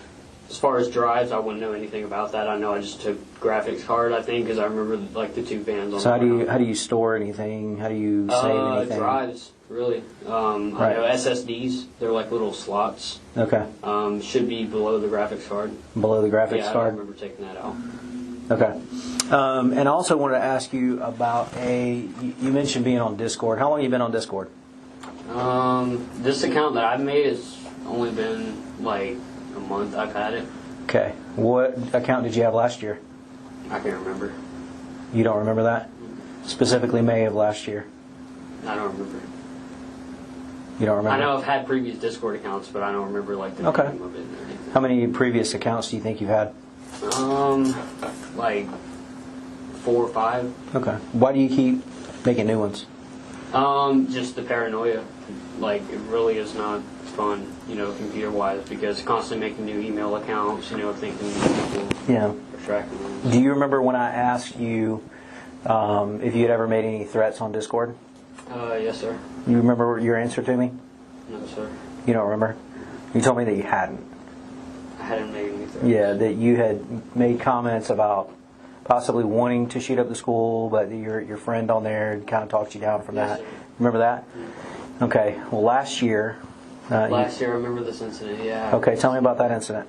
I was in a server that was revolved around true crime, and pretty much what happened was it got raided by, like, people. Raiding means, like, a bunch of people influx, whether it be bots or real people, and they spam stuff, and pretty much what they did, or at least from what I've had people tell me, like, on that past account, which I can't remember their names anymore, but they told me that pretty much they were saying they were going to, like, flash, like, report us, like, to the FBI and stuff, you know, for simply talking. What would they report you for? Me? I guess whatever else they would have, probably, like, planning to do something. Probably planning to do something? Yeah. I think you're right. You did plan to do something last year. It's foggy. It's foggy? Yeah. Yeah. You made a threat on Discord last May that you were going to shoot up a school.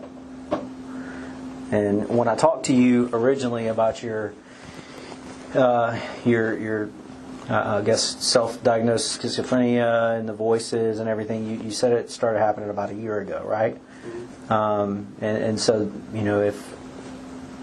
that would be around last year, but that's a little bit more outside of the time that you had claimed to have been. Yeah. Why did you, if you weren't experiencing the mania and the voices then? As much as I have that now, that time in and of itself, I was extremely suicidal and depressed. And I was in a very bad online community that revolved around true crime. So it kind of echoed back and just... So the recent threat that you made to Mandy about wanting to shoot up a school, and that was because of the voices. But the one in May wasn't because of the voices. The one in May was because of depression. Yeah, not only that, but if you were listening, like, the complete echo chamber of just, like, having that constant stuff feeding into an already unstable mind doesn't really mix well. Mm-hmm. And I knew I wasn't going to do it. Like, it was more of just, like, I liked the attention, because I had boasted about that, and, the attention I got, that was more. So it was also, that correlated a lot with it. I think you're right about that. I think you did like the attention.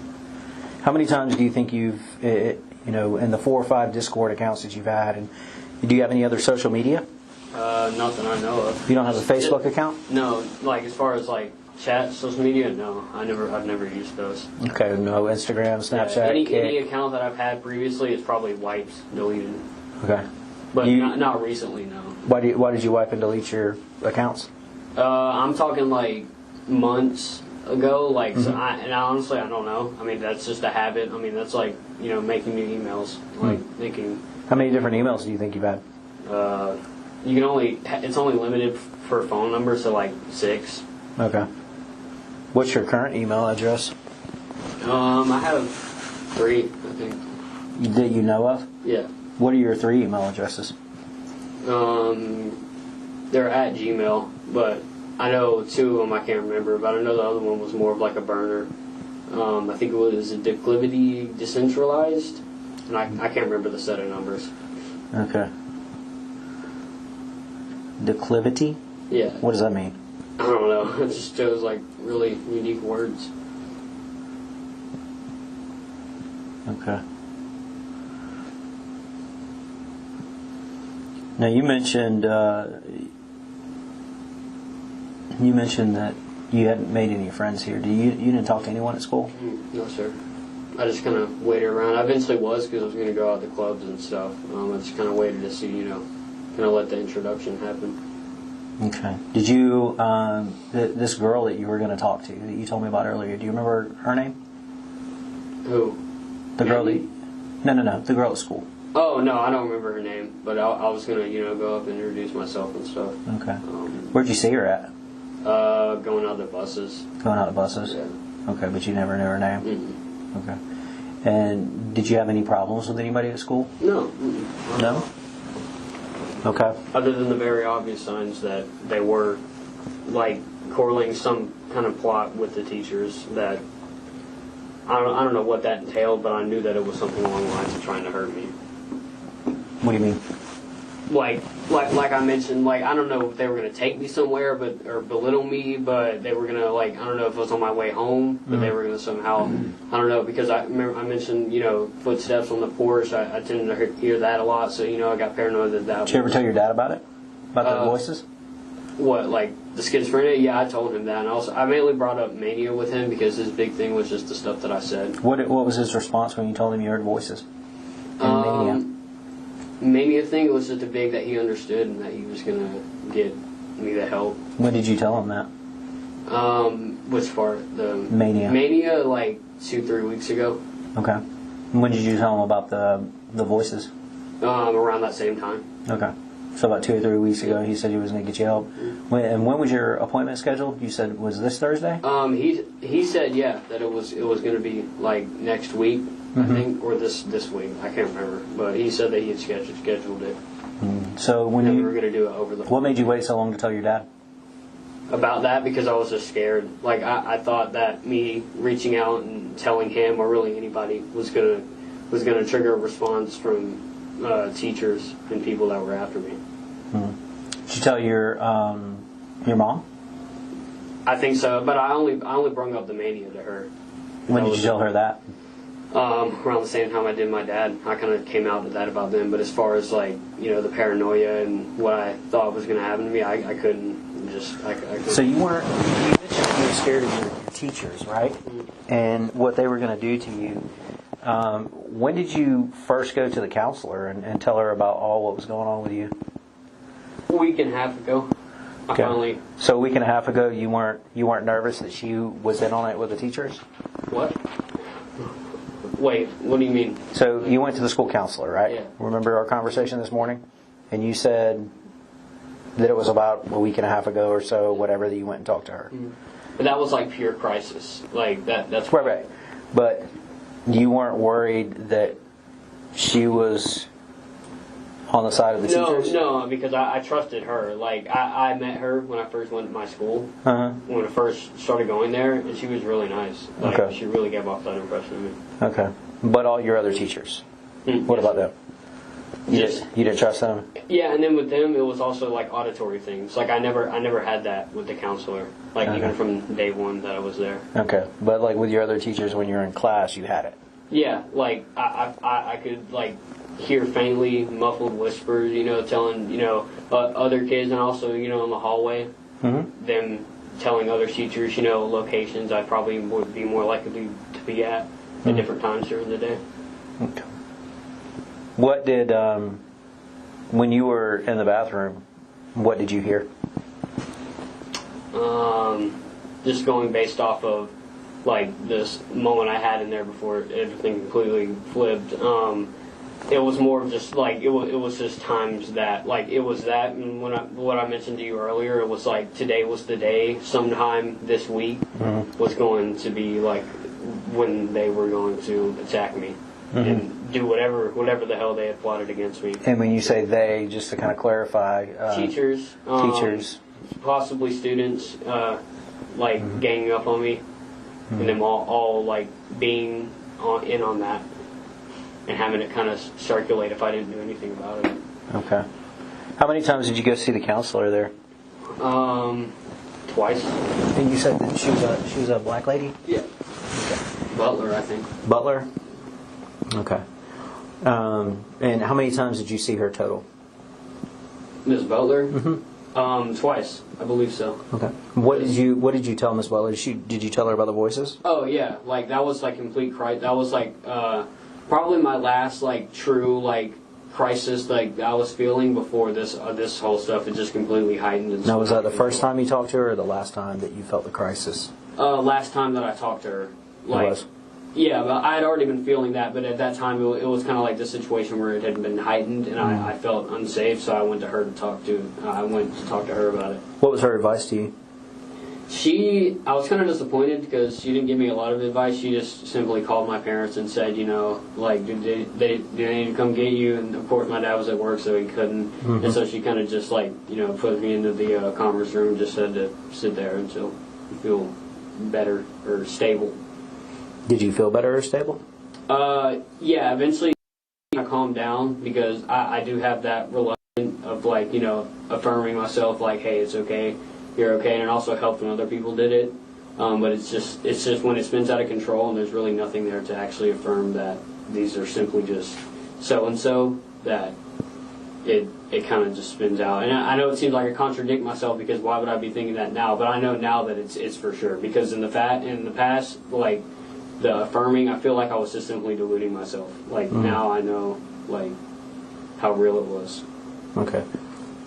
And so you were able to talk yourself down before, but you weren't able to this time? Yes, sir. What was different? Really everything. Like, having, like, at this point, like I said, I'm not using this as justified, but, like, just almost to the point of having, like, no control whatsoever. Mm-hmm. Just complete, like, hysteria almost. Okay.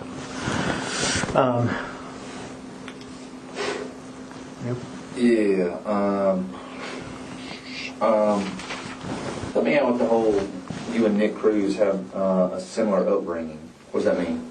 Well, trauma-wise, like from an early age, he definitely had a lot of family issues and stuff. His mother, his birth mother, gave him up for adoption, and she abused drugs while she was pregnant with him. He struggled a lot, like, socially, so that I kind of related to. I'm thinking more, like, along the lines of that. That was one of the main things. It was just him and, like, you know, how he tried to fit in, but it never really, it always seemed to backfire. It was him trying to get attention. That was another thing, you know, like being kind of childish around girls, you know, like doing like stupid stuff to try to get attention, to like date them and stuff. There's an actual video of him like scaring them to try to get some form of attention or reaction, and hope that they would ask him out. Did you do that? Me? No, I didn't do that, but I thought it was cute. Okay. And I can relate to that. Like, it almost goes back to elementary school, you know, because, I mean, one side of autism to another, I guess. Well, what's your school history like? I mean, did you move around a lot? Yeah, a ton. I never really got, there were so many grades I just completely missed out on, and I never really got the social, like, add-up skills that I needed when I was younger, if I'm being completely honest. All right, well, let's go backwards. So you're in 9th grade now, is that correct? Yes, sir. All right, so 9th grade at Apalachee. Where was 8th grade at? 8th grade, 8th grade I started in Jefferson Middle School, but after that, the whole stuff with my mom happened, and we moved to our current house from Jefferson, and so most of that was like spent, you know, going back and forth because my dad, you know, and my mom were kind of like both pulling strings, so it was hard to choose, so it was more of me just going like back and forth with them, like switching households and stuff. And I wanted to do homeschooled, but it was just like there was so much happening, I could only assume that it was just not really that important to them at the time. Where's back and forth to and from? My grandma's house, or no, my grandma, her grandma had her mom had a house that she had still owned after she passed away, so my mom was living there. Where's that at? Fitzgerald. Okay. So, and that's South Georgia, correct? Yeah. Okay. So you're back between Fitzgerald and where? Winder.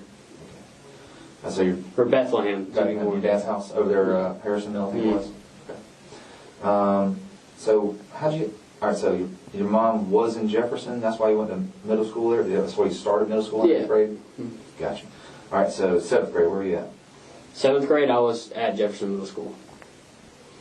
It's kind of the same situation. Like 90% of it, I was at Jefferson Middle School, but the beginning of it, I was at West Jackson. And then my entirety of 6th grade, I was at West Jackson also. And then 5th grade was Ben Hill Elementary. Ben Hill? Yeah. And the very late start was at Ben Hill also.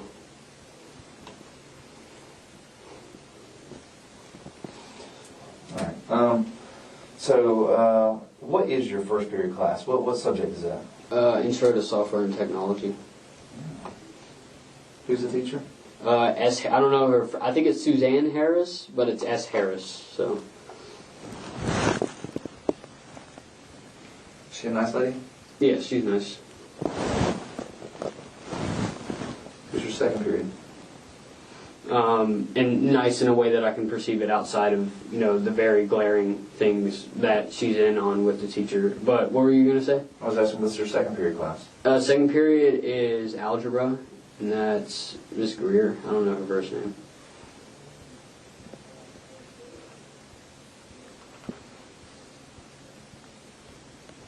Both of those are Mrs.? Yes, sir. Okay. All right, we didn't get a third or fourth period or anything like that. Do you have a locker? No, sir. Is that something that you don't have because of a specific reason? Or? I don't know exactly, but I know nobody uses a locker. We all just carry around our book bags. Okay. Describe your book bag to me. Black. I think it's Sport something, the brand.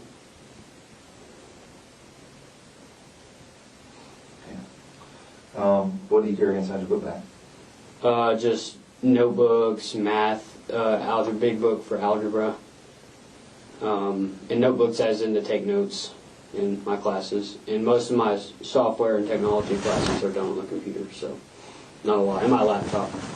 And your laptop's in your book bag also? I think it's at home.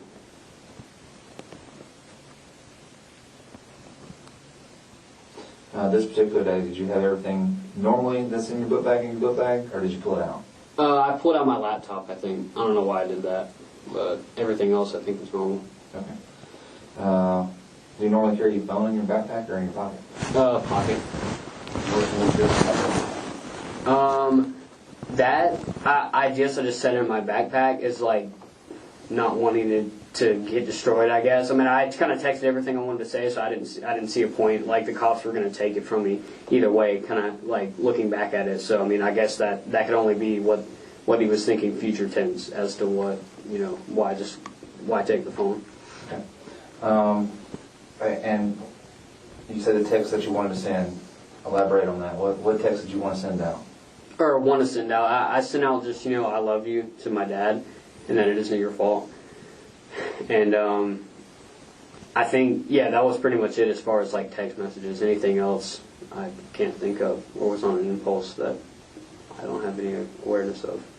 Do you remember if you got a response? I don't think I did for my dad. If I did, it was in my book bag, so I wouldn't know. Gotcha. What made you text that? Guilt. One, like I said, one of those moments where I, like, this was, all this is so fucked up. Like, I don't know if I'm going to be able to save myself today, but if it somehow shit blows over and I'm not able to do that, I would want them to know that it wasn't I wasn't their fault and that I love them. Was your dad the only text message that you sent? I think so. I think my mom too, she didn't respond, but I think I might have sent her just the same thing, like I love you. Is your mom still in Fitzgerald? Yeah, living in my grandma's house. Do you, so you live with your dad, so I'm assuming that you speak to your dad every day. Do you speak to your mom regularly? Not really. I mean, I talk to her in text messages, but as far as speaking, like physically, no. But like text, we text back and forth. Do you get along with your mom and dad? My mom, yeah, but like back when shit was just going on and she was, on hard drugs, not really. My dad, he's very much a narcissist, as much as I hate to say it. So there's a lot of things that, I can take into consideration as like, in him not, doing stuff that needs, doing as much as he's the parental figure. And I used to be the last person telling him stuff like this. Just simple stuff like that. And, like dumb arguments, like dad and son arguments. The gun, is that your dad's gun? Yeah, yes. How long has your dad had that gun? Since Christmas, I think. He bought it as kind of a present for me, but it was him. Like, he always kept it. What do you mean as a present to you? Like, just for hunting, because we used that gun actually, or it might have been a 450 that we used to own, but he sold it. We were going to use that for hog hunting and coyotes, so that was kind of like the present. But.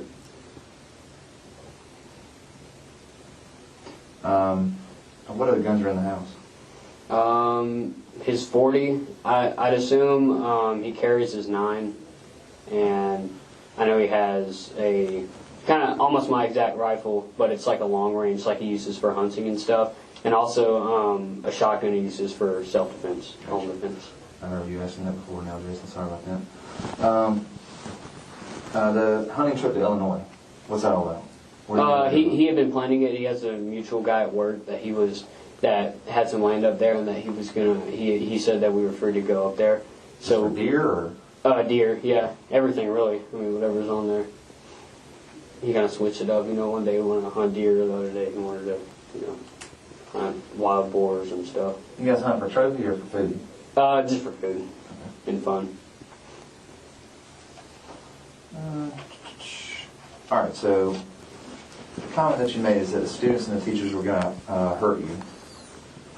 Is that so? Again, elaborate again on it. For me, for my purposes, is that what voices are telling you? Is that that is what that exactly like that statement is what I feel truly. I feel like that they are. I don't know who they're working with, but I know that they are mutually like agreeing with each other in secret and plotting something against me, formulating some kind of plan. And that I know for certain, and it's not paranoia or schizophrenia induced. Okay.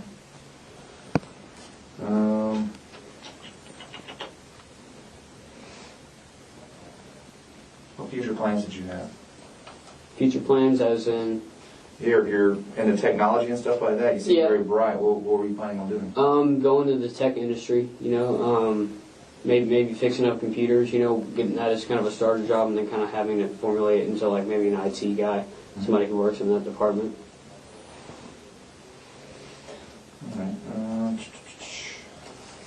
All right, and I think that we covered this before, that you think that after this is over with, you think that you should go to a mental hospital and yes, sir, for my safety and the safety of people around me. Okay. And I'm not saying that as in a cheap way out. I'm saying that as in genuinely, like until I can get on some form of medication. Aside from the very obvious, aside from the stuff that I told you that I feel truly and honestly, just the paranoia side of things and intrusive thoughts as to just hurting people. Yeah. Well, I mean, I guess, what are we going to ask? All right, so if we ask the people that you hurt their families, what are they going to want to happen? That's why I feel like it's very hard for them to perceive, especially from my end, because I can understand that trauma that they're going through in the loss of a child, if there is any, and it's really definitely hard because, especially with my end, with things, it definitely would be hard to come up with some sort of like something you could tell them that could truly get across that I feel like the teachers were after me. And as far as them at that point, I really had no control over, and that's just like sounds like such a shitty way to get out of any situation, and have guilt against you. Oh, he just didn't have control. But with me, I genuinely I just have gone for so long unmedicated that it's just formulated into just something that just isn't me. Earlier clear when you said after the event was over with and everything is kind of settled and you're starting to smell the smoke and stuff like that. That's when you're starting to come back, yes, so to speak. That's when your clarity is coming back. I had a train of thought right there. I totally lost me.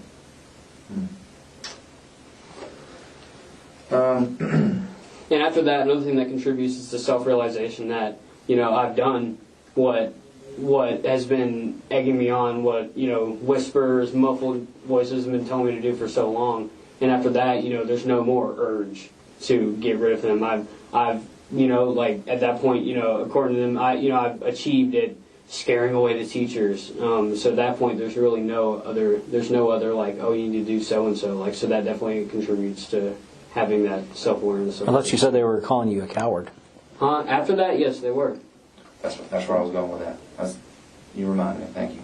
So what do you mean is, like, they were calling me a coward? So did the voices stop and you don't feel any need? As they definitely continue. But at this point, cops surrounding me, like, in shackles. Like, at that point, that's kind of just morally, like, naturally. Like, that there's, you're obviously not going to just pick up the gun and start shooting again. But, that I feel like that was, I feel like anybody from the outside looking in could see that would probably happen if, you were to somehow stop, oh, you coward, you didn't kill more people, oh, you're stupid, you're a pussy. Do you feel like a coward? Me? In what way? I'm just asking if you feel that way. Like a coward for... You mentioned that these voices have called you a coward. Do you feel like a coward in any way? It's hard to gauge. As far as, like, coward, like, I feel absolutely horrible about what I've done, and I've luckily have had that realization. But as far as being a coward, like, I don't know, it's hard to see what you're getting at.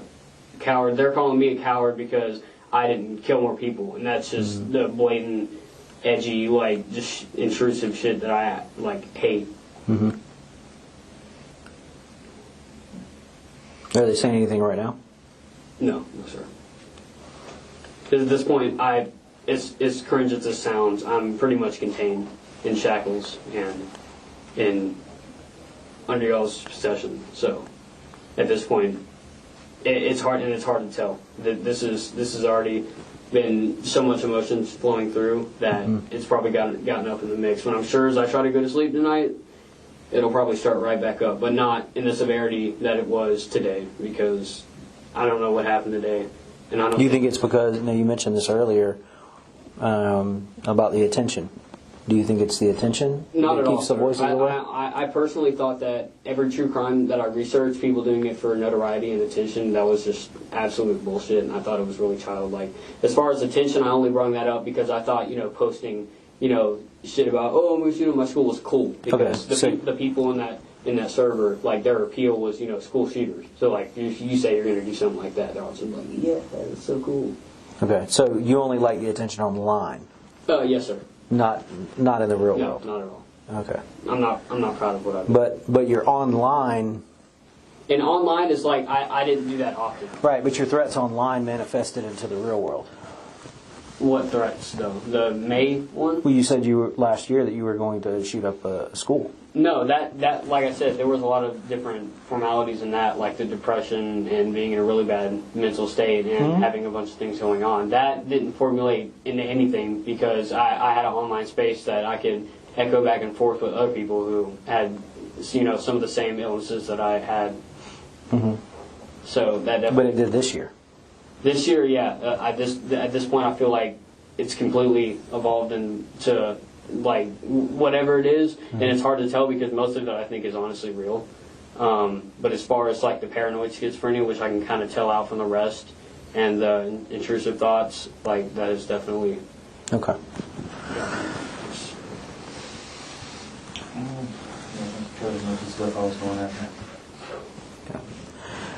So I told you earlier that I explained to you that you were under arrest. We are still processing evidence. We are still processing the scene. I've taken 4 warrants for your arrest. I'm going to read those to you here. All right, what is going to happen?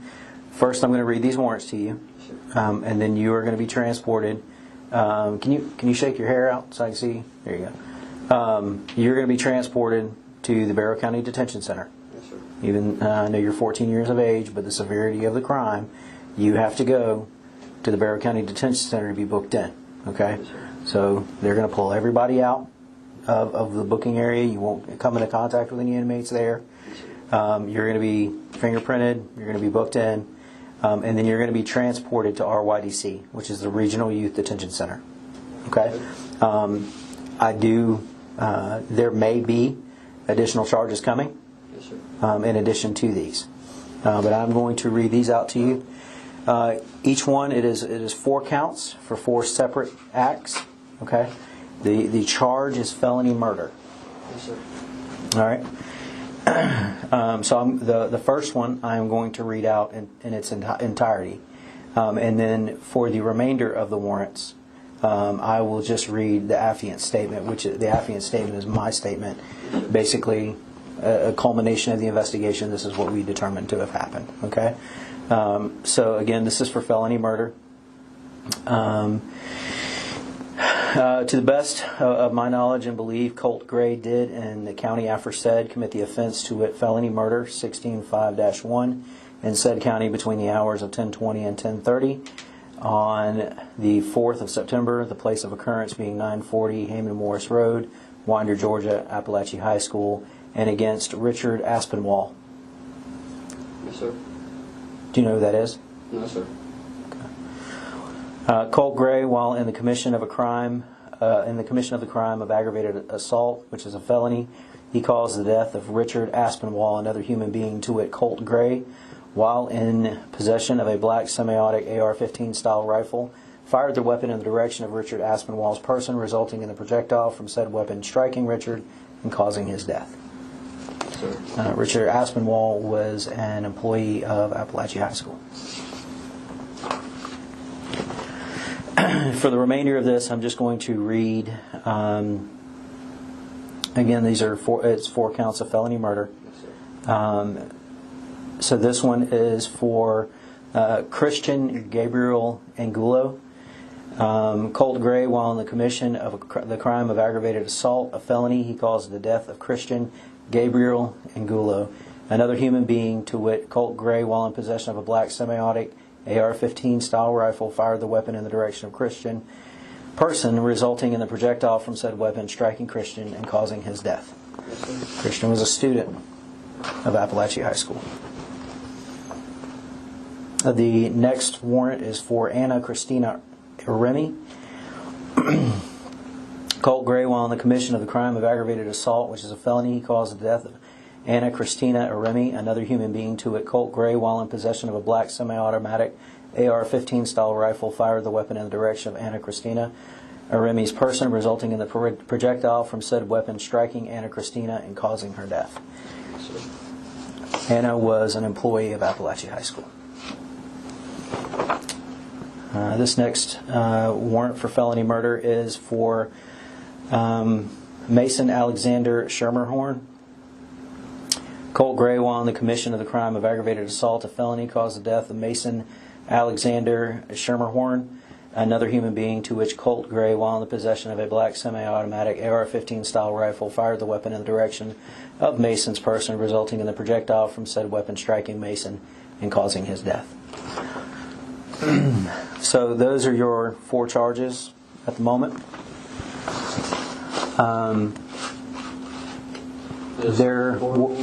My condolences, truly.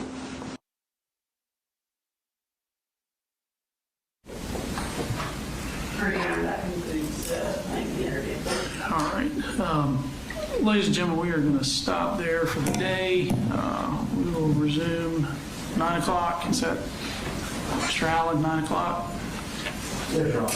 All right, we're going to resume at 9 o'clock tomorrow. Is that a Zoom witness at 9? Do we need to suspend this testimony? No, Judge. He will be here in person. The Zoom witness that we were requesting would be for Tuesday. Okay. All right, so we'll just resume at 9. No special accommodations. One question. I got on this final report. Yeah, I should be getting on this weekend on the he says it's conclusion, maybe some other We had a preliminary report from their doctor. We haven't talked to Okay.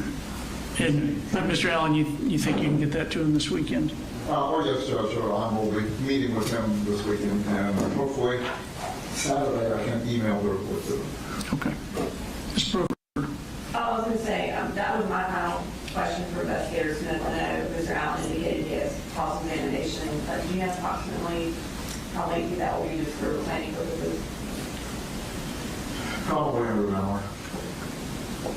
All right. Just wanted to make sure that there's a day.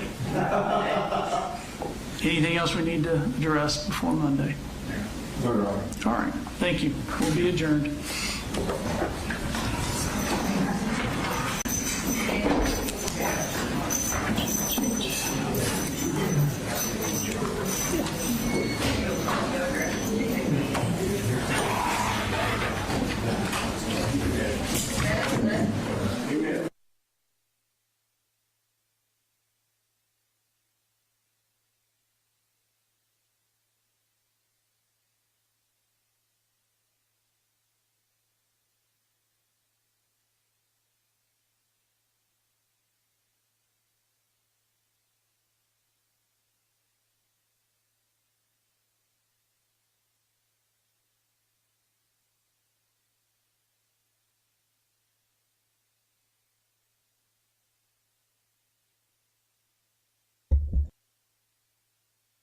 Yeah, he said Monday. He said tomorrow, Saturday. That is true.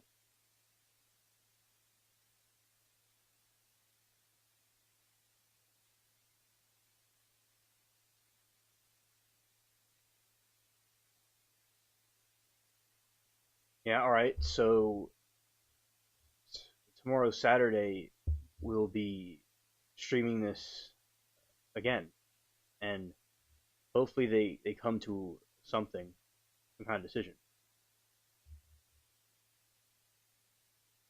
Yeah, tomorrow. And I think they could go longer, but although over there it's 4:34, I don't know. I mean, they want to just end it for a day, so it is what it is.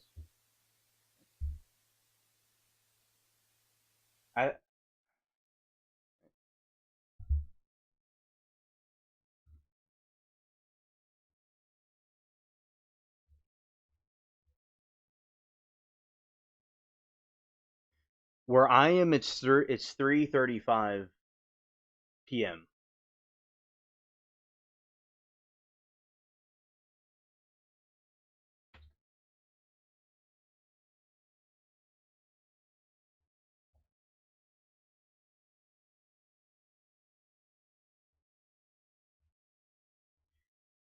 And I'll say, coffee, we've been having a very fun time.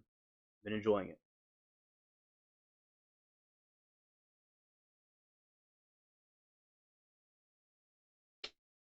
The way it works with Lindsay starting Monday is that tomorrow we watch the Colt Gray shooter trial tomorrow, and they'll probably conclude tomorrow. And on Monday there will be Clancy. That's how I think it'll work. Yeah. It has been 7 hours. The trials go by really fast. That's what they do. Come on.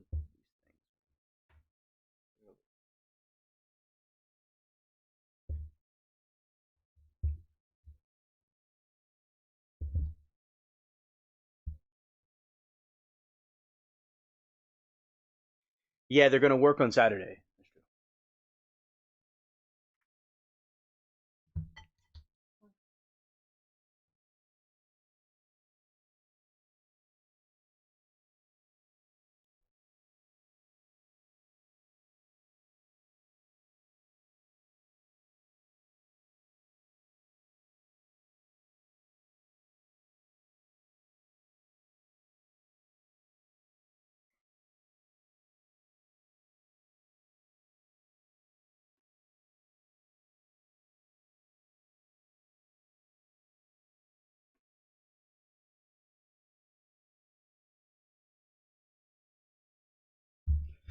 Passion said he changed his word choice at the last moment. It's probably going to be day 2 of Colt and day 1 of Lindsay on Monday. Okay, Passion. Thank you for letting me know. So we'll have both trials on somehow. Okay. Because the Monday thing didn't make really any sense. The tomorrow didn't make any sense. So Monday it is.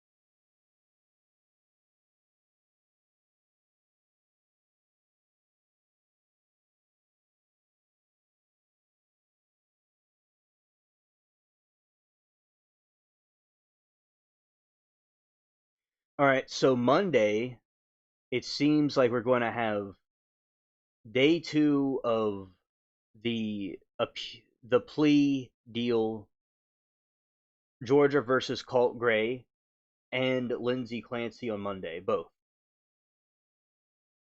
Because Passion's saying he changed his wording at the last moment, so it looks like both will resume on Monday.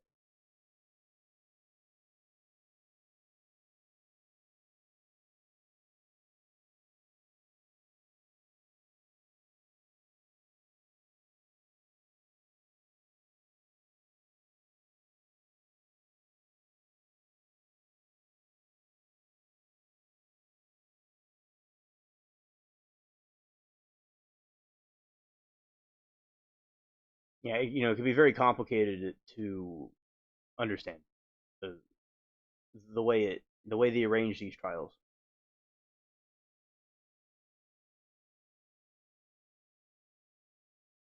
Passion said Judge and Colt originally said 9 a.m. tomorrow, but then started using the word Monday right before we ended. So he did. So Monday was his outro as he walks off the stage with himself. As the curtains close, he says Monday. Okay. Well, glad that you caught that a crucial piece of information.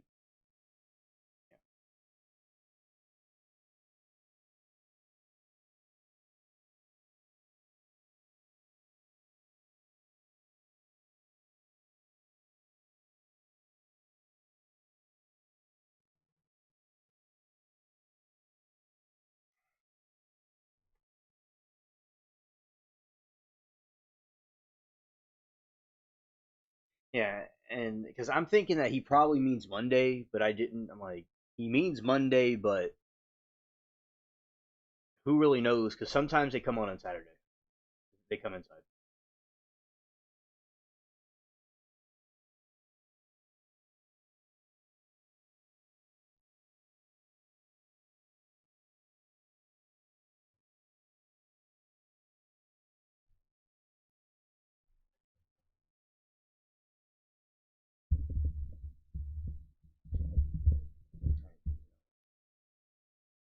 Let's see.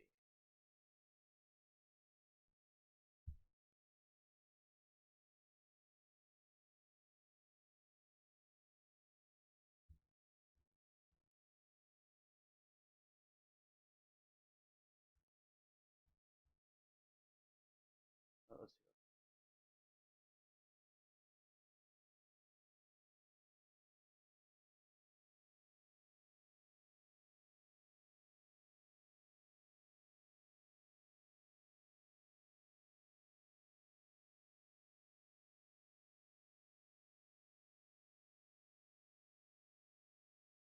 Yeah, exactly. Gotta think of a good comment. It's good that he did a plea, but how does he that pursue out of leniency?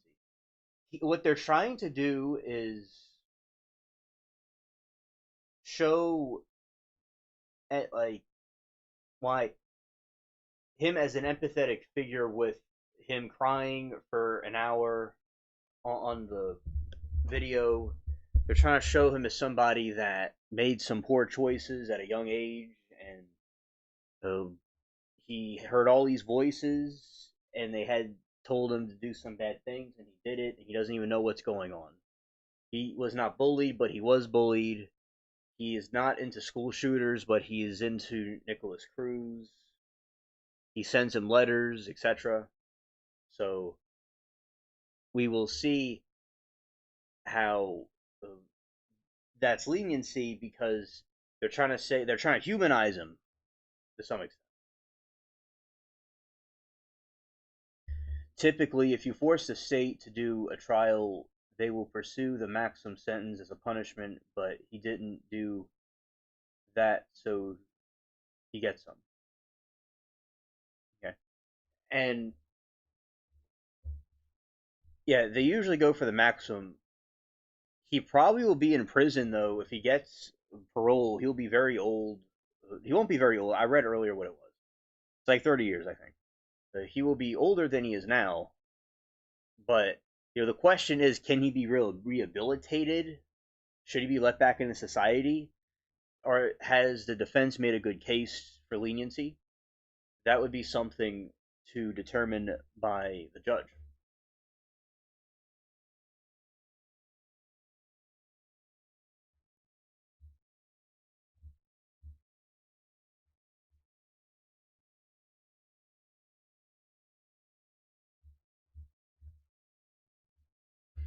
Since we're in this part of the world, I mean, since we're part of the trial universe, we'll play the Nicholas Cruz openings from that trial.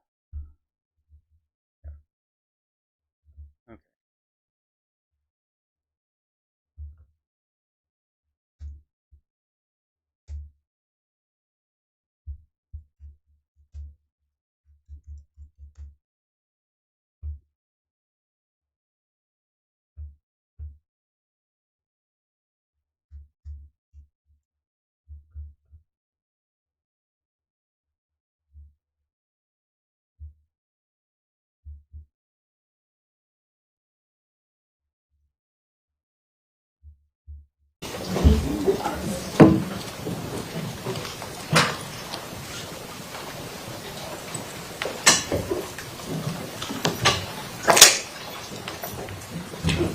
Ladies and gentlemen, welcome back. It's nice to see you all.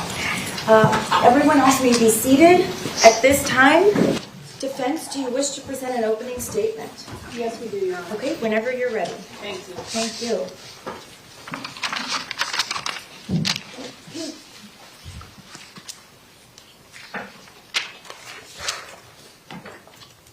I stand before you today in a space filled with overwhelming sadness, painstaking grief, anger, and trauma. We have all seen and heard things that no one should have to see or hear. Things that will haunt us forever. And every one of you sitting here and in this courtroom knows that there is one person responsible for all of that pain and all of that suffering. And that person is Nicholas Cruz. And on October 21st, 2021, Nicholas Cruz pled guilty to all of the charges. And when he did that, he guaranteed that he would be punished. The question that now remains with each and every one of you is how he will be punished.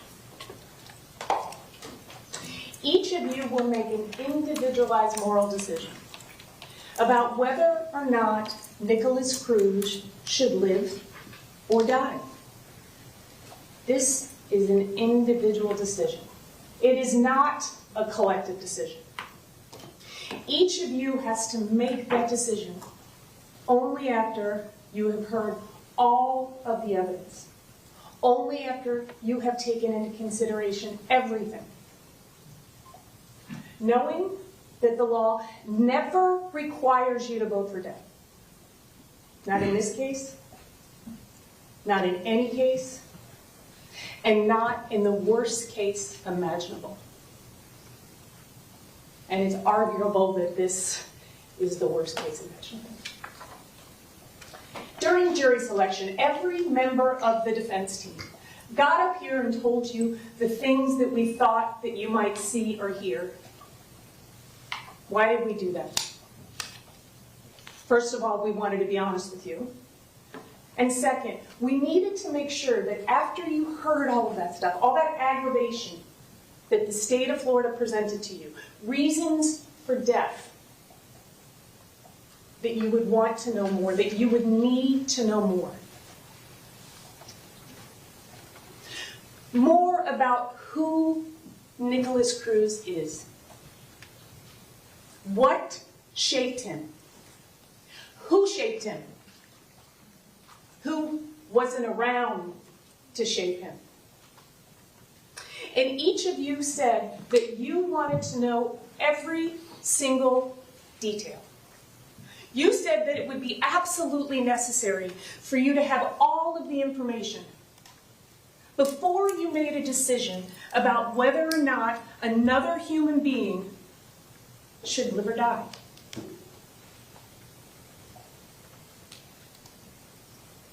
It's the oath that you took. It is the promise that you made.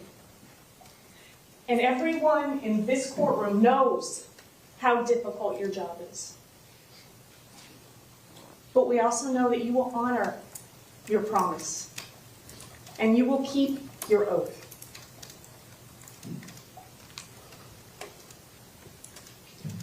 People are not crimes. People commit crimes. But we must understand the person behind the crime. What is the root cause? Some people say that the crime itself is enough to impose sentence. You are not those people. Those people that said the sentence can be imposed based solely on the crime were excused. Each and every one of you is here because each one of you said that life without the possibility of parole could be an appropriate penalty for somebody who viciously murdered 17 people. Each of you said that life without the possibility of parole could be a severe enough punishment for those crimes.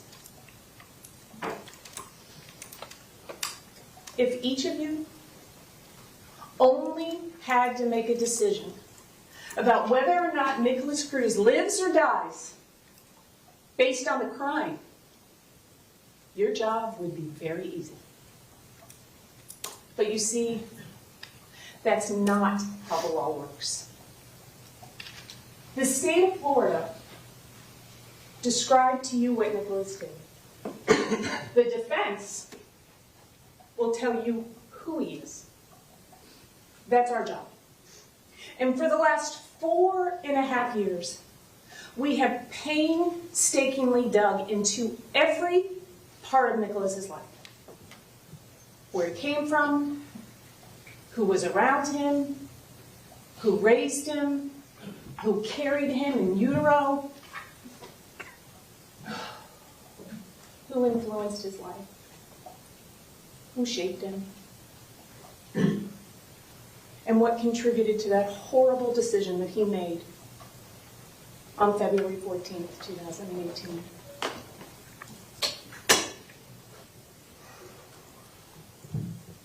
In telling you Nick's story, in telling you the chapters of his life, we will give you reasons for life. And that is called mitigation. Mitigation is any reason that you believe that the death penalty is not an appropriate penalty in this case. And each of you individually gets to decide what is mitigation to you. It is not limited to the facts of the case. It is not limited to Nicholas's background, his character, his life. It can be anything that you see or you hear in this courtroom. And it can be anything that you feel in your heart is mitigation. Please understand that mitigation is not a defense. It is not an explanation. It is not a justification, because there is no defense to these crimes. And I cannot impose that upon you enough. We would never get up here and do that. When I met Nicholas Cruz on February 15th, 2018, I knew that he was a damaged person. Objection. Sustained. But I also know that wounded and damaged people wound and damage other people because they're in pain. But we don't excuse the horrific acts of damaged and wounded people. We punish them. But we take into consideration their damage when we impose sentence. We will tell you everything. You will probably wonder why we're telling you some of the things we're telling you. But we want you to be honest. We want to be honest. We're going to show you the good, the bad, the sad, the horrible, the gut-wrenching. You're going to hear that Nicholas has said a lot of really bad things. The evidence will show you that he draws a lot of bad things. And that he continues to do that stuff over at the Broward County Main Jail. You will hear about conversations that he has with other people. Sounds like a kid.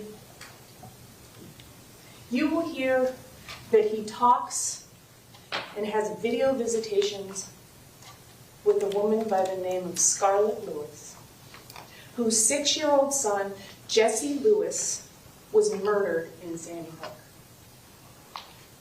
And you will hear through those conversations that together her and Nick are trying to find a way to prevent this from ever happening again.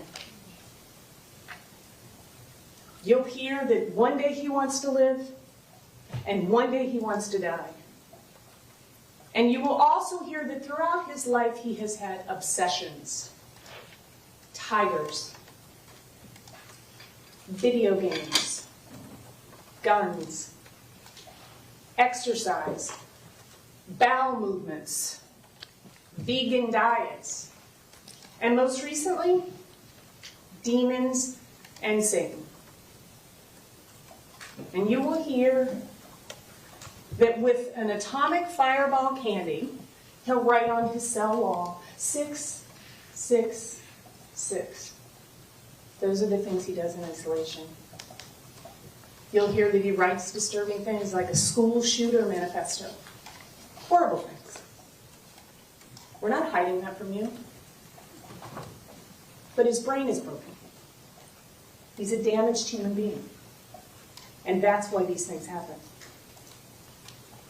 Nicholas Cruz's decision to take an Uber to Marjorie Stoneman Douglas High School and kill as many people as he could possibly kill is not where Nicholas Cruz's story starts. We are all profoundly affected by the places. Objection to personal stories. Individuals are profoundly impacted by the places that they came from. An Irish poet, John O'Donoghue, once said, "The beginning often holds the..." An Irish poet, John O'Donohue once said, "The beginning often holds the clue to everything that follows." And that couldn't be more true in the case of Nicholas Cruz. You've all already heard a lot about choices. You heard that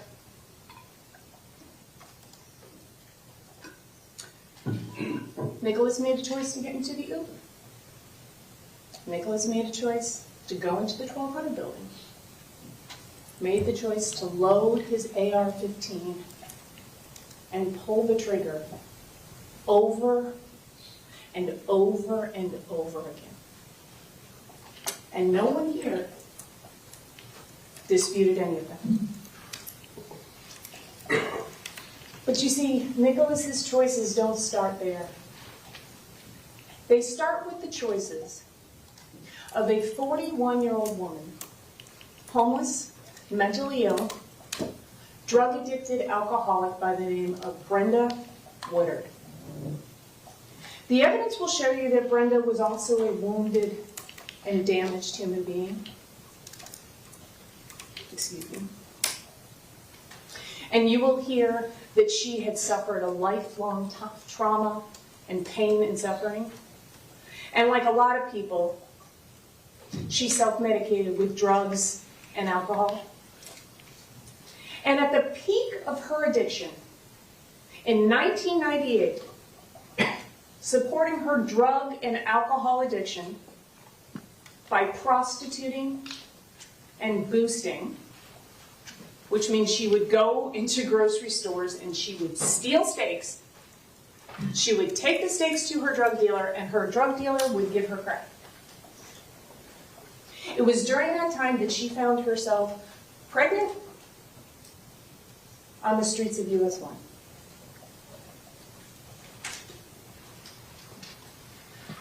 Although we know that Nicholas's conception was not planned. In fact, we're not sure if it was a trick baby or she was raped. But what we do know is that she didn't want that baby, and that she couldn't take care of that baby because she could barely take care of herself. Or her 11-year-old daughter, Daniel Woodard, who was mostly being raised by Brenda's own mother, or by the foster care system. We know that Brenda chose to keep that baby, and that she chose to give that baby up for adoption. And we know that she got paid to do it. And after confirming that she was 12 weeks pregnant at a local health department here in Broward County, she contacted a private attorney who advertised private adoption in the Weekly Flyer and in the Broward County Jail, right next to the phones where the inmates could make calls. She was 12 weeks pregnant, just finished her first trimester. And she had had no prenatal care. And at the time that Brenda Woodard signed her notice of intent to give her baby up, she was living on the streets. Sometimes she found a couch. She was drinking. She was drugging. She was smoking cigarettes. And she was selling her body. As desperate as Brenda was to give her baby away, there was someone just as desperate to adopt him. And that someone is Linda Cruz.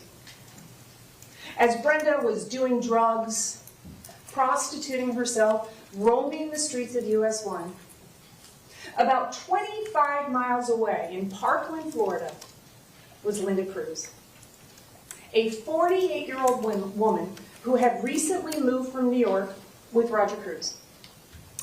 And what she had wanted more than anything in the world was a baby. She had already suffered multiple miscarriages and even a failed adoption. And Linda Cruz, for all appearances, had the ability to give Nicholas everything that Brenda couldn't. And despite not legally being married to Roger Cruz, she changed her name from Seda to Cruz. She wore a ring, and she told everybody that they were married. When they adopted Nicholas Cruz, Roger was 62 years old.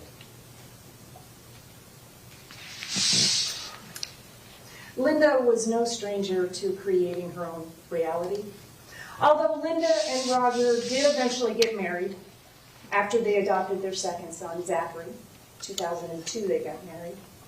They had met in 1977 when Linda was Linda Seda and Roger Cruz was married to another woman to whom he would remain married until 1991, which made Linda his mistress. And from Roger's first marriage, there were 4 children. There are 4 children. Adults, they're grown now. And they would become Nicholas and Zachary's brothers and sisters.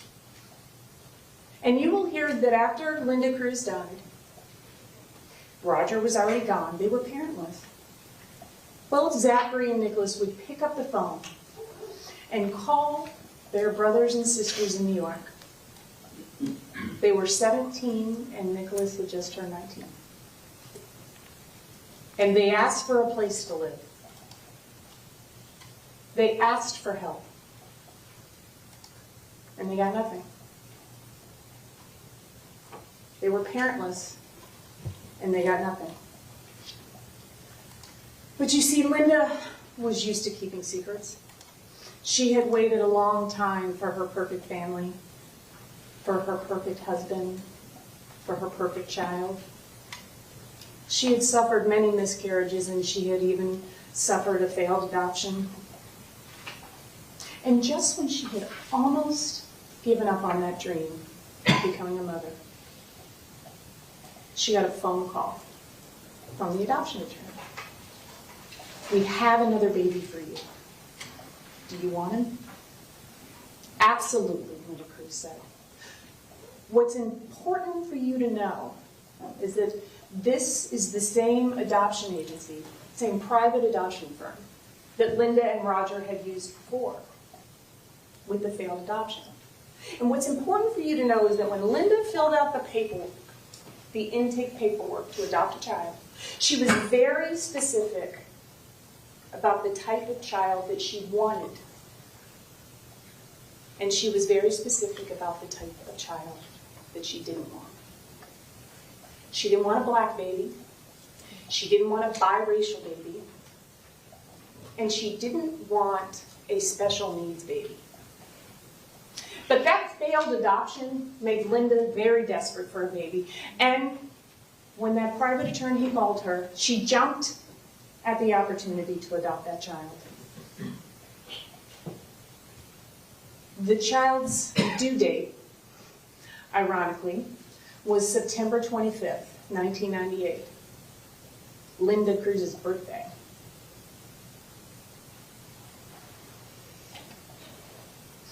Unlike the state of Florida adoptions through the Department of Children and Family, this was a private adoption, which meant there were not as many rules and regulations. Didn't have the same oversight as state of Florida adoptions do.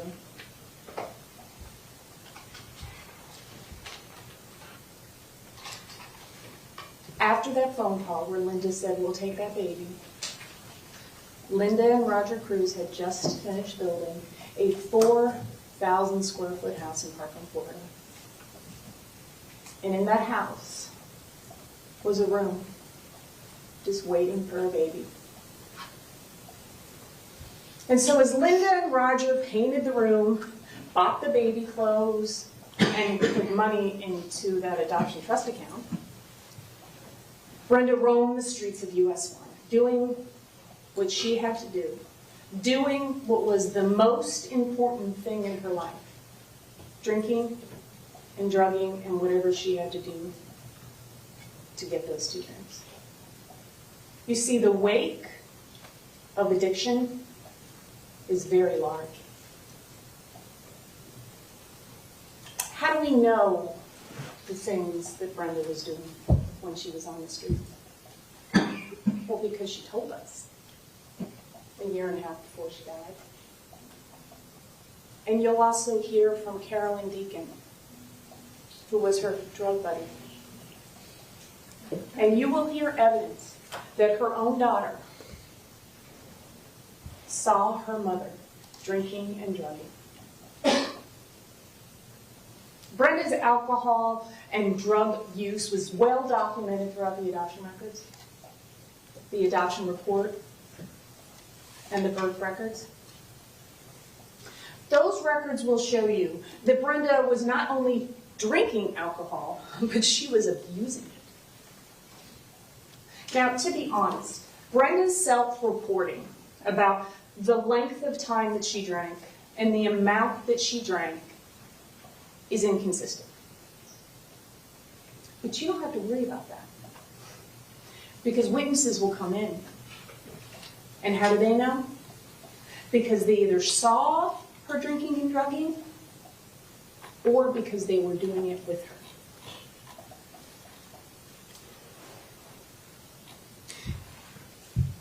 You will hear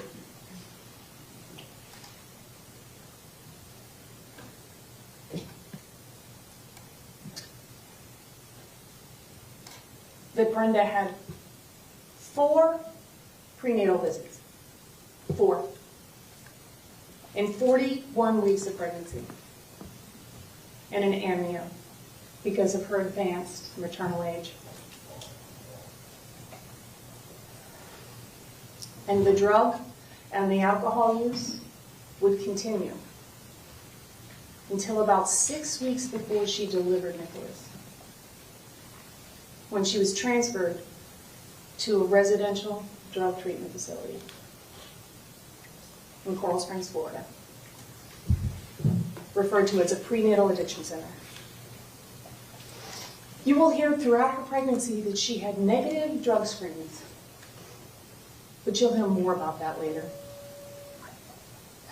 And you will also hear the testimony from Carolyn Deacon. Who is Carolyn Deacon? Carolyn Deacon was Brenda Woodard's drug buddy. And she was also her co-defendant for their June 6, 1998 arrest for possession of cocaine. Brenda was 6 months pregnant with Nicholas when that arrest happened. And Miss Deacon will tell you the drugs that they would do, the alcohol that they would drink, and she will tell you what the streets of US 1 and A1A were like in the late 90s. And she will tell you that despite both of them being mothers, the most important thing was them getting high and getting drunk and doing whatever they had to do to be able to do that. But you see, everything changed for Carolyn Deacon on June 6, 1998. She changed her life. She got clean. And she went to Florida State Prison. And when she got released from Florida State Prison, she never spoke with Brenda Woodard again. And she never stepped foot in Broward County again. Until yesterday. Too many demons. Too many ghosts. It's too hard to be here. But she's here today. And you will hear from her.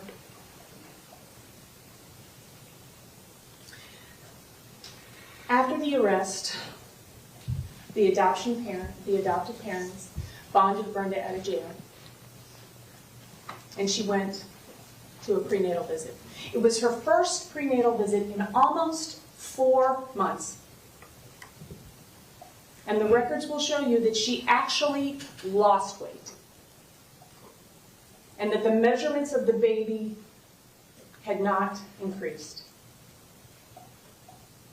And you will hear, the evidence will show you, that her daughter, Danielle Woodard, who had actually moved into the apartment where Brenda was living, the apartment that was being paid for by Roger and Linda Cruz, she will tell you that she saw her mom drinking Colt 45, Cisco bum wine. One bottle is the equivalent of 5 shots of vodka. Smoking crack, smoking cigarettes, and renting the apartment out by the hour so that other crack addicts would have somewhere to smoke. And she will also tell you, and the evidence will show you, that Brenda had her pee in a prescription pill bottle. And then Brenda would take a piece of tin foil and put it over on top of the prescription pill bottle to keep the urine warm. And then the two of them would go and get Brenda's drug tests.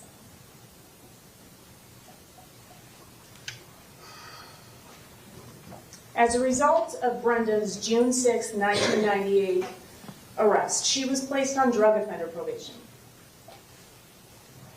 Brenda was not a stranger to the criminal justice system.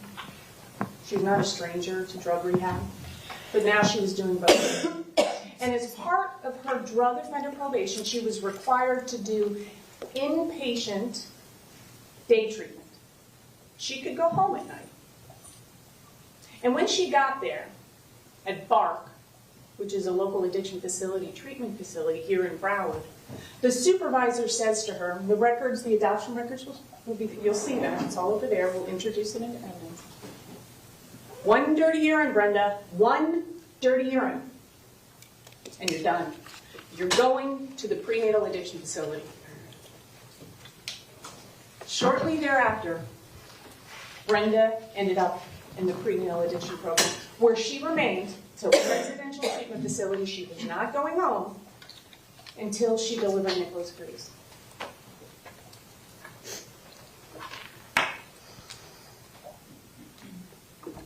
Did Linda and Roger know about Brenda's criminal history? Well, we know that Brenda wasn't asked those questions in her adoption intake form, and she didn't volunteer it. But we do know that that information was important to Roger Cruz.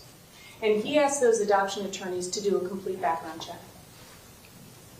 And we and the state have all of the adoption records. They're here. You can look at them if you want when they're moved into evidence. And there was no background check. But what if there had been a background check? Because we did one. What would they have found out? Roger and Linda would have found out that since 1975, Miss Woodard had been arrested continually for mostly drug offenses, drug-related offenses, and that she had been in prison. Did Roger and Linda know that Brenda was drinking and doing drugs? We don't know for sure.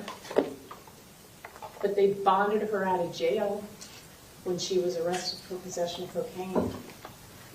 And the evidence will show you that Linda Cruz actually went to the prenatal addiction program and saw Brenda there. It's hard to know exactly what they knew or what they didn't know. But I think it's reasonable to assume that Linda didn't want to know everything. So as Linda prepared for that baby to come home to Parkland, Florida, Brenda finished off her pregnancy at the Prenatal Addiction Center in Coral Springs, Florida. What do we know about Brenda's pregnancy?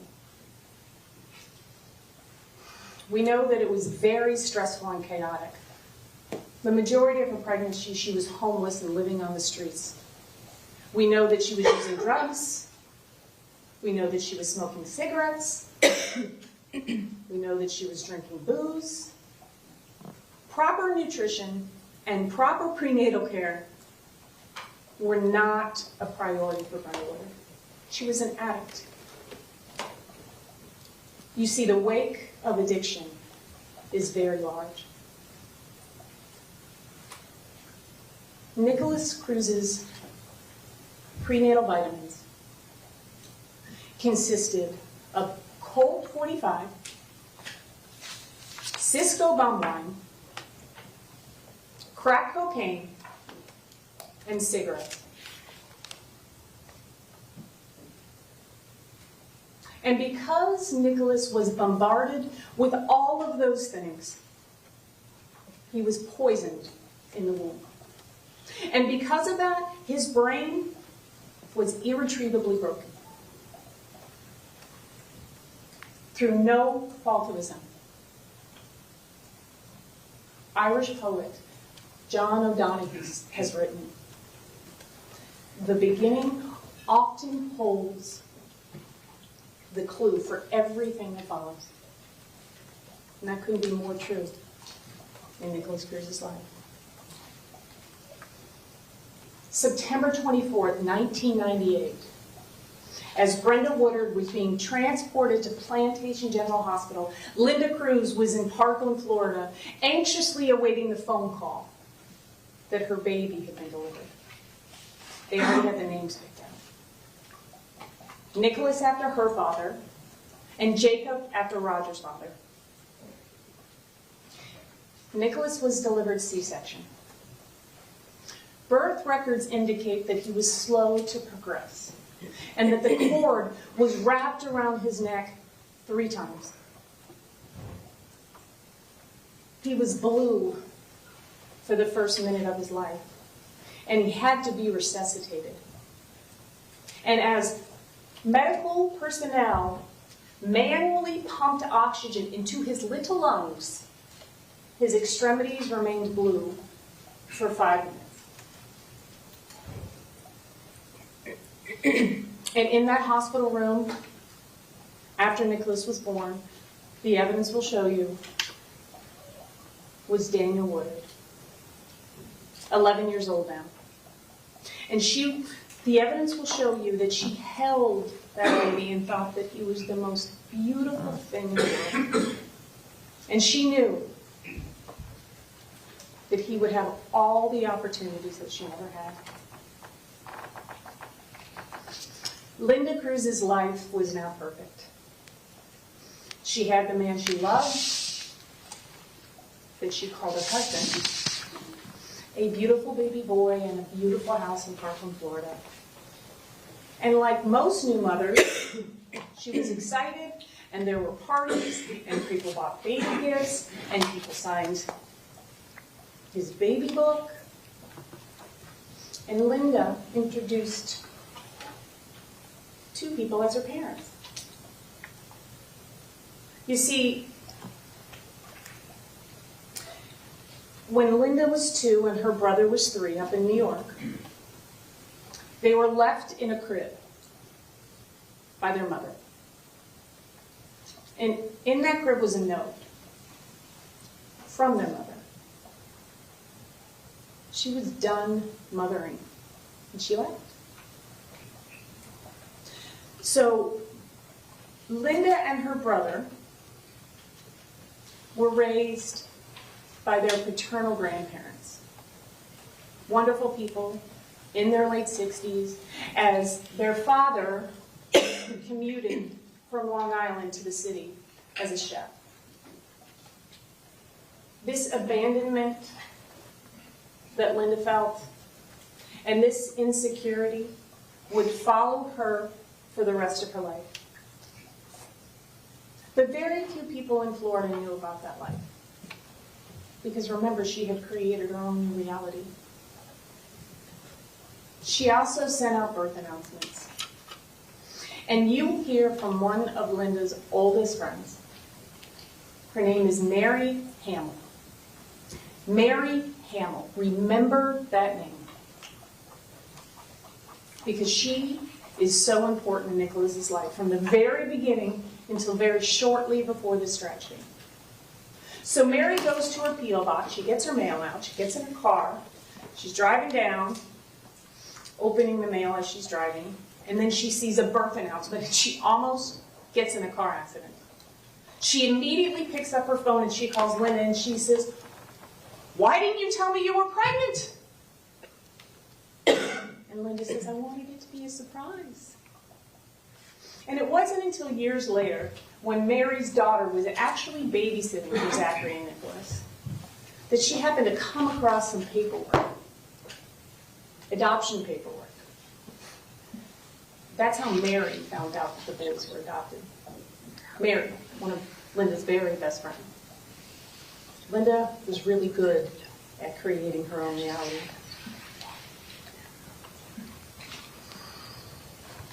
So what happens to Brenda? She does what she only knows how to do. She goes back in the streets, doing the exact same thing, because she's not tired enough yet. She's not done. And she's drinking, and she's drugging, and she's selling her body, and within 1 month, she's arrested again. And then she's released. But 9 months later, when Nicholas is 9 months old, she steals her mother's car, leads the police on a high-speed chase until she stopped, and when she's arrested for grand theft auto, driving while license suspended, and eluding law enforcement.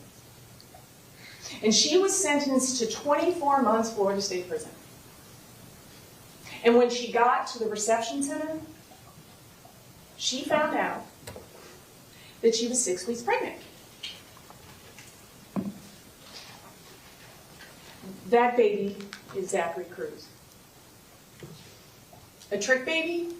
We don't know. But we do know who Brenda called. She called that very same adoption attorney. And after Zachary was 6 months old in utero, he received the benefit that Nicholas never did. For the first time in a very long time, Brenda Woodard was clean and sober. And Zachary got the benefit of proper nutrition and prenatal care, all courtesy of the Florida Department of Corrections. And back in Parkland, Florida, Linda loved every minute of being a mother. She became friends with other mothers on the street. Although she was sometimes 20 or 25 years older than them, their children played together, and you're going to hear from one of those people. Trish Devane. She had moved here from New Jersey. She was in her early 20s. Her and her boyfriend had just built a house down the street, and Trish had no one. Her family was far away, and Linda became like a mother to her. And they hung out all the time. But Linda never even told Trish that she wasn't married. Linda was actually Trish's maid of honor. And Trish's first baby, 7 months younger than Nicholas, would become Nicholas's first friend. And Linda liked having all the kids over. She had this beautiful house, she was proud of it, swimming pool, the kids would play. And Nicholas grew. And he played with all of those other kids. And despite being smaller than everyone, everything was fine. Until it wasn't. His differences didn't really become apparent until he was around other children, where his behavior was different, where he didn't do what the other kids did. He didn't talk to the other kids. Couldn't communicate. He wasn't socializing. He wasn't developing like other children. Now, Trish will tell you that she tried to talk to Linda about this. And Trish will also tell you that because of those conversations, there were weeks where they didn't speak to each other. But Trish wasn't the only one that was telling Linda that Nicholas was different. Roger was too. And Linda could ignore Trish, but she couldn't ignore her own husband, and she didn't. And as life continued in Parkland, Florida, Linda got a phone call from that same adoption attorney. Nicholas's biological mother was pregnant again. Did she want the baby? Would Nicholas want to be a big brother? Of course, she said. Let's set up the adoption trust account. And on February 21st, 2000, Linda, one of her very best friends, Renee Brown, who you will also hear from, and Nicholas drove up to Lowell Correctional Institute, which is just right outside of Ocala, and picked up Zachary Cruz, Nicholas's new baby brother. So the family of 3 now became a family of 4. And as Zachary normally developed, it became more apparent that Nicholas was not developing at the same rate. No parent wants to admit that their child is different. And Linda was no different. And she was in denial for a really long time, until she couldn't be anymore. And when Nicholas was just turning 3, he went to his first psychiatrist, Dr. Musa. And the records will show you that from that visit, Dr. Musil said what a challenging child Nicholas was, that he ran into his office and got underneath his desk, and then 20 minutes later to pull him out. And Dr. Musil wanted to help me, and he wanted to help Nicholas and Roger. You'll also see that there's some notations in the records about possible drug and alcohol exposure. He gave Linda literature. He gave her books. He gave her documentation. Give this to the teachers. Let's all work together. Let's figure this out. And please come back, Linda. The most important thing for Nicholas is consistency. Linda never went back. Having a developmentally delayed child was not part of Linda's perfect story. And at the same time Nicholas was having all of these developmental delays, social skills, communication, emotional, behavioral, gross and fine motor skills, adaptive function, sensory issues, you will hear from Ann Fisher. Ann Fisher was the director of Young Minds Learning Center, who noticed all of those developmental delays and finally convinced Linda to get help. She will tell you that Nicholas's body wasn't proportioned. His head was too big for his body. His ears were too big for his head. He didn't play with the other children. He didn't talk to the other children. He was aggressive. She thought maybe he'd been exposed to drugs and alcohol in utero. And for months, Linda didn't want to hear it. Oh, he's young. He's going to grow out of it. All kids act like this. But Ann Fisher was persistent. She wanted to help Linda Cruz. She wanted to help Nicholas Cruz. And she wanted to help Robert Cruz. She wanted to get them the help that they needed in order to parent a developmentally delayed child. And she wanted to get Nicholas the resources that he needed so that he could be as successful as he could be. So finally, Linda let go of some of her secrets. She tells Ann Fisher, Nicholas is adopted. We didn't know that before. And that his mother was a drug addict. And finally, Linda agreed to get help.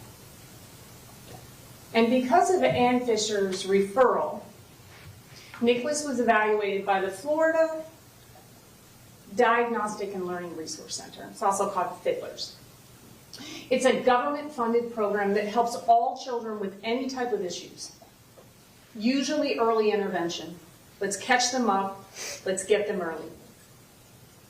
And as a result of that evaluation, you will hear evidence that Nicholas was observed by teachers, by parents. Evaluations were done. And you will hear that as a result of the evaluation done by the Broward County School Board, Nicholas was classified with an eligibility of developmentally delayed in all areas and in a language impairment. The documentation shows that Nicholas acted more like a child that was just turning 2, and he was 3.5 years old.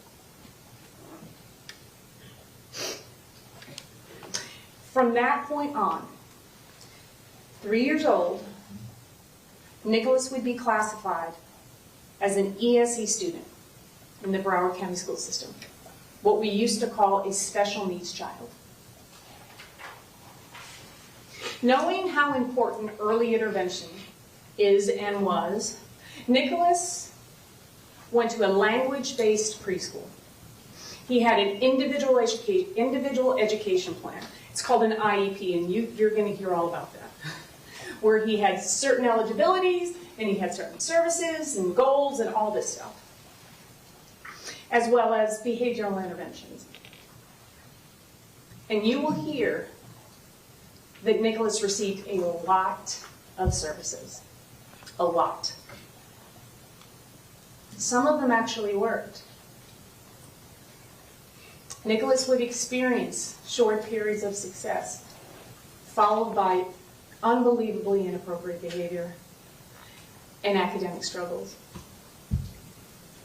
But you see, all of those people that tried to help Nicholas, all of those teachers, all of those programs,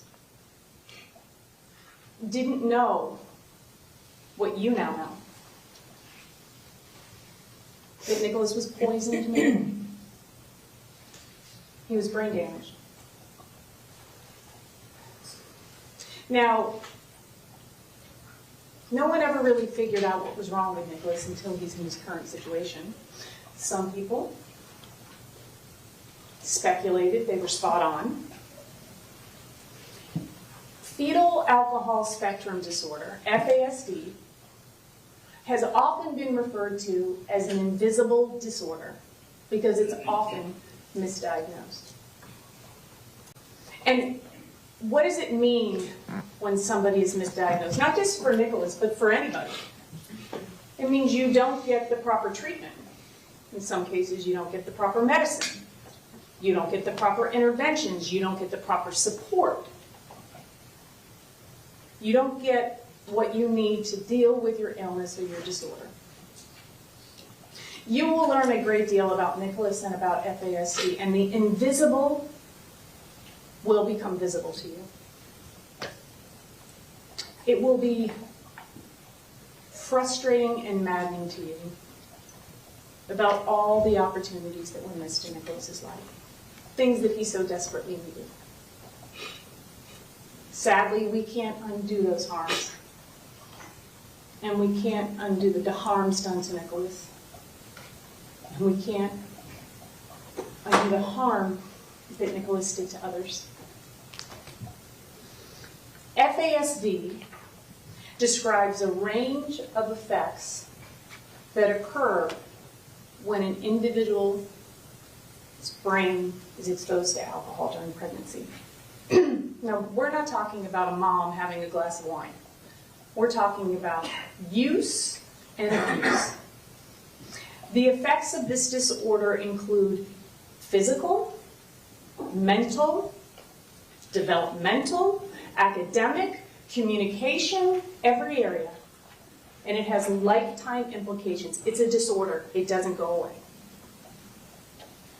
Teachers and therapists, case managers, police, friends and family will tell you how it impacted Nicholas's life. And we will present experts who specialize in FASD that will tell you what alcohol does to a developing brain. Listen to those experts, but more importantly, listen to the lay witnesses, because they will describe to you all of the behaviors that constitute fetal alcohol spectrum disorder. I suspect that you're also going to hear another acronym. ASPD. Antisocial Personality Disorder.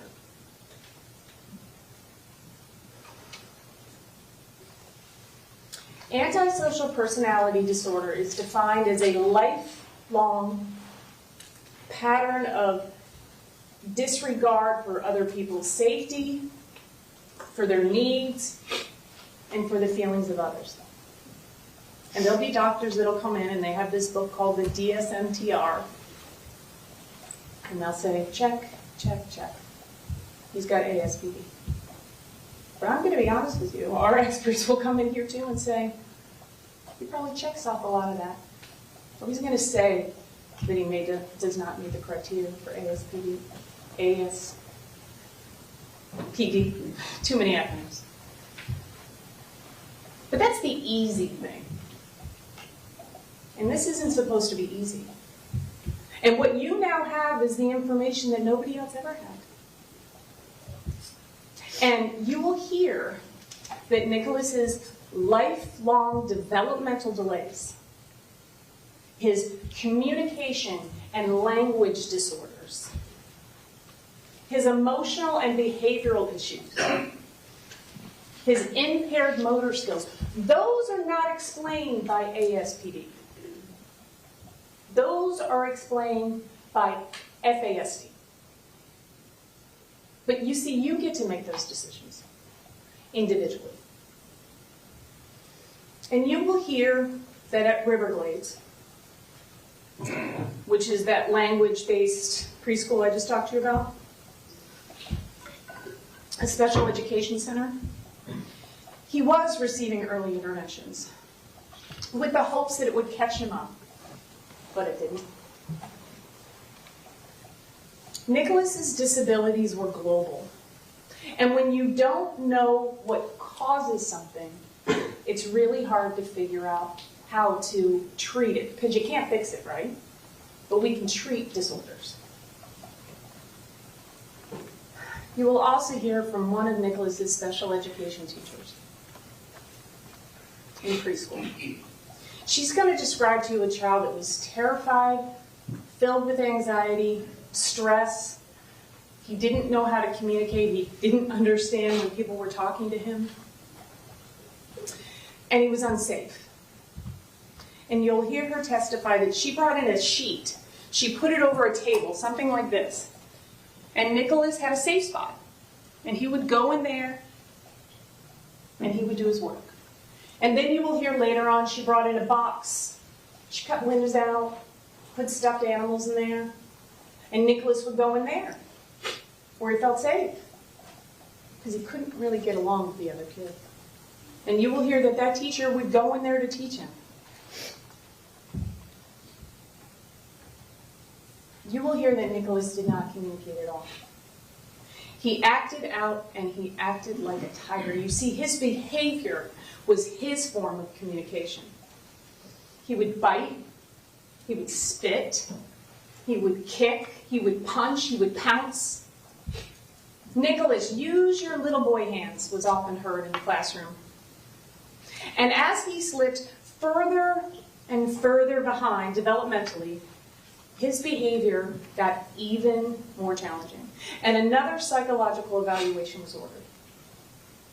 And you will hear testimony about that evaluation. That Nicholas had limited abilities. That he had a very low IQ. Now, I'm going to be honest with you. The experts will tell you that when you get an IQ score from a very young child, it's a baseline. You use it cautiously. But what you will hear is that he was very impaired intellectually. And that would remain through his life. You will hear from that evaluation that Nicholas had a difficult time communicating and expressing himself, and that he often had misperceptions because he didn't understand what people were saying to him, which led to stress and anxiety and fear. The school psychologist described him as a youngster that was overly stressed and anxious. He was fine. What is most interesting about that school psychologist evaluation is what she did next. This school psychologist had been involved in the Broward County school system for 38 years. And in those 38 years, she had made 2 recommendations for psychiatric evaluation on children as young as Nicholas. And that's what she did. She contacted Student Services for the Broward County School Board and made a recommendation that Nicholas get a psychiatric evaluation. We've got to find out what's going on with this kid. The school board never did that psychiatric evaluation. And on August 16th, 2014, 5 days before Nicholas was supposed to start kindergarten, he watched his father die in front of him. The family of 4 was now once again a family of 3. And Linda would become a single mother for the rest of her life to 2 very challenging young boys. And you see, throughout Roger and Linda's relationship, Roger controlled everything. Took care of the bills, took care of the house. So what Linda didn't know is that Roger had refinanced the house over and over again, and they were in deep financial trouble. You see, not only was Linda abandoned by the death of her husband, but she was betrayed by her husband. People will tell you that she never got over that. For kindergarten, Nicholas went to what is referred to as an ESE cluster, Special Education Cluster. And you're going to hear a lot of information about what is a cluster. You will hear that it's a small teacher-to-student ratio. There's a paraprofessional. There's usually more than one teacher, and there's a lot of support. There's a lot of intervention, and that's where Nicholas went. And you will hear from his family counselor, John Noonan, who was probably one of the only consistent things that Nicholas had throughout his childhood, from kindergarten until he left Coral Springs Elementary in 5th grade. And Mr. Noonan, he's going to testify about some of Nicholas's successes at Coral Springs Elementary. And he's going to tell you not about his failures, because he doesn't like that word, his struggles. In kindergarten, further testing once again determined that Nicholas was very developmentally delayed and that he required constant supervision. He wasn't able to retain information, and he struggled in all academic areas. And that year, he was retained. Nicholas was also diagnosed with ADHD, and he was placed on medication. He was 6 years old. And he would remain on medication on and off until 2016. You will hear that the best educational environment for Nicholas Cruz is one that is structured and supportive, with a small student-to-teacher ratio, with certified special education teachers, and behavioral intervention programs. At that time, he was seeing a psychiatrist, he was seeing a clinical psychologist, he had a case manager in home services. However, he continued to struggle with behavioral issues and academic issues. And that's because people still didn't know what was wrong with him. Throughout his time at Coral Springs Elementary, Nicholas struggled in all areas, academically, socially, developmentally, regardless of the services that he received. But despite all of those struggles, despite being below grade level almost every year, he was continually promoted. Because you see, if you're an ESE student, you can only be retained one time. And then you get what's called good cause promotions. Also during this time, throughout elementary school, Nicholas's medication was being changed frequently. They were trying to give him something for his aggression, something for his attention. So it was always on and off. And Linda, mom, would stop the medication sometimes. It was too expensive. Put him back on it, take him off of it, and sometimes she would even divide the medication between Nicholas and Zachary. And as Nicholas's peers moved on, Nicholas continued to row his boat in circles. Despite these continual struggles in ESE, throughout Coral Springs Elementary, those services changed very little, except, of course, when most of them were removed when he went to West Glades Middle School. He was 13 years old, moving into 6th grade. He was leaving a school with 650 students and moving to a school with 1,500. And back at home, there was no structure. The train was off the track. Not only were the police now responding to the house, but so was the S team. And the S team is the Youth Emergency Services. They're through Henderson Behavioral Health. It's a mobile crisis unit. You can pick up the phone and say you need help, and they come out. You see, Linda's perfect world, her facade was crumbling. On the outside, everything looked really good. This beautiful house. But inside, she was overwhelmed, she was exhausted, and she had no support system. And Linda fell deeper and deeper into a depression. And her overwhelming anxiety about money led to locks on the fridge, timers on showers, and her unplugging all of the appliances at night. And Linda started using local law enforcement and the S team as co-parents to help her control her 2 boys. And that glass of wine that she had every night would turn into 2 glasses of wine, 3 glasses of wine. West Glades Middle School. When kids go to middle school, they are thrown to the wolves. It's a completely different environment. And the services that a special needs kid gets in elementary school, Jack Lacy will tell you, principal of West Glades Middle at the time, we just don't have the staff. We just don't have the services. We don't have the structure and the support that these kids need. So what everybody knew Nicholas needed, which was structure and support, it was gone. And he roamed the halls of West Glades Middle. And at the beginning of middle school, Nicholas, he did all right. But when the social, we're in 6th grade now, emotional and academics demands continued to pile on Nicholas, his behavior worsened.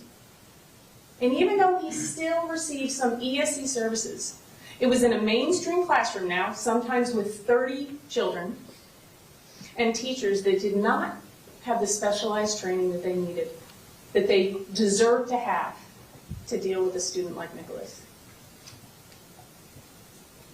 You will hear that they tried. They went to administration. They went to the ESE staff. They wrote referrals. You see, Nicholas would yell in class. He would uncontrollably laugh for attention. He would destroy property. He even grabbed a phone from a teacher's hand as she was trying to call 911. And his fascination with firearms began. He brought a weapon to school, which resulted in him not being allowed to have a backpack anymore.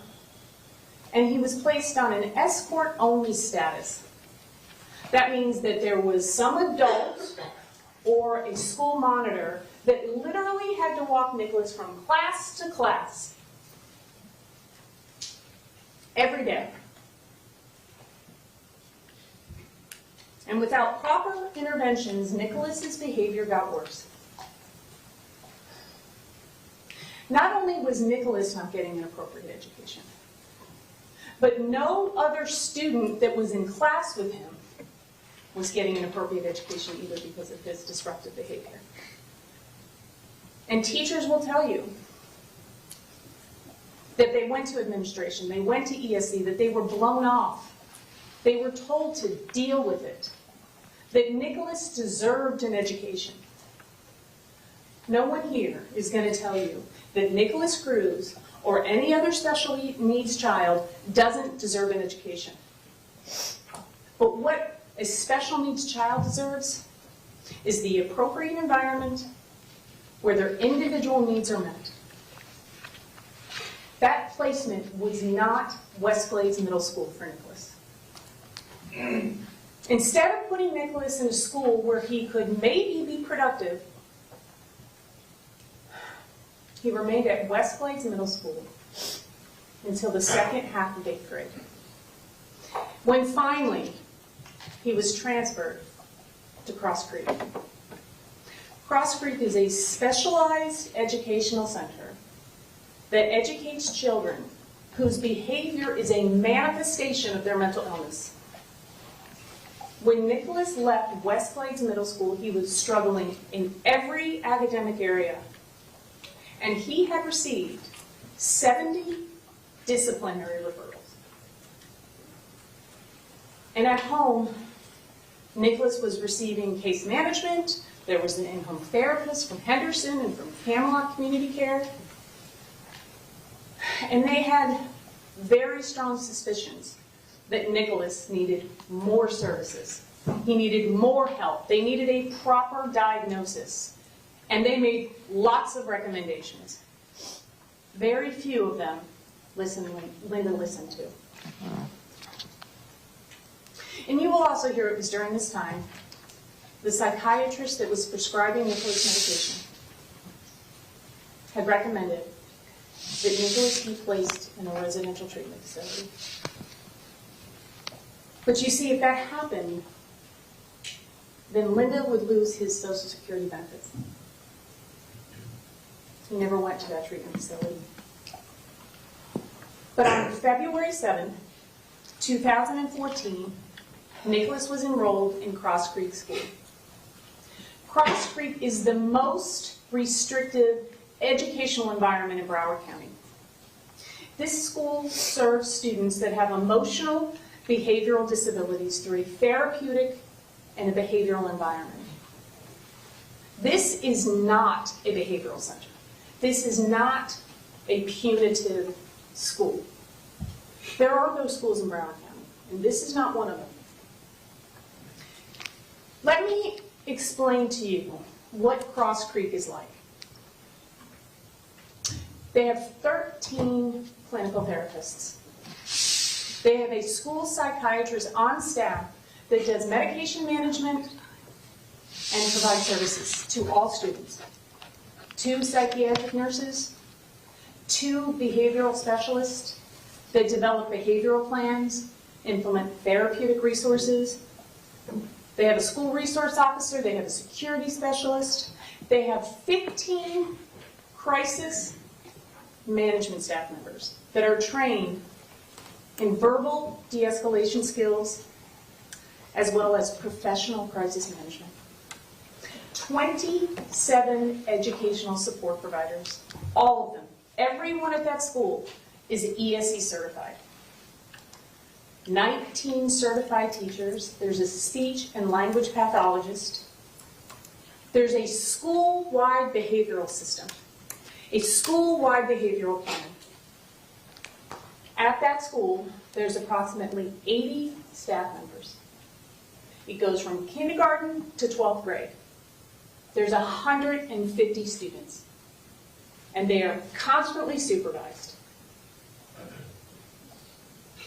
And remember, the evidence will show you that what we know about Nicholas's educational environment is that when it's structured and when it's supportive, he does better. And you know how Nicholas did? He did pretty well. Behaviorally, academically, was everything perfect? No. But remember, he's mentally ill and he's brain damaged. But he did well for himself. But his fascination with firearms continued. His mother was told by many people from the school and from the in-home case management, do not buy him a BB gun. Do not buy him an airsoft rifle. Linda Cruz bought him a BB gun. Linda Cruz bought him an airsoft rifle. And you will hear that Cross Creek psychiatrist, along with Linda, developed a home safety plan because Nicholas was having dreams about being covered in blood. And you know what you will also hear from that Cross Creek psychiatrist? As they're trying to partially mainstream Nicholas to Marjorie Stoneman Douglas High School, junior ROTC is not recommended for this child. Nicholas was partially mainstreamed to Marjorie Stoneman Douglas High School. 2 classes they enrolled him in. One of them was junior ROTC. And Cross Creek, like they do for most of their students, hold a carrot. We want children to be in the least restrictive environment. You'll hear a lot about that. Get them moving to their home-based school. And most kids really want to do that. So that's what they did. They held a carrot in front of Nicholas. Good behavior, you go to MSD. But the reason why Nicholas's behavior improved, why he was having some success academically, is because he was exactly where he should have been, at Cross Creek. And you will hear a lot about that transition from Cross Creek to Marjorie Stoneman Douglas High School. You will hear that eventually he was full-time mainstream. And you will tell you, and people will tell you that that never should have happened. And you will hear evidence from one of his support facilitators, a member of the special education team, ESC, that she received Nicholas's IEP, individual education plan. You're going to hear a whole bunch about this, which lists his eligibility, which lists impairments in domain, and gives a history of the child's behavior in other schools. You'll hear from that support facilitator that she took that IEP and that she went to the assistant principal that was in charge of the ESE program at Marjorie Stoneman Douglas, and she said, look at this. This child does not belong here. And she was told to stay in her lane.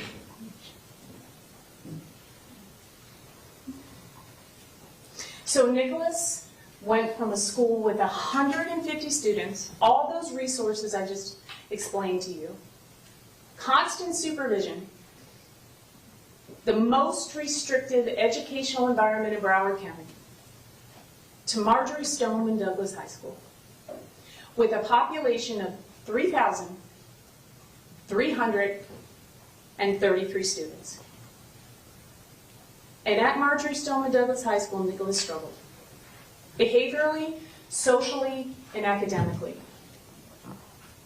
He started cutting himself. He even drank gasoline. And he talked incessantly about how he wanted to buy a firearm when he turned 18. It was so concerning that a behavioral threat assessment was done because the school social worker and the school therapist were terrified. They were concerned about Nicholas, and they were concerned about the other students. So they went to the school resource officer, Scott Peterson, who knew Nicholas, because you see, everybody knew Nicholas. And they said, he's cutting, he's drank gasoline, he wants to buy a firearm, he needs to be Baker Acted. And what a Baker Act is when you are a danger to yourself, potentially, or someone else. And you need to go to a facility where you can be assessed, maybe medication management, maybe referrals to other programs. And Scott Peterson said, I'm not Baker acting that kid. Go ahead and call Henderson.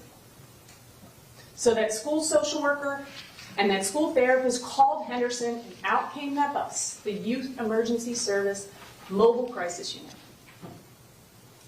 And they talked to Nicholas, and Nicholas said, I'm fine. I'm fine. So they didn't Baker act him. But that did not stop the school social worker, did not stop the school therapist. They called Henderson again, and then they called the abuse hotline through the Department of Children and Family, which sparked an investigation where Nicholas was classified as a vulnerable adult due to mental illness. And DCF went out there and they said everything's fine. And Henderson and their mobile crisis unit went back out there 3 times. And Nicholas was assessed for a potential Baker Act. And of those 3 times, he was assessed by 2 mental health interns, which means legally they can't even Baker Act anybody. He wasn't Baker acted. And 6 days later, on October 1st, 2016, Nicholas Cruz and Linda Cruz walked into Gun World of South Florida, where Nicholas bought his first real gun. All right. As a result of that threat assessment, Nicholas was no longer allowed to carry a backpack to school. And every morning he had to be searched. And it was around that time that MSD, Marjorie Stoneman Douglas, realized this kid does not belong here. He needs to go back to Cross Creek. That's where he might be successful. So they pulled Nicholas to the office, now 18, now able to make his own educational decisions. And they gave Nicholas a choice. You can go back to Cross Creek, or you can stay here at Marjorie Stoneman Douglas and revoke all of your services, all of your special education services. On a document that was generated by we don't know who, typed up, not a formal Department of Education revocation form, Nicholas signed his name. And he revoked all of his special education services. Think about that. This is a child who had been receiving special education services since he was 3 years old. And they were all gone now.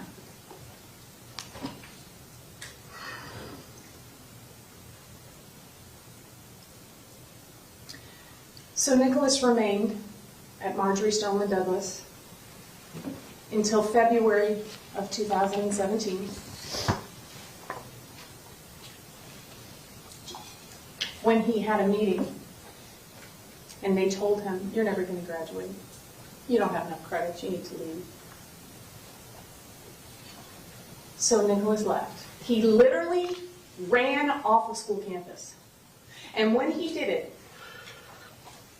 one of those school monitors, as he was watching Nicholas run off the campus, said, that kid is going to come back and shoot this school up.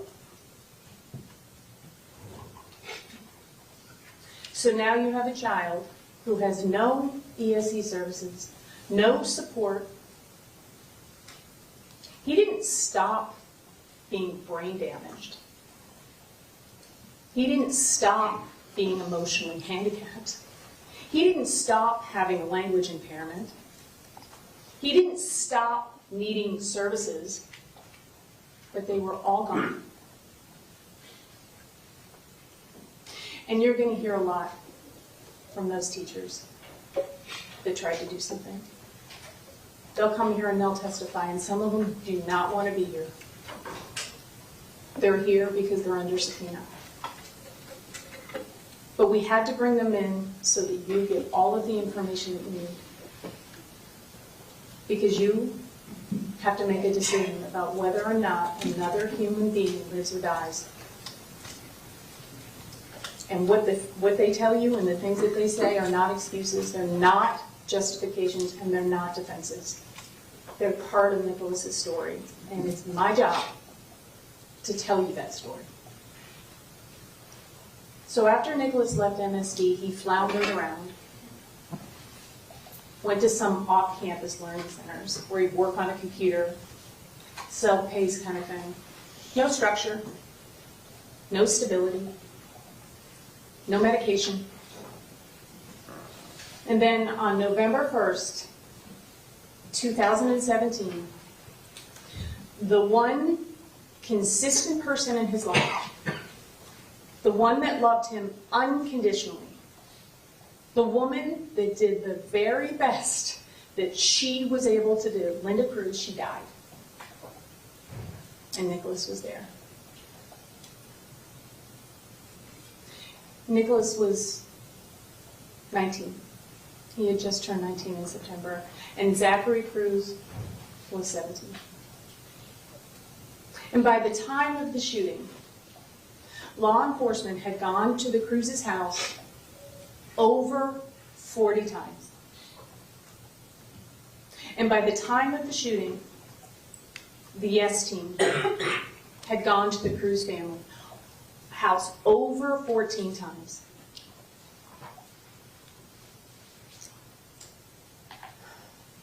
We will tell you Nicholas's life story so that we can give you reasons to vote for life. And that's what I'm going to ask you to do. I'm going to ask each and every one of you to do that. And now the state has the responsibility of proving all of the aggravation, the reasons for death. And you must all agree on that. And we will present you with mitigation. Reasons for life. And you don't have to agree on that. In fact, the law says that you can disagree. You can give mitigation any weight that you want. And it's individual because different things hold different value to other people. None of us has walked the same walk.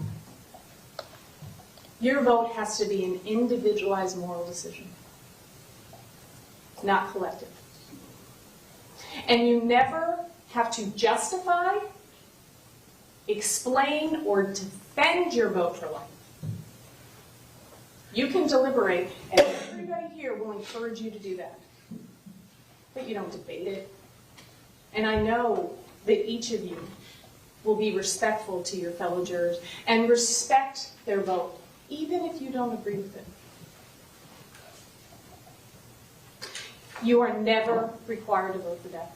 Even if the state of Florida proves every single aggravator, you can still vote for life.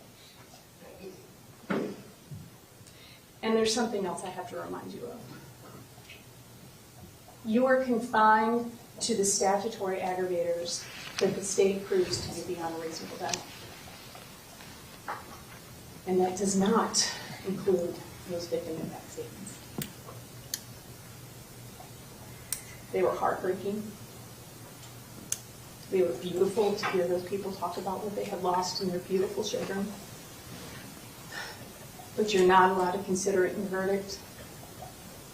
The law requires you to put it aside. And you are here because each of you said that you could do that. It's hard, but you said you could. And we know that you will. We all agree, everyone here agrees that Nicholas deserves to be punished. Without a doubt. But life without the possibility of parole is a severe enough penalty, is a severe enough punishment. When you not only look at the crime, but you look at the person that committed it. I'm confident that once you hear Nicholas's story, that you will know in your heart that a vote for life is the right vote, and that justice will be served with that verdict. Your life verdict can come from all of the things that Nicholas did not show those 17 beautiful souls. It can come from compassion. It can come from grace. And it can come from mercy. Thank you. Thank you. Okay, ladies and gentlemen, we're going to take a brief 10-minute recess, just long enough for everyone to stretch and just take 10 minutes. Please do not discuss the case. Please leave your notepads behind, and we'll be back with you very shortly.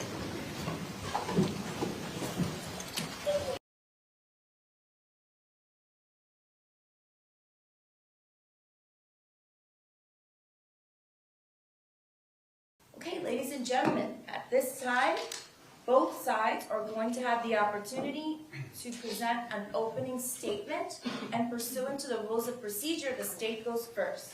State? May we have a brief side? Okay.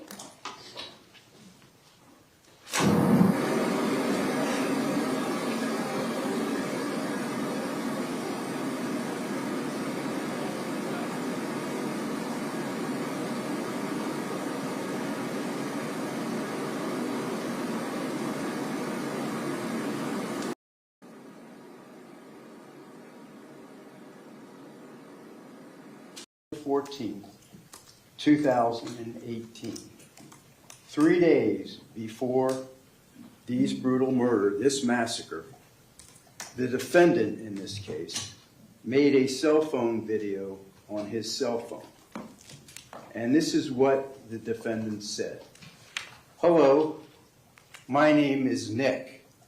I'm going to be the next school shooter of 2018. My goal is at least 20 people with an AR-15 and some tracer rounds. It's going to be a big event. And when you see me on the news, you'll know who I am. You're all going to die. Ah, yeah, I can't wait. Ah, yeah, I can't wait. Cold, calculated, manipulative, and deadly. Now, Marjorie Stoneman Douglas High School is located at 5901 Pine Island Road in Parkland, Florida.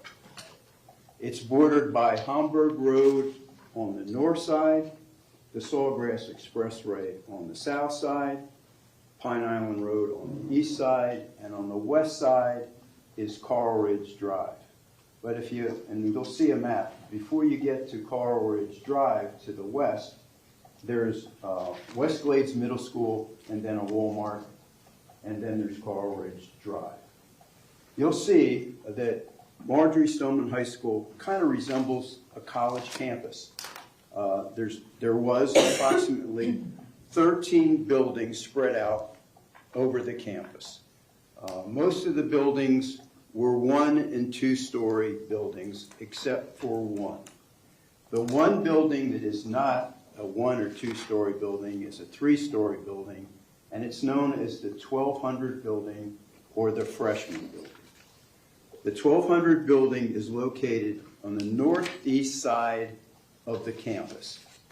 So it's bordered on the north by Homburg Road and Pine Island on the east. It's a 3-story building, and there's 2 entrances to the 1200 building. There's an entrance on the east side, and there's an entrance on the west side. And both those east and west entrances open up to the first floor hallway. The entrances are a double door on the east side and a double door on the west side. And to the right of those double doors, there's a secondary door, both on the east side and on the west side. And this secondary door leads up into the first floor landing of the stairwell. And the stairwells go up to the 3rd floor, both on the east side and on the west side. There are 10 classrooms on each floor of the 1200 building. There are 6 classrooms on the south side of the hall. There's 4 classrooms on the north side of the hall, and that holds true for the 1st floor, 2nd floor, and the 3rd floor. And Marjorie Stoneman Douglas back on February the 14th, 2018, had a surveillance system, and there were approximately 76 cameras that spread out through the campus. And these cameras were motion activated. And what that means is they have to detect motion before they record. So if there's nothing moving, they don't record. In the 1200 building, there were 13 cameras. There were 3 cameras on the first floor, 3 cameras on the second floor, and 3 cameras on the third floor. And these cameras are installed in the ceiling. So there's a camera on the east side in the ceiling, a camera in the center in the ceiling, and a camera on the west in the ceiling, 3 cameras. And there's 3 cameras just like that in the ceilings on the first floor, second floor, and third floor. The camera on the east side, up on the ceiling, focuses west. The camera in the center of the ceiling focuses west. The camera on the west side focuses east. And that's true for the first floor, second floor, and the third floor. And there are 2 additional cameras in each stairwell. There's one on the third floor of the stairwell, one on the second floor of the stairwell. And that's true for the west stairwell and the east stairwell. There are 13 cameras in the 1200 building. There are no cameras in the classrooms. There are no cameras in the classrooms. And again, these cameras are motion activated. So you will see a surveillance video from the Marjorie Stoneman Douglas High School from February the 14th, 2018. You will see the defendant on the first floor fire a rifle, shoot and kill 9 students, the athletic director, and a coach. And the athletic director and the coach were both campus monitors. You will see the defendant fire his rifle 6 times on the second floor. And you will see him shoot and kill 5 students on the third floor and a teacher on the third floor. You will see him wound 13 other students on the first floor, and you'll see him wound 3 other students on the third floor and wounding of a teacher. You will not see every single second of that surveillance video. You're going to say, why? Because it's what? It's motion activated. When the defendant fired his rifle, the percussion in the hallway was so loud that it caused the ceiling tile, the dust from the ceiling tile, to fall down. And when the dust from the ceiling, and it looks like smoke, and when it comes down, it prevented the cameras from detecting some of the motion of the defendant. But most of it is there, and you will see it. The cameras are motion activated. You will also learn that because of the percussion of the defendant firing his rifle, it also affected the fire alarm system. So at 2:20, 2:38, and I'll get back to why that time is important, this fire alarm goes off because the fire alarm system was not able to detect the difference between what? Between smoke and dust. The defendant attended Marjorie Stoneman Douglas High School from August the 15th, 2015 to February the 8th, 2017, and he was also a member of the JROTC.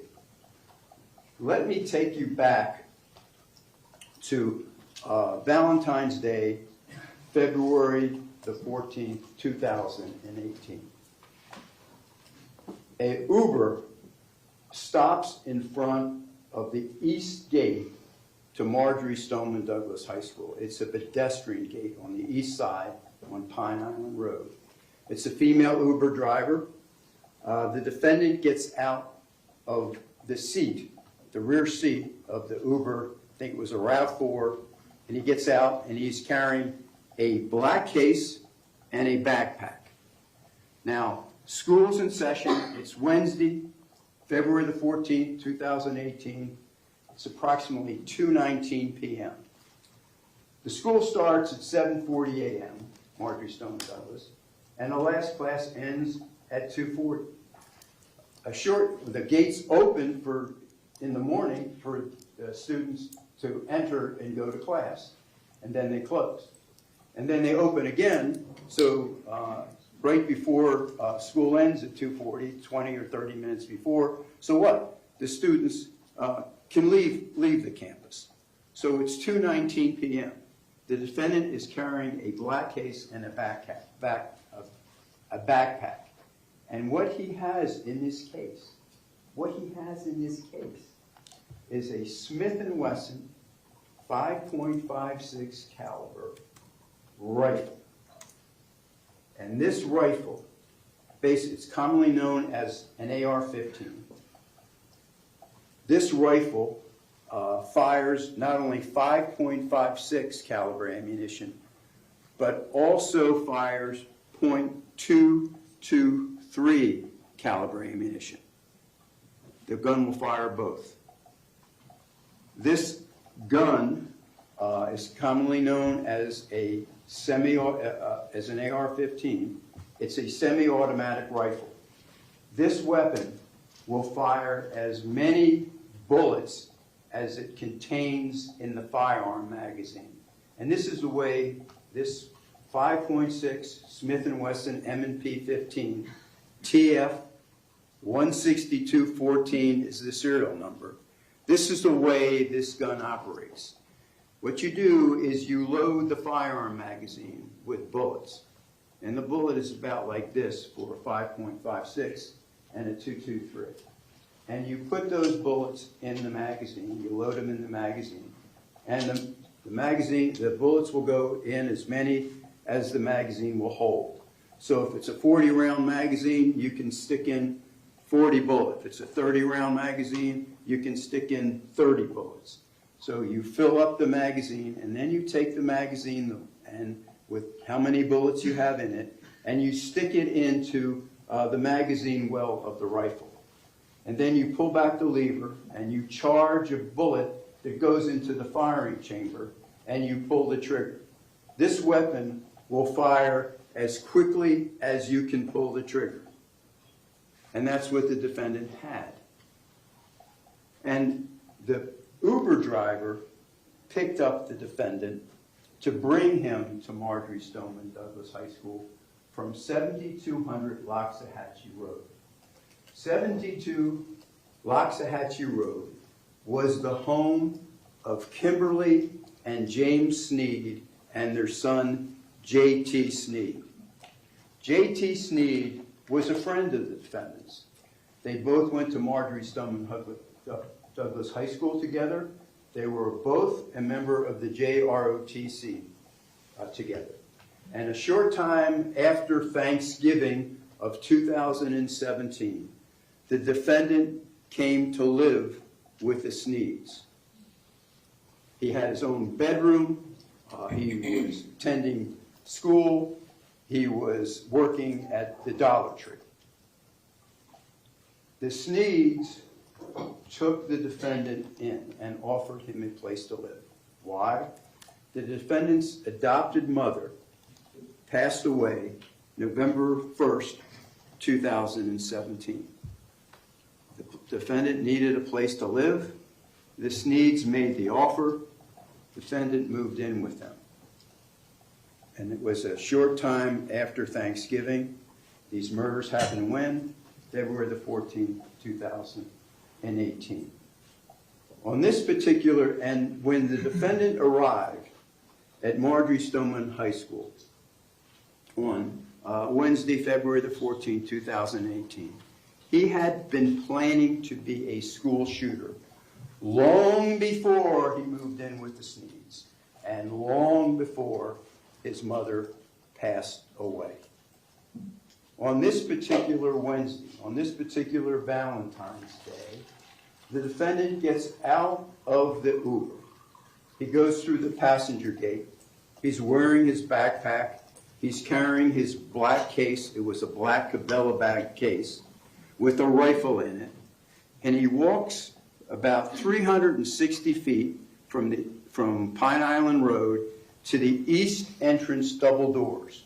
He walks in through the east double doors, makes an immediate right-hand turn, and walks in to the bottom floor of the stairwell, of the east stairwell. He takes his rifle out of the Cabela bag, black bag, and as he's preparing his rifle to fire, in walks a student, Christopher McKenna. Christopher McKenna was a student in classroom 1216. 1216 is on the first floor. It's the second classroom from the east double door entrances. Christopher McKenna was out on the bathroom pass, and he was going up to the second floor because at the time, the first floor restrooms and the third floor restrooms were locked. And so the security could watch people go to the second floor because they were concerned about, different activities in the first floor and third floor, kids going there vaping or hiding out or whatever. So for a security measure, they did lock the bathroom doors on the first floor and the third floor. So Christopher McKenna gets a pass from his teacher. It was Miss Haas in 1216. She taught English, approximately 30 students in her class.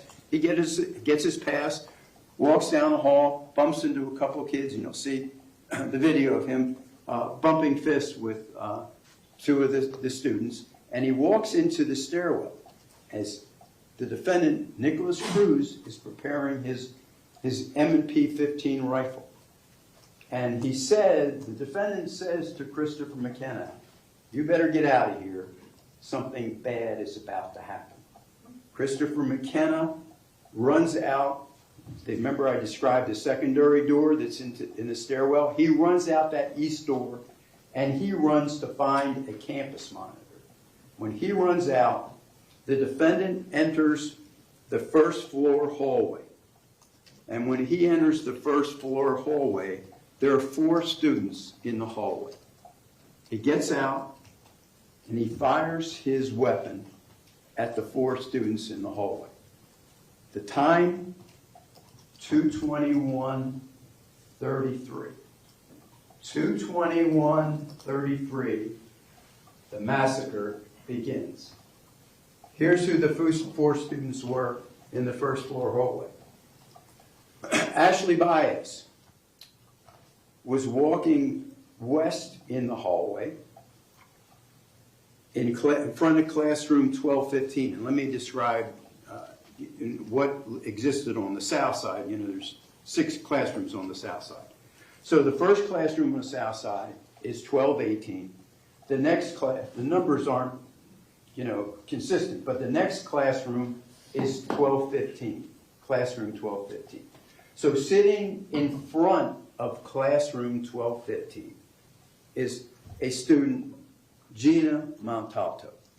And she asked permission from the teacher in 1215. By the way, it was a personalization class, so you can catch up on your homework and do different things, different from when I went to school, but you can do whatever you want in homework, whatever, like a study hall. So she asked Miss Matlock if she could go out in the hall and work on her computer because it was more private and she could get more work done on her project. Miss Matlock had offered her to go to a different classroom or somewhere else. Gina said, "No, fine, I'd like to do that." So she's sitting, and when you watch the video, you'll see her legs sticking out from the front of classroom 1215. Standing next to her, knocking on the door to classroom 1215, was Martin Duque Aquillano and Luke Hoyer. Martin and Luke were coming back from, and you can get permission to go to other classes. They were coming back from somewhere near the administration building. They had to do something. And you'll see them actually coming back down the corridor and walking in. And you'll see him, Luke or Martin, bump fists with Chris McKenna. So they're standing at the door of classroom 1215, and they're knocking to get in, because procedure is when class is in session, the classroom door is supposed to be locked. The defendant fires at Martin Duque Aquiliano, Gina Montaldo, and Luke Hoyer. He then turns and goes over to classroom 1216. Remember I described that? That's where Christopher McKenna left from. That's Miss Ha's English class, approximately 24 students in there. He fires into 1216. You'll see on all the doors in the 1200 building, there is a glass window in the metal door. And this window is approximately 8 inches wide and 42 inches long. The defendant fired through that window, shattering the window, and shooting and killing Alex Schachter, who was sitting in his desk. The defendant then turns right outside of classroom 1216. He kneels down, he takes off his backpack, unzips his backpack, and pulls out a black tactical vest. And you'll see the vest. This vest has pouches all over it, so you can stick firearm magazines in it. There were 10 firearm magazines in that black tactical vest. The defendant kneels, takes it out, puts the vest on, takes the expended magazine out of the magazine well of the rifle, and puts in a new magazine. He stands up and he walks over to 1215, where Martin Duque and Luke Hoyer and Gina Montaldo were, and he fires into them. And then he fires into classroom 1214. Remember I said there's 1218, then there's 1215, and then there's 1214. And 1214 and 1215 are adjoining. Their doors are right next to one another. The defendant fires through the glass window and shatters it, and fires into classroom 1214. 1214 is a class that was being taught by Ivy Seamus. She was teaching Holocaust history. He fires in to 1214, and he shoots and kills Helena Ramsey.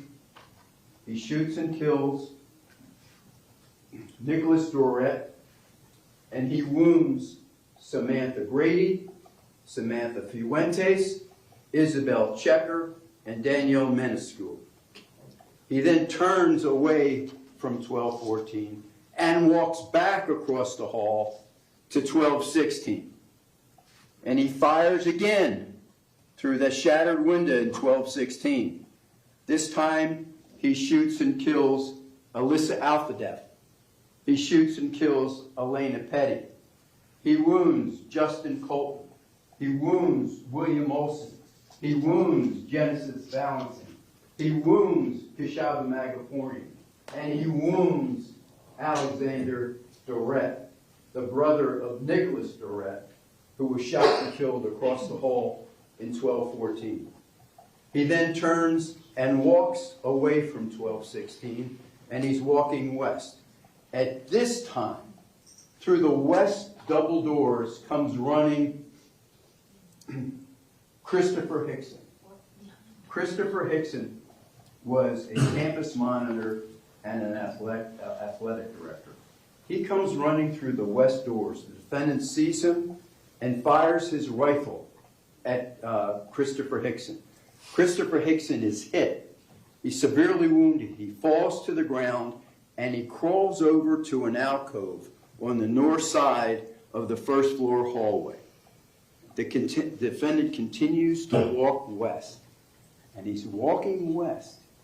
He passes Gina Montaldo, Martin Duque Aquiliano, and Luke Hoyer again, and he fires into them again. Then he proceeds west. Now he goes to classroom 1213. 1213 is now the third classroom from the east side. You have 1217, 1216. Remember, he fired into 1216. Now this is 1213. 1213 is a psychology class being taught by Renette Riobin. And he does, the defendant, Nicholas Cruz, does this again. He fires through that window, shatters the glass, shoots and kills 16-year-old Carmen Shentrum. He wounds Madeline Wilford. He wounds Samantha Mayer, and he wounds Benjamin Wickander. He then turns and walks west again. And as he's walking west, he passes Christopher Hickson. And you'll see it. He turns like this and shoots Christopher Hickson again. He continues to walk west, the defendant does, and he reaches the west stairwell door entrance to the stairwell. And he walks into that door, and as he walks in that door, the outside door, remember I said the secondary door, just like on the east side, on the west side, that door opens. And who is it? It's Coach Aaron Feist, who's also a campus monitor. Aaron Feist is the campus monitor that Chris McKenna ran to find to tell him about what he saw. So here's Aaron Feist opening the door. And as the defendant is walking in the first floor stairwell, he turns and he fires his rifle and shoots and kills Aaron Feist. Aaron Feist is shot twice in the chest.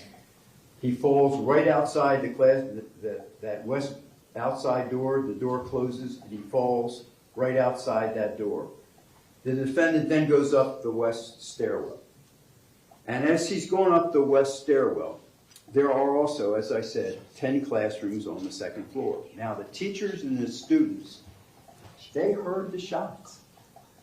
And when the fire alarm goes off at 2:22:38, the procedure is to evacuate. No, they didn't evacuate. The defendant fired 70 shots on the first floor and 2 shots in the stairwell. So the teachers and students on the second floor, they heard that. So they didn't follow the procedure of evacuating when there's a fire drill. They fired the procedure that if there's an active shooter, you get away from the door and you turn off the lights and you be quiet. And that's exactly what the students and teachers on the second floor did. So when the defendant gets up on the second floor, he looks in a couple of the classrooms and he fires into classroom 1234 and 1231, shatters the windows. So there was nobody in 1234 or 1231. He only fired. He fired 6 shots on the second floor. And he goes to the east side stairwell to go up to the 3rd floor now. Now, the students on and the teachers on the 3rd floor, they heard some noises, but they weren't distinct like the students and teachers heard on the 2nd floor of the shots being fired. So they didn't hear like gunfire, they didn't hear shots. But what they did, they were responding to the fire drill. So the classes empty out, they follow the procedures. Some are going to go down the west stairwell, some are going to go down the east stairwell. But when the kids are doing that and they're going down the stairwell, then they hear the gunshots on the 2nd floor. So what do? They race back up the east stairwell and the west stairwell, and they run as fast as they can to get back into their classrooms for safety.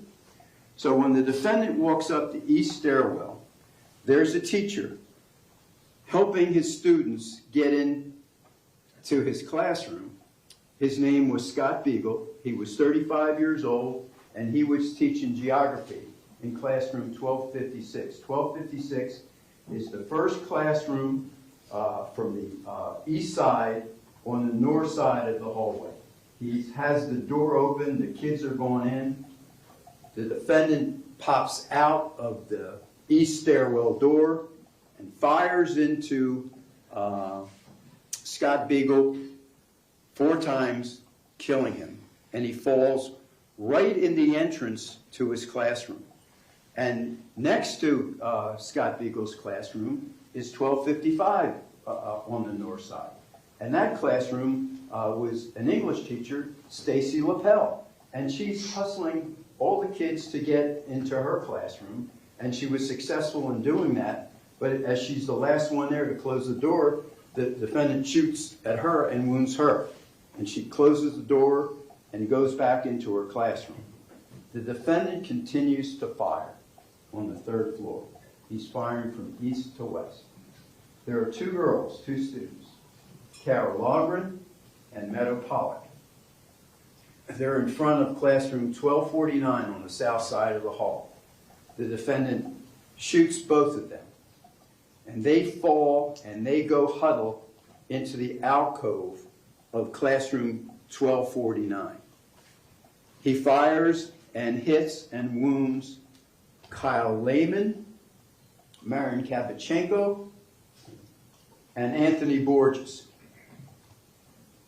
The other students are running away down the hall. They're running from the defendant. He shoots again, and he hits Joaquim Oliver, and Joaquim Oliver ran into the alcove of the men's restroom. Jamie Guttenberg was racing down the hall to get to the stairwell door, and she was shot. Peter Wang, he was doing the same thing. He was running to the stairwell door to run down. He was shot. The defendant then proceeded west again. And as he passes classroom 1249, just as he did on the 1st floor when he went by Gina Montaldo and Martin Duque and Luke Hoyer and Christopher Hickson, he fires into Carol Logren and Meadow Pollock as they were huddled in the alcove of 1249. He then leaves and moves further west. He looks into the alcove of the men's restroom where Joaquim Oliver was wounded. He was shot in the leg. He couldn't run. The defendant fires into and kills Joaquim Oliver. The defendant then turns and walks further down the hall. Jamie Guttenberg was able to reach the door, but she collapsed on the 3rd floor stairwell, and that's where she died. She died on the 3rd floor stairwell of that building. Peter Wang was shot, and he was lying in the southwest corner, right in front of the west stairwell door. The defendant walks up to him and fires into Peter Wang again. Peter Wang was shot 13 times. The defendant then looks out this little window in the stairwell on the west side. He turns and he walks over to room 1240. Now, 1240 is not a classroom. It's a teacher's lounge. And teachers go there, I guess, to papers or whatever they do, eat lunch, whatever. There's desks in there, and there's a men's room and a ladies' room in there, restrooms, and a couple other rooms attached once you go into the classroom, the teacher's lounge, 1240. The defendant shoots the glass because 1240 had a glass just like all the other, other rooms, the other classrooms, 8 inches wide, 42 inches long. He shoots through that window and he goes into 1240. Now, when you go into 1240, there's a window on the south side looking over the campus, and there's a window on the west side looking over the campus. And they look over a courtyard, they look over walkways, and they look over parking lots. The defendant fires his rifle at the west window, and you'll see there's 5 bullet holes in the west window, and he fires 5 shots out of the south window. He then leaves 1240. He passes the body of Peter Wang. He opens the west stairwell door. He passes the body of Jamie Guttenberg. He takes off his vest, lays it down on the 3rd floor landing stairwell, takes his rifle, lays it down, and he runs out. The defendant is wearing a maroon JROTC Stoneman Douglas ROTC shirt that students get when they're members of the JROTC. He's wearing black pants, he's wearing a dark blue baseball cap, he's wearing glasses. He runs down the west stairwell, and he runs down and runs out of the door, and he passes Aaron Feist. He leaves the 1200 building at 2:27:55. He started the shooting at 2:21:33. He leaves the 1200 building at 2:27:55. He runs west. Then he turns south and runs by the tennis courts. And he runs and blends in with students and teachers who were evacuating the campus. They were evacuating the campus because they heard the fire drill. When the fire alarm goes off, it goes off through the whole campus. So they were leaving. The defendant runs and gets in with the group, and they all go, this whole group of students and teachers, out to Homburg Road to the north. They pass West Glades Middle School. They go out to Homburg Road. The defendant gets to Homburg Road. He goes west. He walks to Walmart, walks through the parking lot, goes into Walmart, goes into the Subway sandwich shop that's actually in Walmart. He orders an icy. He leaves a tip, pays for it, leaves a tip, takes his icy, walks out of the Subway, sits on a bench inside Walmart, drinks his icy, there for a couple minutes, gets up, and he leaves. And he walks over to Coral Ridge Drive, and he walks south on Coral Ridge Drive, and he walks to a McDonald's on Coral Ridge Drive. He arrives at the McDonald's at 3:01 p.m. And as he walks into the McDonald's, there's a student there named John Wilford. John Wilford was a student at Marjorie Stoneman Douglas. He's sitting at one of the booths. He is the brother of Madeline Wilford, who was shot in classroom 1213. John had no idea what was going on. He certainly didn't know his sister was shot. He's calling, waiting for his mother to pick him up, as a lot of the students were, because they had evacuated. He's sitting at the booth. The defendant, Nicholas Cruz, walks up to him and sits across from him in the booth. And when you see the video, they're going to say, hey, they had to know each other. John Wilford didn't know him. And the defendant asked him for a ride. And John Wilford says, I'm not going to give you a ride. My mom's picking me up. She's going to pick me up. We can't give you a ride. So John's mom arrives in the parking lot. John gets up. He leaves McDonald's. The defendant follows him. He goes with him. He says, hey, look, can you give me a ride? He says, look, I told you, I'm not going to give you a ride. I'm going with my mom. So John gets in his mom's vehicle. They leave. The defendant crosses Coral Ridge Drive, and he walks into an area called Wyndham Lakes. It's a development. He's walking in Wyndham Lakes. And about this time, there's an officer who's responding to help other agencies. His name is Michael Leonard. He's a police officer with the Coconut Creek Police Department. And he's looking for a white male wearing a maroon JROTC Marjorie Stoneman Douglas collared shirt, polo shirt, and black pants and a dark hat. So he sees Nicholas Cruz walking on Wyndham Lake South. He pulls him over, stops him, the police come, and he's arrested. The defendant is arrested at approximately 3:40 p.m. The location is approximately a mile and an eighth from McDonald's and 2.9 miles approximately from Marjorie Stoneman Douglas. The police and the medical examiner's office, after that, arrive at Marjorie Stoneman Douglas at the 1200 building. And this is what they find. There are 14 deceased bodies at Marjorie Stoneman Douglas at the 1200 building. There are another 2 bodies at the North District Hospital. They were Gina Montaldo, the little girl who was sitting outside with her computer outside 12:15. They took her to the hospital. Gina was shot 4 times. She was 14 years old, and she died from her wounds. They also took Christopher McKenna, because Christopher Hickson, the athletic director, who crawled over to the north side of the wall in that alcove. When the police came, he was still alive. They took him to the North District Hospital. Christopher Hickson, the athletic director, the campus monitor, was 49 years old. He was shot 3 times, and he died of his wounds. Martin Duque Aquillano was 14 years old. He was with Luke Hoyer, knocking on the classroom door of 1215. When the police came, they took him out, and they took him to Hamburg Road and Pine Island Road to see if they could help him.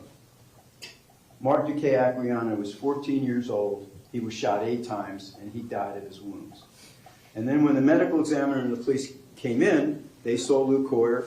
He had been moved by the police so students could get out of 1215, but Luke was still in the hallway. Luke was 15 years old. He was shot twice, and he died of his wounds.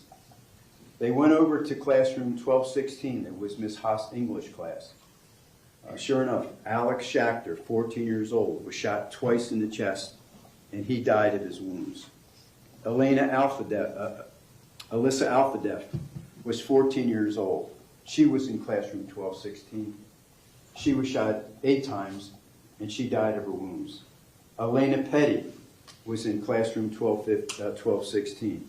She was shot 4 times, and she died of her wounds. The police and medical examiners then went across the hall to 1214, Ms. Seamus's class, who was teaching Holocaust history. Helena Ramsey was shot 4 times. 17 years old, she died of her wounds. Nicholas Dorwet was shot 3 times in 1214. Was shot 3 times. He was 17 years old, and he died of his wounds. And they crossed the hall to classroom 1213. In 1213, it was Carmen Chintrum. Carmen Chintrum was 16 years old, and she was shot 3 times, and she died of her wounds. They then saw Aaron Feist, and Aaron Feist was still lying just outside the west stairwell door, just to the south of the double doors to the west entrance. Aaron Feist was shot twice in the chest, and he died of his wounds. The police had brought down, before the medical examiner got there, Jamie Guttenberg from the 3rd floor landing, and she was outside just to the north of the double doors on the west entrance. Jamie was shot 1 time. Jamie was 14 years old, and she died of her wounds. There was no one that was shot and killed on the 2nd floor, but on the 3rd floor, the police found just outside his classroom, 1216, he was moved a little bit too, was Scott Beagle. Scott Beagle was the geography teacher who was holding the door open for the students. Scott Beagle was 35 years old. He was shot 4 times, and he died of his wounds. Further down the hall, right in front of 1249, the police brought the bodies of Meadow Pollock and Carol Logren out to the middle of the hall so students could get out, after this was all over. Meadow Pollock was 18 years old. She was shot 6 times, and she died of her wounds. Carol Logren was 14 years old. She was shot 3 times, and she died of her wounds. They found Joaquim Oliver. Joaquim Oliver was the boy who was shot in the alcove of the men's restroom on the 3rd floor. The police had pulled his body out into the middle of the hallway too. Joaquim was 17 years old. He was shot 4 times, and he died of his wounds. Just to the west, still lying there in the southwest portion of the hall, by the west stairwell door, was Peter Wang. Peter Wang was shot 13 times, and Peter died of his wounds. The BSO crime scene unit came, and they did their investigation. Here's what they found. There were 139 rounds fired in the 1200 building. There were 70 rounds fired on the 1st floor. There were 2 rounds fired in the west stairwell. Remember when the defendant shoots and kills Aaron Feist. There were 2 rounds there. 6 rounds were fired on the second floor, and 61 rounds were fired on the third floor. 51 rounds were found, casings were found in the third floor hallway, and 10 rounds were fired in teacher's lounge 1240. They found 10 casings, the back part of the bullet. That's why I'm indicating this is what they found. As I said before, when you fire a semi-automatic weapon, a semi-automatic rifle like this one, TF-16214 is the serial number, the casing pops out when another round comes into the chamber for firing, and it falls to the ground. That's how there were 17 casings on the first floor, 2 casings in the west stairwell, 6 casings on the second floor, 51 casings in the third floor hallway, and 10 casings in the teacher's lounge. And of course, there's 5 bullet holes in the west window, and there's 5 bullet holes in the south window. They also found the weapon, the gun, the 5.56 Smith & Wesson M&P 15. It was laying on the stairwell where the defendant left it. Still had a round in the chamber, and it had a magazine in it, and still had 23 rounds in the magazine. And laying next to the gun, just as he left it, was the tactical vest. There were 5 magazines still in the pouches of the tactical vest. There was a 40-round magazine that was fully loaded with 40 rounds. And these 40 rounds, all the rounds were either 5.56 or what, .223, because the defendant's 5.56 M&P 15 fires both 5.56 and .223. So there are 40 rounds in that one 40-round magazine in the tactical vest. There were 4 30-round magazines still in the tactical vest. 3 of those 4 30-round magazines were fully loaded with 30 rounds of either 5.56 or .223 ammunition. And there was the 4th 30-round magazine containing 29 rounds, not 30. They also found magazines that were changed by the defendant, discarded after he was through. On the first floor, they found a 10-round empty magazine by his backpack. Remember, knelt, took off his backpack, changed the magazine. It was an empty 10-round magazine by his backpack. In that same hallway, they found an empty 30-round magazine. And all these magazines, by the way, hold both 5.56 ammunition and .223 ammunition. They found this empty 30-round magazine. Then they found another 30-round magazine in the first floor hallway that still had 9 rounds in it, live rounds in it. On the third floor, on the hallway, they found an empty 30-round magazine in the hallway itself. And in the teacher's lounge, 1240, they found an empty 40-round magazine, empty. This is what BSO found when they were there. You're going to see that there are 7 aggravating factors applicable to this case. And before I get into that, Judge told you about the aggravating factors and the weighing process. And remember I said it's a weighing process, it's not a counting process. So there are 7 aggravating factors for you to consider. The first one is the defendant has previously been convicted of a capital felony or a felony involving the use or threat of the use of violence. That's one aggravating factor, and I'm going to talk about each one of these aggravating factors in a little bit. The second aggravating factor was the defendant knowingly created great risk of death to many people. That's number 2. Number 3, that the first-degree murder, or in this case, murders, don't forget there's 17 sentences.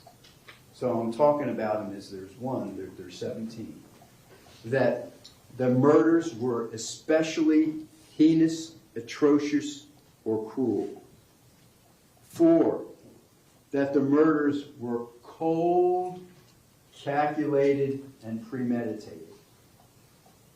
That the next one, the murders were done to disrupt or hinder a governmental function, to wit, schooling. The next one is that the victim was an appointed public official in the performance of their duties. Scott Beagle was a teacher. He was an appointed public official. Christopher Hickson was an athletic director and a campus monitor. He was an appointed public official, as was Coach Spice. He was a coach and also a campus monitor. And the last one was that the murders were committed during the course of a burglary. You're saying, burglary? Yeah, burglary. When the defendant entered that school without permission to commit an offense, to wit, murder, that's what a burglary is. And you can see that, let's take previous convictions. So, you can, even though they're not prior to February the 14th, 2018, you can consider the murder of 16 other people, even though it's contemporaneous with the one. So if you have the murder of Gina Montaldo, you can use the murders of the other 16 victims as aggravators for that, and would go for each other murdered victim. Okay? And the 17 attempted murder in the first degree of the surviving victims, who I mentioned their names and they were shot, can aggravate each one of the sentences for the deceased murder victims.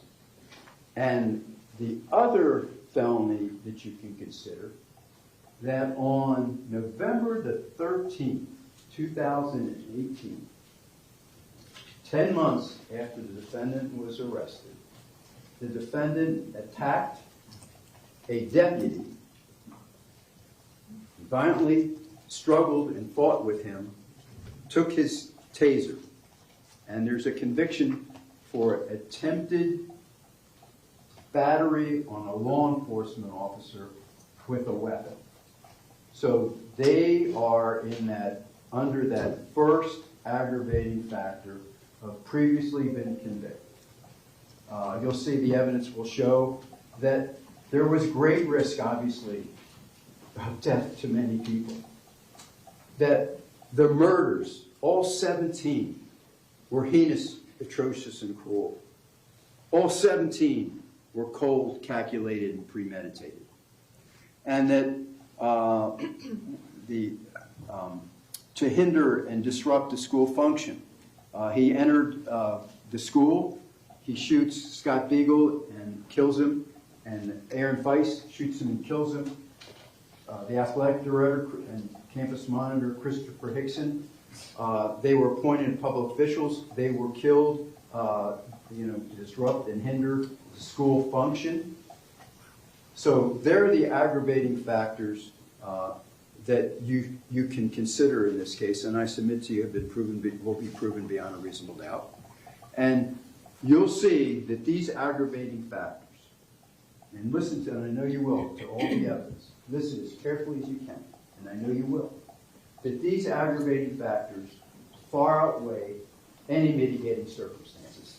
Anything about the defendant's background, anything about his childhood, anything about his schooling, anything about his mental health, anything about his therapy, anything about his care, that the aggravating factors will outweigh any mitigating circumstances. After this was all over, the police, went back and trying to do as thorough an investigation as they possibly can. They collected the defendant's backpack outside of classroom 1216. They collected this Cabela black case that he had carried his AR type rifle in. It was on the stairwell steps, on the east stairwell. And laying about 3 feet away from the Cabela bag with earbuds still attached to this phone was the defendant's cell phone. 9504-821-1107. And the police did an extraction. And they took all the information from the phone. There were 3 cell phone videos. And the last one, and I'd said it before, the last one was on February the 11th, 2018. Hello, my name is Nick. I'm going to be the next school shooter of 2018. My goal is at least 20 people with an AR and some tracer rounds. I think I can get it done. It's going to be a big event, and when you see me on the news, you'll know who I am. You're all going to die. I can't wait. Those words, those actions of killing 14 children, the athletic director, a coach, and a teacher, is why we're here today.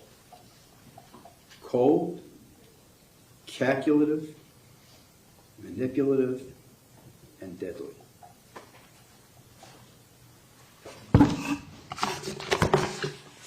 Thank you, State. At this time, ladies and gentlemen, we're going to take a 10-minute break. Please remember, do not discuss the case, do not begin deliberating, and again, a 10-minute break, and then we'll come back into court and finish our hearing.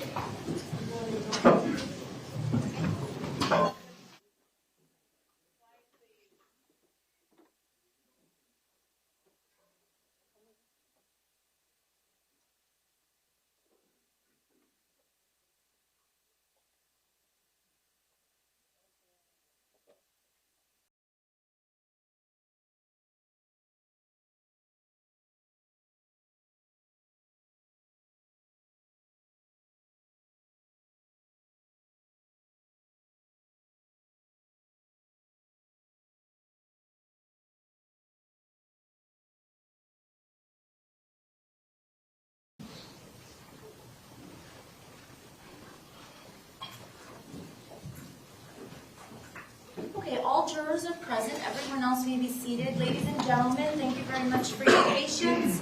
What we have decided for today is to not, in order to not delay this matter anymore, we're going to ask you that if you are in a seat where you can't see, if you wouldn't mind just standing up and moving over or coming to the end to a place where you can see, sort of adjusting yourself so that you can have a clear view of what's being shown.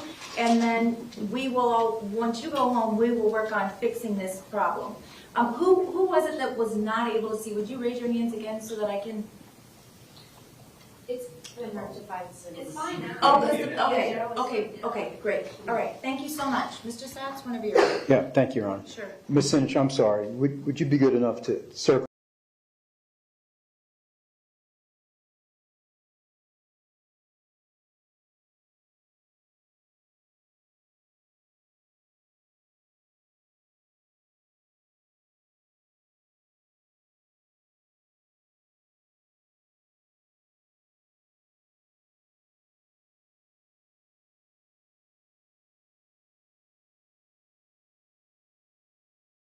Okay, everybody, now this will be concluding this live stream, and we'll see you all on the next one tomorrow. And we'll play more of this soon. Yes, see you mañana. Yes. Sí. Sagro, absolutely. Alright, and adios, everyone.